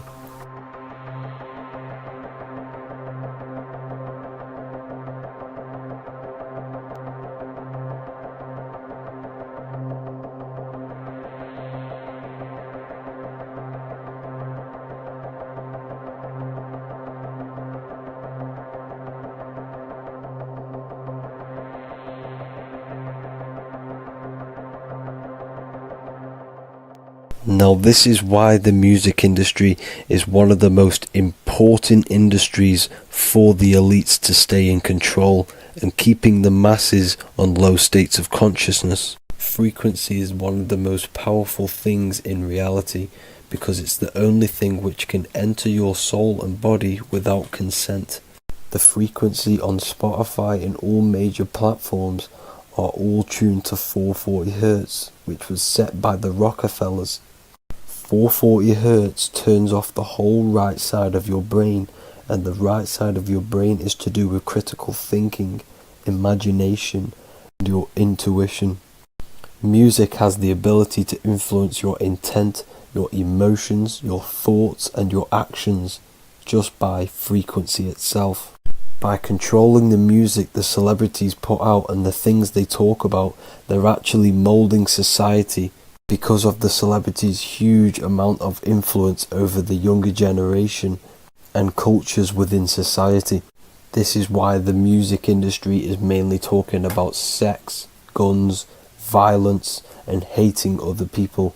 These are all very low vibrational acts and things to do, which destroys humanity and societies, keeping us all conquered and divided in order for them to stay in power. Music can actually reprogram your subconscious mind, and it is a form of MK Ultra, which is mind control. It's in my brain. Do you know that? It's living rent free. I can't get it out. You did that. Yeah, it's hypnosis. Yeah, it's hypnosis. You're so awesome and dope. You do need to be very careful with what you're listening to and what frequency it's playing at, because all of this has an effect on your electromagnetic field and your state of consciousness. Now let's go back to selling your soul. When these rappers and celebrities sell their soul, they now gain eternal life on this physical plane. When you do sell your soul, you are allowed to live forever. And these people that are called youngins, rookies, new booties, like I was, had no idea that these people still live. They will prey, haunt, kidnap, anything to stay on top. This is their world. They have nothing but time, is what they believe. Now this explains why there's so much Saturn worship, because Saturn is the father time. He's the god of time and crystallization in the physical realm. If you want more information on that, go to my previous video. Now here is A$AP Rocky standing inside of a pentagram, but notice the way he's standing, it's an inverted pentagram. The pentagram is associated with magic, however, the upright pentagram is the 5 elements with spirit on the top.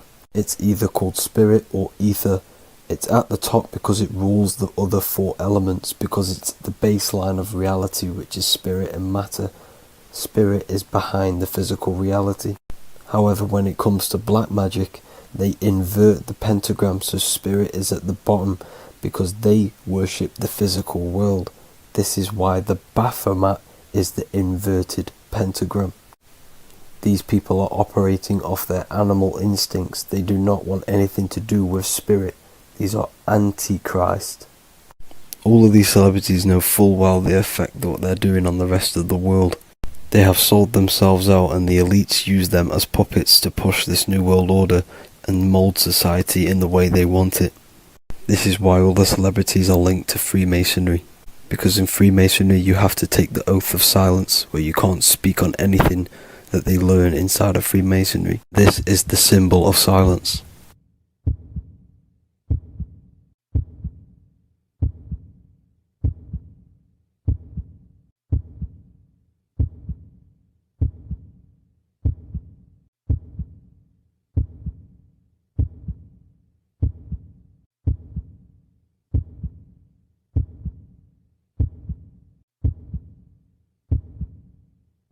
The elites need them under this oath, so they do not talk about certain topics and certain things to the public, because of the amount of influence they have on society. Now, even the name Hollywood is an occult term, because back in the ancient days when they used to create wands, they used to create them out of Hollywood, out of the holly tree, because each wood has certain attributes and virtues when it comes to magic. And the holly tree was known as the holy wood, and they used to create the wands out of it to cast spells. and Hollywood are still casting magic to this day through the films and through the music to the masses. That's it for this video, people. Hope you enjoyed. Please like and comment and subscribe. Peace and much love.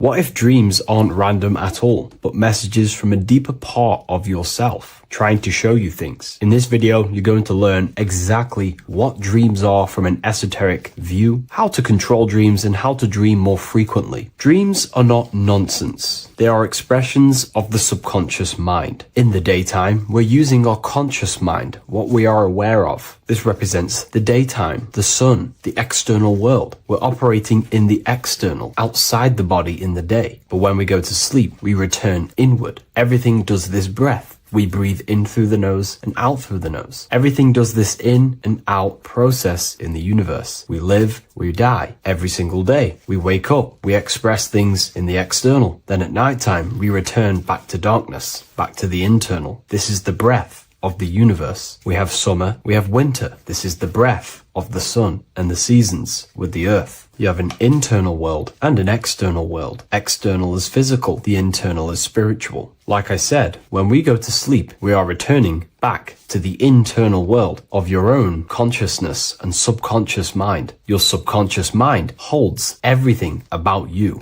your memories, your traumas, everything you've ever learnt, your language, your name, your job. Everything you identify with is stored within this vast network of the subconscious mind. It is your own personal consciousness. Therefore, when we dream, we return back to the subconscious mind, and we are in fact thinking, but in a subconscious way. The subconscious does not speak the same language as the conscious mind. The conscious mind uses language, thoughts, and all things that are very logical and very easy to understand. The subconscious is the complete opposite. It is very indirect, metaphorical, and symbolic. The subconscious communicates and works in symbols. Ultimately, symbolism is the language of consciousness. This is why in occultism and esotericism, it is filled with occult symbols, because symbols are used to communicate directly with the consciousness within the subconscious mind, and the subconscious mind is ultimately connected to the collective consciousness. We are all connected and tapping into the mental plane, where we receive thoughts, ideas, depending on what we attune our mind to. That's why we call it a mindset. But getting back on topic, the subconscious mind is your own personal network. It is like a net, an interconnected web of your thoughts, memories, traumas, emotional blockages, and all the things you identify with and have experienced in your life is stored within this network. It can be seen as a web. One example of the subconscious mind using symbolism is this next story I can tell you. Let's say I was in a very traumatic car crash as a young child. I experienced a lot of emotional trauma in that car, and that deeply impressed my subconscious mind with that trauma of emotion that I felt. Therefore, every time I see a car in my external world, that car is now a symbol that represents the state of consciousness I was feeling in that particular time of the traumatic car crash. The car is a symbol for a state of consciousness within my subconscious mind. Just like when you see a word, that word triggers what you believe that word to be in your subconscious mind. Symbols are the language of the subconsciousness. Therefore, when we dream, we are basically seeing symbols of our own personal subconscious mind. Our higher mind, which is basically our subconscious, the higher version of you that exists beyond your human thinking mind, communicates using symbolism. The higher mind does not speak human thoughts, human language. It speaks the language of symbolism. Therefore, when we dream, every event, every person, everything that happens, and everything you see is your own personal subconscious mind materializing within the plane of the astral plane. This is a dimension that sits just above the physical world that everything is pulled out of. For example, look around you. Everything you see around you was thought, then imagined. Imagination is the astral plane, and this astral plane sits above the physical world. As above, so below.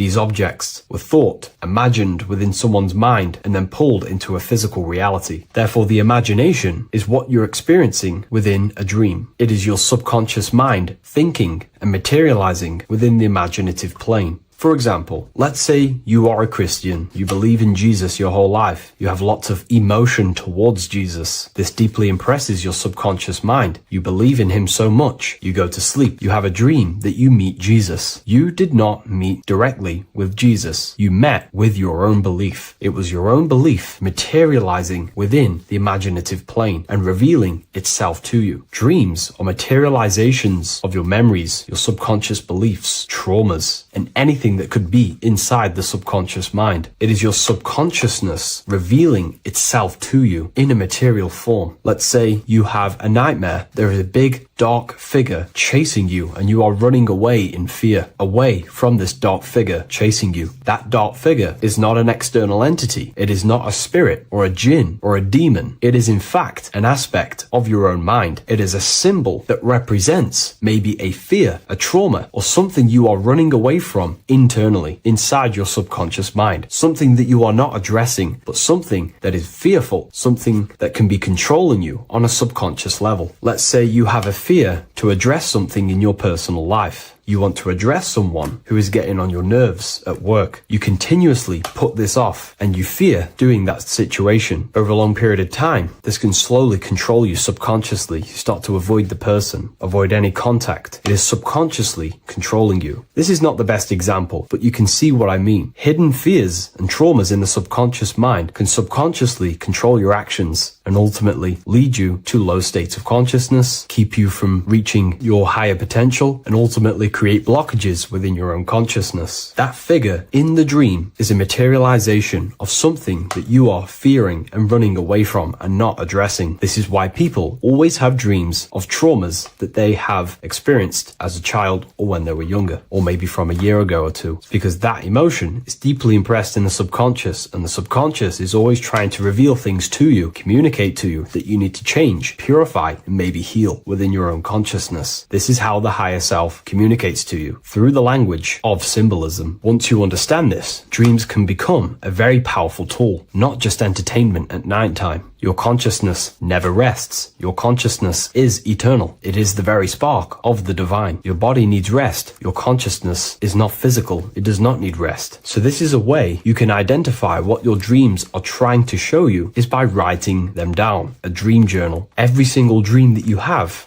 a book placed near your bed. Every time you wake up, first thing you should do is pick up the book and write every single detail that you can remember about the dream. The people that you met are all symbols or aspects of yourself. Maybe it is a friend you saw in your dream. That friend represents a state of consciousness that is within you and is trying to reveal something to you. It's about making the subconscious into the conscious, to become conscious of the unknown. Write down every detail, everything you saw, every event that played out, even the details of the clothes that they were wearing. Everything is symbolic within dreams. Write everything down and then analyze the dream. Don't analyze it from a logical mind. Analyze it with the right hemisphere of the brain, which allows you to see metaphors, read between the line. Try and gain the message that it's trying to show you. What does this overall mean to you? And what could this reveal about aspects of yourself that you need to heal or maybe take action in your life and world? Because your higher self is always guiding you towards awakening and fulfilling your mission in the manifested physical world. Dreams speak in symbols, not logic. Ask about your dreams. What is this trying to tell me? Don't take things literally. Look for an emotional tone and symbolic resonance. With practice, you'll begin to understand the personal language of your subconscious mind. Now that you understand that, again, please leave a like or a comment on this video. This is now a technique for lucid dreaming and dreaming more often. This is not going to happen overnight. This is not an easy method. It simply takes practice and dedication. Every morning, choose 3 time slots. For me, I choose 4:30, 5 a.m. and 6 a.m. 3 alarms that are going to go off at these 3 times, half an hour apart from each other. Each time you wake up, stay awake for 5 to 10 minutes. Turn off the alarm. Try and keep your conscious mind awake, but drift back into sleep. There's no other better way for me to explain that. It's very difficult, but try and keep the mind awake, but the body falling back asleep. More than likely, you will drift off back to sleep. Then the next alarm will go off half an hour after. This will wake you up again, guaranteed. You will probably drift back to sleep by repeating this process. After the 3 alarms go off, each one of them times, you're either going to have a dream or a lucid dream, but definitely you will have a dream. And if it doesn't work one time, keep trying it. I've been using this method for a very long time, and I can tell you 70-80% of the time it triggers a dream, and a very vivid dream. And it's ideal for lucid dreaming because keeping the conscious mind awake while letting the body fall asleep, you can become conscious within these subconscious realms of your mind. But when you are conscious inside the dream world, you can do what you want, but you also want to let the dream naturally unfold. If you try and take too much control, then you will wake back up. If you feel any fear in your dream, you will wake back up into the material world. Another tip to dream more often is to meditate before bed. Simply close your eyes and think about nothing for 5 to 30 minutes. Detach from everything outside you, your name, your job, work, thoughts. Mentally detach from the world and the physical pleasures and become pure awareness before you try and go to sleep. This will help you become conscious while being within the self. If you wish to learn more about consciousness yourself, the Book of Wisdom Volume 2 can definitely help you. I'll leave a link in the description. Thank you for watching this video, and I'll see you in the next one.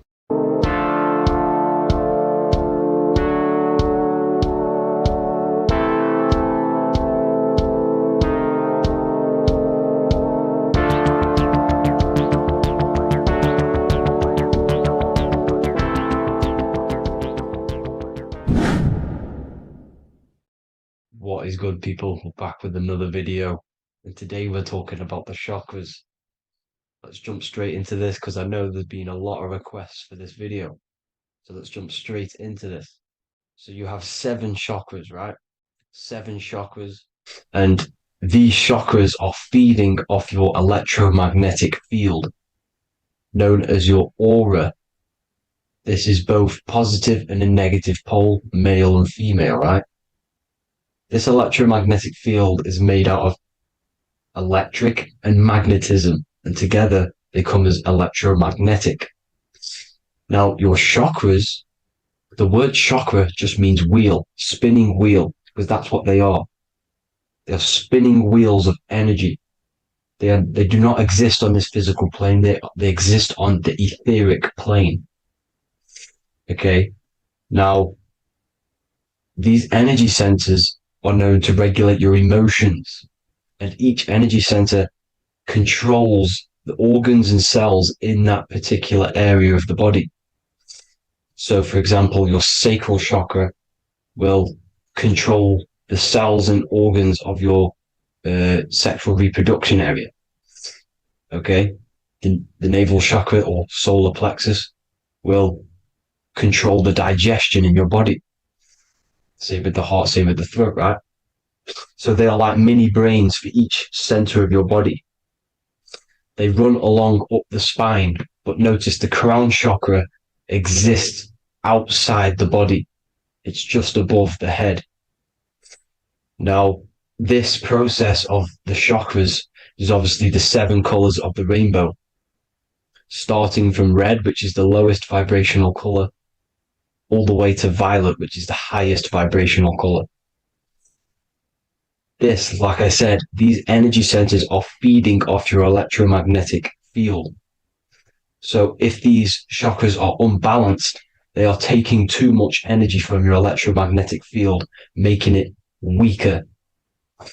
Now, this is the North Pole. As you all know, the Earth is flat, and we live inside of a giant torus field, and the North Pole is the Earth's heart chakra. And this is why the aurora borealis, or the northern lights, whatever you want to call them, that's why they are green, and they are being emitted from this center point of the Earth, because it's symbolizing the heart chakra, which is green, right? Now, you do work your way up to these. However, this is a torus field. You are a torus field. You have different layers of this torus field, right? And you need to balance all of these chakras, but you can't move up these chakras until you open the one below it. So it's like a It's like a stairway. You can't go to your solar plexus without going through your sacral. You see? So you have to work up these. However, you have to work up these and then live from the heart, because the heart is the center of the torus field. It's the balance between male and female poles, positive and negative poles. So you have to balance all of these chakras and then bring them all into one, which is the heart chakra. Now, they exist on the etheric plane. They exist on the etheric plane, and the etheric plane is a layer of the material plane. It's the one higher than the material plane. And then after the etheric plane, it melts into the astral plane. So they exist just between the physical and the astral aspect. Now, this is the yin and yang matter, which is the lowest root chakra, physical matter, and then to spirit, because high vibrational matter turns into spirit, low vibrational spirit turns into matter. So they're interchangeable. This is the yin and yang.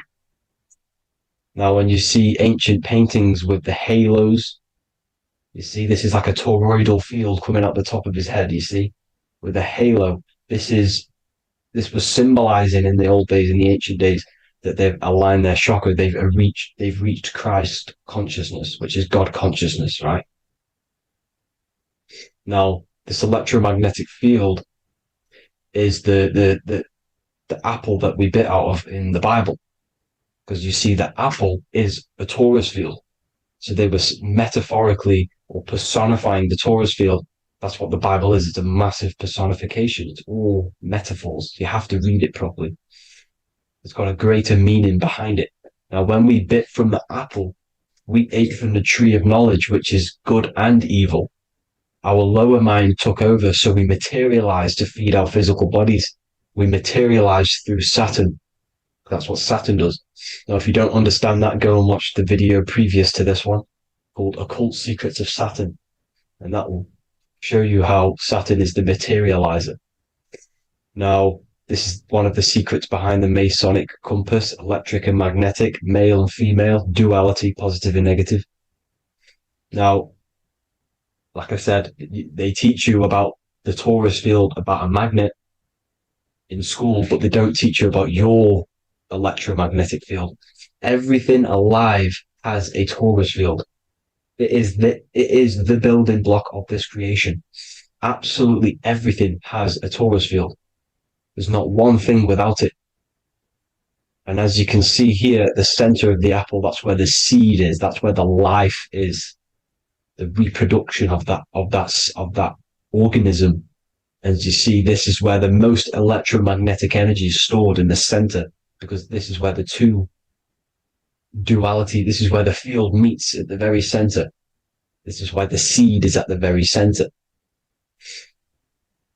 Now, your spine is a elongation of the brain. The brain is heaven, and the bottom of the spine is hell. So this is Saturn, which is the root chakra.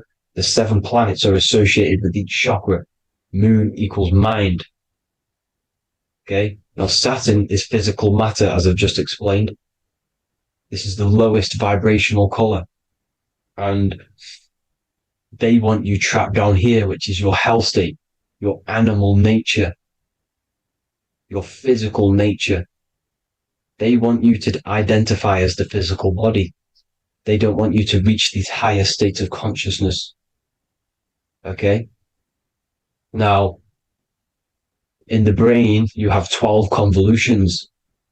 Now, this is what they were symbolizing in the Bible with the 12 disciples. And obviously in the Bible, it says the upper room where Jesus met with his disciples. This is heaven, the brain, the higher states of consciousness.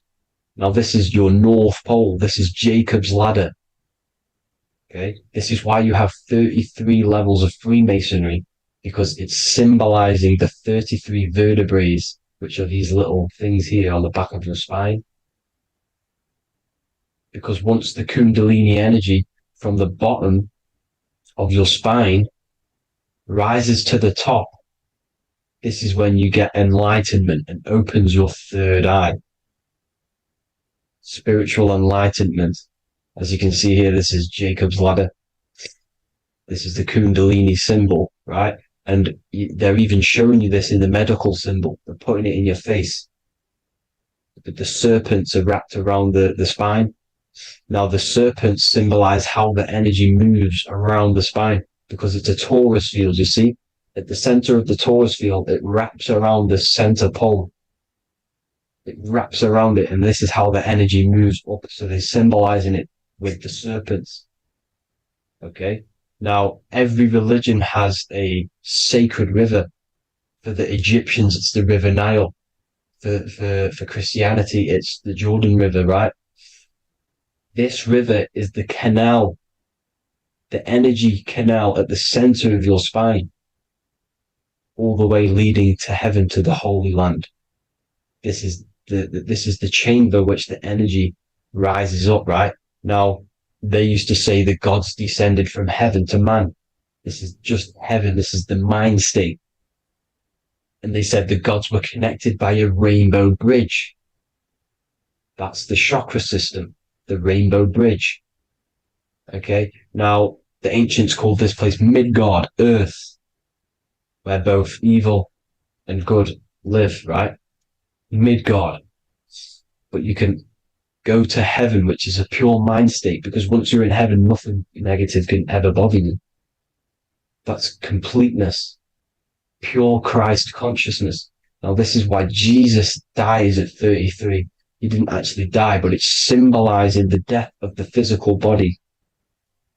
Not the death of the physical body, but his consciousness rising above the physical body to, as I said here, matter to spirit. Matter died off and he came spirit consciousness. This is symbolized by the 33 vertebrae, which is obviously the 33 levels of Freemasonry. And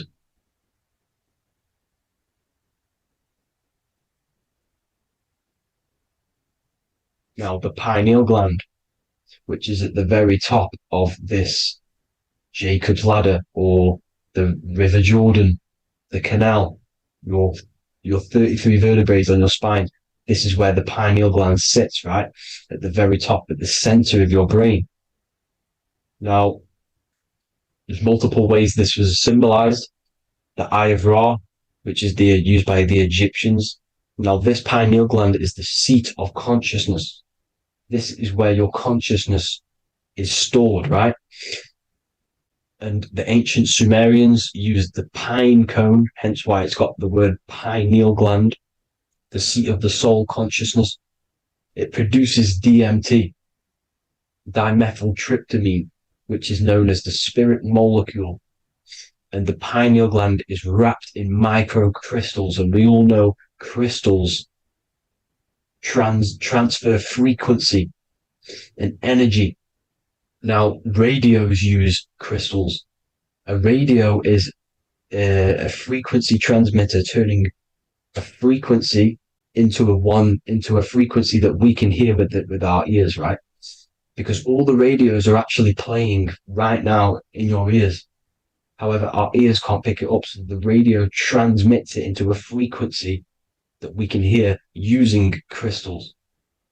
So this is the power of crystals, and this is what our third eye is wrapped in, crystals. Now, this third eye is not actually your third eye, it's your first eye. When you're being materialized in your mother's womb, this is the first gland that is produced, and everything's built around it, because it is the consciousness. It is your consciousness. Your consciousness never dies, ever. It's an eternal essence. It lives forever. You never actually die. Only the mortal body dies. Now that's what we call life. Life is abided by time, and time is change. And change is what we call life, because everything's constantly moving and transforming into different things, right? Now let's not get off track.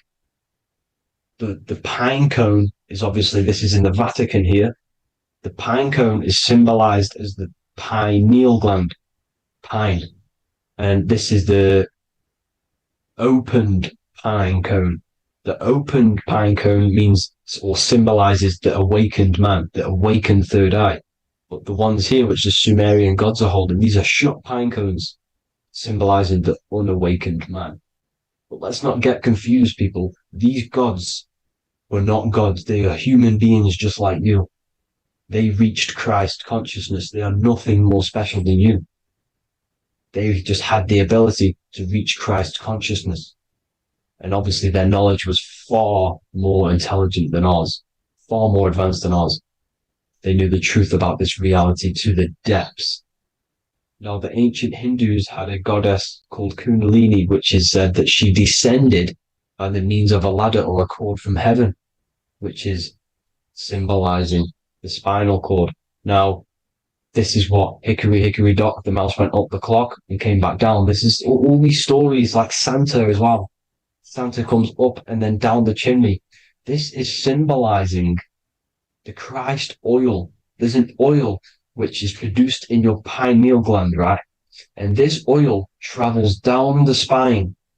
And once it's down on the spine, you must have to raise your consciousness, just like I said, with the chakras. You have to raise your consciousness, raise your vibration to heat up this oil and turn it into a gas. And it travels back up the spine through like the serpents up the spine, and this awakens the third eye once it's coming back up the spine and hits the pineal gland. This is the secret behind Santa and hickory hickory dock, because Santa comes down and feeds the presents and goes back up the chimney, and he lives in the North Pole, the positive pole. This is the North Pole, people, and the presence is your sacred oil. This oil, your physical body is the furnace. It's the spiritual furnace, which you have to heat up this oil by raising your frequency and turning it into a gas to rise up this chamber, the River Jordan, to your third eye, right? Now, this is an alchemical process. Your body is the alchemical furnace. It says in the Bible, if therefore thine eye be single, thy whole body shall be filled with light. I shouldn't have cut that out, but that's what it says. The light of the body is thine eye. If therefore thine eye be single, thy eye shall be filled, their body shall be filled with light. This is symbolizing the pineal gland, enlightening the body, the spiritual body, filled with light. Now, as I said, they want you kept down here, which is the root chakra, which is your animal nature, which is obviously mind, matter over mind. This is the symbol of Saturn, right? As you say, we're built of body, mind, and spirit, the Holy Trinity. That is the sun, moon, and earth. The sun's your soul, solar. Moon is your mind. Earth, which is the cross, which is your physical body, the 5 elements, right? So body, mind, and spirit. So the Saturn symbol is actually made out of the cross on top, which is the earth, and the moon on the bottom, which is symbolizing matter over mind, because earth is physical matter. You don't want to be matter over mind. You need to be mind over matter. See, they want you identifying as your physical body. They don't want you to realize you're an eternal consciousness. You're an eternal essence of consciousness which never dies. They want you trapped in your animal nature. And this is why the Baphomet has a goat head, because it's symbolizing your animal nature, which is evil. Not evil, but you're more likely to do evil things, right? Which brings bad karma. That's your animal side. This is why the Baphomet has an animal goat head. As you can see here, he's got the Kundalini energy here. So when you see the inverted cross, the cross is your body, as you can see here. The inverted cross means your chakras downwards, down here. Your head's down here. Your mind is down here. But your mind needs to be up here, which is the upwards cross, which is Christ consciousness. And as we all know, 7 colors of the rainbow, 7 planets, 7 chakras. Red light is low frequency and long range. This is why Saturn is the slowest moving celestial body, and it's the lowest chakra because it's low frequency, long range. The moon being the crown chakra, which is high frequency. This is why the moon moves around the quickest. The moon is your crown chakra, which moon in mind. See, so there are multiple ways of your chakras becoming blocked. Now, each chakra has a specific intelligence. It has a specific thing that it's doing for the body, right? Now, this can be overused. It can be abused. For example, masturbation. That keeps you down here in your sacral chakra because you're abusing the energy center. You're abusing your sexual energy, which is then becoming unbalanced. So this is how energy, this is why these centers are pulling more energy out your electromagnetic field, because these centers are wheels. The chakras just mean spinning wheel of energy. So when you're abusing these certain centers, you're pulling energy out of your electromagnetic field, which is making your field weaker, which is making your frequency lower, which makes you prone to diseases, prone to lower negative energy, right? So you need to align these chakras. You need to unbalance them. And as you can see here, you can screenshot these to see how they're blocked.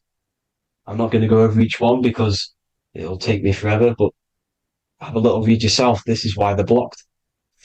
Now, the ancients used to say Aum when they meditated. Now, these are the 7 vowels. There's not 5 vowels, there's actually 7. Now, when they say Aum, they're aligning all their chakras by saying this when meditated. This is where the Aum originated from. Now, emotion is energy in motion. So if you're feeling a certain way, that's the energy you've put in motion. It's a reflection. We live in a mirror reality. Everything's mirrored. Everything's mirrored. As within, so without, as above, so below. Everything's a reflection of some sort. So whatever you're feeling, you're doing something wrong. It's telling you you're doing something wrong from the root cause. Because your energies are the effect. You're feeling the effect of something you've caused. The law of cause and effect, nothing escapes it. Now, the Jehovah's Witness believe that exactly 144,000 faithful Christians go to heaven or be resurrected, right? This is not true. This is symbolic. 144,000 go to heaven. Now, the petals on the chakras, this is the root chakra, this is the crown chakra. Now, if you add up the first 5 chakras, the petals, add up the petals on the first 5 chakras, you get 48. And then you get to the third eye, which has 2 petals. 48 times 2 equals 96. 96 plus 48, which you got from here, equals 144. The last chakra has 1,000 petals. Times 144 times 1,000, you get 144,000. This is a frequency. This frequency is the frequency of the ascension up your chakras. This frequency is a high frequency, which turns that oil into gas, which rises up the spine, activating your third eye. Right? So this is all the religions are all symbolic for this sacred secret of Christ consciousness. As it says in the Bible, the kingdom of God is within. It's not out there, people. You must look within yourself. You are God. You are a spark of his consciousness, infinite consciousness, right? So 144,000 is a frequency, and you must achieve this. Like I said, these people in the past, they're not gods, people. These were just humans. Nothing special. They just reach Christ consciousness. Now, they keep you in these lower vibrational states with the food, right? And as you can see here, all of these fast food restaurants are mainly are red and yellow, which are these lower states, these lower 2 chakras, lower vibrational colors, because they want you trapped down here in matter. And these foods are so low vibrational They will keep you down here because your gut produces, I think it's like 80% of melatonin. Melatonin is your feel-good hormone. These foods will not make you feel good. This is very low vibrational. Meat, it's not meat, it's raw flesh. These animals are stripped from their family, put on a conveyor belt, watch their friends be tortured, and then get slaughtered in a slaughterhouse. Think of all the fear that's running through their blood, all the hormones, all the fear, and you're going to go and eat that very low vibrational energy. As you can see here, this is the light photons within fruit. You can see the life force in this fruit. You must think, feel, and do positive to raise your vibration. As you can see, earth equals heart. If you rearrange it, everything in nature is green, right? The aurora borealis is green. You must align all these chakras and then live from the heart, because the heart's the center of the Taurus field. You must become the consciousness in the center. So that's it for this video, people. Thank you all. God bless.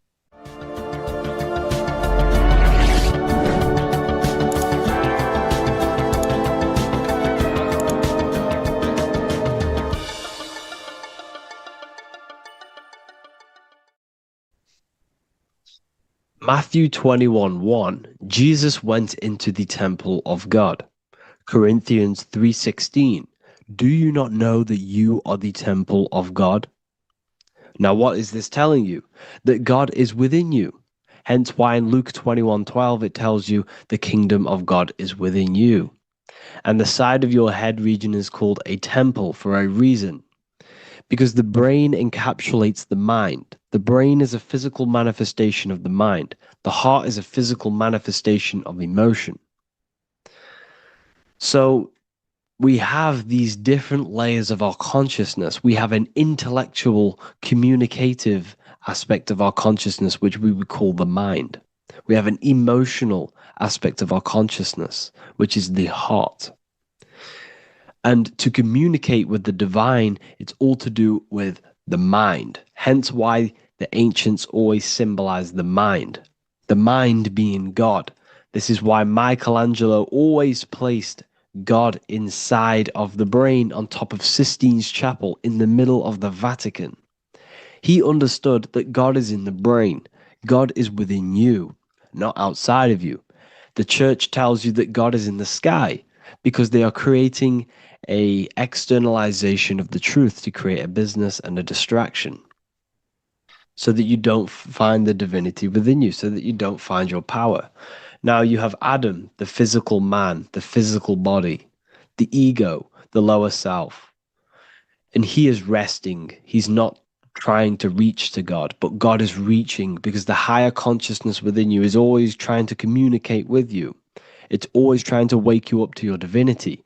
But the lower mind, the lower self, Adam, the physical self, is always in ignorance of truth, always in ignorance, and stays in a materialistic way of thinking, which is the lower animal self. And this is what we call a sleep or an NPC. This is the lower mind of man. But all you have to do is to move your finger to touch God. You have to look within yourself, within the brain, meditate, and you can find God. This is why in the Bible we see many references to the human body and anatomy to truly connect with God.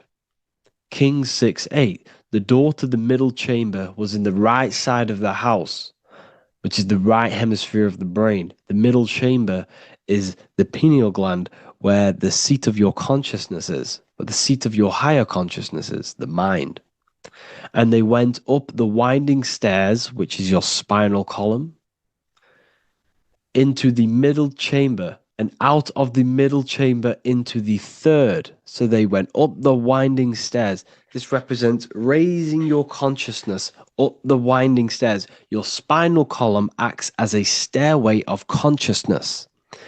Depending on what sort of consciousness you are operating in, depends on what part of the spinal column you are using. Because the spinal column ascends and descends consciousness. What do I mean?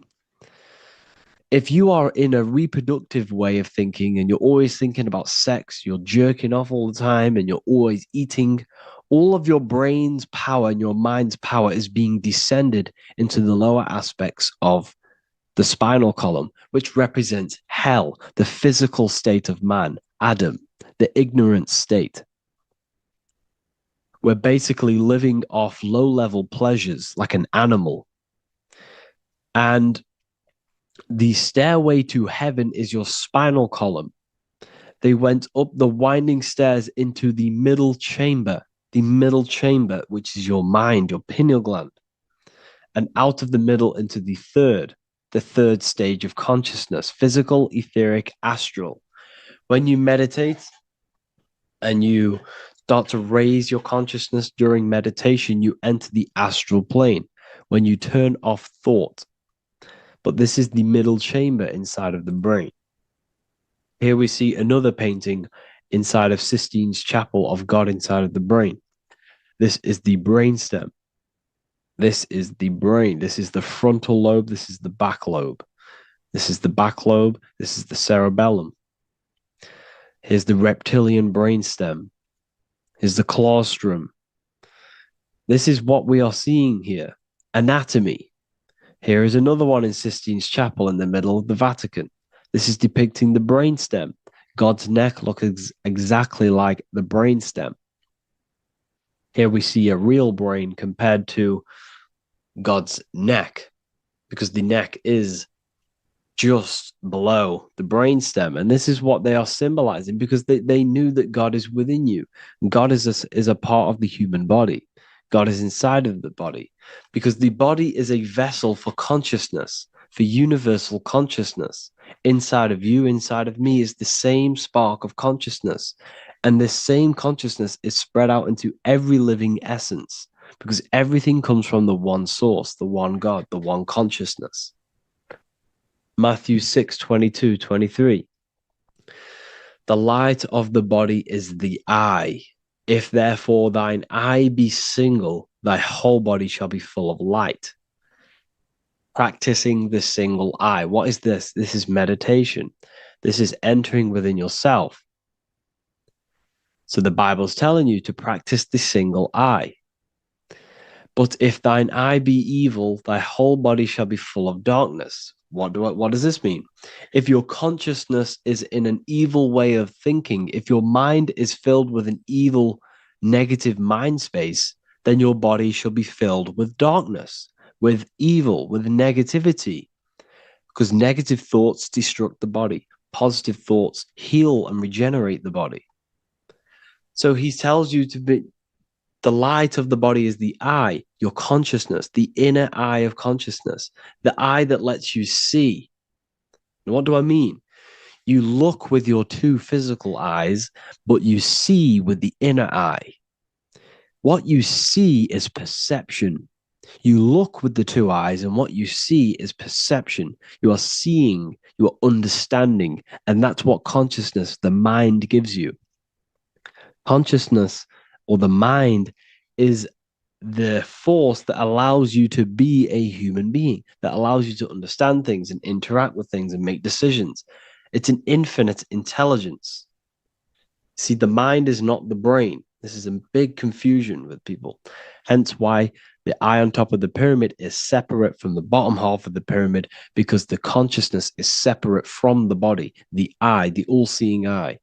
It represents the observer, the eye that sees into this body, into this world, into this. You are the perceiver. You are the invisible spirit within the body. Theologians 4:17. After that, we are still alive, and our left will be caught up together with them in the clouds to meet the Lord in the air. You don't meet the Lord in the physical air. Okay? This symbolism of the ancient Christian artwork is showing you this is symbolic. These things never happened. There's no man in the sky. Moses didn't go on a mountain to meet with God. The air represents the mind. This is why you say you're an airhead when someone's very stupid. Earth is your body. Water is your emotions, fire is your spirit, air is your mind, the invisible mind. So Anton Mengs, an ancient Christian art worker, is showing you anatomy of God in the clouds, but this is the anatomy of the human body, raising yourself to the mind and turning the mind inwards on itself during meditation. And that's how you meet the Lord in the air. You meet the Lord in an elevated state of consciousness. The air represents an elevated state of consciousness because the air is up. You have to raise your consciousness to meet the Lord in the air. This is why Moses went on a mountain to meet with God. The mountain represents elevation of consciousness, raising the mind up the spinal column, taking all of the mind's attention away from the reproduction and the physical aspects of self and raising it to the brain and turning off the brain and going inward into the air. It's talking about raising consciousness. It's allegorical. It's a spiritual, metaphorical text. The side of your head's called a temple because inside that where that temple is, right in the middle of where you call the temple, is the inner chamber, the open room, the holies of holies in the Bible, or the land flowing with milk and honey, or Mount Zion. There's so many different names for the brain, or the upper room where Jesus meets his 12 disciples, the 12 cranial nerves in your brain. This is the temple of God. Your body is a temple of consciousness. It encapsulates the consciousness. It encapsulates the mind and soul. John 10:30, Jesus states, I and the Father are one. Psalms 46:10, be still and know that I am God. He's talking about the I am within you, not within Jesus. Everyone refers to ourselves as I. I am God. When you say I, you're referring to the highest aspect of yourself, the aspect that is above all thought, above all emotion, and above all things. When you say I, you're referring to your pure awareness, your pure consciousness, the highest aspect of yourself. And anything after I is egotistical. I is God. The letter I is the Roman numerals for one, because there is one God, one consciousness.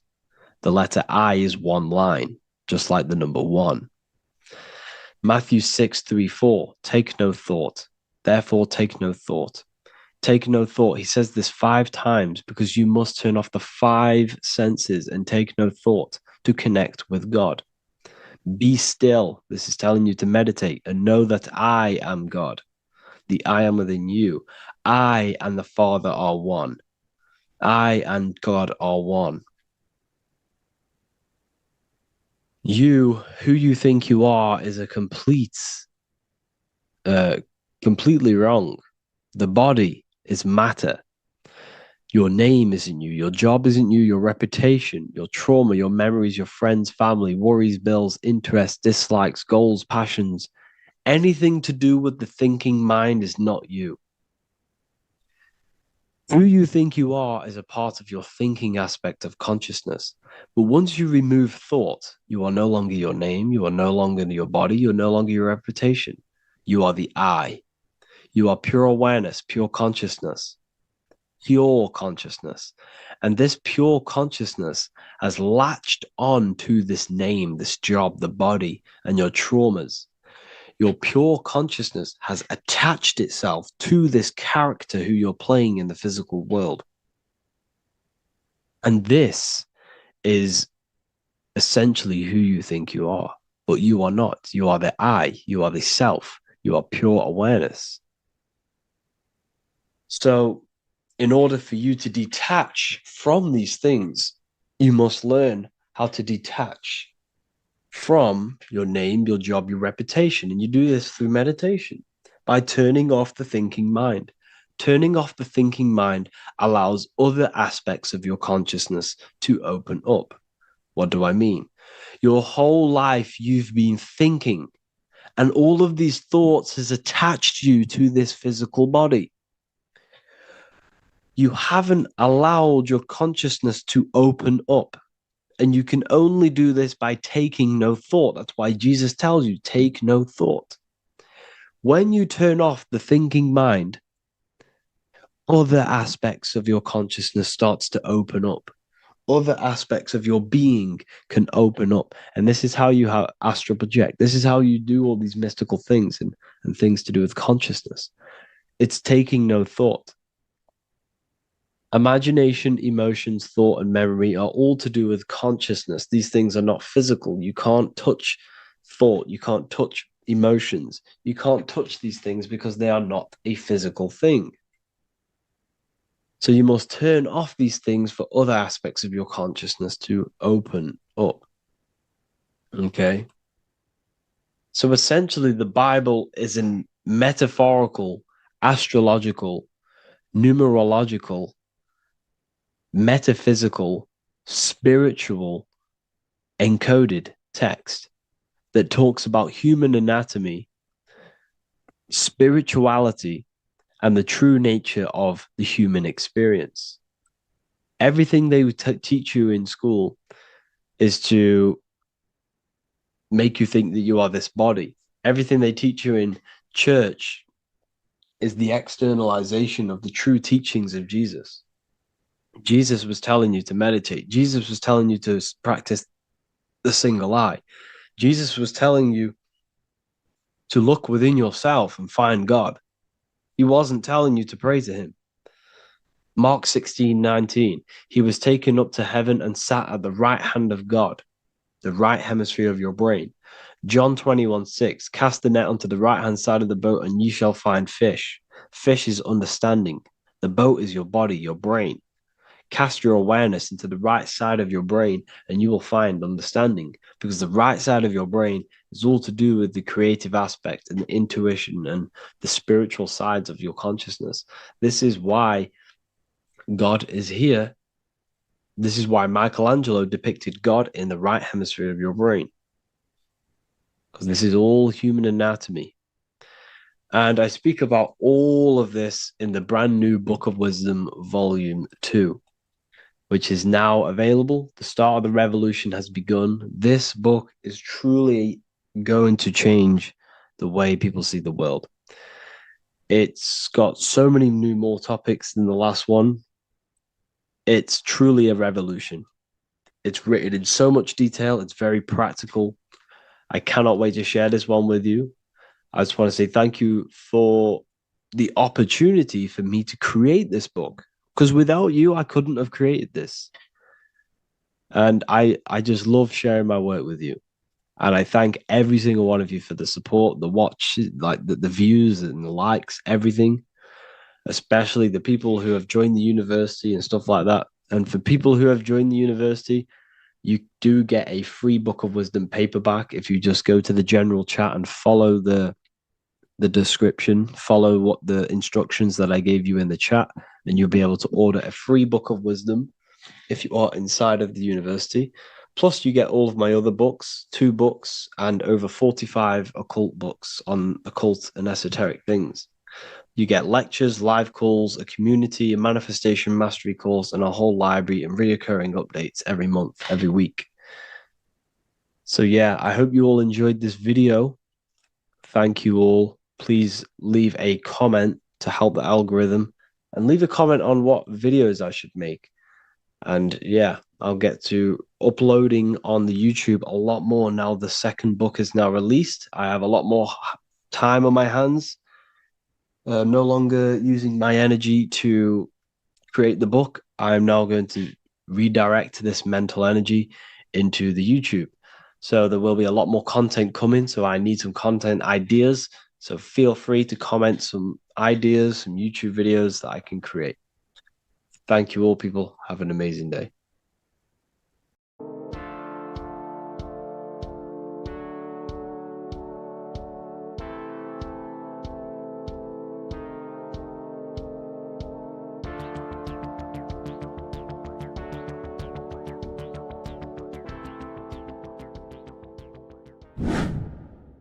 Hello and welcome to another video, people.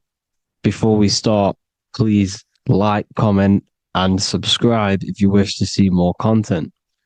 Today we're going to be talking about the mental universe and how everything is mental. This is the number one law on the Kabbalion. If you've never read that book, it's called The Kabbalion. A very good book. It's the first law because this is the most important thing you need to understand, is how everything exists within the mind.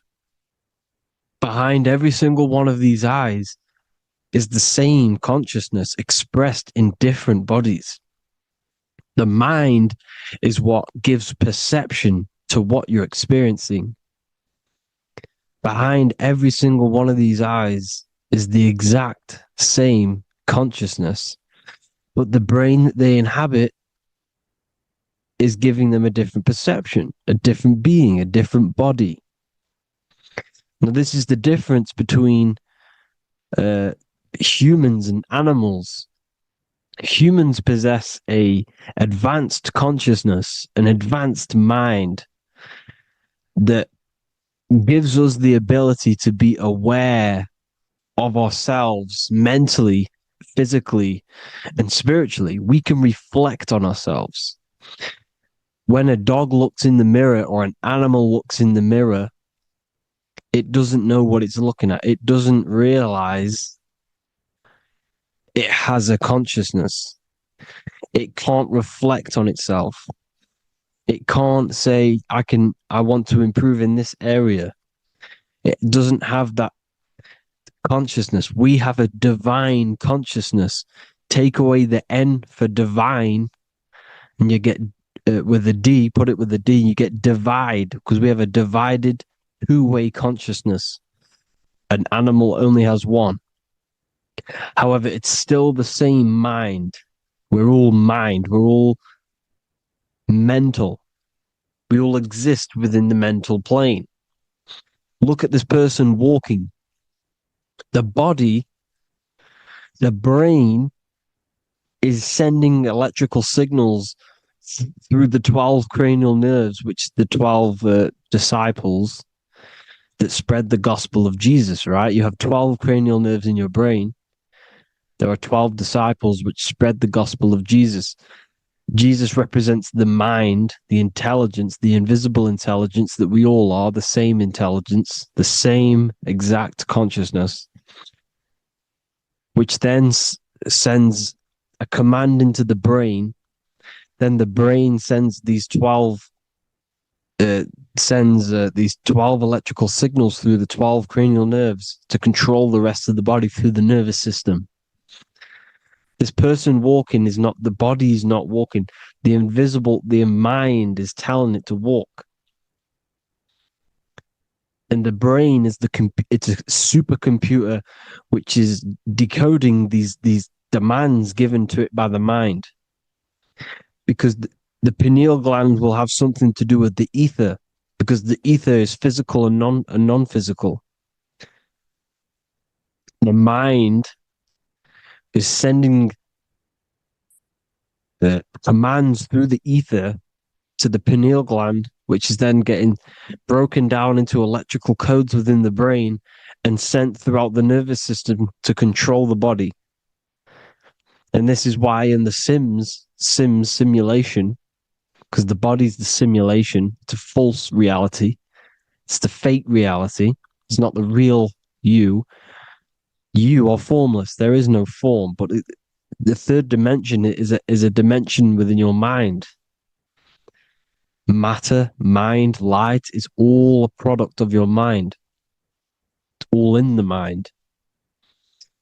Now, this is why The Sims has this green little diamond on top of the head. Because this is you. This is your invisible intelligence controlling the character. Okay? It's controlling the character. And this character is in the world. Your consciousness isn't in the world. The world exists within you, but the body is a vehicle for that realm that you land in. When you have a dream, your mind transcends this body into another body, duplicates your body into another universe, unite, you, unite is one. We're all one. It's all one universe, expressed in many different ways, infinitely. And the vehicle that you land in is the body to operate in that realm. This is the all-seeing eye, as you see here. The eye, this is all the intelligence. This is the ball of consciousness, God,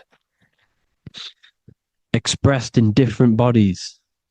We're all this same one in different bodies, as you can see here. And this intelligence is expressing infinitely throughout the universe. An infinite universe. There's no beginning, no end. There was no beginning of the universe. There is no end. It's infinite. Always has and always will. But the mind is what gives you the ability to explore the universe, to make perception of it. We are God in disguise.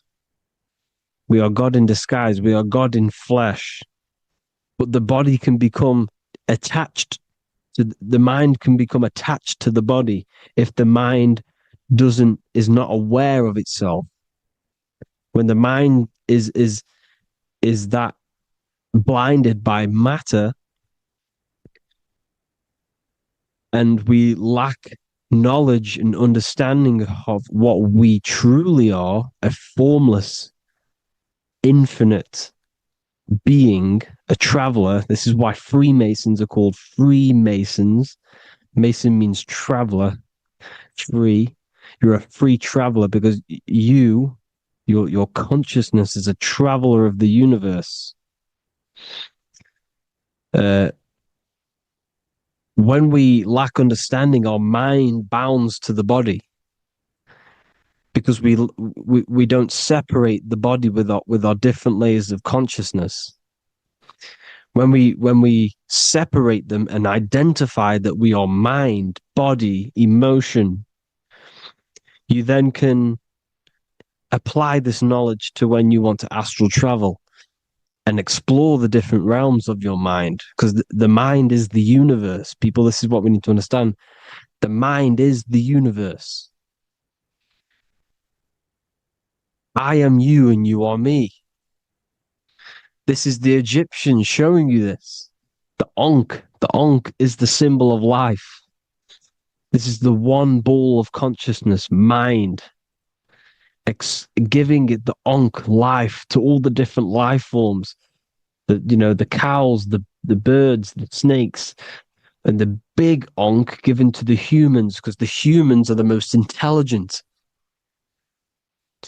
We have the most advanced consciousness. We have the most advanced consciousness. This is why the one is giving a big Ankh to the humans here. Here you see again, this is not the sun. This is also showing Ankh giving out its life to all things infinitely. And this is the Most High. We are the Most High in disguise. When we strip off the body, we strip off the desires for the physical world, we strip off all of these fake identities that the mind gets attached to. That is God. The universe. You are the universe experiencing itself. I and I. The letter I and the number one is just one line. The letter I is the number one. Because your I am, when you refer to yourself as I, every single one of you who's watching this video refers to yourself as I, which is the one. We are all the one. We are all intelligence.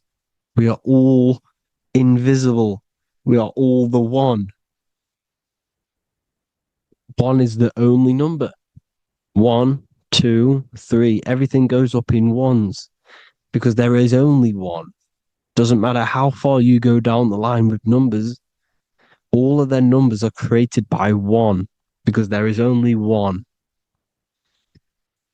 It's me and you are the exact same consciousness expressed in different bodies. Mind, cause. There is only one cause. There is only one mind. There is only one being. But because we lack understanding of this, we think we are the bodies. And this causes division, because the physical world's the most illusionary world. It's an illusion. It's all an illusion. Now you see with the two, you look with the two eyes, but you see with the inner eye, the mind. Okay, the mind is the mental plane is a shared plane, and it gives perception to what you're looking at. The mind. I'm affecting you when I speak, because the mental plane is shared. We all share mind. We all express mind. When I'm speaking to you, I'm affecting you because we are mind. So the words that I'm saying, which are being manifested from my mind, are being manifested through my body into vibration, is affecting you. I'm affecting you with what I'm saying. And these words are having an effect on your mind, because we're all mind.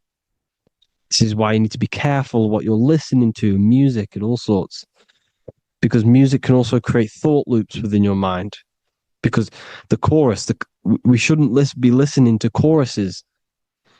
Choruses are loops. And what they're saying in the chorus is being looped. And this can create thought loops within your mind. Go and listen to an old song that you used to listen to about 5 years ago, 10 years ago, 20 years ago. Go and listen to an old song, and you guess what?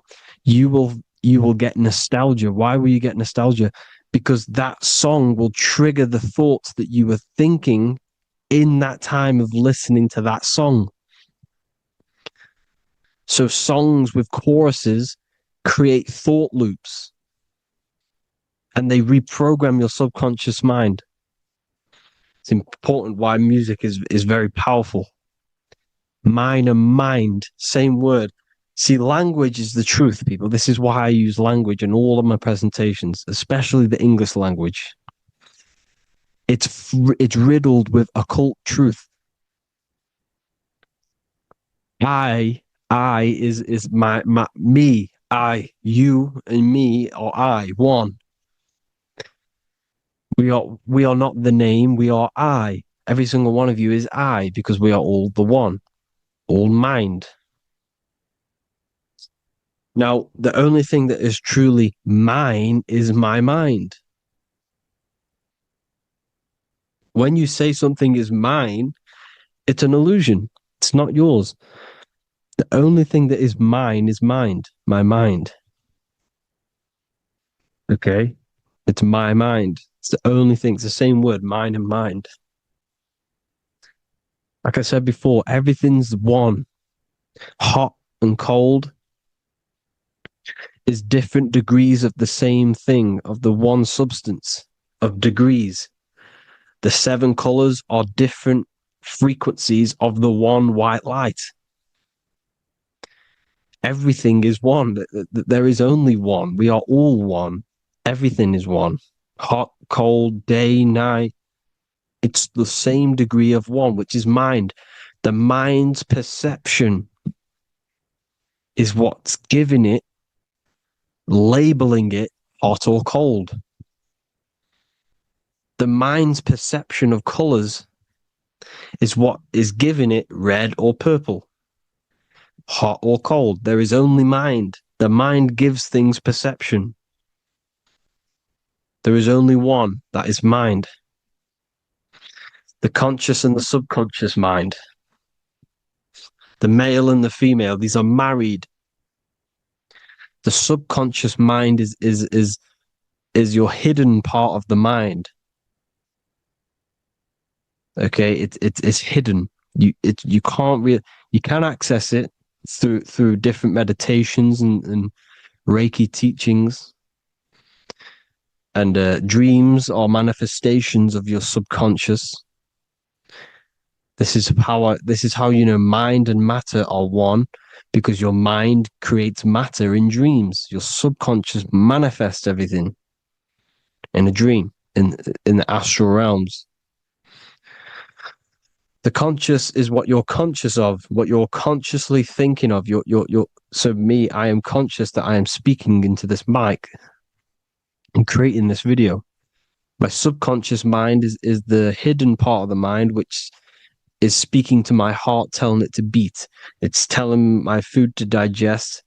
It's regulating all my blood. It's doing everything in my body without me being conscious of it. Without me being conscious.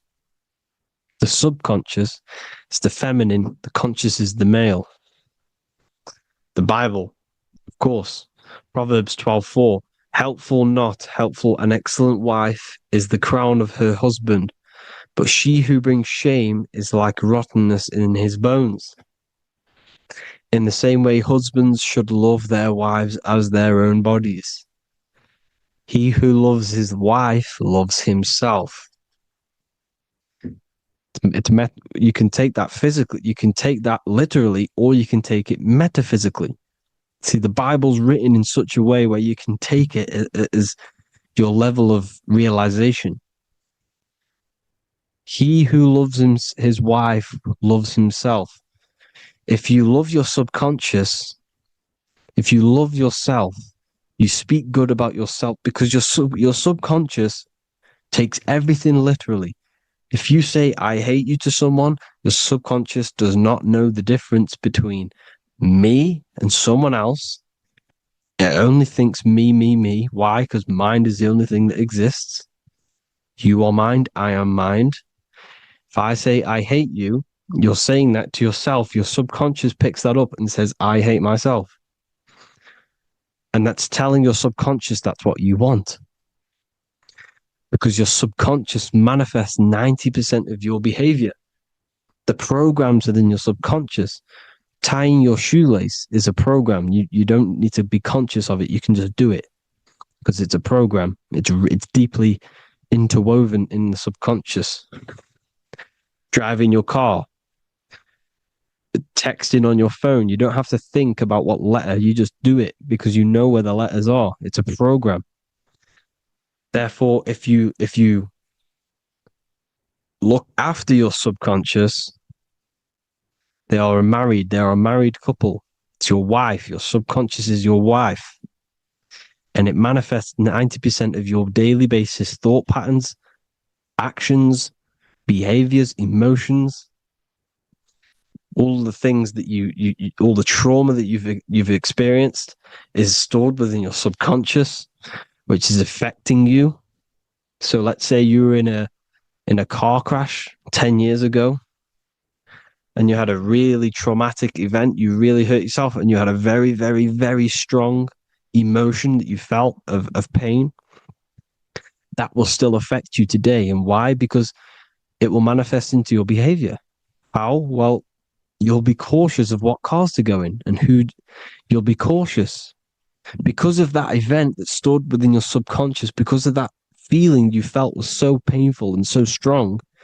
It's still manifesting into your behavior today. For example, you won't go in certain cars, you won't go with certain drivers. The subconscious stores everything, all your memories, the programs, and everything. So if you trick your subconscious, that's how you manifest your life. If you trick the subconscious, you already have something. And therefore it will manifest into your life and into your behavior, thoughts, and actions. This is why the golden rule is to treat others like you want to be treated. Because I am you and you are me. We are all subconscious. We all have subconscious. Whatever I do to you, I do to me. Because my subconscious picks that up and thinks I'm speaking to me. Mind is very powerful. Whatever I do to you, I do to me. treat others like you want to be treated. The golden rule. That is the only rule we need in this realm, in the universe. If everyone understood this rule and how the subconscious works and how karma works, we'd live in heaven on earth, the Garden of Eden, the golden age. As a man thinketh in his heart, so is he. Proverbs 23:7. Where your heart is, there will be your treasure. Your heart's the emotions. The storehouse of emotions is where you feel emotions. You have to let your emotions move through you, not become you. You can't let your emotions become you. But except be like the sky and let them pass through you. Be like the clouds and the stars passing over. Let them pass through you. Do not let them become you. And this is how emotions can take over your mind. We are driven by, when a man is driven by emotions, he has no self to control. You must control the mind, because the mind can be corrupted. Because your thoughts are electrical in the brain. Your thoughts come from the mental plane. So how the mind works is that you place your attentions on something in the mind, and infinite information just flows in. Think about it. When you think of a certain topic, as soon as you think of that topic, information comes flying into your mind. Different ideas, ping, ping, ping. It's all connected. It's why we call it a mindset, because your mind sets itself to frequencies. And when we think of something, we tap into that frequency, and just the universe, the mind, the mental plane just flows in information based on that frequency and that thought. The universe is just information. All of the information out there, nothing is new. It's all there. You just have to tap into it. You can tap into these different thoughts, and it's all there. Everything already exists within the mental plane. You don't think anything. You receive thoughts. We all share the mental plane. We affect each other. I'm affecting you. Listening to me is affecting your mental plane, your mind. The physical plane is the lowest plane. It's the world of effect. Everything you see in the physical plane is the effect of mind. Like I said, the person walking is the effect of their mind telling the body to walk. The physical plane is the lowest dimension of your mind. Mother Earth, we are in a mother. We're in the womb still. The earth is feminine. It looks after you. It provides you with food for free. It grows on trees, with water. It's Mother Earth. It's the womb. The dome above your head is your mother's belly. Okay? Is your mother's belly. You're in the womb still. You're forever in the womb, because your mind's constantly expanding. Because when the baby's mind figures out that there is a reality outside of its mother, it starts to hear the people on outside of its mother, what does it do? It figures a way out of the mother, and it becomes born again in the water, in a hospital, into the other world. It's the same with our minds. When our minds figure out there is other worlds beyond this physical, we explore them. The astral plane, for example. You figure a way out of the body. Because when you're the firmament, look at the word firmament, meant at the end. Firm is firm, something strong, something like a rock is firm. If your mind is firm like a rock, you will be stuck under the firmament. So, for example, people who are very programmed and can't think outside the box, They have a firm mind and they'll be stuck under the firmament because your mind is the only thing that's keeping you under the firmament. It's the only thing. When you're doomed, doom is dome. This is the dome, which is your head. Your head is the dome. Above your head, above the earth is the dome, the ethereal barrier. But that's just an external manifestation of your head. You don't leave the earth, you leave your body to leave the earth, because your body is the earth. It's a dimension within your mind. So when you're doomed, you're domed. Your reality is your level of realization. You realize something, or when you have an idea, the mind, and the EYE or I. Same thing, mind. It's all mind. Reality is your level of realization. You realize there's other worlds. That's your reality. Your perception's your reality. Mind in Latin is mens. Jesus was known as the fisher of men, which is the fisher of minds. He was fishing minds worthy of knowing the higher truth, the deeper occult knowledge. Jesus figured out that we are all God. And he got killed for it because in that age they were trying to suppress this information. Jesus figured out he was God because we are all God, every single one of you, and they killed him because we're all mind. We are not the body. We're the invisible intelligence, which is God. But you are not God if your mind is attached to this physical world, to the worldly pleasures. If you master your mind and travel the depths of your mind, that is God. Mental and men. Look at the word mental. It has men in it. Men in the Bible means mind. Here you see the Masonic symbol with the eye, the mind. Looking over, everything is the one. Everything comes from the one. All the lines coming off it, giving its life to all of the life forms. Down here on the bottom, you have duality, black and white. Up here, you have singularity. One and the two. Unification and division. The lower self is divided into the left and the right.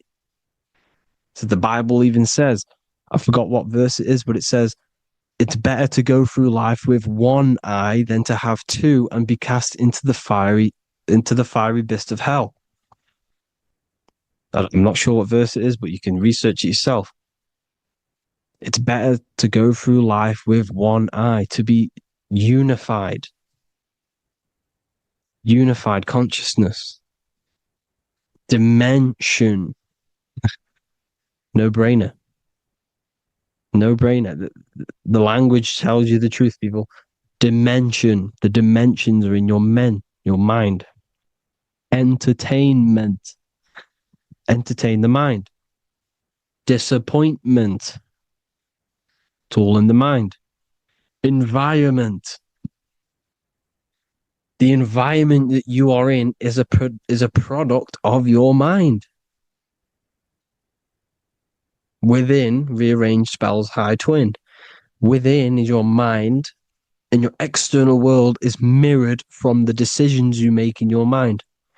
Advertisement, commitment, it's all meant, it's all mind, everything is mind. Everything. So, this is important. The collective thoughts and collective beliefs. The collective, because we all share the mental plane. And because of this is why we are in a weakened state of consciousness at the moment.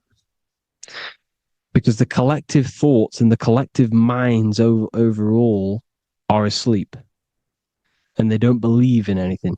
You see, everything is true within the mind.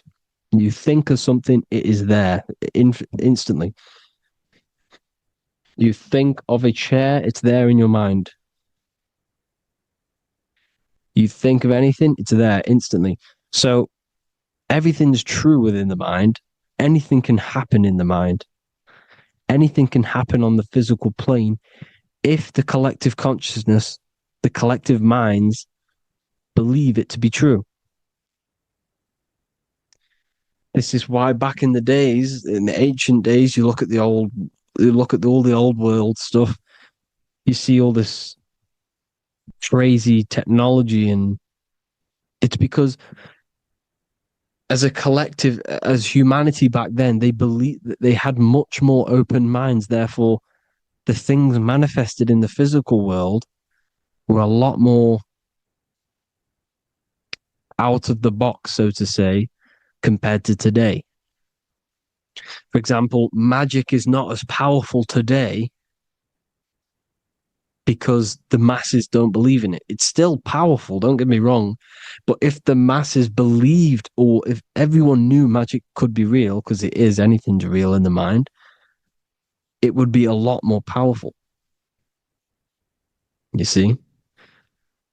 So and what they're trying to do is create a hive mind worldwide. They're trying to make one religion, an external god.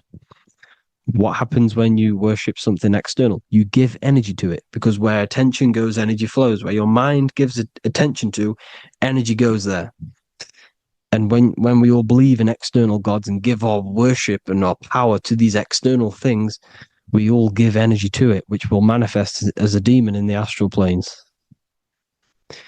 It's a hive mind. They're trying to make a hive mind to summon our energy. Trying to summon our energy. And it's through mind, through collective thoughts. The hive mind. They want one religion, one government, one currency, one belief system. And that will create a hive mind, which will limit our consciousness, which will limit what we can do in the physical world. Because if everyone doesn't believe in certain things, it cannot happen, because it's all in mind. Mind is so powerful. I am you and you are me. I hope you all enjoyed this video, people. If you haven't already, join the Wisdom Academy. The Wisdom Academy, we have many occult lectures just like this one. Also, we have just launched Mindwave Hub. If you want genuine frequencies, genuine binaural beats, because the ones on YouTube, the ones on Spotify, Apple Music, they're all tuned to A440 hertz, which shuts down the right hemisphere of the brain. If you want to gain access to your true consciousness, your mind, you need to balance the two hemispheres and balance the chakras. You can do that externally by listening to binaural beats. If you want true frequencies, true binaural beats to hemisync the chakras, hemisync the brain, to gain access to the different dimensions of your mind, well, you can gain access anyway, but it's going to help you if you're trying to learn this. Join Mindwave Hub. The link will be in the description. Listen to the binaural beats, meditate to them, listen to when you go to sleep. They'll massively benefit you. Thank you all, people. Hope you had an amazing, lesson. Hope you learned a lot. And please subscribe. God bless you all.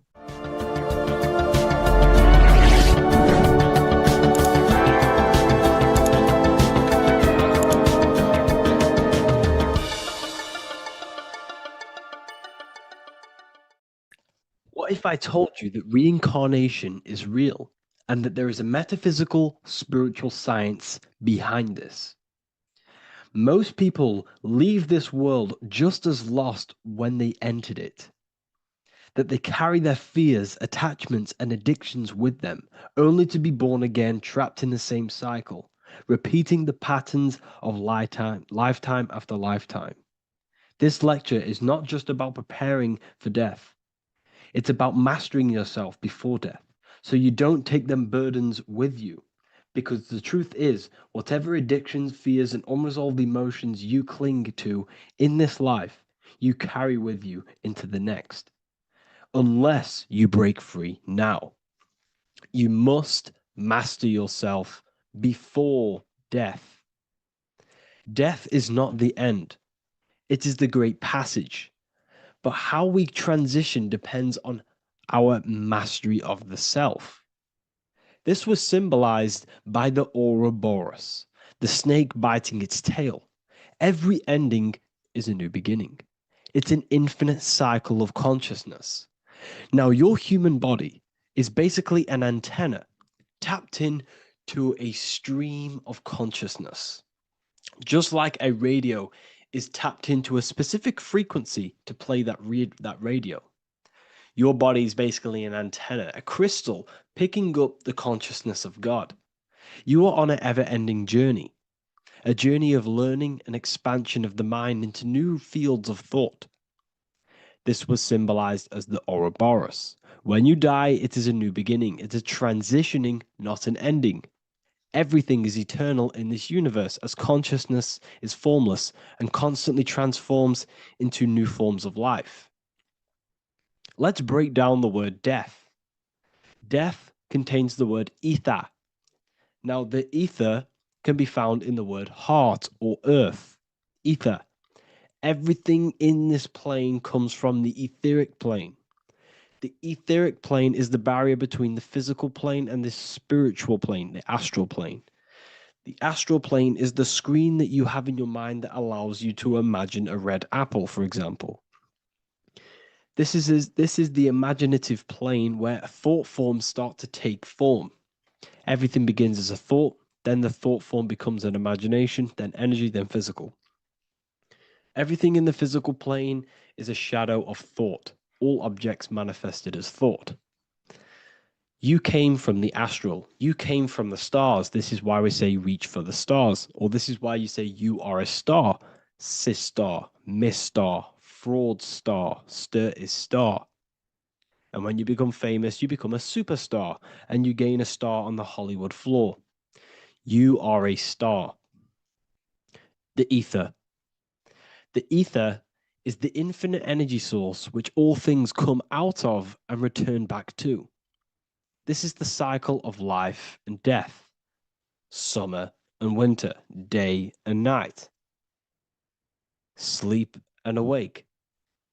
The ether is the infinite energy source which all things come from and will return back to. Okay, sorry about that little error. The ether is the boundless source of energy from which all things emerge, to which all things return to. We can see this in the cycle of the sun. The sun does this wave of creation. It rises and it falls. We have the day and the night. The daytime represents our conscious mind when we are alert. The nighttime represents our subconscious mind when we are inside the spiritual realms. The nighttime is spirit, the daytime is matter, spirit and matter. Awake and asleep, conscious and subconscious. We see this in the yearly cycle. Summer is life, winter is death. Spring is the morning, summer is midday, autumn is evening, winter is the night. Everything is a macro and a micro cycle of being born out of the ether and returning back from life and death. Life and death is manifested within the cycles of the sun and everything outside of you, as within, so without. This is why we say sleep is the cousin of death. The macrocosm is death, the microcosm is sleep. Every time you go to sleep, you are essentially it's a miniature death. You're entering into spirit and then returning back into matter in the morning when the sun rises. Everything is a reflection of the macrocosm cycles. Preparation for death. The first thing we must do in order to prepare for death, for life after death, in order to stop being reincarnated in this cycle of materialism, in order to progress as a soul Because remember, you are a soul in a body. Just like the sun gives power and life to the earth, your soul gives power and life to your body. When you say I, you're referring to the soul. And your soul can be stuck underneath layers of false identifications. Who you believe yourself to be is merely a collection of subconscious programs running within your mind. Now that's very deep. That is very, very deep. Who you think you are is a part of your thinking mind. Your name, your job, your reputation, your family, your friends. These things are not you. They're all aspects of the thinking mind. What happens if you meditate and you turn off the mind? Then all of these things do not exist. You're left with the pure soul, the pure awareness, the pure observation. If you turn off the thinking mind, you're no longer your body, you're no longer your reputation, you're no longer your friends, you're no longer your job and your labels. You are the soul. That's the true you, the observation of the mind, not the thinking mind. The ego is the echo. It's an echo of your true self. The ego is your mind's perception of itself shaped by experiences, trauma, emotions, and beliefs. It is merely an echo of your true soul self. The ego is not you. Your mind is not you. You are the soul. And this is the true self that we must express within our life and we must connect with before we die.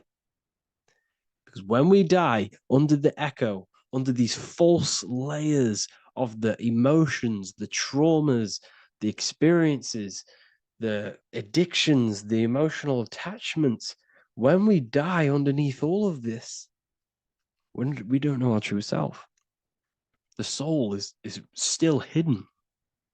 The true you is hidden underneath these layers of false identification. We must remove these layers of false identifications. We must remove them. We must destroy the echo. Remember, the ego, you never had an ego when you were a child. When you were a child, you were pure.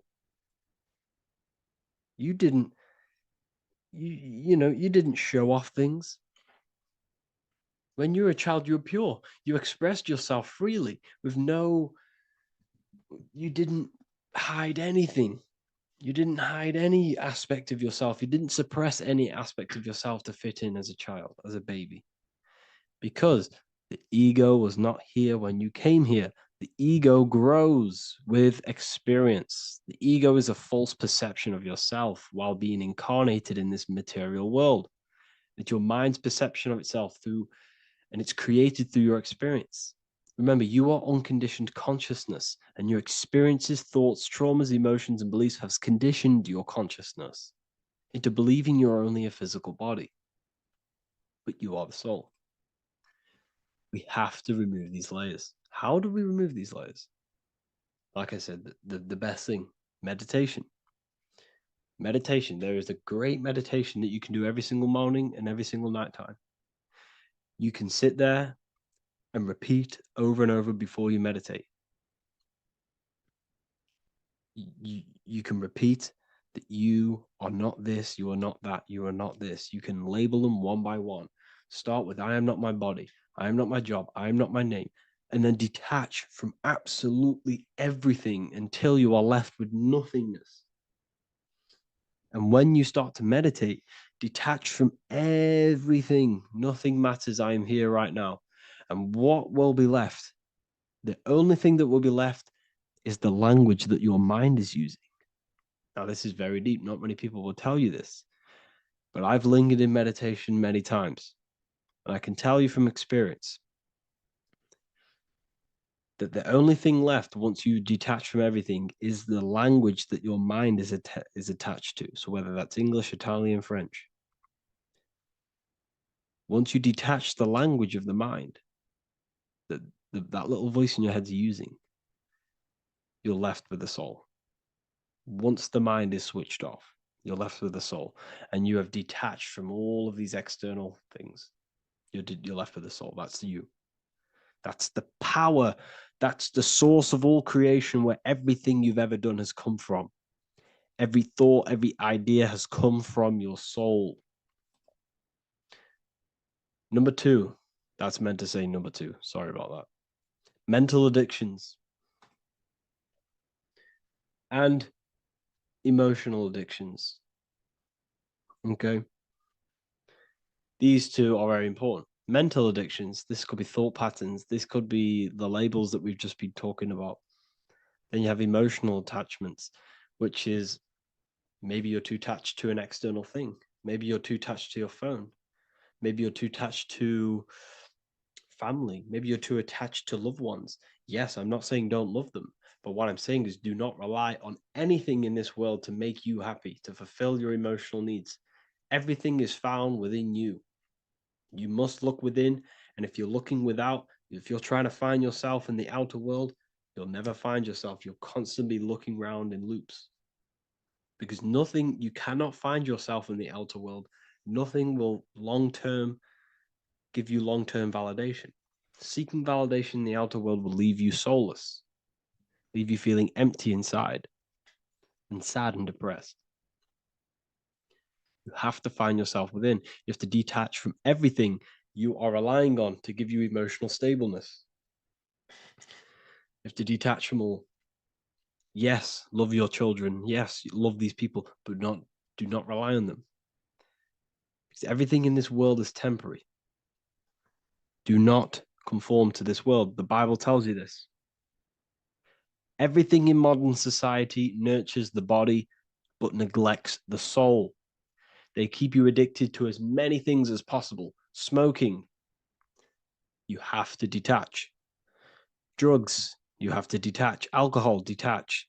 You cannot rely on anything. This is why this path is very, very difficult to walk. But I'm showing you the way. These are the things you must do before death. You have to detach from absolutely everything.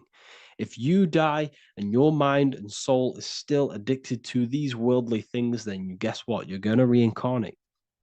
You're going to reincarnate because your mind is still thinking about these material earthly things. And if you are operating in that vibration, you're going to project that vibration and come back here.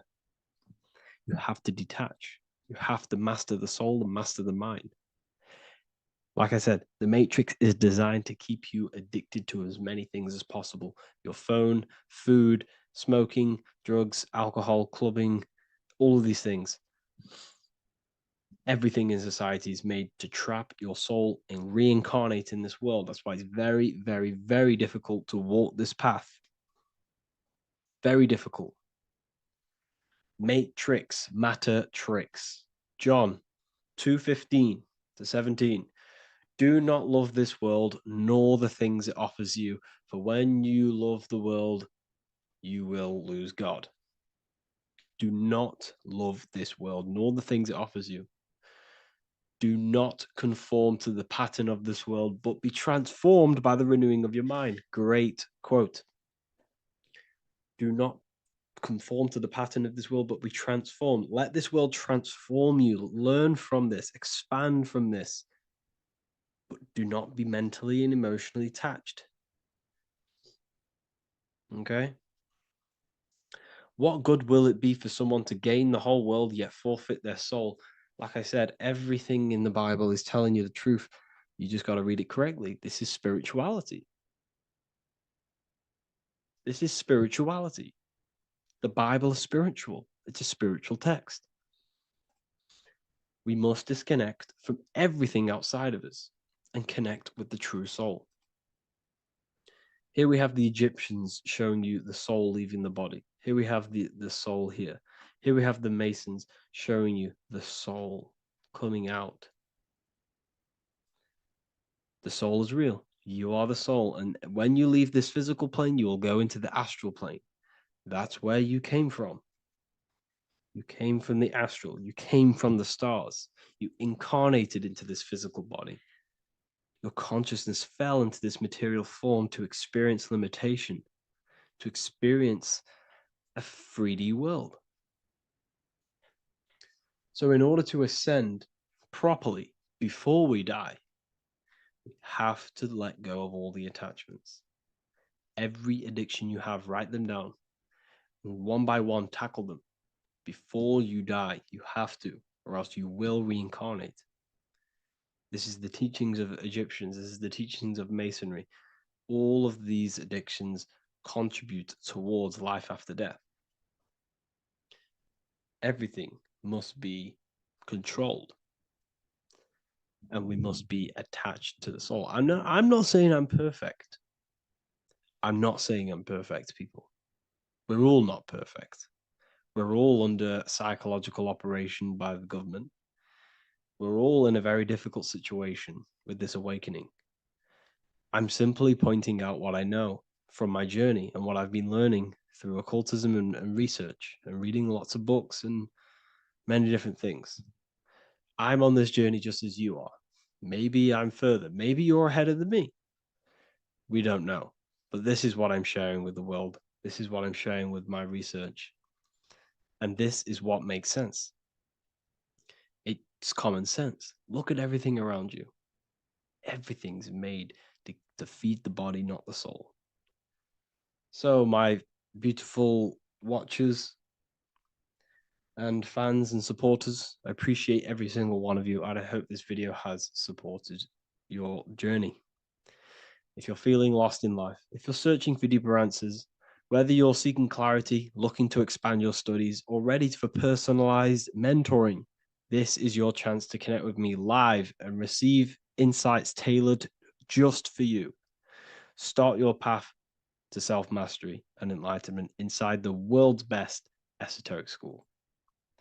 Your journey starts now. Tap the link in the description if you want to join Ethereal University, or feel free to check out my books. I thank you all, and I really appreciate for 100,000 subscribers on YouTube. I love every single one of you. Make sure to drop a like, a comment, and subscribe to the channel if you're new. Let me know some ideas for, lectures, anything that you want to know. I can make lectures on them. Just drop it in the comments. I appreciate every single one of you. Take care.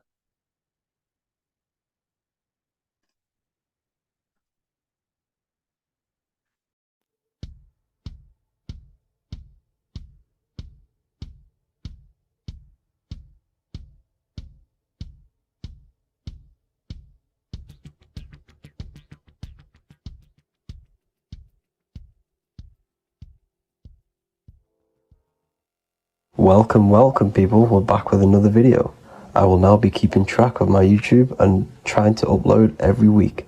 In this video, we'll be talking about the chakras. The chakras are the 7 attributes of God, and they are the 7 planets. These are literally vortex portals within us that connect us to these vices and characteristics of God. Each one of these energy centers are a spinning wheel of energy which controls the cells and organs in that particular area of the body. For example, it's literally a mini brain for that area of the body. Each chakra has a vice which you need to turn to a virtue in order to climb up through the system. They work like a stairway system. You have to go through each chakra in order to unlock the one above. This process is turning matter into spirit as you descended from spirit to matter. Saturn is Satan, that's why it's the lowest chakra, and that's why the devil is red, because red is the lowest vibrational color. When you are in these lower states of consciousness, you are in your animal nature. This is your physical side of your nature, and you are mainly being driven by your animal instincts, or your ego.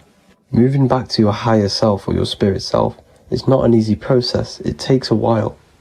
However, with discipline, consistency, and motivation, you can achieve this, and this is what the ancients called Christ consciousness. Once you have achieved this, it is basically a state of mastery of the mind. You no longer lust for the lower animal nature things. Now, let's start with the root chakra. This is located at the base of your spine, and you can feel this chakra by tensing your anus. This energy center is in control of your survival needs, your vitality, stability, and security. Now, if this chakra is unbalanced, you will feel insecure, fear, anxiety, unstable, low self-esteem, anemia, over or underweight, and constipation. In order to balance this chakra, You need to feel grounded, embodied, stable, calm, centered, a sense of safety and trust in yourself and the world around you. The next chakra is the sacral chakra, which is located around the belly button area. You can feel this chakra just by sucking in your belly. This chakra is to do with relationships, self-worth, creativity, empathy, and most importantly, sexuality. This is the most important one in order to start to raise your vibration overall, is giving up the over-sexualized nature. In order to balance this chakra, you need to come into harmony with all the toxic relationships that you have. Get rid of the fear, the anxiety, the isolation, and 100% get rid of the over-sexualized nature. Lust is one of the most lowest vibrations you could possibly feel. It is literally manifesting hell. In order to work on this chakra, you need to feel self-worth. You need to do creative things, empathy, healthy relationships, and 100% being confident. The next chakra is the solar plexus. This is to do with personal power, will, metabolism, eating, happiness, and your self-esteem and self-identification. You can feel this chakra just above your belly, below your ribs, and you can suck in this area. If this chakra is blocked, you will feel lack of confidence, difficulty in manifesting your desires, low self-esteem, misuse of power, misuse of dominance, weak will, and shame in yourself. Biggest one for this chakra is overeating, as it's to do with metabolism. If you are overeating, you are literally unbalancing a lot of your lower chakras, not just the solar plexus. In order to work on this chakra and balance it, you want to have a positive self-identification. You want to feel happy, a happy self-esteem, effectiveness to people, not overeating, and a strong willpower. Now for the heart chakra, one of the most important chakras. Chakra is to do with love, understanding, trust, hope, openness, compassion, balance, and forgiveness. The most important because your heart is the tree of life in the body. It is the center of the toroidal field. It is the most powerful chakra. Your heart is 5,000 times stronger magnetically than your brain. Once you have hit the heart chakra and you start surpassing the heart chakra, you are now turning matter into spirit, as the lower three chakras are dense and physical, and the above the heart chakra are turning to spirit. As you can see already, this is a hard and long process of working on yourself physically and internally. The symptoms of a blocked heart chakra would be lack of love or too much love, difficulty to accepting or giving love, lack of compassion, loneliness, and lack of emotional fulfillment. Finally, a lack of connection with a divine or to nature. In order to balance this chakra, the most important thing and the most powerful thing you can do is loving people, accepting and giving lots of love. Second most important thing to balance the heart chakra is balance. You need a balanced life. You need balance in all aspects of your life. Now for the throat chakra. This is a very important chakra as it's to do with communication. A symptom of this being unbalanced is a lack of self-expression and putting on a front all the time, acting with the ego.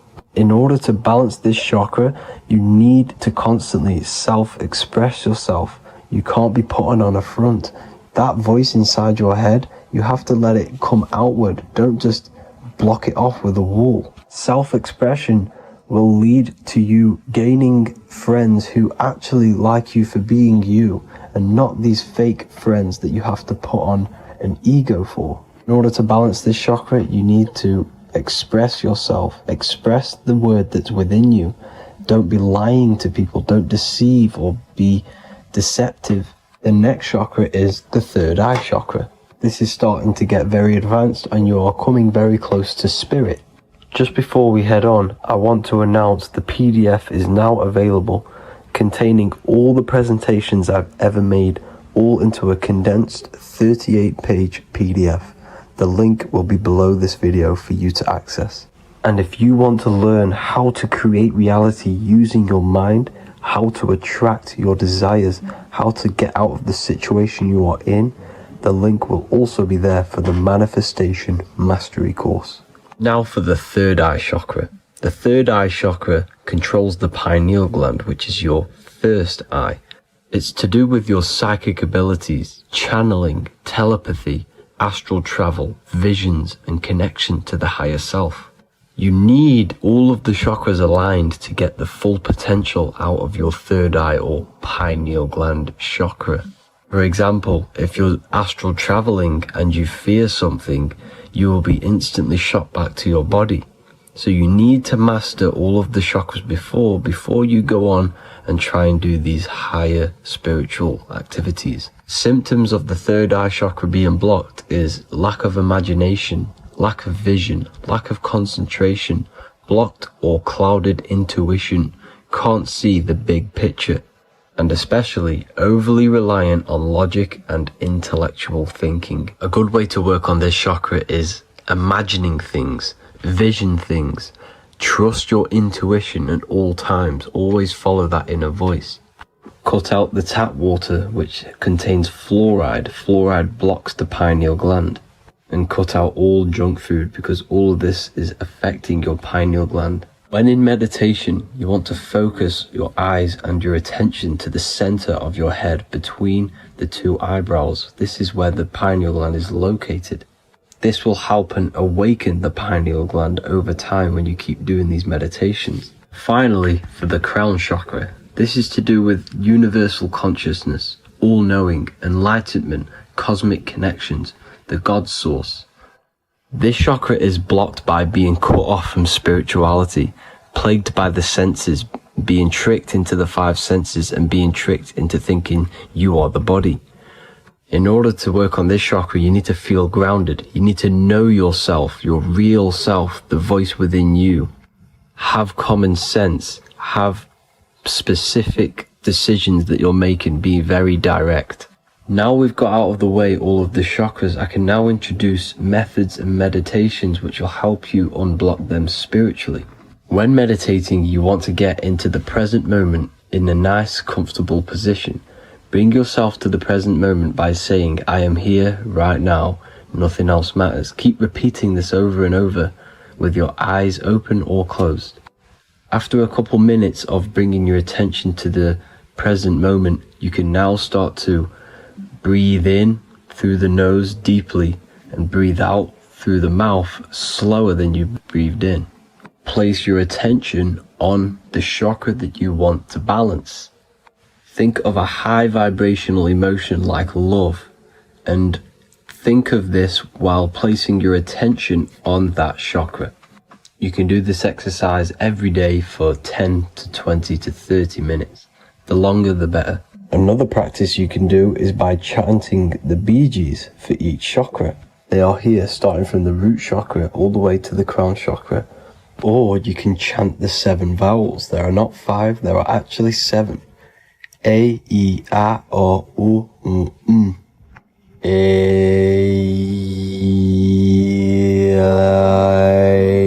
O. This is the proper way of pronouncing the 7 vowels. These are so powerful because these are the only things that exist. It is literally the sound of God. By pronouncing them right, you can actually create a lot of power within you and align your chakras. That's it for this video, people. I'd appreciate a comment and a like to help the algorithm. I appreciate you all. Love and light.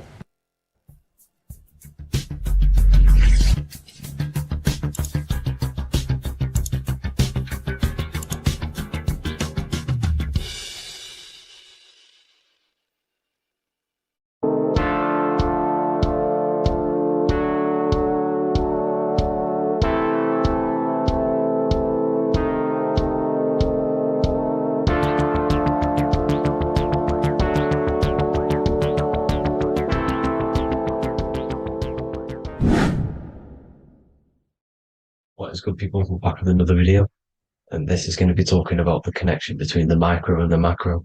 You know, you are the universe, everything is inside of you. So the first thing you need to understand is that the law of mentalism, we are a thought in the creator's mind, everything's being thought into existence.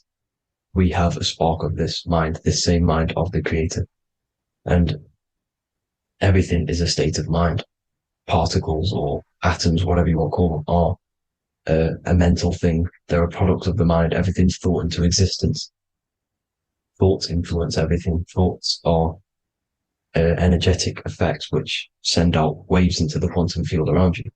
And your consciousness is actually the universe experiencing itself, expressing itself, and viewing itself. So we are the creator, but viewing itself in separate bodies. And this is why they call the material world the world of illusions, because everything's separate here, but we all forget that we're not all one. We've all been brainwashed to think we're all separate, but we're all one. We're all the same mind, the same consciousness, everything. So everything's created out of toroidal fields. God created the toroidal field. That's the only thing that exists because atoms are toroidal fields. And it's the basis behind all creation. As you can see it in the owl's eyes, it creates the infinity symbol. And this was the apple. That apple is a toroidal field. And the toroidal field is made out of dielectricity, which is ether. Ether is black light, and this is counter space. This is another realm. This is what creates God to be omnipresent, to be everywhere at one place at all times. He is everywhere because ether is everywhere. Ether's infinite potential. It connects everything together, and that's what energy moves through. It moves through the ether, and that's black light. Everything is light, as it says in John 4:2. God is light. Everything's a vibrational state of light. So the torus field is made out of dielectricity, ether, black light, magnetism, which is white light, which is the center of the toroidal field. And magnetism radiates; it has no vibration. And then when white light splits, it turns into electricity, which is physical material, and that has a vibration. This is the Holy Trinity: the sun, the moon, Saturn. Saturn, the god of materialism. If you've watched my videos on Saturn, you know that Saturn is crystallizing everything into physical matter. And that's why his old name was El. The ancients called him El. And this is why we get El electricity. This is where El electricity comes from. Because El electricity is only a product of the physical world, which is redshift, blueshift, Adam and Eve. And this is what creates the redshift, blueshift is what is a product of magnetism. When magnetism, white light splits, and this gives us vibration. And this what creates the toroidal field, which is the basis of all physical creation. The sine wave is created out of the magnetic wave and the electric wave. The electric wave is the blue wave, and the magnetic wave is the straight wave, which is radiation. This is vibration frequency. So the magnetic wave is straight, and then you have longitude and amplitude, which is depth, which is dimension. You see how the electric wave has depth and a dimension. This is why you get the cross. This is the cross of Earth. This is the symbol of Earth, of bondage, of physical matter, because it consists of magnetic wave and depth, which is electric wave. And this is where you get the sun cross or the Earth cross, whatever you want to call it. It's the cross of physical matter, and the ancients knew this. This is why they used that symbol. Redshift, blueshift, which is the toroidal field, is the basis of all creation, physical creation. And this is why you have the police siren is red and blue. The Matrix movie, red pill, blue pill. You have red blood and blue blood in your body. The Democrat and Republic, the two parties, red and blue. Like your taps on your taps, you have a red and blue tap. One's generative, one's destruction. Fire, destruction, water, generative. So this is the basis of all things. And electric wave has dimension, like I've already said, depth, material, and it's measured in hertz. It's measured in hertz because it hurts you. It decays because the electric wave has a vibration, and vibration always has to go back to a standstill point. This wave cannot go forever, but the magnetic wave will go forever. It's radiation. Magnetic is radiation. It radiates forever. It pulses. But the electric wave will at some point come back to a standstill point, and that's why it hurts. It decays. That's why our physical body decays, because we contain of electricity. This body is an electric body, and it will return back to stillness like a guitar string. If you vibrate a guitar string, you pull it, it will vibrate, make a sound, and then go back to a standstill point. It's the exact same with every single toroidal field within the body. It will decay, and this is why our bodies decay, and everything in creation decays. So we're born into sin, the sin of Eve. The sin of Eve is us biting into the tree of knowledge of good and evil, which is the systems in the body. And the sin of Eve is biting into the sine wave. We bit into the sine wave. The sun moves in a sine wave. Our DNA is a sine wave. Time is a sine wave. Everything in this creation is a sine wave. This is why the dollar bill is a sine wave. Magnetism and electric waves in one. And this is the sun doing its sine wave, which creates, when you go bowling, it kind of creates that pin that you hit over. That's the pin of the sun. The zodiac sign is a sine wave because the zodiac sign is an expression of the toroidal field, because magnetism unfolds into 12ness. And that's why you have 12 zodiac signs, 12 systems in your body, 12 cranial nerves in your head, in your brain. So if you can imagine this, see where my pointer is. Always starts with Aries. Aries is the head. It's the first thing that's created in the womb. And this is Aries, the ram. And this is why it's called a cerebrum in your brain, which is the first thing that creates when you're in the womb. And what's the element of Aries is fire. Fire is the first element. Fire, first, because it's the first thing on the wheel, the first expression of energy. As you can see here, my pointer, this is the center of the toroidal field. It would go Aries, Virgo, Capricorn, Pisces, Scorpio, Cancer. Then we go back to Libra. Libra would be center. But you see how the toroidal field is the expression of the 12 energies. That's what the constellations are, the energy expressions of the toroidal field. So it would go outwards, starting from Aries here, all the way back to Pisces, which is beyond the bottom half.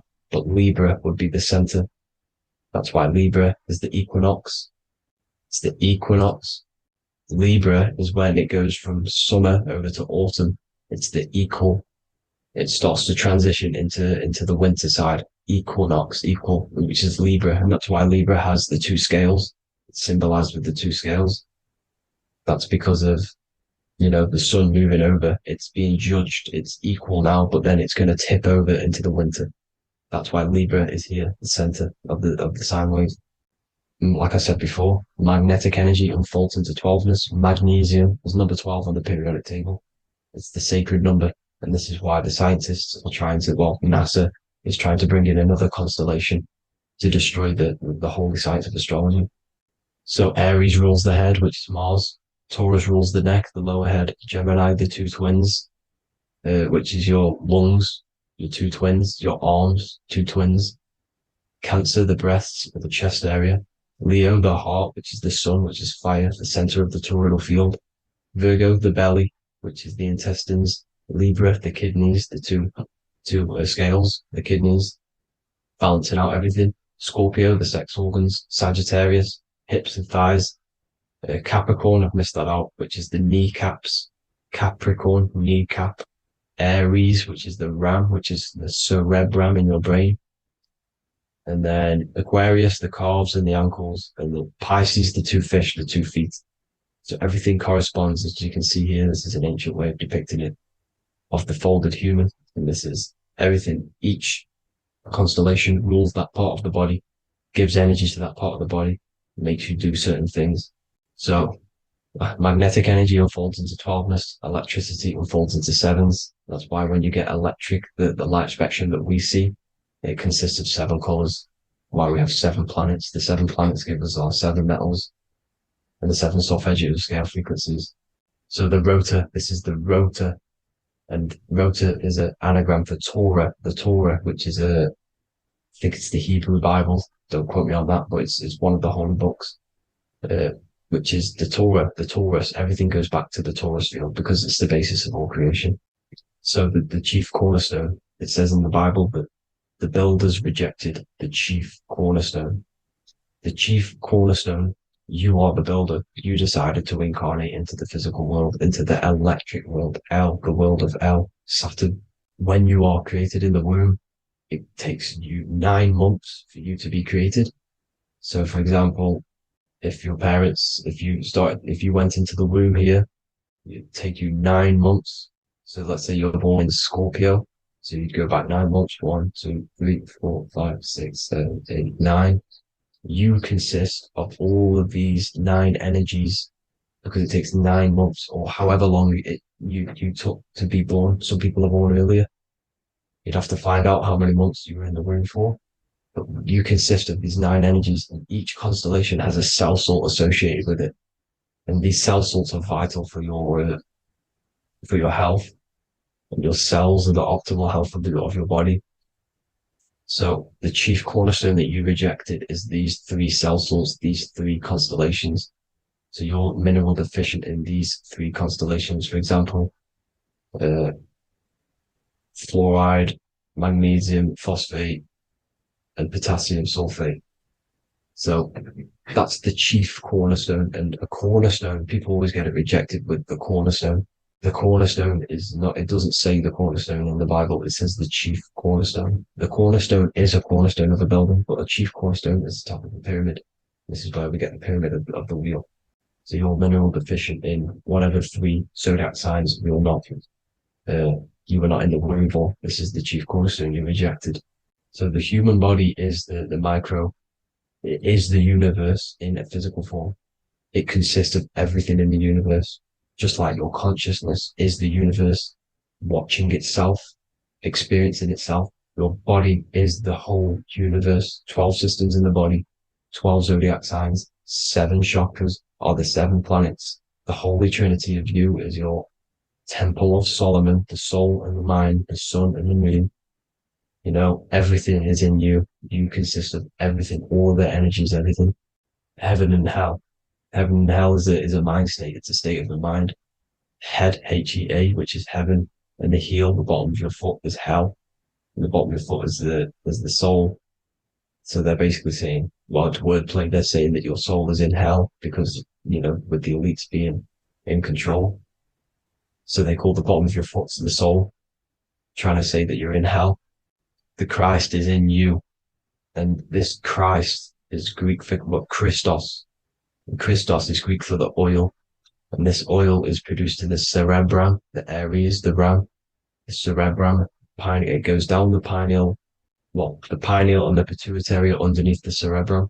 Goes down the pingala and the ida. The pingala being the positive charge connected to the pineal gland, pin, and the ida connected to the pituitary. And this is the 2 serpents going down the spinal column. And this is why Jesus goes from Nazareth to Bethlehem, and then Joseph and Mary are waiting for Jesus in Nazareth. Joseph and Mary are the pineal and the pituitary gland waiting for Jesus to come back up the River Jordan, your spinal column. So this is the oil. This is the story of Santa as well. Santa comes from the North Pole. Why? Because the North Pole of the Earth is the center of the toroidal field, and the North Pole of you is your spinal column, which is the North Pole of the toroidal field. The North Pole, he comes from the North Pole. This is the North Pole. This is the South Pole of the toroidal field. Comes from the North Pole, which is your mind. And he goes down the chimney and then back up the chimney. This is the chimney. And he drops off the present, which is the Christos, the oil. And this is why Jesus is crucified at 33, because he crosses over the vagus nerve at the top of your spine. When this oil comes back up the 33 vertebrae, these are your vertebrae here. When it goes up the 33 vertebrae, it gets crucified at 33 because it crosses the vagus nerve, and he's crucified on a cross at 33. This is the story behind Jesus and Santa. The Ark of the Covenant in the Bible is the 2 hemispheres which cover the vital parts of your mind, the brain side, which is the cerebrum, the pineal, the pituitary, etc. So the 2 hemispheres are the 2 angels, the Ark of the Covenant. This is the Ark of the Covenant covering the 2 vital parts of your brain. So these are the optic thalamus is another part, and it protects the Christ oil, which is inside at the center of the brain. See, the Bible is all a massive metaphor about yourself because you are the universe. You are a microcosm of the universe. Your consciousness is experiencing itself, and the universe experiencing, and your body is the whole universe. Your head's heaven. So Moses crosses the Red Sea. These are the 2 hemispheres of your brain. This is the corpus callosum, the Red Sea. So he's pretty much saying that he's uniting the two hemispheres of your brain, because most people in this generation are stuck in the left brain, which is just logic, reasoning, science and maths, writing. And this is what school teaches you to do. It keeps you stuck in your left brain. And you want to cross over to you want to cross the Red Sea, which is the corpus callosum, to the right brain, which is awareness, art awareness, creativity, imagination, intuition, insight, using the higher mind, creativity, imagination. If you don't have intuition, then you can't read energy, you can't pick up on bad things. This is what Moses is symbolizing by crossing the Red Sea. And it's also the upper room where Jesus met the 12 disciples. 12 disciples are the 12 cranial nerves in your brain. It doesn't just represent the 12 zodiac signs, the 12 disciples. It symbolizes many different things. It's like I said, the universe consists of 12ness. So you have 12 cranial nerves in your brain. And that's the 12 disciples as well. And they want you stuck in your left brain, which is the five senses, materialism. So they say in the Bible that Satan blinds the mind. Satan is Saturn. If you've watched my videos, Satan is Saturn. And you consist of the Holy Trinity, which is the sun, moon, and earth. The soul, moon, the soul being your sun, the solar, the moon being your mind, the earth, your physical body. And Satan blinds the mind. Why? Because we enter a soul system. This is a soul system, not a solar system. And Saturn is the Lord of the Rings, which is the outer ring. When your soul enters the soul system, your soul starts to materialize. It hits Saturn. Why? Because Saturn starts to materialize you. You take on the 7 virtues, which are the 7 planets, which are your 7 chakras. And to get out of this soul system, you must get out of your lower nature, your animal nature, which is lust, desire, greed. The number of the beast, 666, which is Saturn, Satan. So you enter the soul system, you take on the 7 energies, which you turn into physical matter. And this is your descension from heaven to all who say hell. And then you must raise back up from matter to spirit. They say Satan blinds the mind. Why? Because your mind gets materialized. Your soul and mind get materialized. And when you get materialized, it's an intense experience. You lose the divinity within you. You forget the divinity. So Satan, which is the first planet, the first energy you take on, the material body, he blinds the mind. He makes you forget everything, your divinity. Then you must remember, ascend up Jacob's ladder, the 33 vertebrae, to heaven. And this is a microcosm of the macro, because you will ascend back up to heaven if you do this, when you leave your physical body, when your body decays. So when it talks about in the Bible, completely destroy them, the Hittites, the Amorites, the Canaanites, all the ites, this is what God says to the Israelites. It says completely destroy them. It's basically symbolizing saying destroy your lower nature. The Canaanites, cannibals. We're under a Canaanite system now, which is cannibalism. And this is flesh eating, lust, greed, all the demonic stuff, all the lower vibrational stuff. The lower nature, eating, sex, and survival, the lower 3 chakras. You must get out of these lower 3 chakras and return back to spirit, which is heaven, which is spirit, love, being holy, being truthful, being passionate. Going back to Satan blinding the mind, all of the planets are made out of these 3 symbols. Satan blinds the mind, and that's why Satan's symbol, this is the symbol for Saturn, Satan, the symbol of Saturn is the cross, which is physical matter, the earth, over the moon. The moon is your mind. So the Saturn symbol saying matter over mind. He blinds the mind. Satan blinds the mind once you enter the soul system. And you must remember, in the Bible, it talks about the Genesis, which is Eve, the sin of Eve, which is biting of the tree of knowledge. The serpent, which wraps around the tree. It says the serpent placed himself on the tree. Well, the serpent is the spinal column. It's the serpent telling you eat from the tree of knowledge of good and evil, which is your nervous system.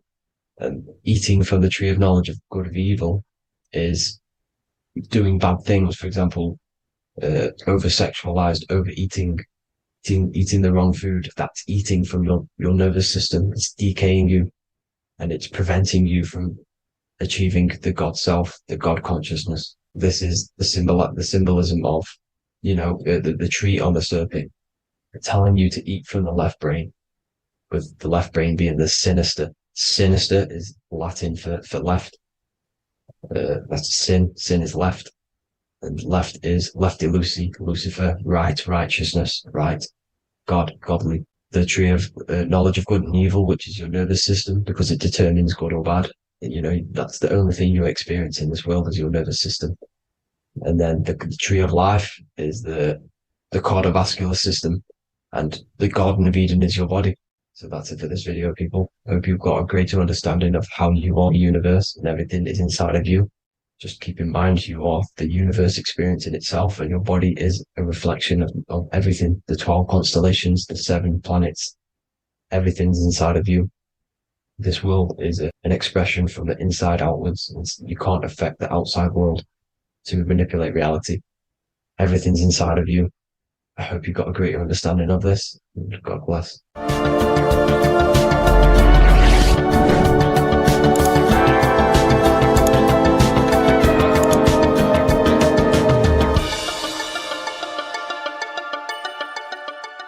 What if dreams aren't random at all, but messages from a deeper part of yourself, trying to show you things? In this video, you're going to learn exactly what dreams are from an esoteric view, how to control dreams, and how to dream more frequently. Dreams are not nonsense. They are expressions of the subconscious mind. In the daytime, we're using our conscious mind, what we are aware of. This represents the daytime, the sun, the external world. We're operating in the external, outside the body in the day. But when we go to sleep, we return inward. Everything does this breath. We breathe in through the nose and out through the nose. Everything does this in and out process in the universe. We live, we die every single day. We wake up, we express things in the external. Then at nighttime, we return back to darkness, back to the internal. This is the breath of the universe. We have summer, we have winter. This is the breath of the sun and the seasons with the earth. You have an internal world and an external world. External is physical, the internal is spiritual. Like I said, when we go to sleep, we are returning back to the internal world of your own consciousness and subconscious mind. Your subconscious mind holds everything about you, your memories, your traumas, everything you've ever learnt, your language, your name, your job, everything you identify with is stored within this vast network of the subconscious mind. It is your own personal consciousness. Therefore, when we dream, we return back to the subconscious mind, and we are in fact thinking, but in a subconscious way. The subconscious does not speak the same language as the conscious mind. The conscious mind uses language, thoughts, and all things that are very logical and very easy to understand. The subconscious is the complete opposite. It is very indirect, metaphorical, and symbolic. The subconscious communicates and works in symbols. Ultimately, symbolism is the language of consciousness. This is why in occultism and esotericism, it is filled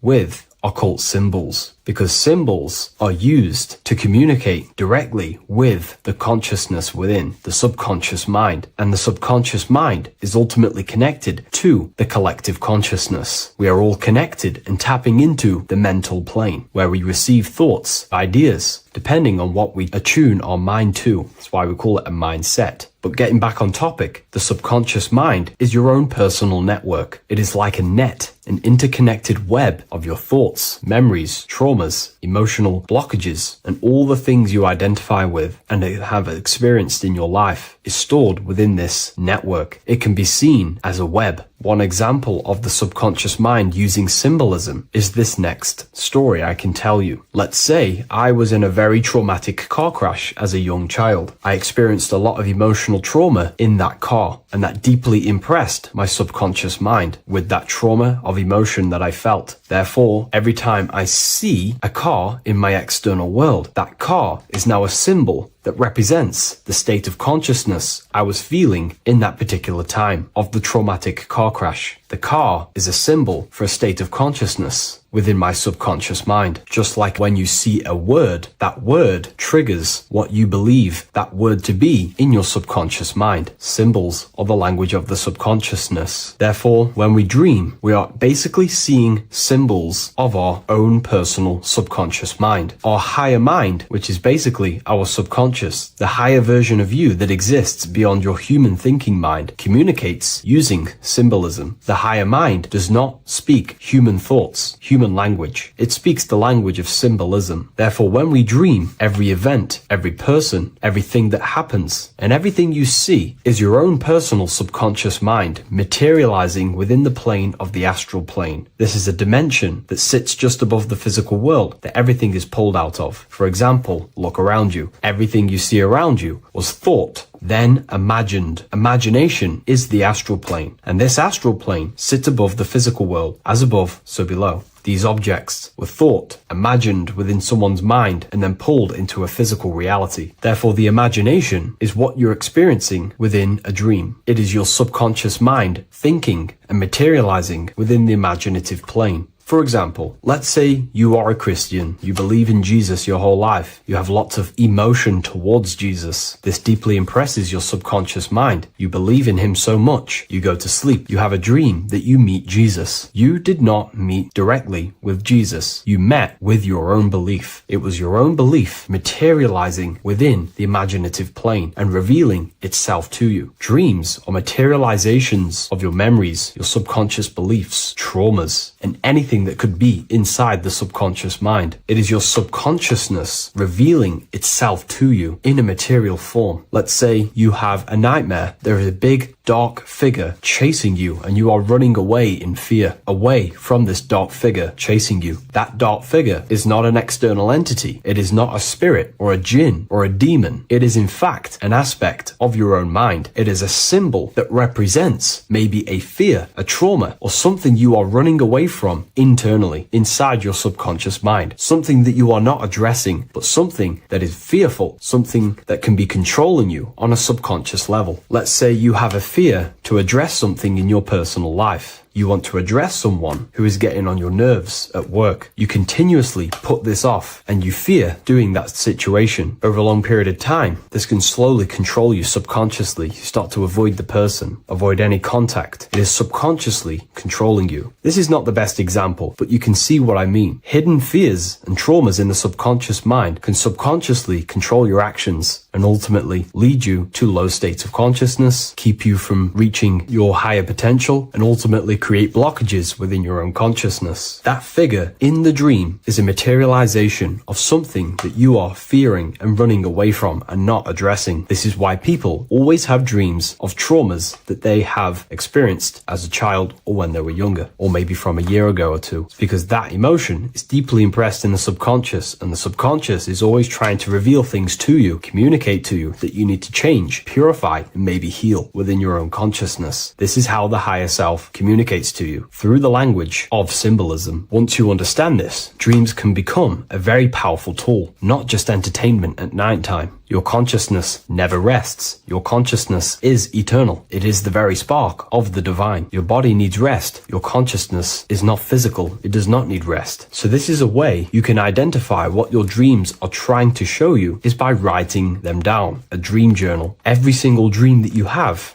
a book placed near your bed. Every time you wake up, first thing you should do is pick up the book and write every single detail that you can remember about the dream. The people that you met are all symbols or aspects of yourself. Maybe it is a friend you saw in your dream. That friend represents a state of consciousness that is within you and is trying to reveal something to you. It's about making the subconscious into the conscious, to become conscious of the unknown. Write down every detail, everything you saw, every event that played out, even the details of the clothes that they were wearing. Everything is symbolic within dreams. Write everything down and then analyze the dream. Don't analyze it from a logical mind. Analyze it with the right hemisphere of the brain, which allows you to see metaphors, read between the line. Try and gain the message that it's trying to show you. What does this overall mean to you? And what could this reveal about aspects of yourself that you need to heal or maybe take action in your life and world, because your higher self is always guiding you towards awakening and fulfilling your mission in the manifested physical world. Dreams speak in symbols, not logic. Ask about your dreams. What is this trying to tell me? Don't take things literally. Look for an emotional tone and symbolic resonance. With practice, you'll begin to understand the personal language of your subconscious mind. Now that you understand that, again, please leave a like or a comment on this video. This is now a technique for lucid dreaming and dreaming more often. This is not going to happen overnight. This is not an easy method. It simply takes practice and dedication. Every morning, choose 3 time slots. For me, I choose 4:30, 5 a.m. and 6 a.m. 3 alarms that are going to go off at these 3 times, half an hour apart from each other. Each time you wake up, stay awake for 5 to 10 minutes. Turn off the alarm. Try and keep your conscious mind awake, but drift back into sleep. There's no other better way for me to explain that. It's very difficult, but try and keep the mind awake, but the body falling back asleep. More than likely, you will drift off back to sleep. Then the next alarm will go off half an hour after. This will wake you up again, guaranteed. You will probably drift back to sleep by repeating this process. After the 3 alarms go off, each one of them times, you're either going to have a dream or a lucid dream, but definitely you will have a dream. And if it doesn't work one time, keep trying it. I've been using this method for a very long time, and I can tell you 70-80% of the time it triggers a dream, and a very vivid dream. And it's ideal for lucid dreaming, because keeping the conscious mind awake while letting the body fall asleep, you can become conscious within these subconscious realms of your mind. But when you are conscious inside the dream world, you can do what you want, but you also want to let the dream naturally unfold. If you try and take too much control, then you will wake back up. If you feel any fear in your dream, you will wake back up into the material world. Another tip to dream more often is to meditate before bed. Simply close your eyes and think about nothing for 5 to 30 minutes. Detach from everything outside you, your name, your job, work, thoughts. Mentally detach from the world and the physical pleasures, and become pure awareness before you try and go to sleep. This will help you become conscious while being within the self. If you wish to learn more about consciousness, yourself, the Book of Wisdom Volume 2 can definitely help you. I'll leave a link in the description. Thank you for watching this video, and I'll see you in the next one. What if I told you that you are under a spell, and this spell is controlling you in every aspect of your life, and you don't even realize it? Spells are not what you've been taught. They're not fantasy magic wands that are casted over you. No, no, no. Spells are much, much deeper. A spell is a belief system that is installed into your subconscious mind, which holds power over you. Okay? If I install a belief into your mind and that belief holds power over you and controls you, that is you under my spell. A spell is a belief that someone has installed into you. Okay? You have a subconscious mind. The subconscious holds power over 90% of your daily basis behavior, thought patterns, and overall emotional state.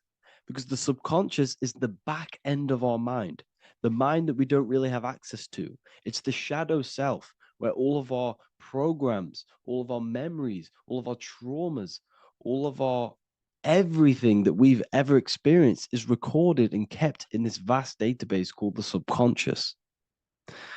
Now, the subconscious is the 90% of our mind. We are only aware of 10% of our mind, which is the conscious mind, which is what you're using now, what you're consciously aware of. But there is a subconscious mind that holds power over your conscious decisions, and you don't even realize it. For example, as a child, you had a very, very traumatic event happen. Let's say as a child, you were not loved enough by your parents. And this feeling of you not being enough for your parents and feeling alone as a child implanted this seed. And this seed was planted by your emotions, a strong emotion. And over time, as you grew older into an adult, this seed grew and grew and grew. And what this seed grew into is you being very needy. You always seeking validation from others. Okay. But you taking this conscious decision 10 years down the line actually stems from this hidden cause within your subconscious mind, within this little feeling, this seed inside your subconscious where you don't feel like you are worthy. So this results in a conscious decision of you seeking validation from others, being very needy from others. Okay? This is what the subconscious is. The subconscious holds power over us. For example, posting on social media. Why are you actually posting on social media? If you take a selfie with your new watch, new car, and you go and post that onto your social media, why are you actually doing that? On the deepest root cause, it's not because you just want to post a picture. No, it's much deeper. It comes from a subconscious belief or a subconscious emotion of you seeking external validation, whether you believe that or not. But that's what it is. If you're posting on social media, you're seeking attention, you're seeking validation from others on a deep level, on a subconscious level. You may not even realize this because it's subconscious.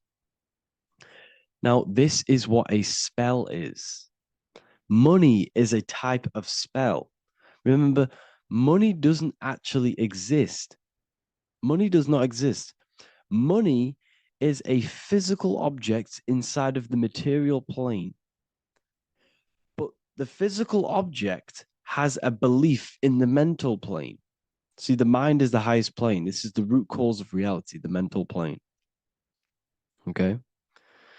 So our belief in our mind has given this piece of paper value and a meaning. But in reality, it's just a piece of paper with a belief behind it.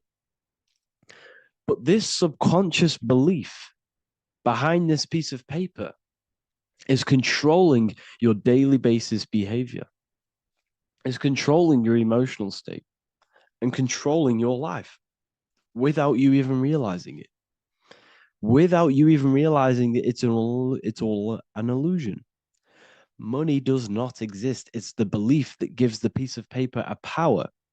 And the way we break the spell is by realizing that the money doesn't actually exist. The whole world is under the spell of money, and it's controlling all of us.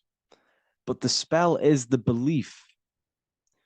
Once we all wake up and realize money has no value, it doesn't actually exist, it's only a belief. There is no actual money. That's how we break the spell. The spell is broken when we figure out that we are under the spell, under the belief, under the illusion of this piece of paper having value, and it's controlling our lives. That's why the word money has mon within it. Mon is moon, and the moon represents our hidden aspect of our mind, our subconscious, and the sun represents our conscious mind. So you have two versions of yourself. You have the self that you show to everyone, the conscious mind, and you have a shadow self called the subconscious, which is the hidden aspect of you. For example, do you really love your partner who you're with, or are you just with them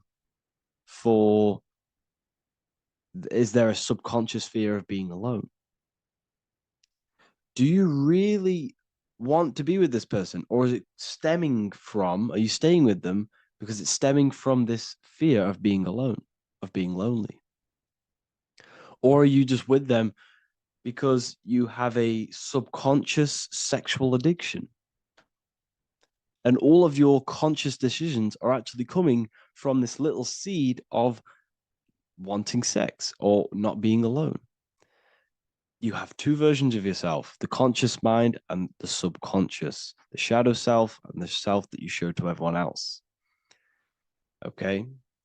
And the subconscious is what's holding power over you.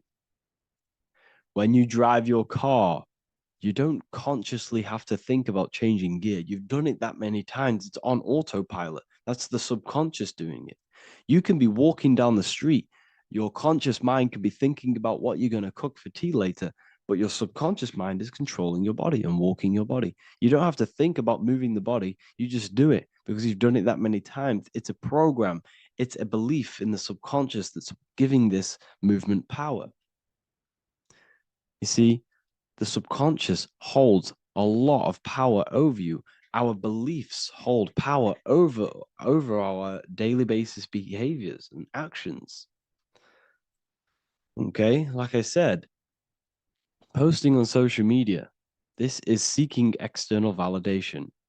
There's a subconscious stem, there's a subconscious urge bringing this desire into conscious reality. So we must break the spell of our emotions controlling us, our traumas from a child controlling us. For example, another example of this, let's say you were in a car crash years ago, and this car crash led you to having a very traumatic event, very traumatic emotion you felt in that car crash. You felt a lot of pain. That was impressed into your subconscious. And even to this day, you're probably scared of going into trains, going onto cars, going inside of vehicles. And you might not even be aware that it's actually stemming from this event that happened 10 years ago. That's the spell. That's the spell that's holding power over you, and you don't even realize it. You realize the spell when you realize you're being controlled by this old belief, this old trauma. That's what a spell is. A spell is not something I cast over you with a wand like Harry Potter. Spell's much deeper. It's the hidden aspects of our mind that hold power over us, that control us. Okay? So how do we get rid of the spell? How do we break the spell? By installing new belief systems, by installing new programs into our subconscious. The subconscious is impressed by repetition and emotion. Everything you do on repeat, for example, tying your shoelaces, you can be looking up into the sky, closing your eyes, thinking about what you're going to create for tea while doing your shoelaces. You've done it that many times, you don't have to think about it. That's the subconscious taking over. Okay? That's the repetition aspect of the subconscious. For example, you could probably run down your stairs. You know exactly how to run down the stairs. If I tried to run down your stairs, every staircase is different. I'd probably fall over. But you've done it that many times, you know exactly how to do it.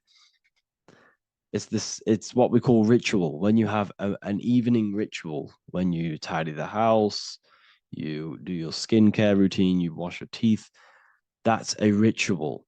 This is what the ancients called ritual.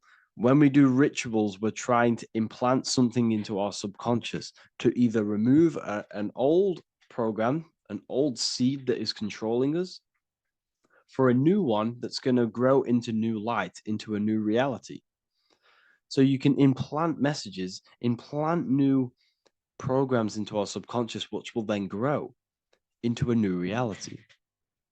Okay? Because if I tell you something over and over and over again, every single day, for example, if I say, you do what I say every single day I repeat this statement into your ears, about a month or 2 months in, you're going to start to believe in that statement and you're going to start to be under my spell. You're going to start to do everything that I say. So this is what spells are. Spells are subconscious beliefs that hold power over you and you don't even realize it. So we need to remove these old programs we have that are controlling us for new programs. And we do that through ritual, affirmation, and imagination. Repetition and emotion is key to impressing the subconscious. They are the two ways that spells are created, that programs are created. The subconscious only knows the now and it only knows you. So every word you say is a spell. So when you call someone else a name, you're calling yourself a name because your subconscious takes everything you say as truth because it only knows you. It doesn't know anyone else. So every night we can do affirmation. We affirm the reality we want. This is what we call a ritual. We sit down or you stand up, whatever it is, you affirm the reality you are, I am statements, and then you imagine that reality. And you do this over and over again, every day, twice a day, 3 times a day, however many times. And this will cause repetition. This will install a new belief system into your subconscious, which will then start to show in your external reality. It will start to put you under a spell of the new program. For example, if I install into my subconscious that I believe that I am rich, every single night I affirmate that I am rich, I am wealthy, I am free. And then I do a ritual. I start to imagine this reality. Every single night, I do these two things on repetition, and I start to feel the reality and imagine the reality. Over time, I'm going to start to believe that I am rich, that I am free, and I am wealthy without having the physical reality. And what this will do is that it'll implant a message deep within your subconscious mind. It will plant the seed of this belief. And this belief over time will grow into 90% of my thoughts, 90% of my actions, 90% of my words. My words, my thinking will change due to this new belief. I may not even realize it, but I'm looking for more opportunities to make money. I'm speaking to more people because of this belief that I've installed. This belief has triggered new ways of thinking. My mind, my conscious mind is now only operating to fulfill this belief. And my conscious mind might not even be aware of it. You won't even realize that you're manifesting this belief of being rich. And that's how it happens. You implant the belief within your subconscious. You implant the spell into your subconscious, which will then gain control over you. So we need to make sure we're removing the negative spells, the negative programs that are controlling us, for new regenerated ones, for new ones that are going to create new realities, a better life. Okay? You don't want negative traumas, negative seeds controlling you and growing into your life. If you don't cut them off, they will continue to grow and grow and grow. Your anxiety will get bigger and bigger and bigger. Your depression will get bigger and bigger and bigger. But it's all actually stemming from one belief system or one trauma. Okay? So this is important. Everything in this physical plane is an effect of the higher planes. It's a shadow of the mind. Everything we think, all physical objects began as a thought, then an imagination, then energy, then a physical reality. So we must change the mental plane. We must plant seeds into our mind to change down into our physical material life. It's about manipulating this higher plane so we can create change and effect in the physical external material plane. That's what magic is. This is what spellcasting is. This is all what it is. It's not fantasy. This is the manipulation of the higher planes of consciousness, which your mind has access to. You have access to these higher planes. Okay? This is exactly what I teach in my university. I teach different rituals. I teach specific rituals to get rid of certain things, certain belief systems. I teach all different rituals, all different ways for you to create your own reality and live the best reality you want. We also have all of these different courses. We have activating the inner eye. This will teach you exactly how to lucid dream and activate your inner vision of imagination. We have the sexual alchemy course. This will give you the power of transmuting your sexual energy into creativity. We have electromagnetism studies. We have esoteric exchange, an exclusive live call that we do every single week, and I connect with all of the students. They can ask me questions, can speak with me one-on-one inside of these live calls. We have the real numerology section. We have the health section. We have a lecture section. Look at all of these lectures we have on occultism, symbolism. All of these lectures are designed to gain you power, to give your personal power back to you, to make you realize things about you. We have a meditation section. We have a library section where you can download all of our library, all of our books, different books, on occultism, symbolism, Freemasonry, astral projection, and of course, we have the Manifestation Mastery course, which teaches you exactly how to create reality so you can live that desired reality that you want. This is the last chance to lock in the price of $55 a month. This is less than $2 a day. You can really level up your life because the price is going to increase as the value of the university increases, because there's a new symbolism course coming out. And if you join now, you'll get this course for free, because obviously when this course releases, the price will go up. The symbolism course will teach you the language of esoteric and occult symbolism. I'll leave the links in the description. Make sure to leave a like, comment, subscribe to the channel if you want to see more content. Thank you all, people. Have an amazing day.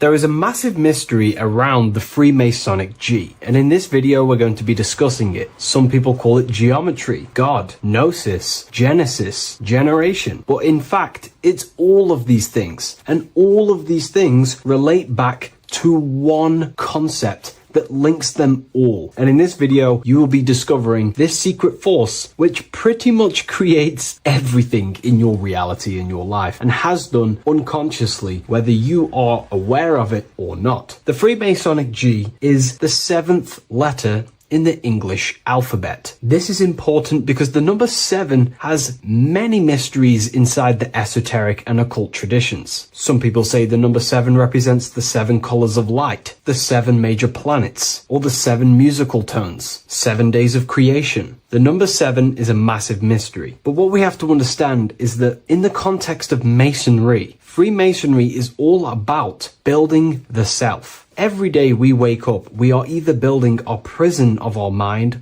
or freedom of our mind. Everything inside of esoteric Freemasonry is about building the self and reconstructing our consciousness, our inner dialogue, the inner voice. We're transforming the mind from low awareness to high awareness. This is why Freemasonry uses the allegory of stonemasonry, stones, chipping away at stones. The stone is in fact you, and we are perfecting the stone, which is your very own mind. Because the universe is a mental construct. Life is happening to us inside our minds. We are all the universal mind expressed and clothed in a different body. Therefore, now we understand that everything is about the internal inside of Masonry. This G relates to something inside of you. Hence why you see the G inside of the square and the compass. It's something internal in you. G is the 7th letter of the English alphabet, and the number 7 symbolizes the 7 cognitions of the mind. In esoteric and initiatory traditions, the 7 psychological cognitions of the mind refer to the 7 distinct modes through which human consciousness perceives, interprets, and transforms reality. Different schools use different names, but across Hermetic, occult, Gnostic, and mystical systems, the same underlying pattern emerges. The mind has 7 functional powers, each representing a layer of awareness and a stage of inner development. Number 1 would be perception. The first cognition is the raw reception of sensory and subtle impressions. It is the gateway where the outer world enters the inner world of our minds. Perception involves learning to see without distortion, to notice the symbolic dimension behind ordinary appearances in an occult interpretation of perception. The second one is interpretation. After perception comes the act of making meaning. The mind organizes impressions into patterns, beliefs, and judgments. Esoterically, this cognition determines whether a person interprets life through the ego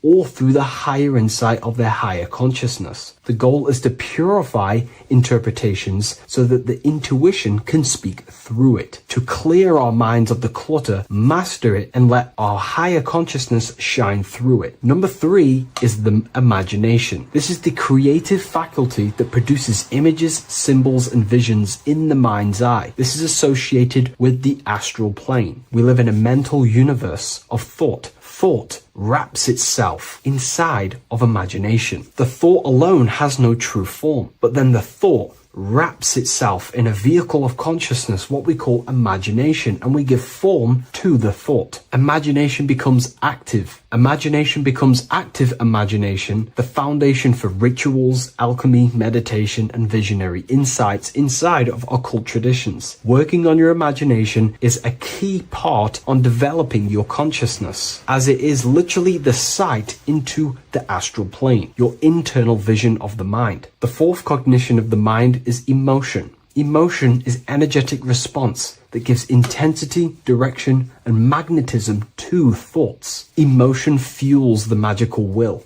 Unrefined emotion binds us to lower impulses. Refined emotions become devotion, compassion, and the inner fire to transform thought into a tangible reality, to become a conscious creator. The fifth cognition is will, the faculty of intention, decision, and directed energy. Will is the power that aligns personality with the higher self. It is the driver of discipline, transformation, and the capacity to act consciously rather than react unconsciously. Most people walk through life as an unconscious zombie, living day to day, running off subconscious programmings, never actually using their conscious mind. We develop our will and try to align our will with the highest will possible so we can align our will with our higher mind. So the higher mind can manifest through us in the material plane. The sixth cognition of the mind is memory, the storehouse of experience, impressions, and archetypes. It shapes identity, determines how one repeats and transcends past patterns. Memory includes not only personal memory, but also a deep strata of the subconscious and the collective subconscious field, what we call the Akashic records. Memory is a massive quality that you must work on inside the Masonic system. You are required to remember certain rituals and certain things so that you can regurgitate them to pass on along the degrees. Based off my research, I myself personally am not a Mason. The seventh cognition of the mind is intuition, the highest cognition possible. It's direct knowing. It bypasses the linear reasoning and reveals truth as the inner illumination. Intuition is the voice of the soul. It is the guiding force, guiding our physical vehicle of consciousness through this physical experience, providing revelations, insights, and even sometimes gnosis and higher understandings.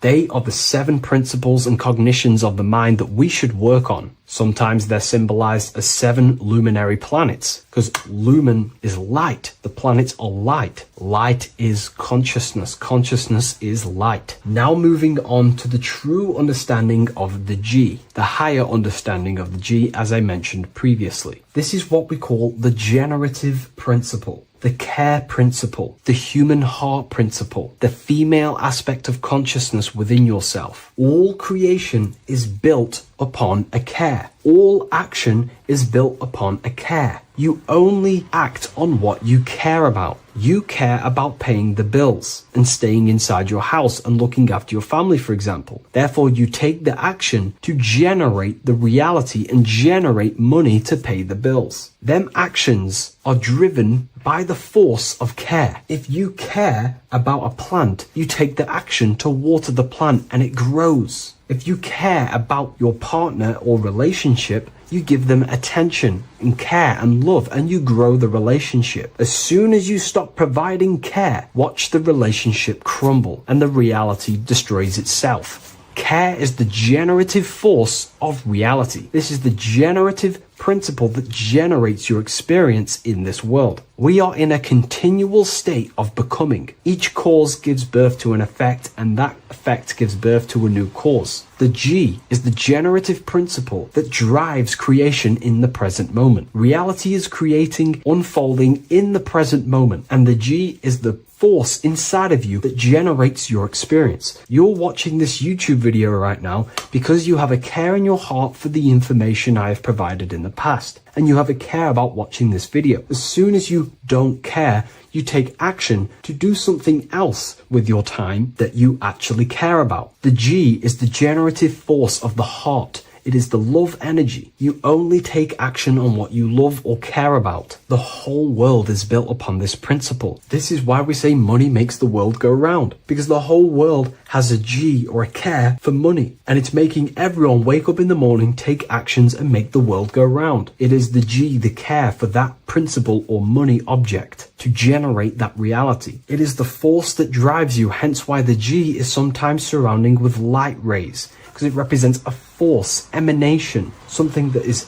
invisible but driving the physical body. The G is the internal force that focuses thought into an action. We can think many thoughts, but the thoughts you don't care about, you don't take action on. But the thought you care about, that you have a G for, intensifies that thought, focuses and directs it into an action to generate that experience and reality. The whole world is built upon this principle. The sun is a perfect example of the generative principle. The sun gives all of its life, light, never asking for anything back, making everything grow and generate on the earth. Everything in your life is built upon this principle, and gaining control over your care gives you control over your actions and your reality and what you generate. Once you see this, it is truly beautiful that the world is actually built upon love. This is why they say love is the force of God. It is. Truly. This is the reason why God begins with a G. It's about Genesis.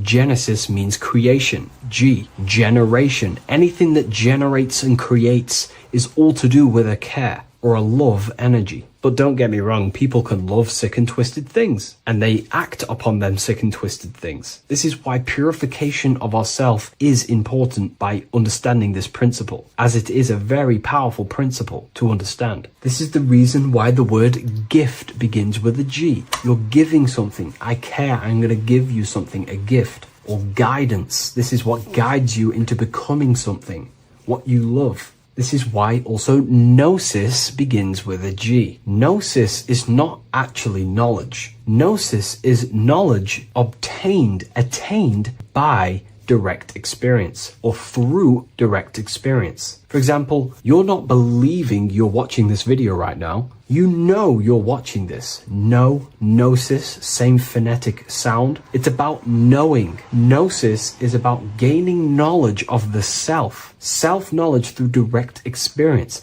Instead of believing in God, I seek to know God through direct experience by altered states of consciousness, transcendent meditations, understanding human anatomy, understanding the laws that govern my mind, understanding creation. That is direct gnosis, knowing that God exists instead of believing he exists. By going within the self, questioning the self, and gaining a deeper relationship with the inner observer, you start to gain gnosis, self-knowledge through direct experience. And in order to gain gnosis, you have to care, because gnosis requires action. It requires you to meditate and go within yourself. It requires you to study yourself. It requires you to go within yourself. And in order to do that, you have to care. If you don't care about knowing yourself, you won't take the action to generate the gnosis. If we take a look at this piece of Freemasonic artwork, we can see a whole lot going on here. But if we focus down here with the temple with the letter G on, and when you walk through the temple, there is a pathway leading up a hill towards the light. The light reveals things. If something is in darkness, you can't see it, but the light reveals something. It's symbolizing truth, the light of gnosis, knowingness. And in order to walk this path, you have to go through the temple, which means entering in yourself. This is symbolic of the path. The Masonic path is about the self, reconstructing and learning about the self. In order to walk up that hill, it takes a lot of effort. It's not easy walking up a hill. You're going to be tired. It's not easy. It's horrible. Who likes walking up a hill? I know I don't, but people like hiking and stuff. I understand that, but it's symbolizing this is hard work, working on yourself, because the labor of working on your mind is the hardest labor you will ever do. It's called the great work or the Masonic work. And in order to climb that mountain, you go through the G. You have to have the care. If you do not have the care,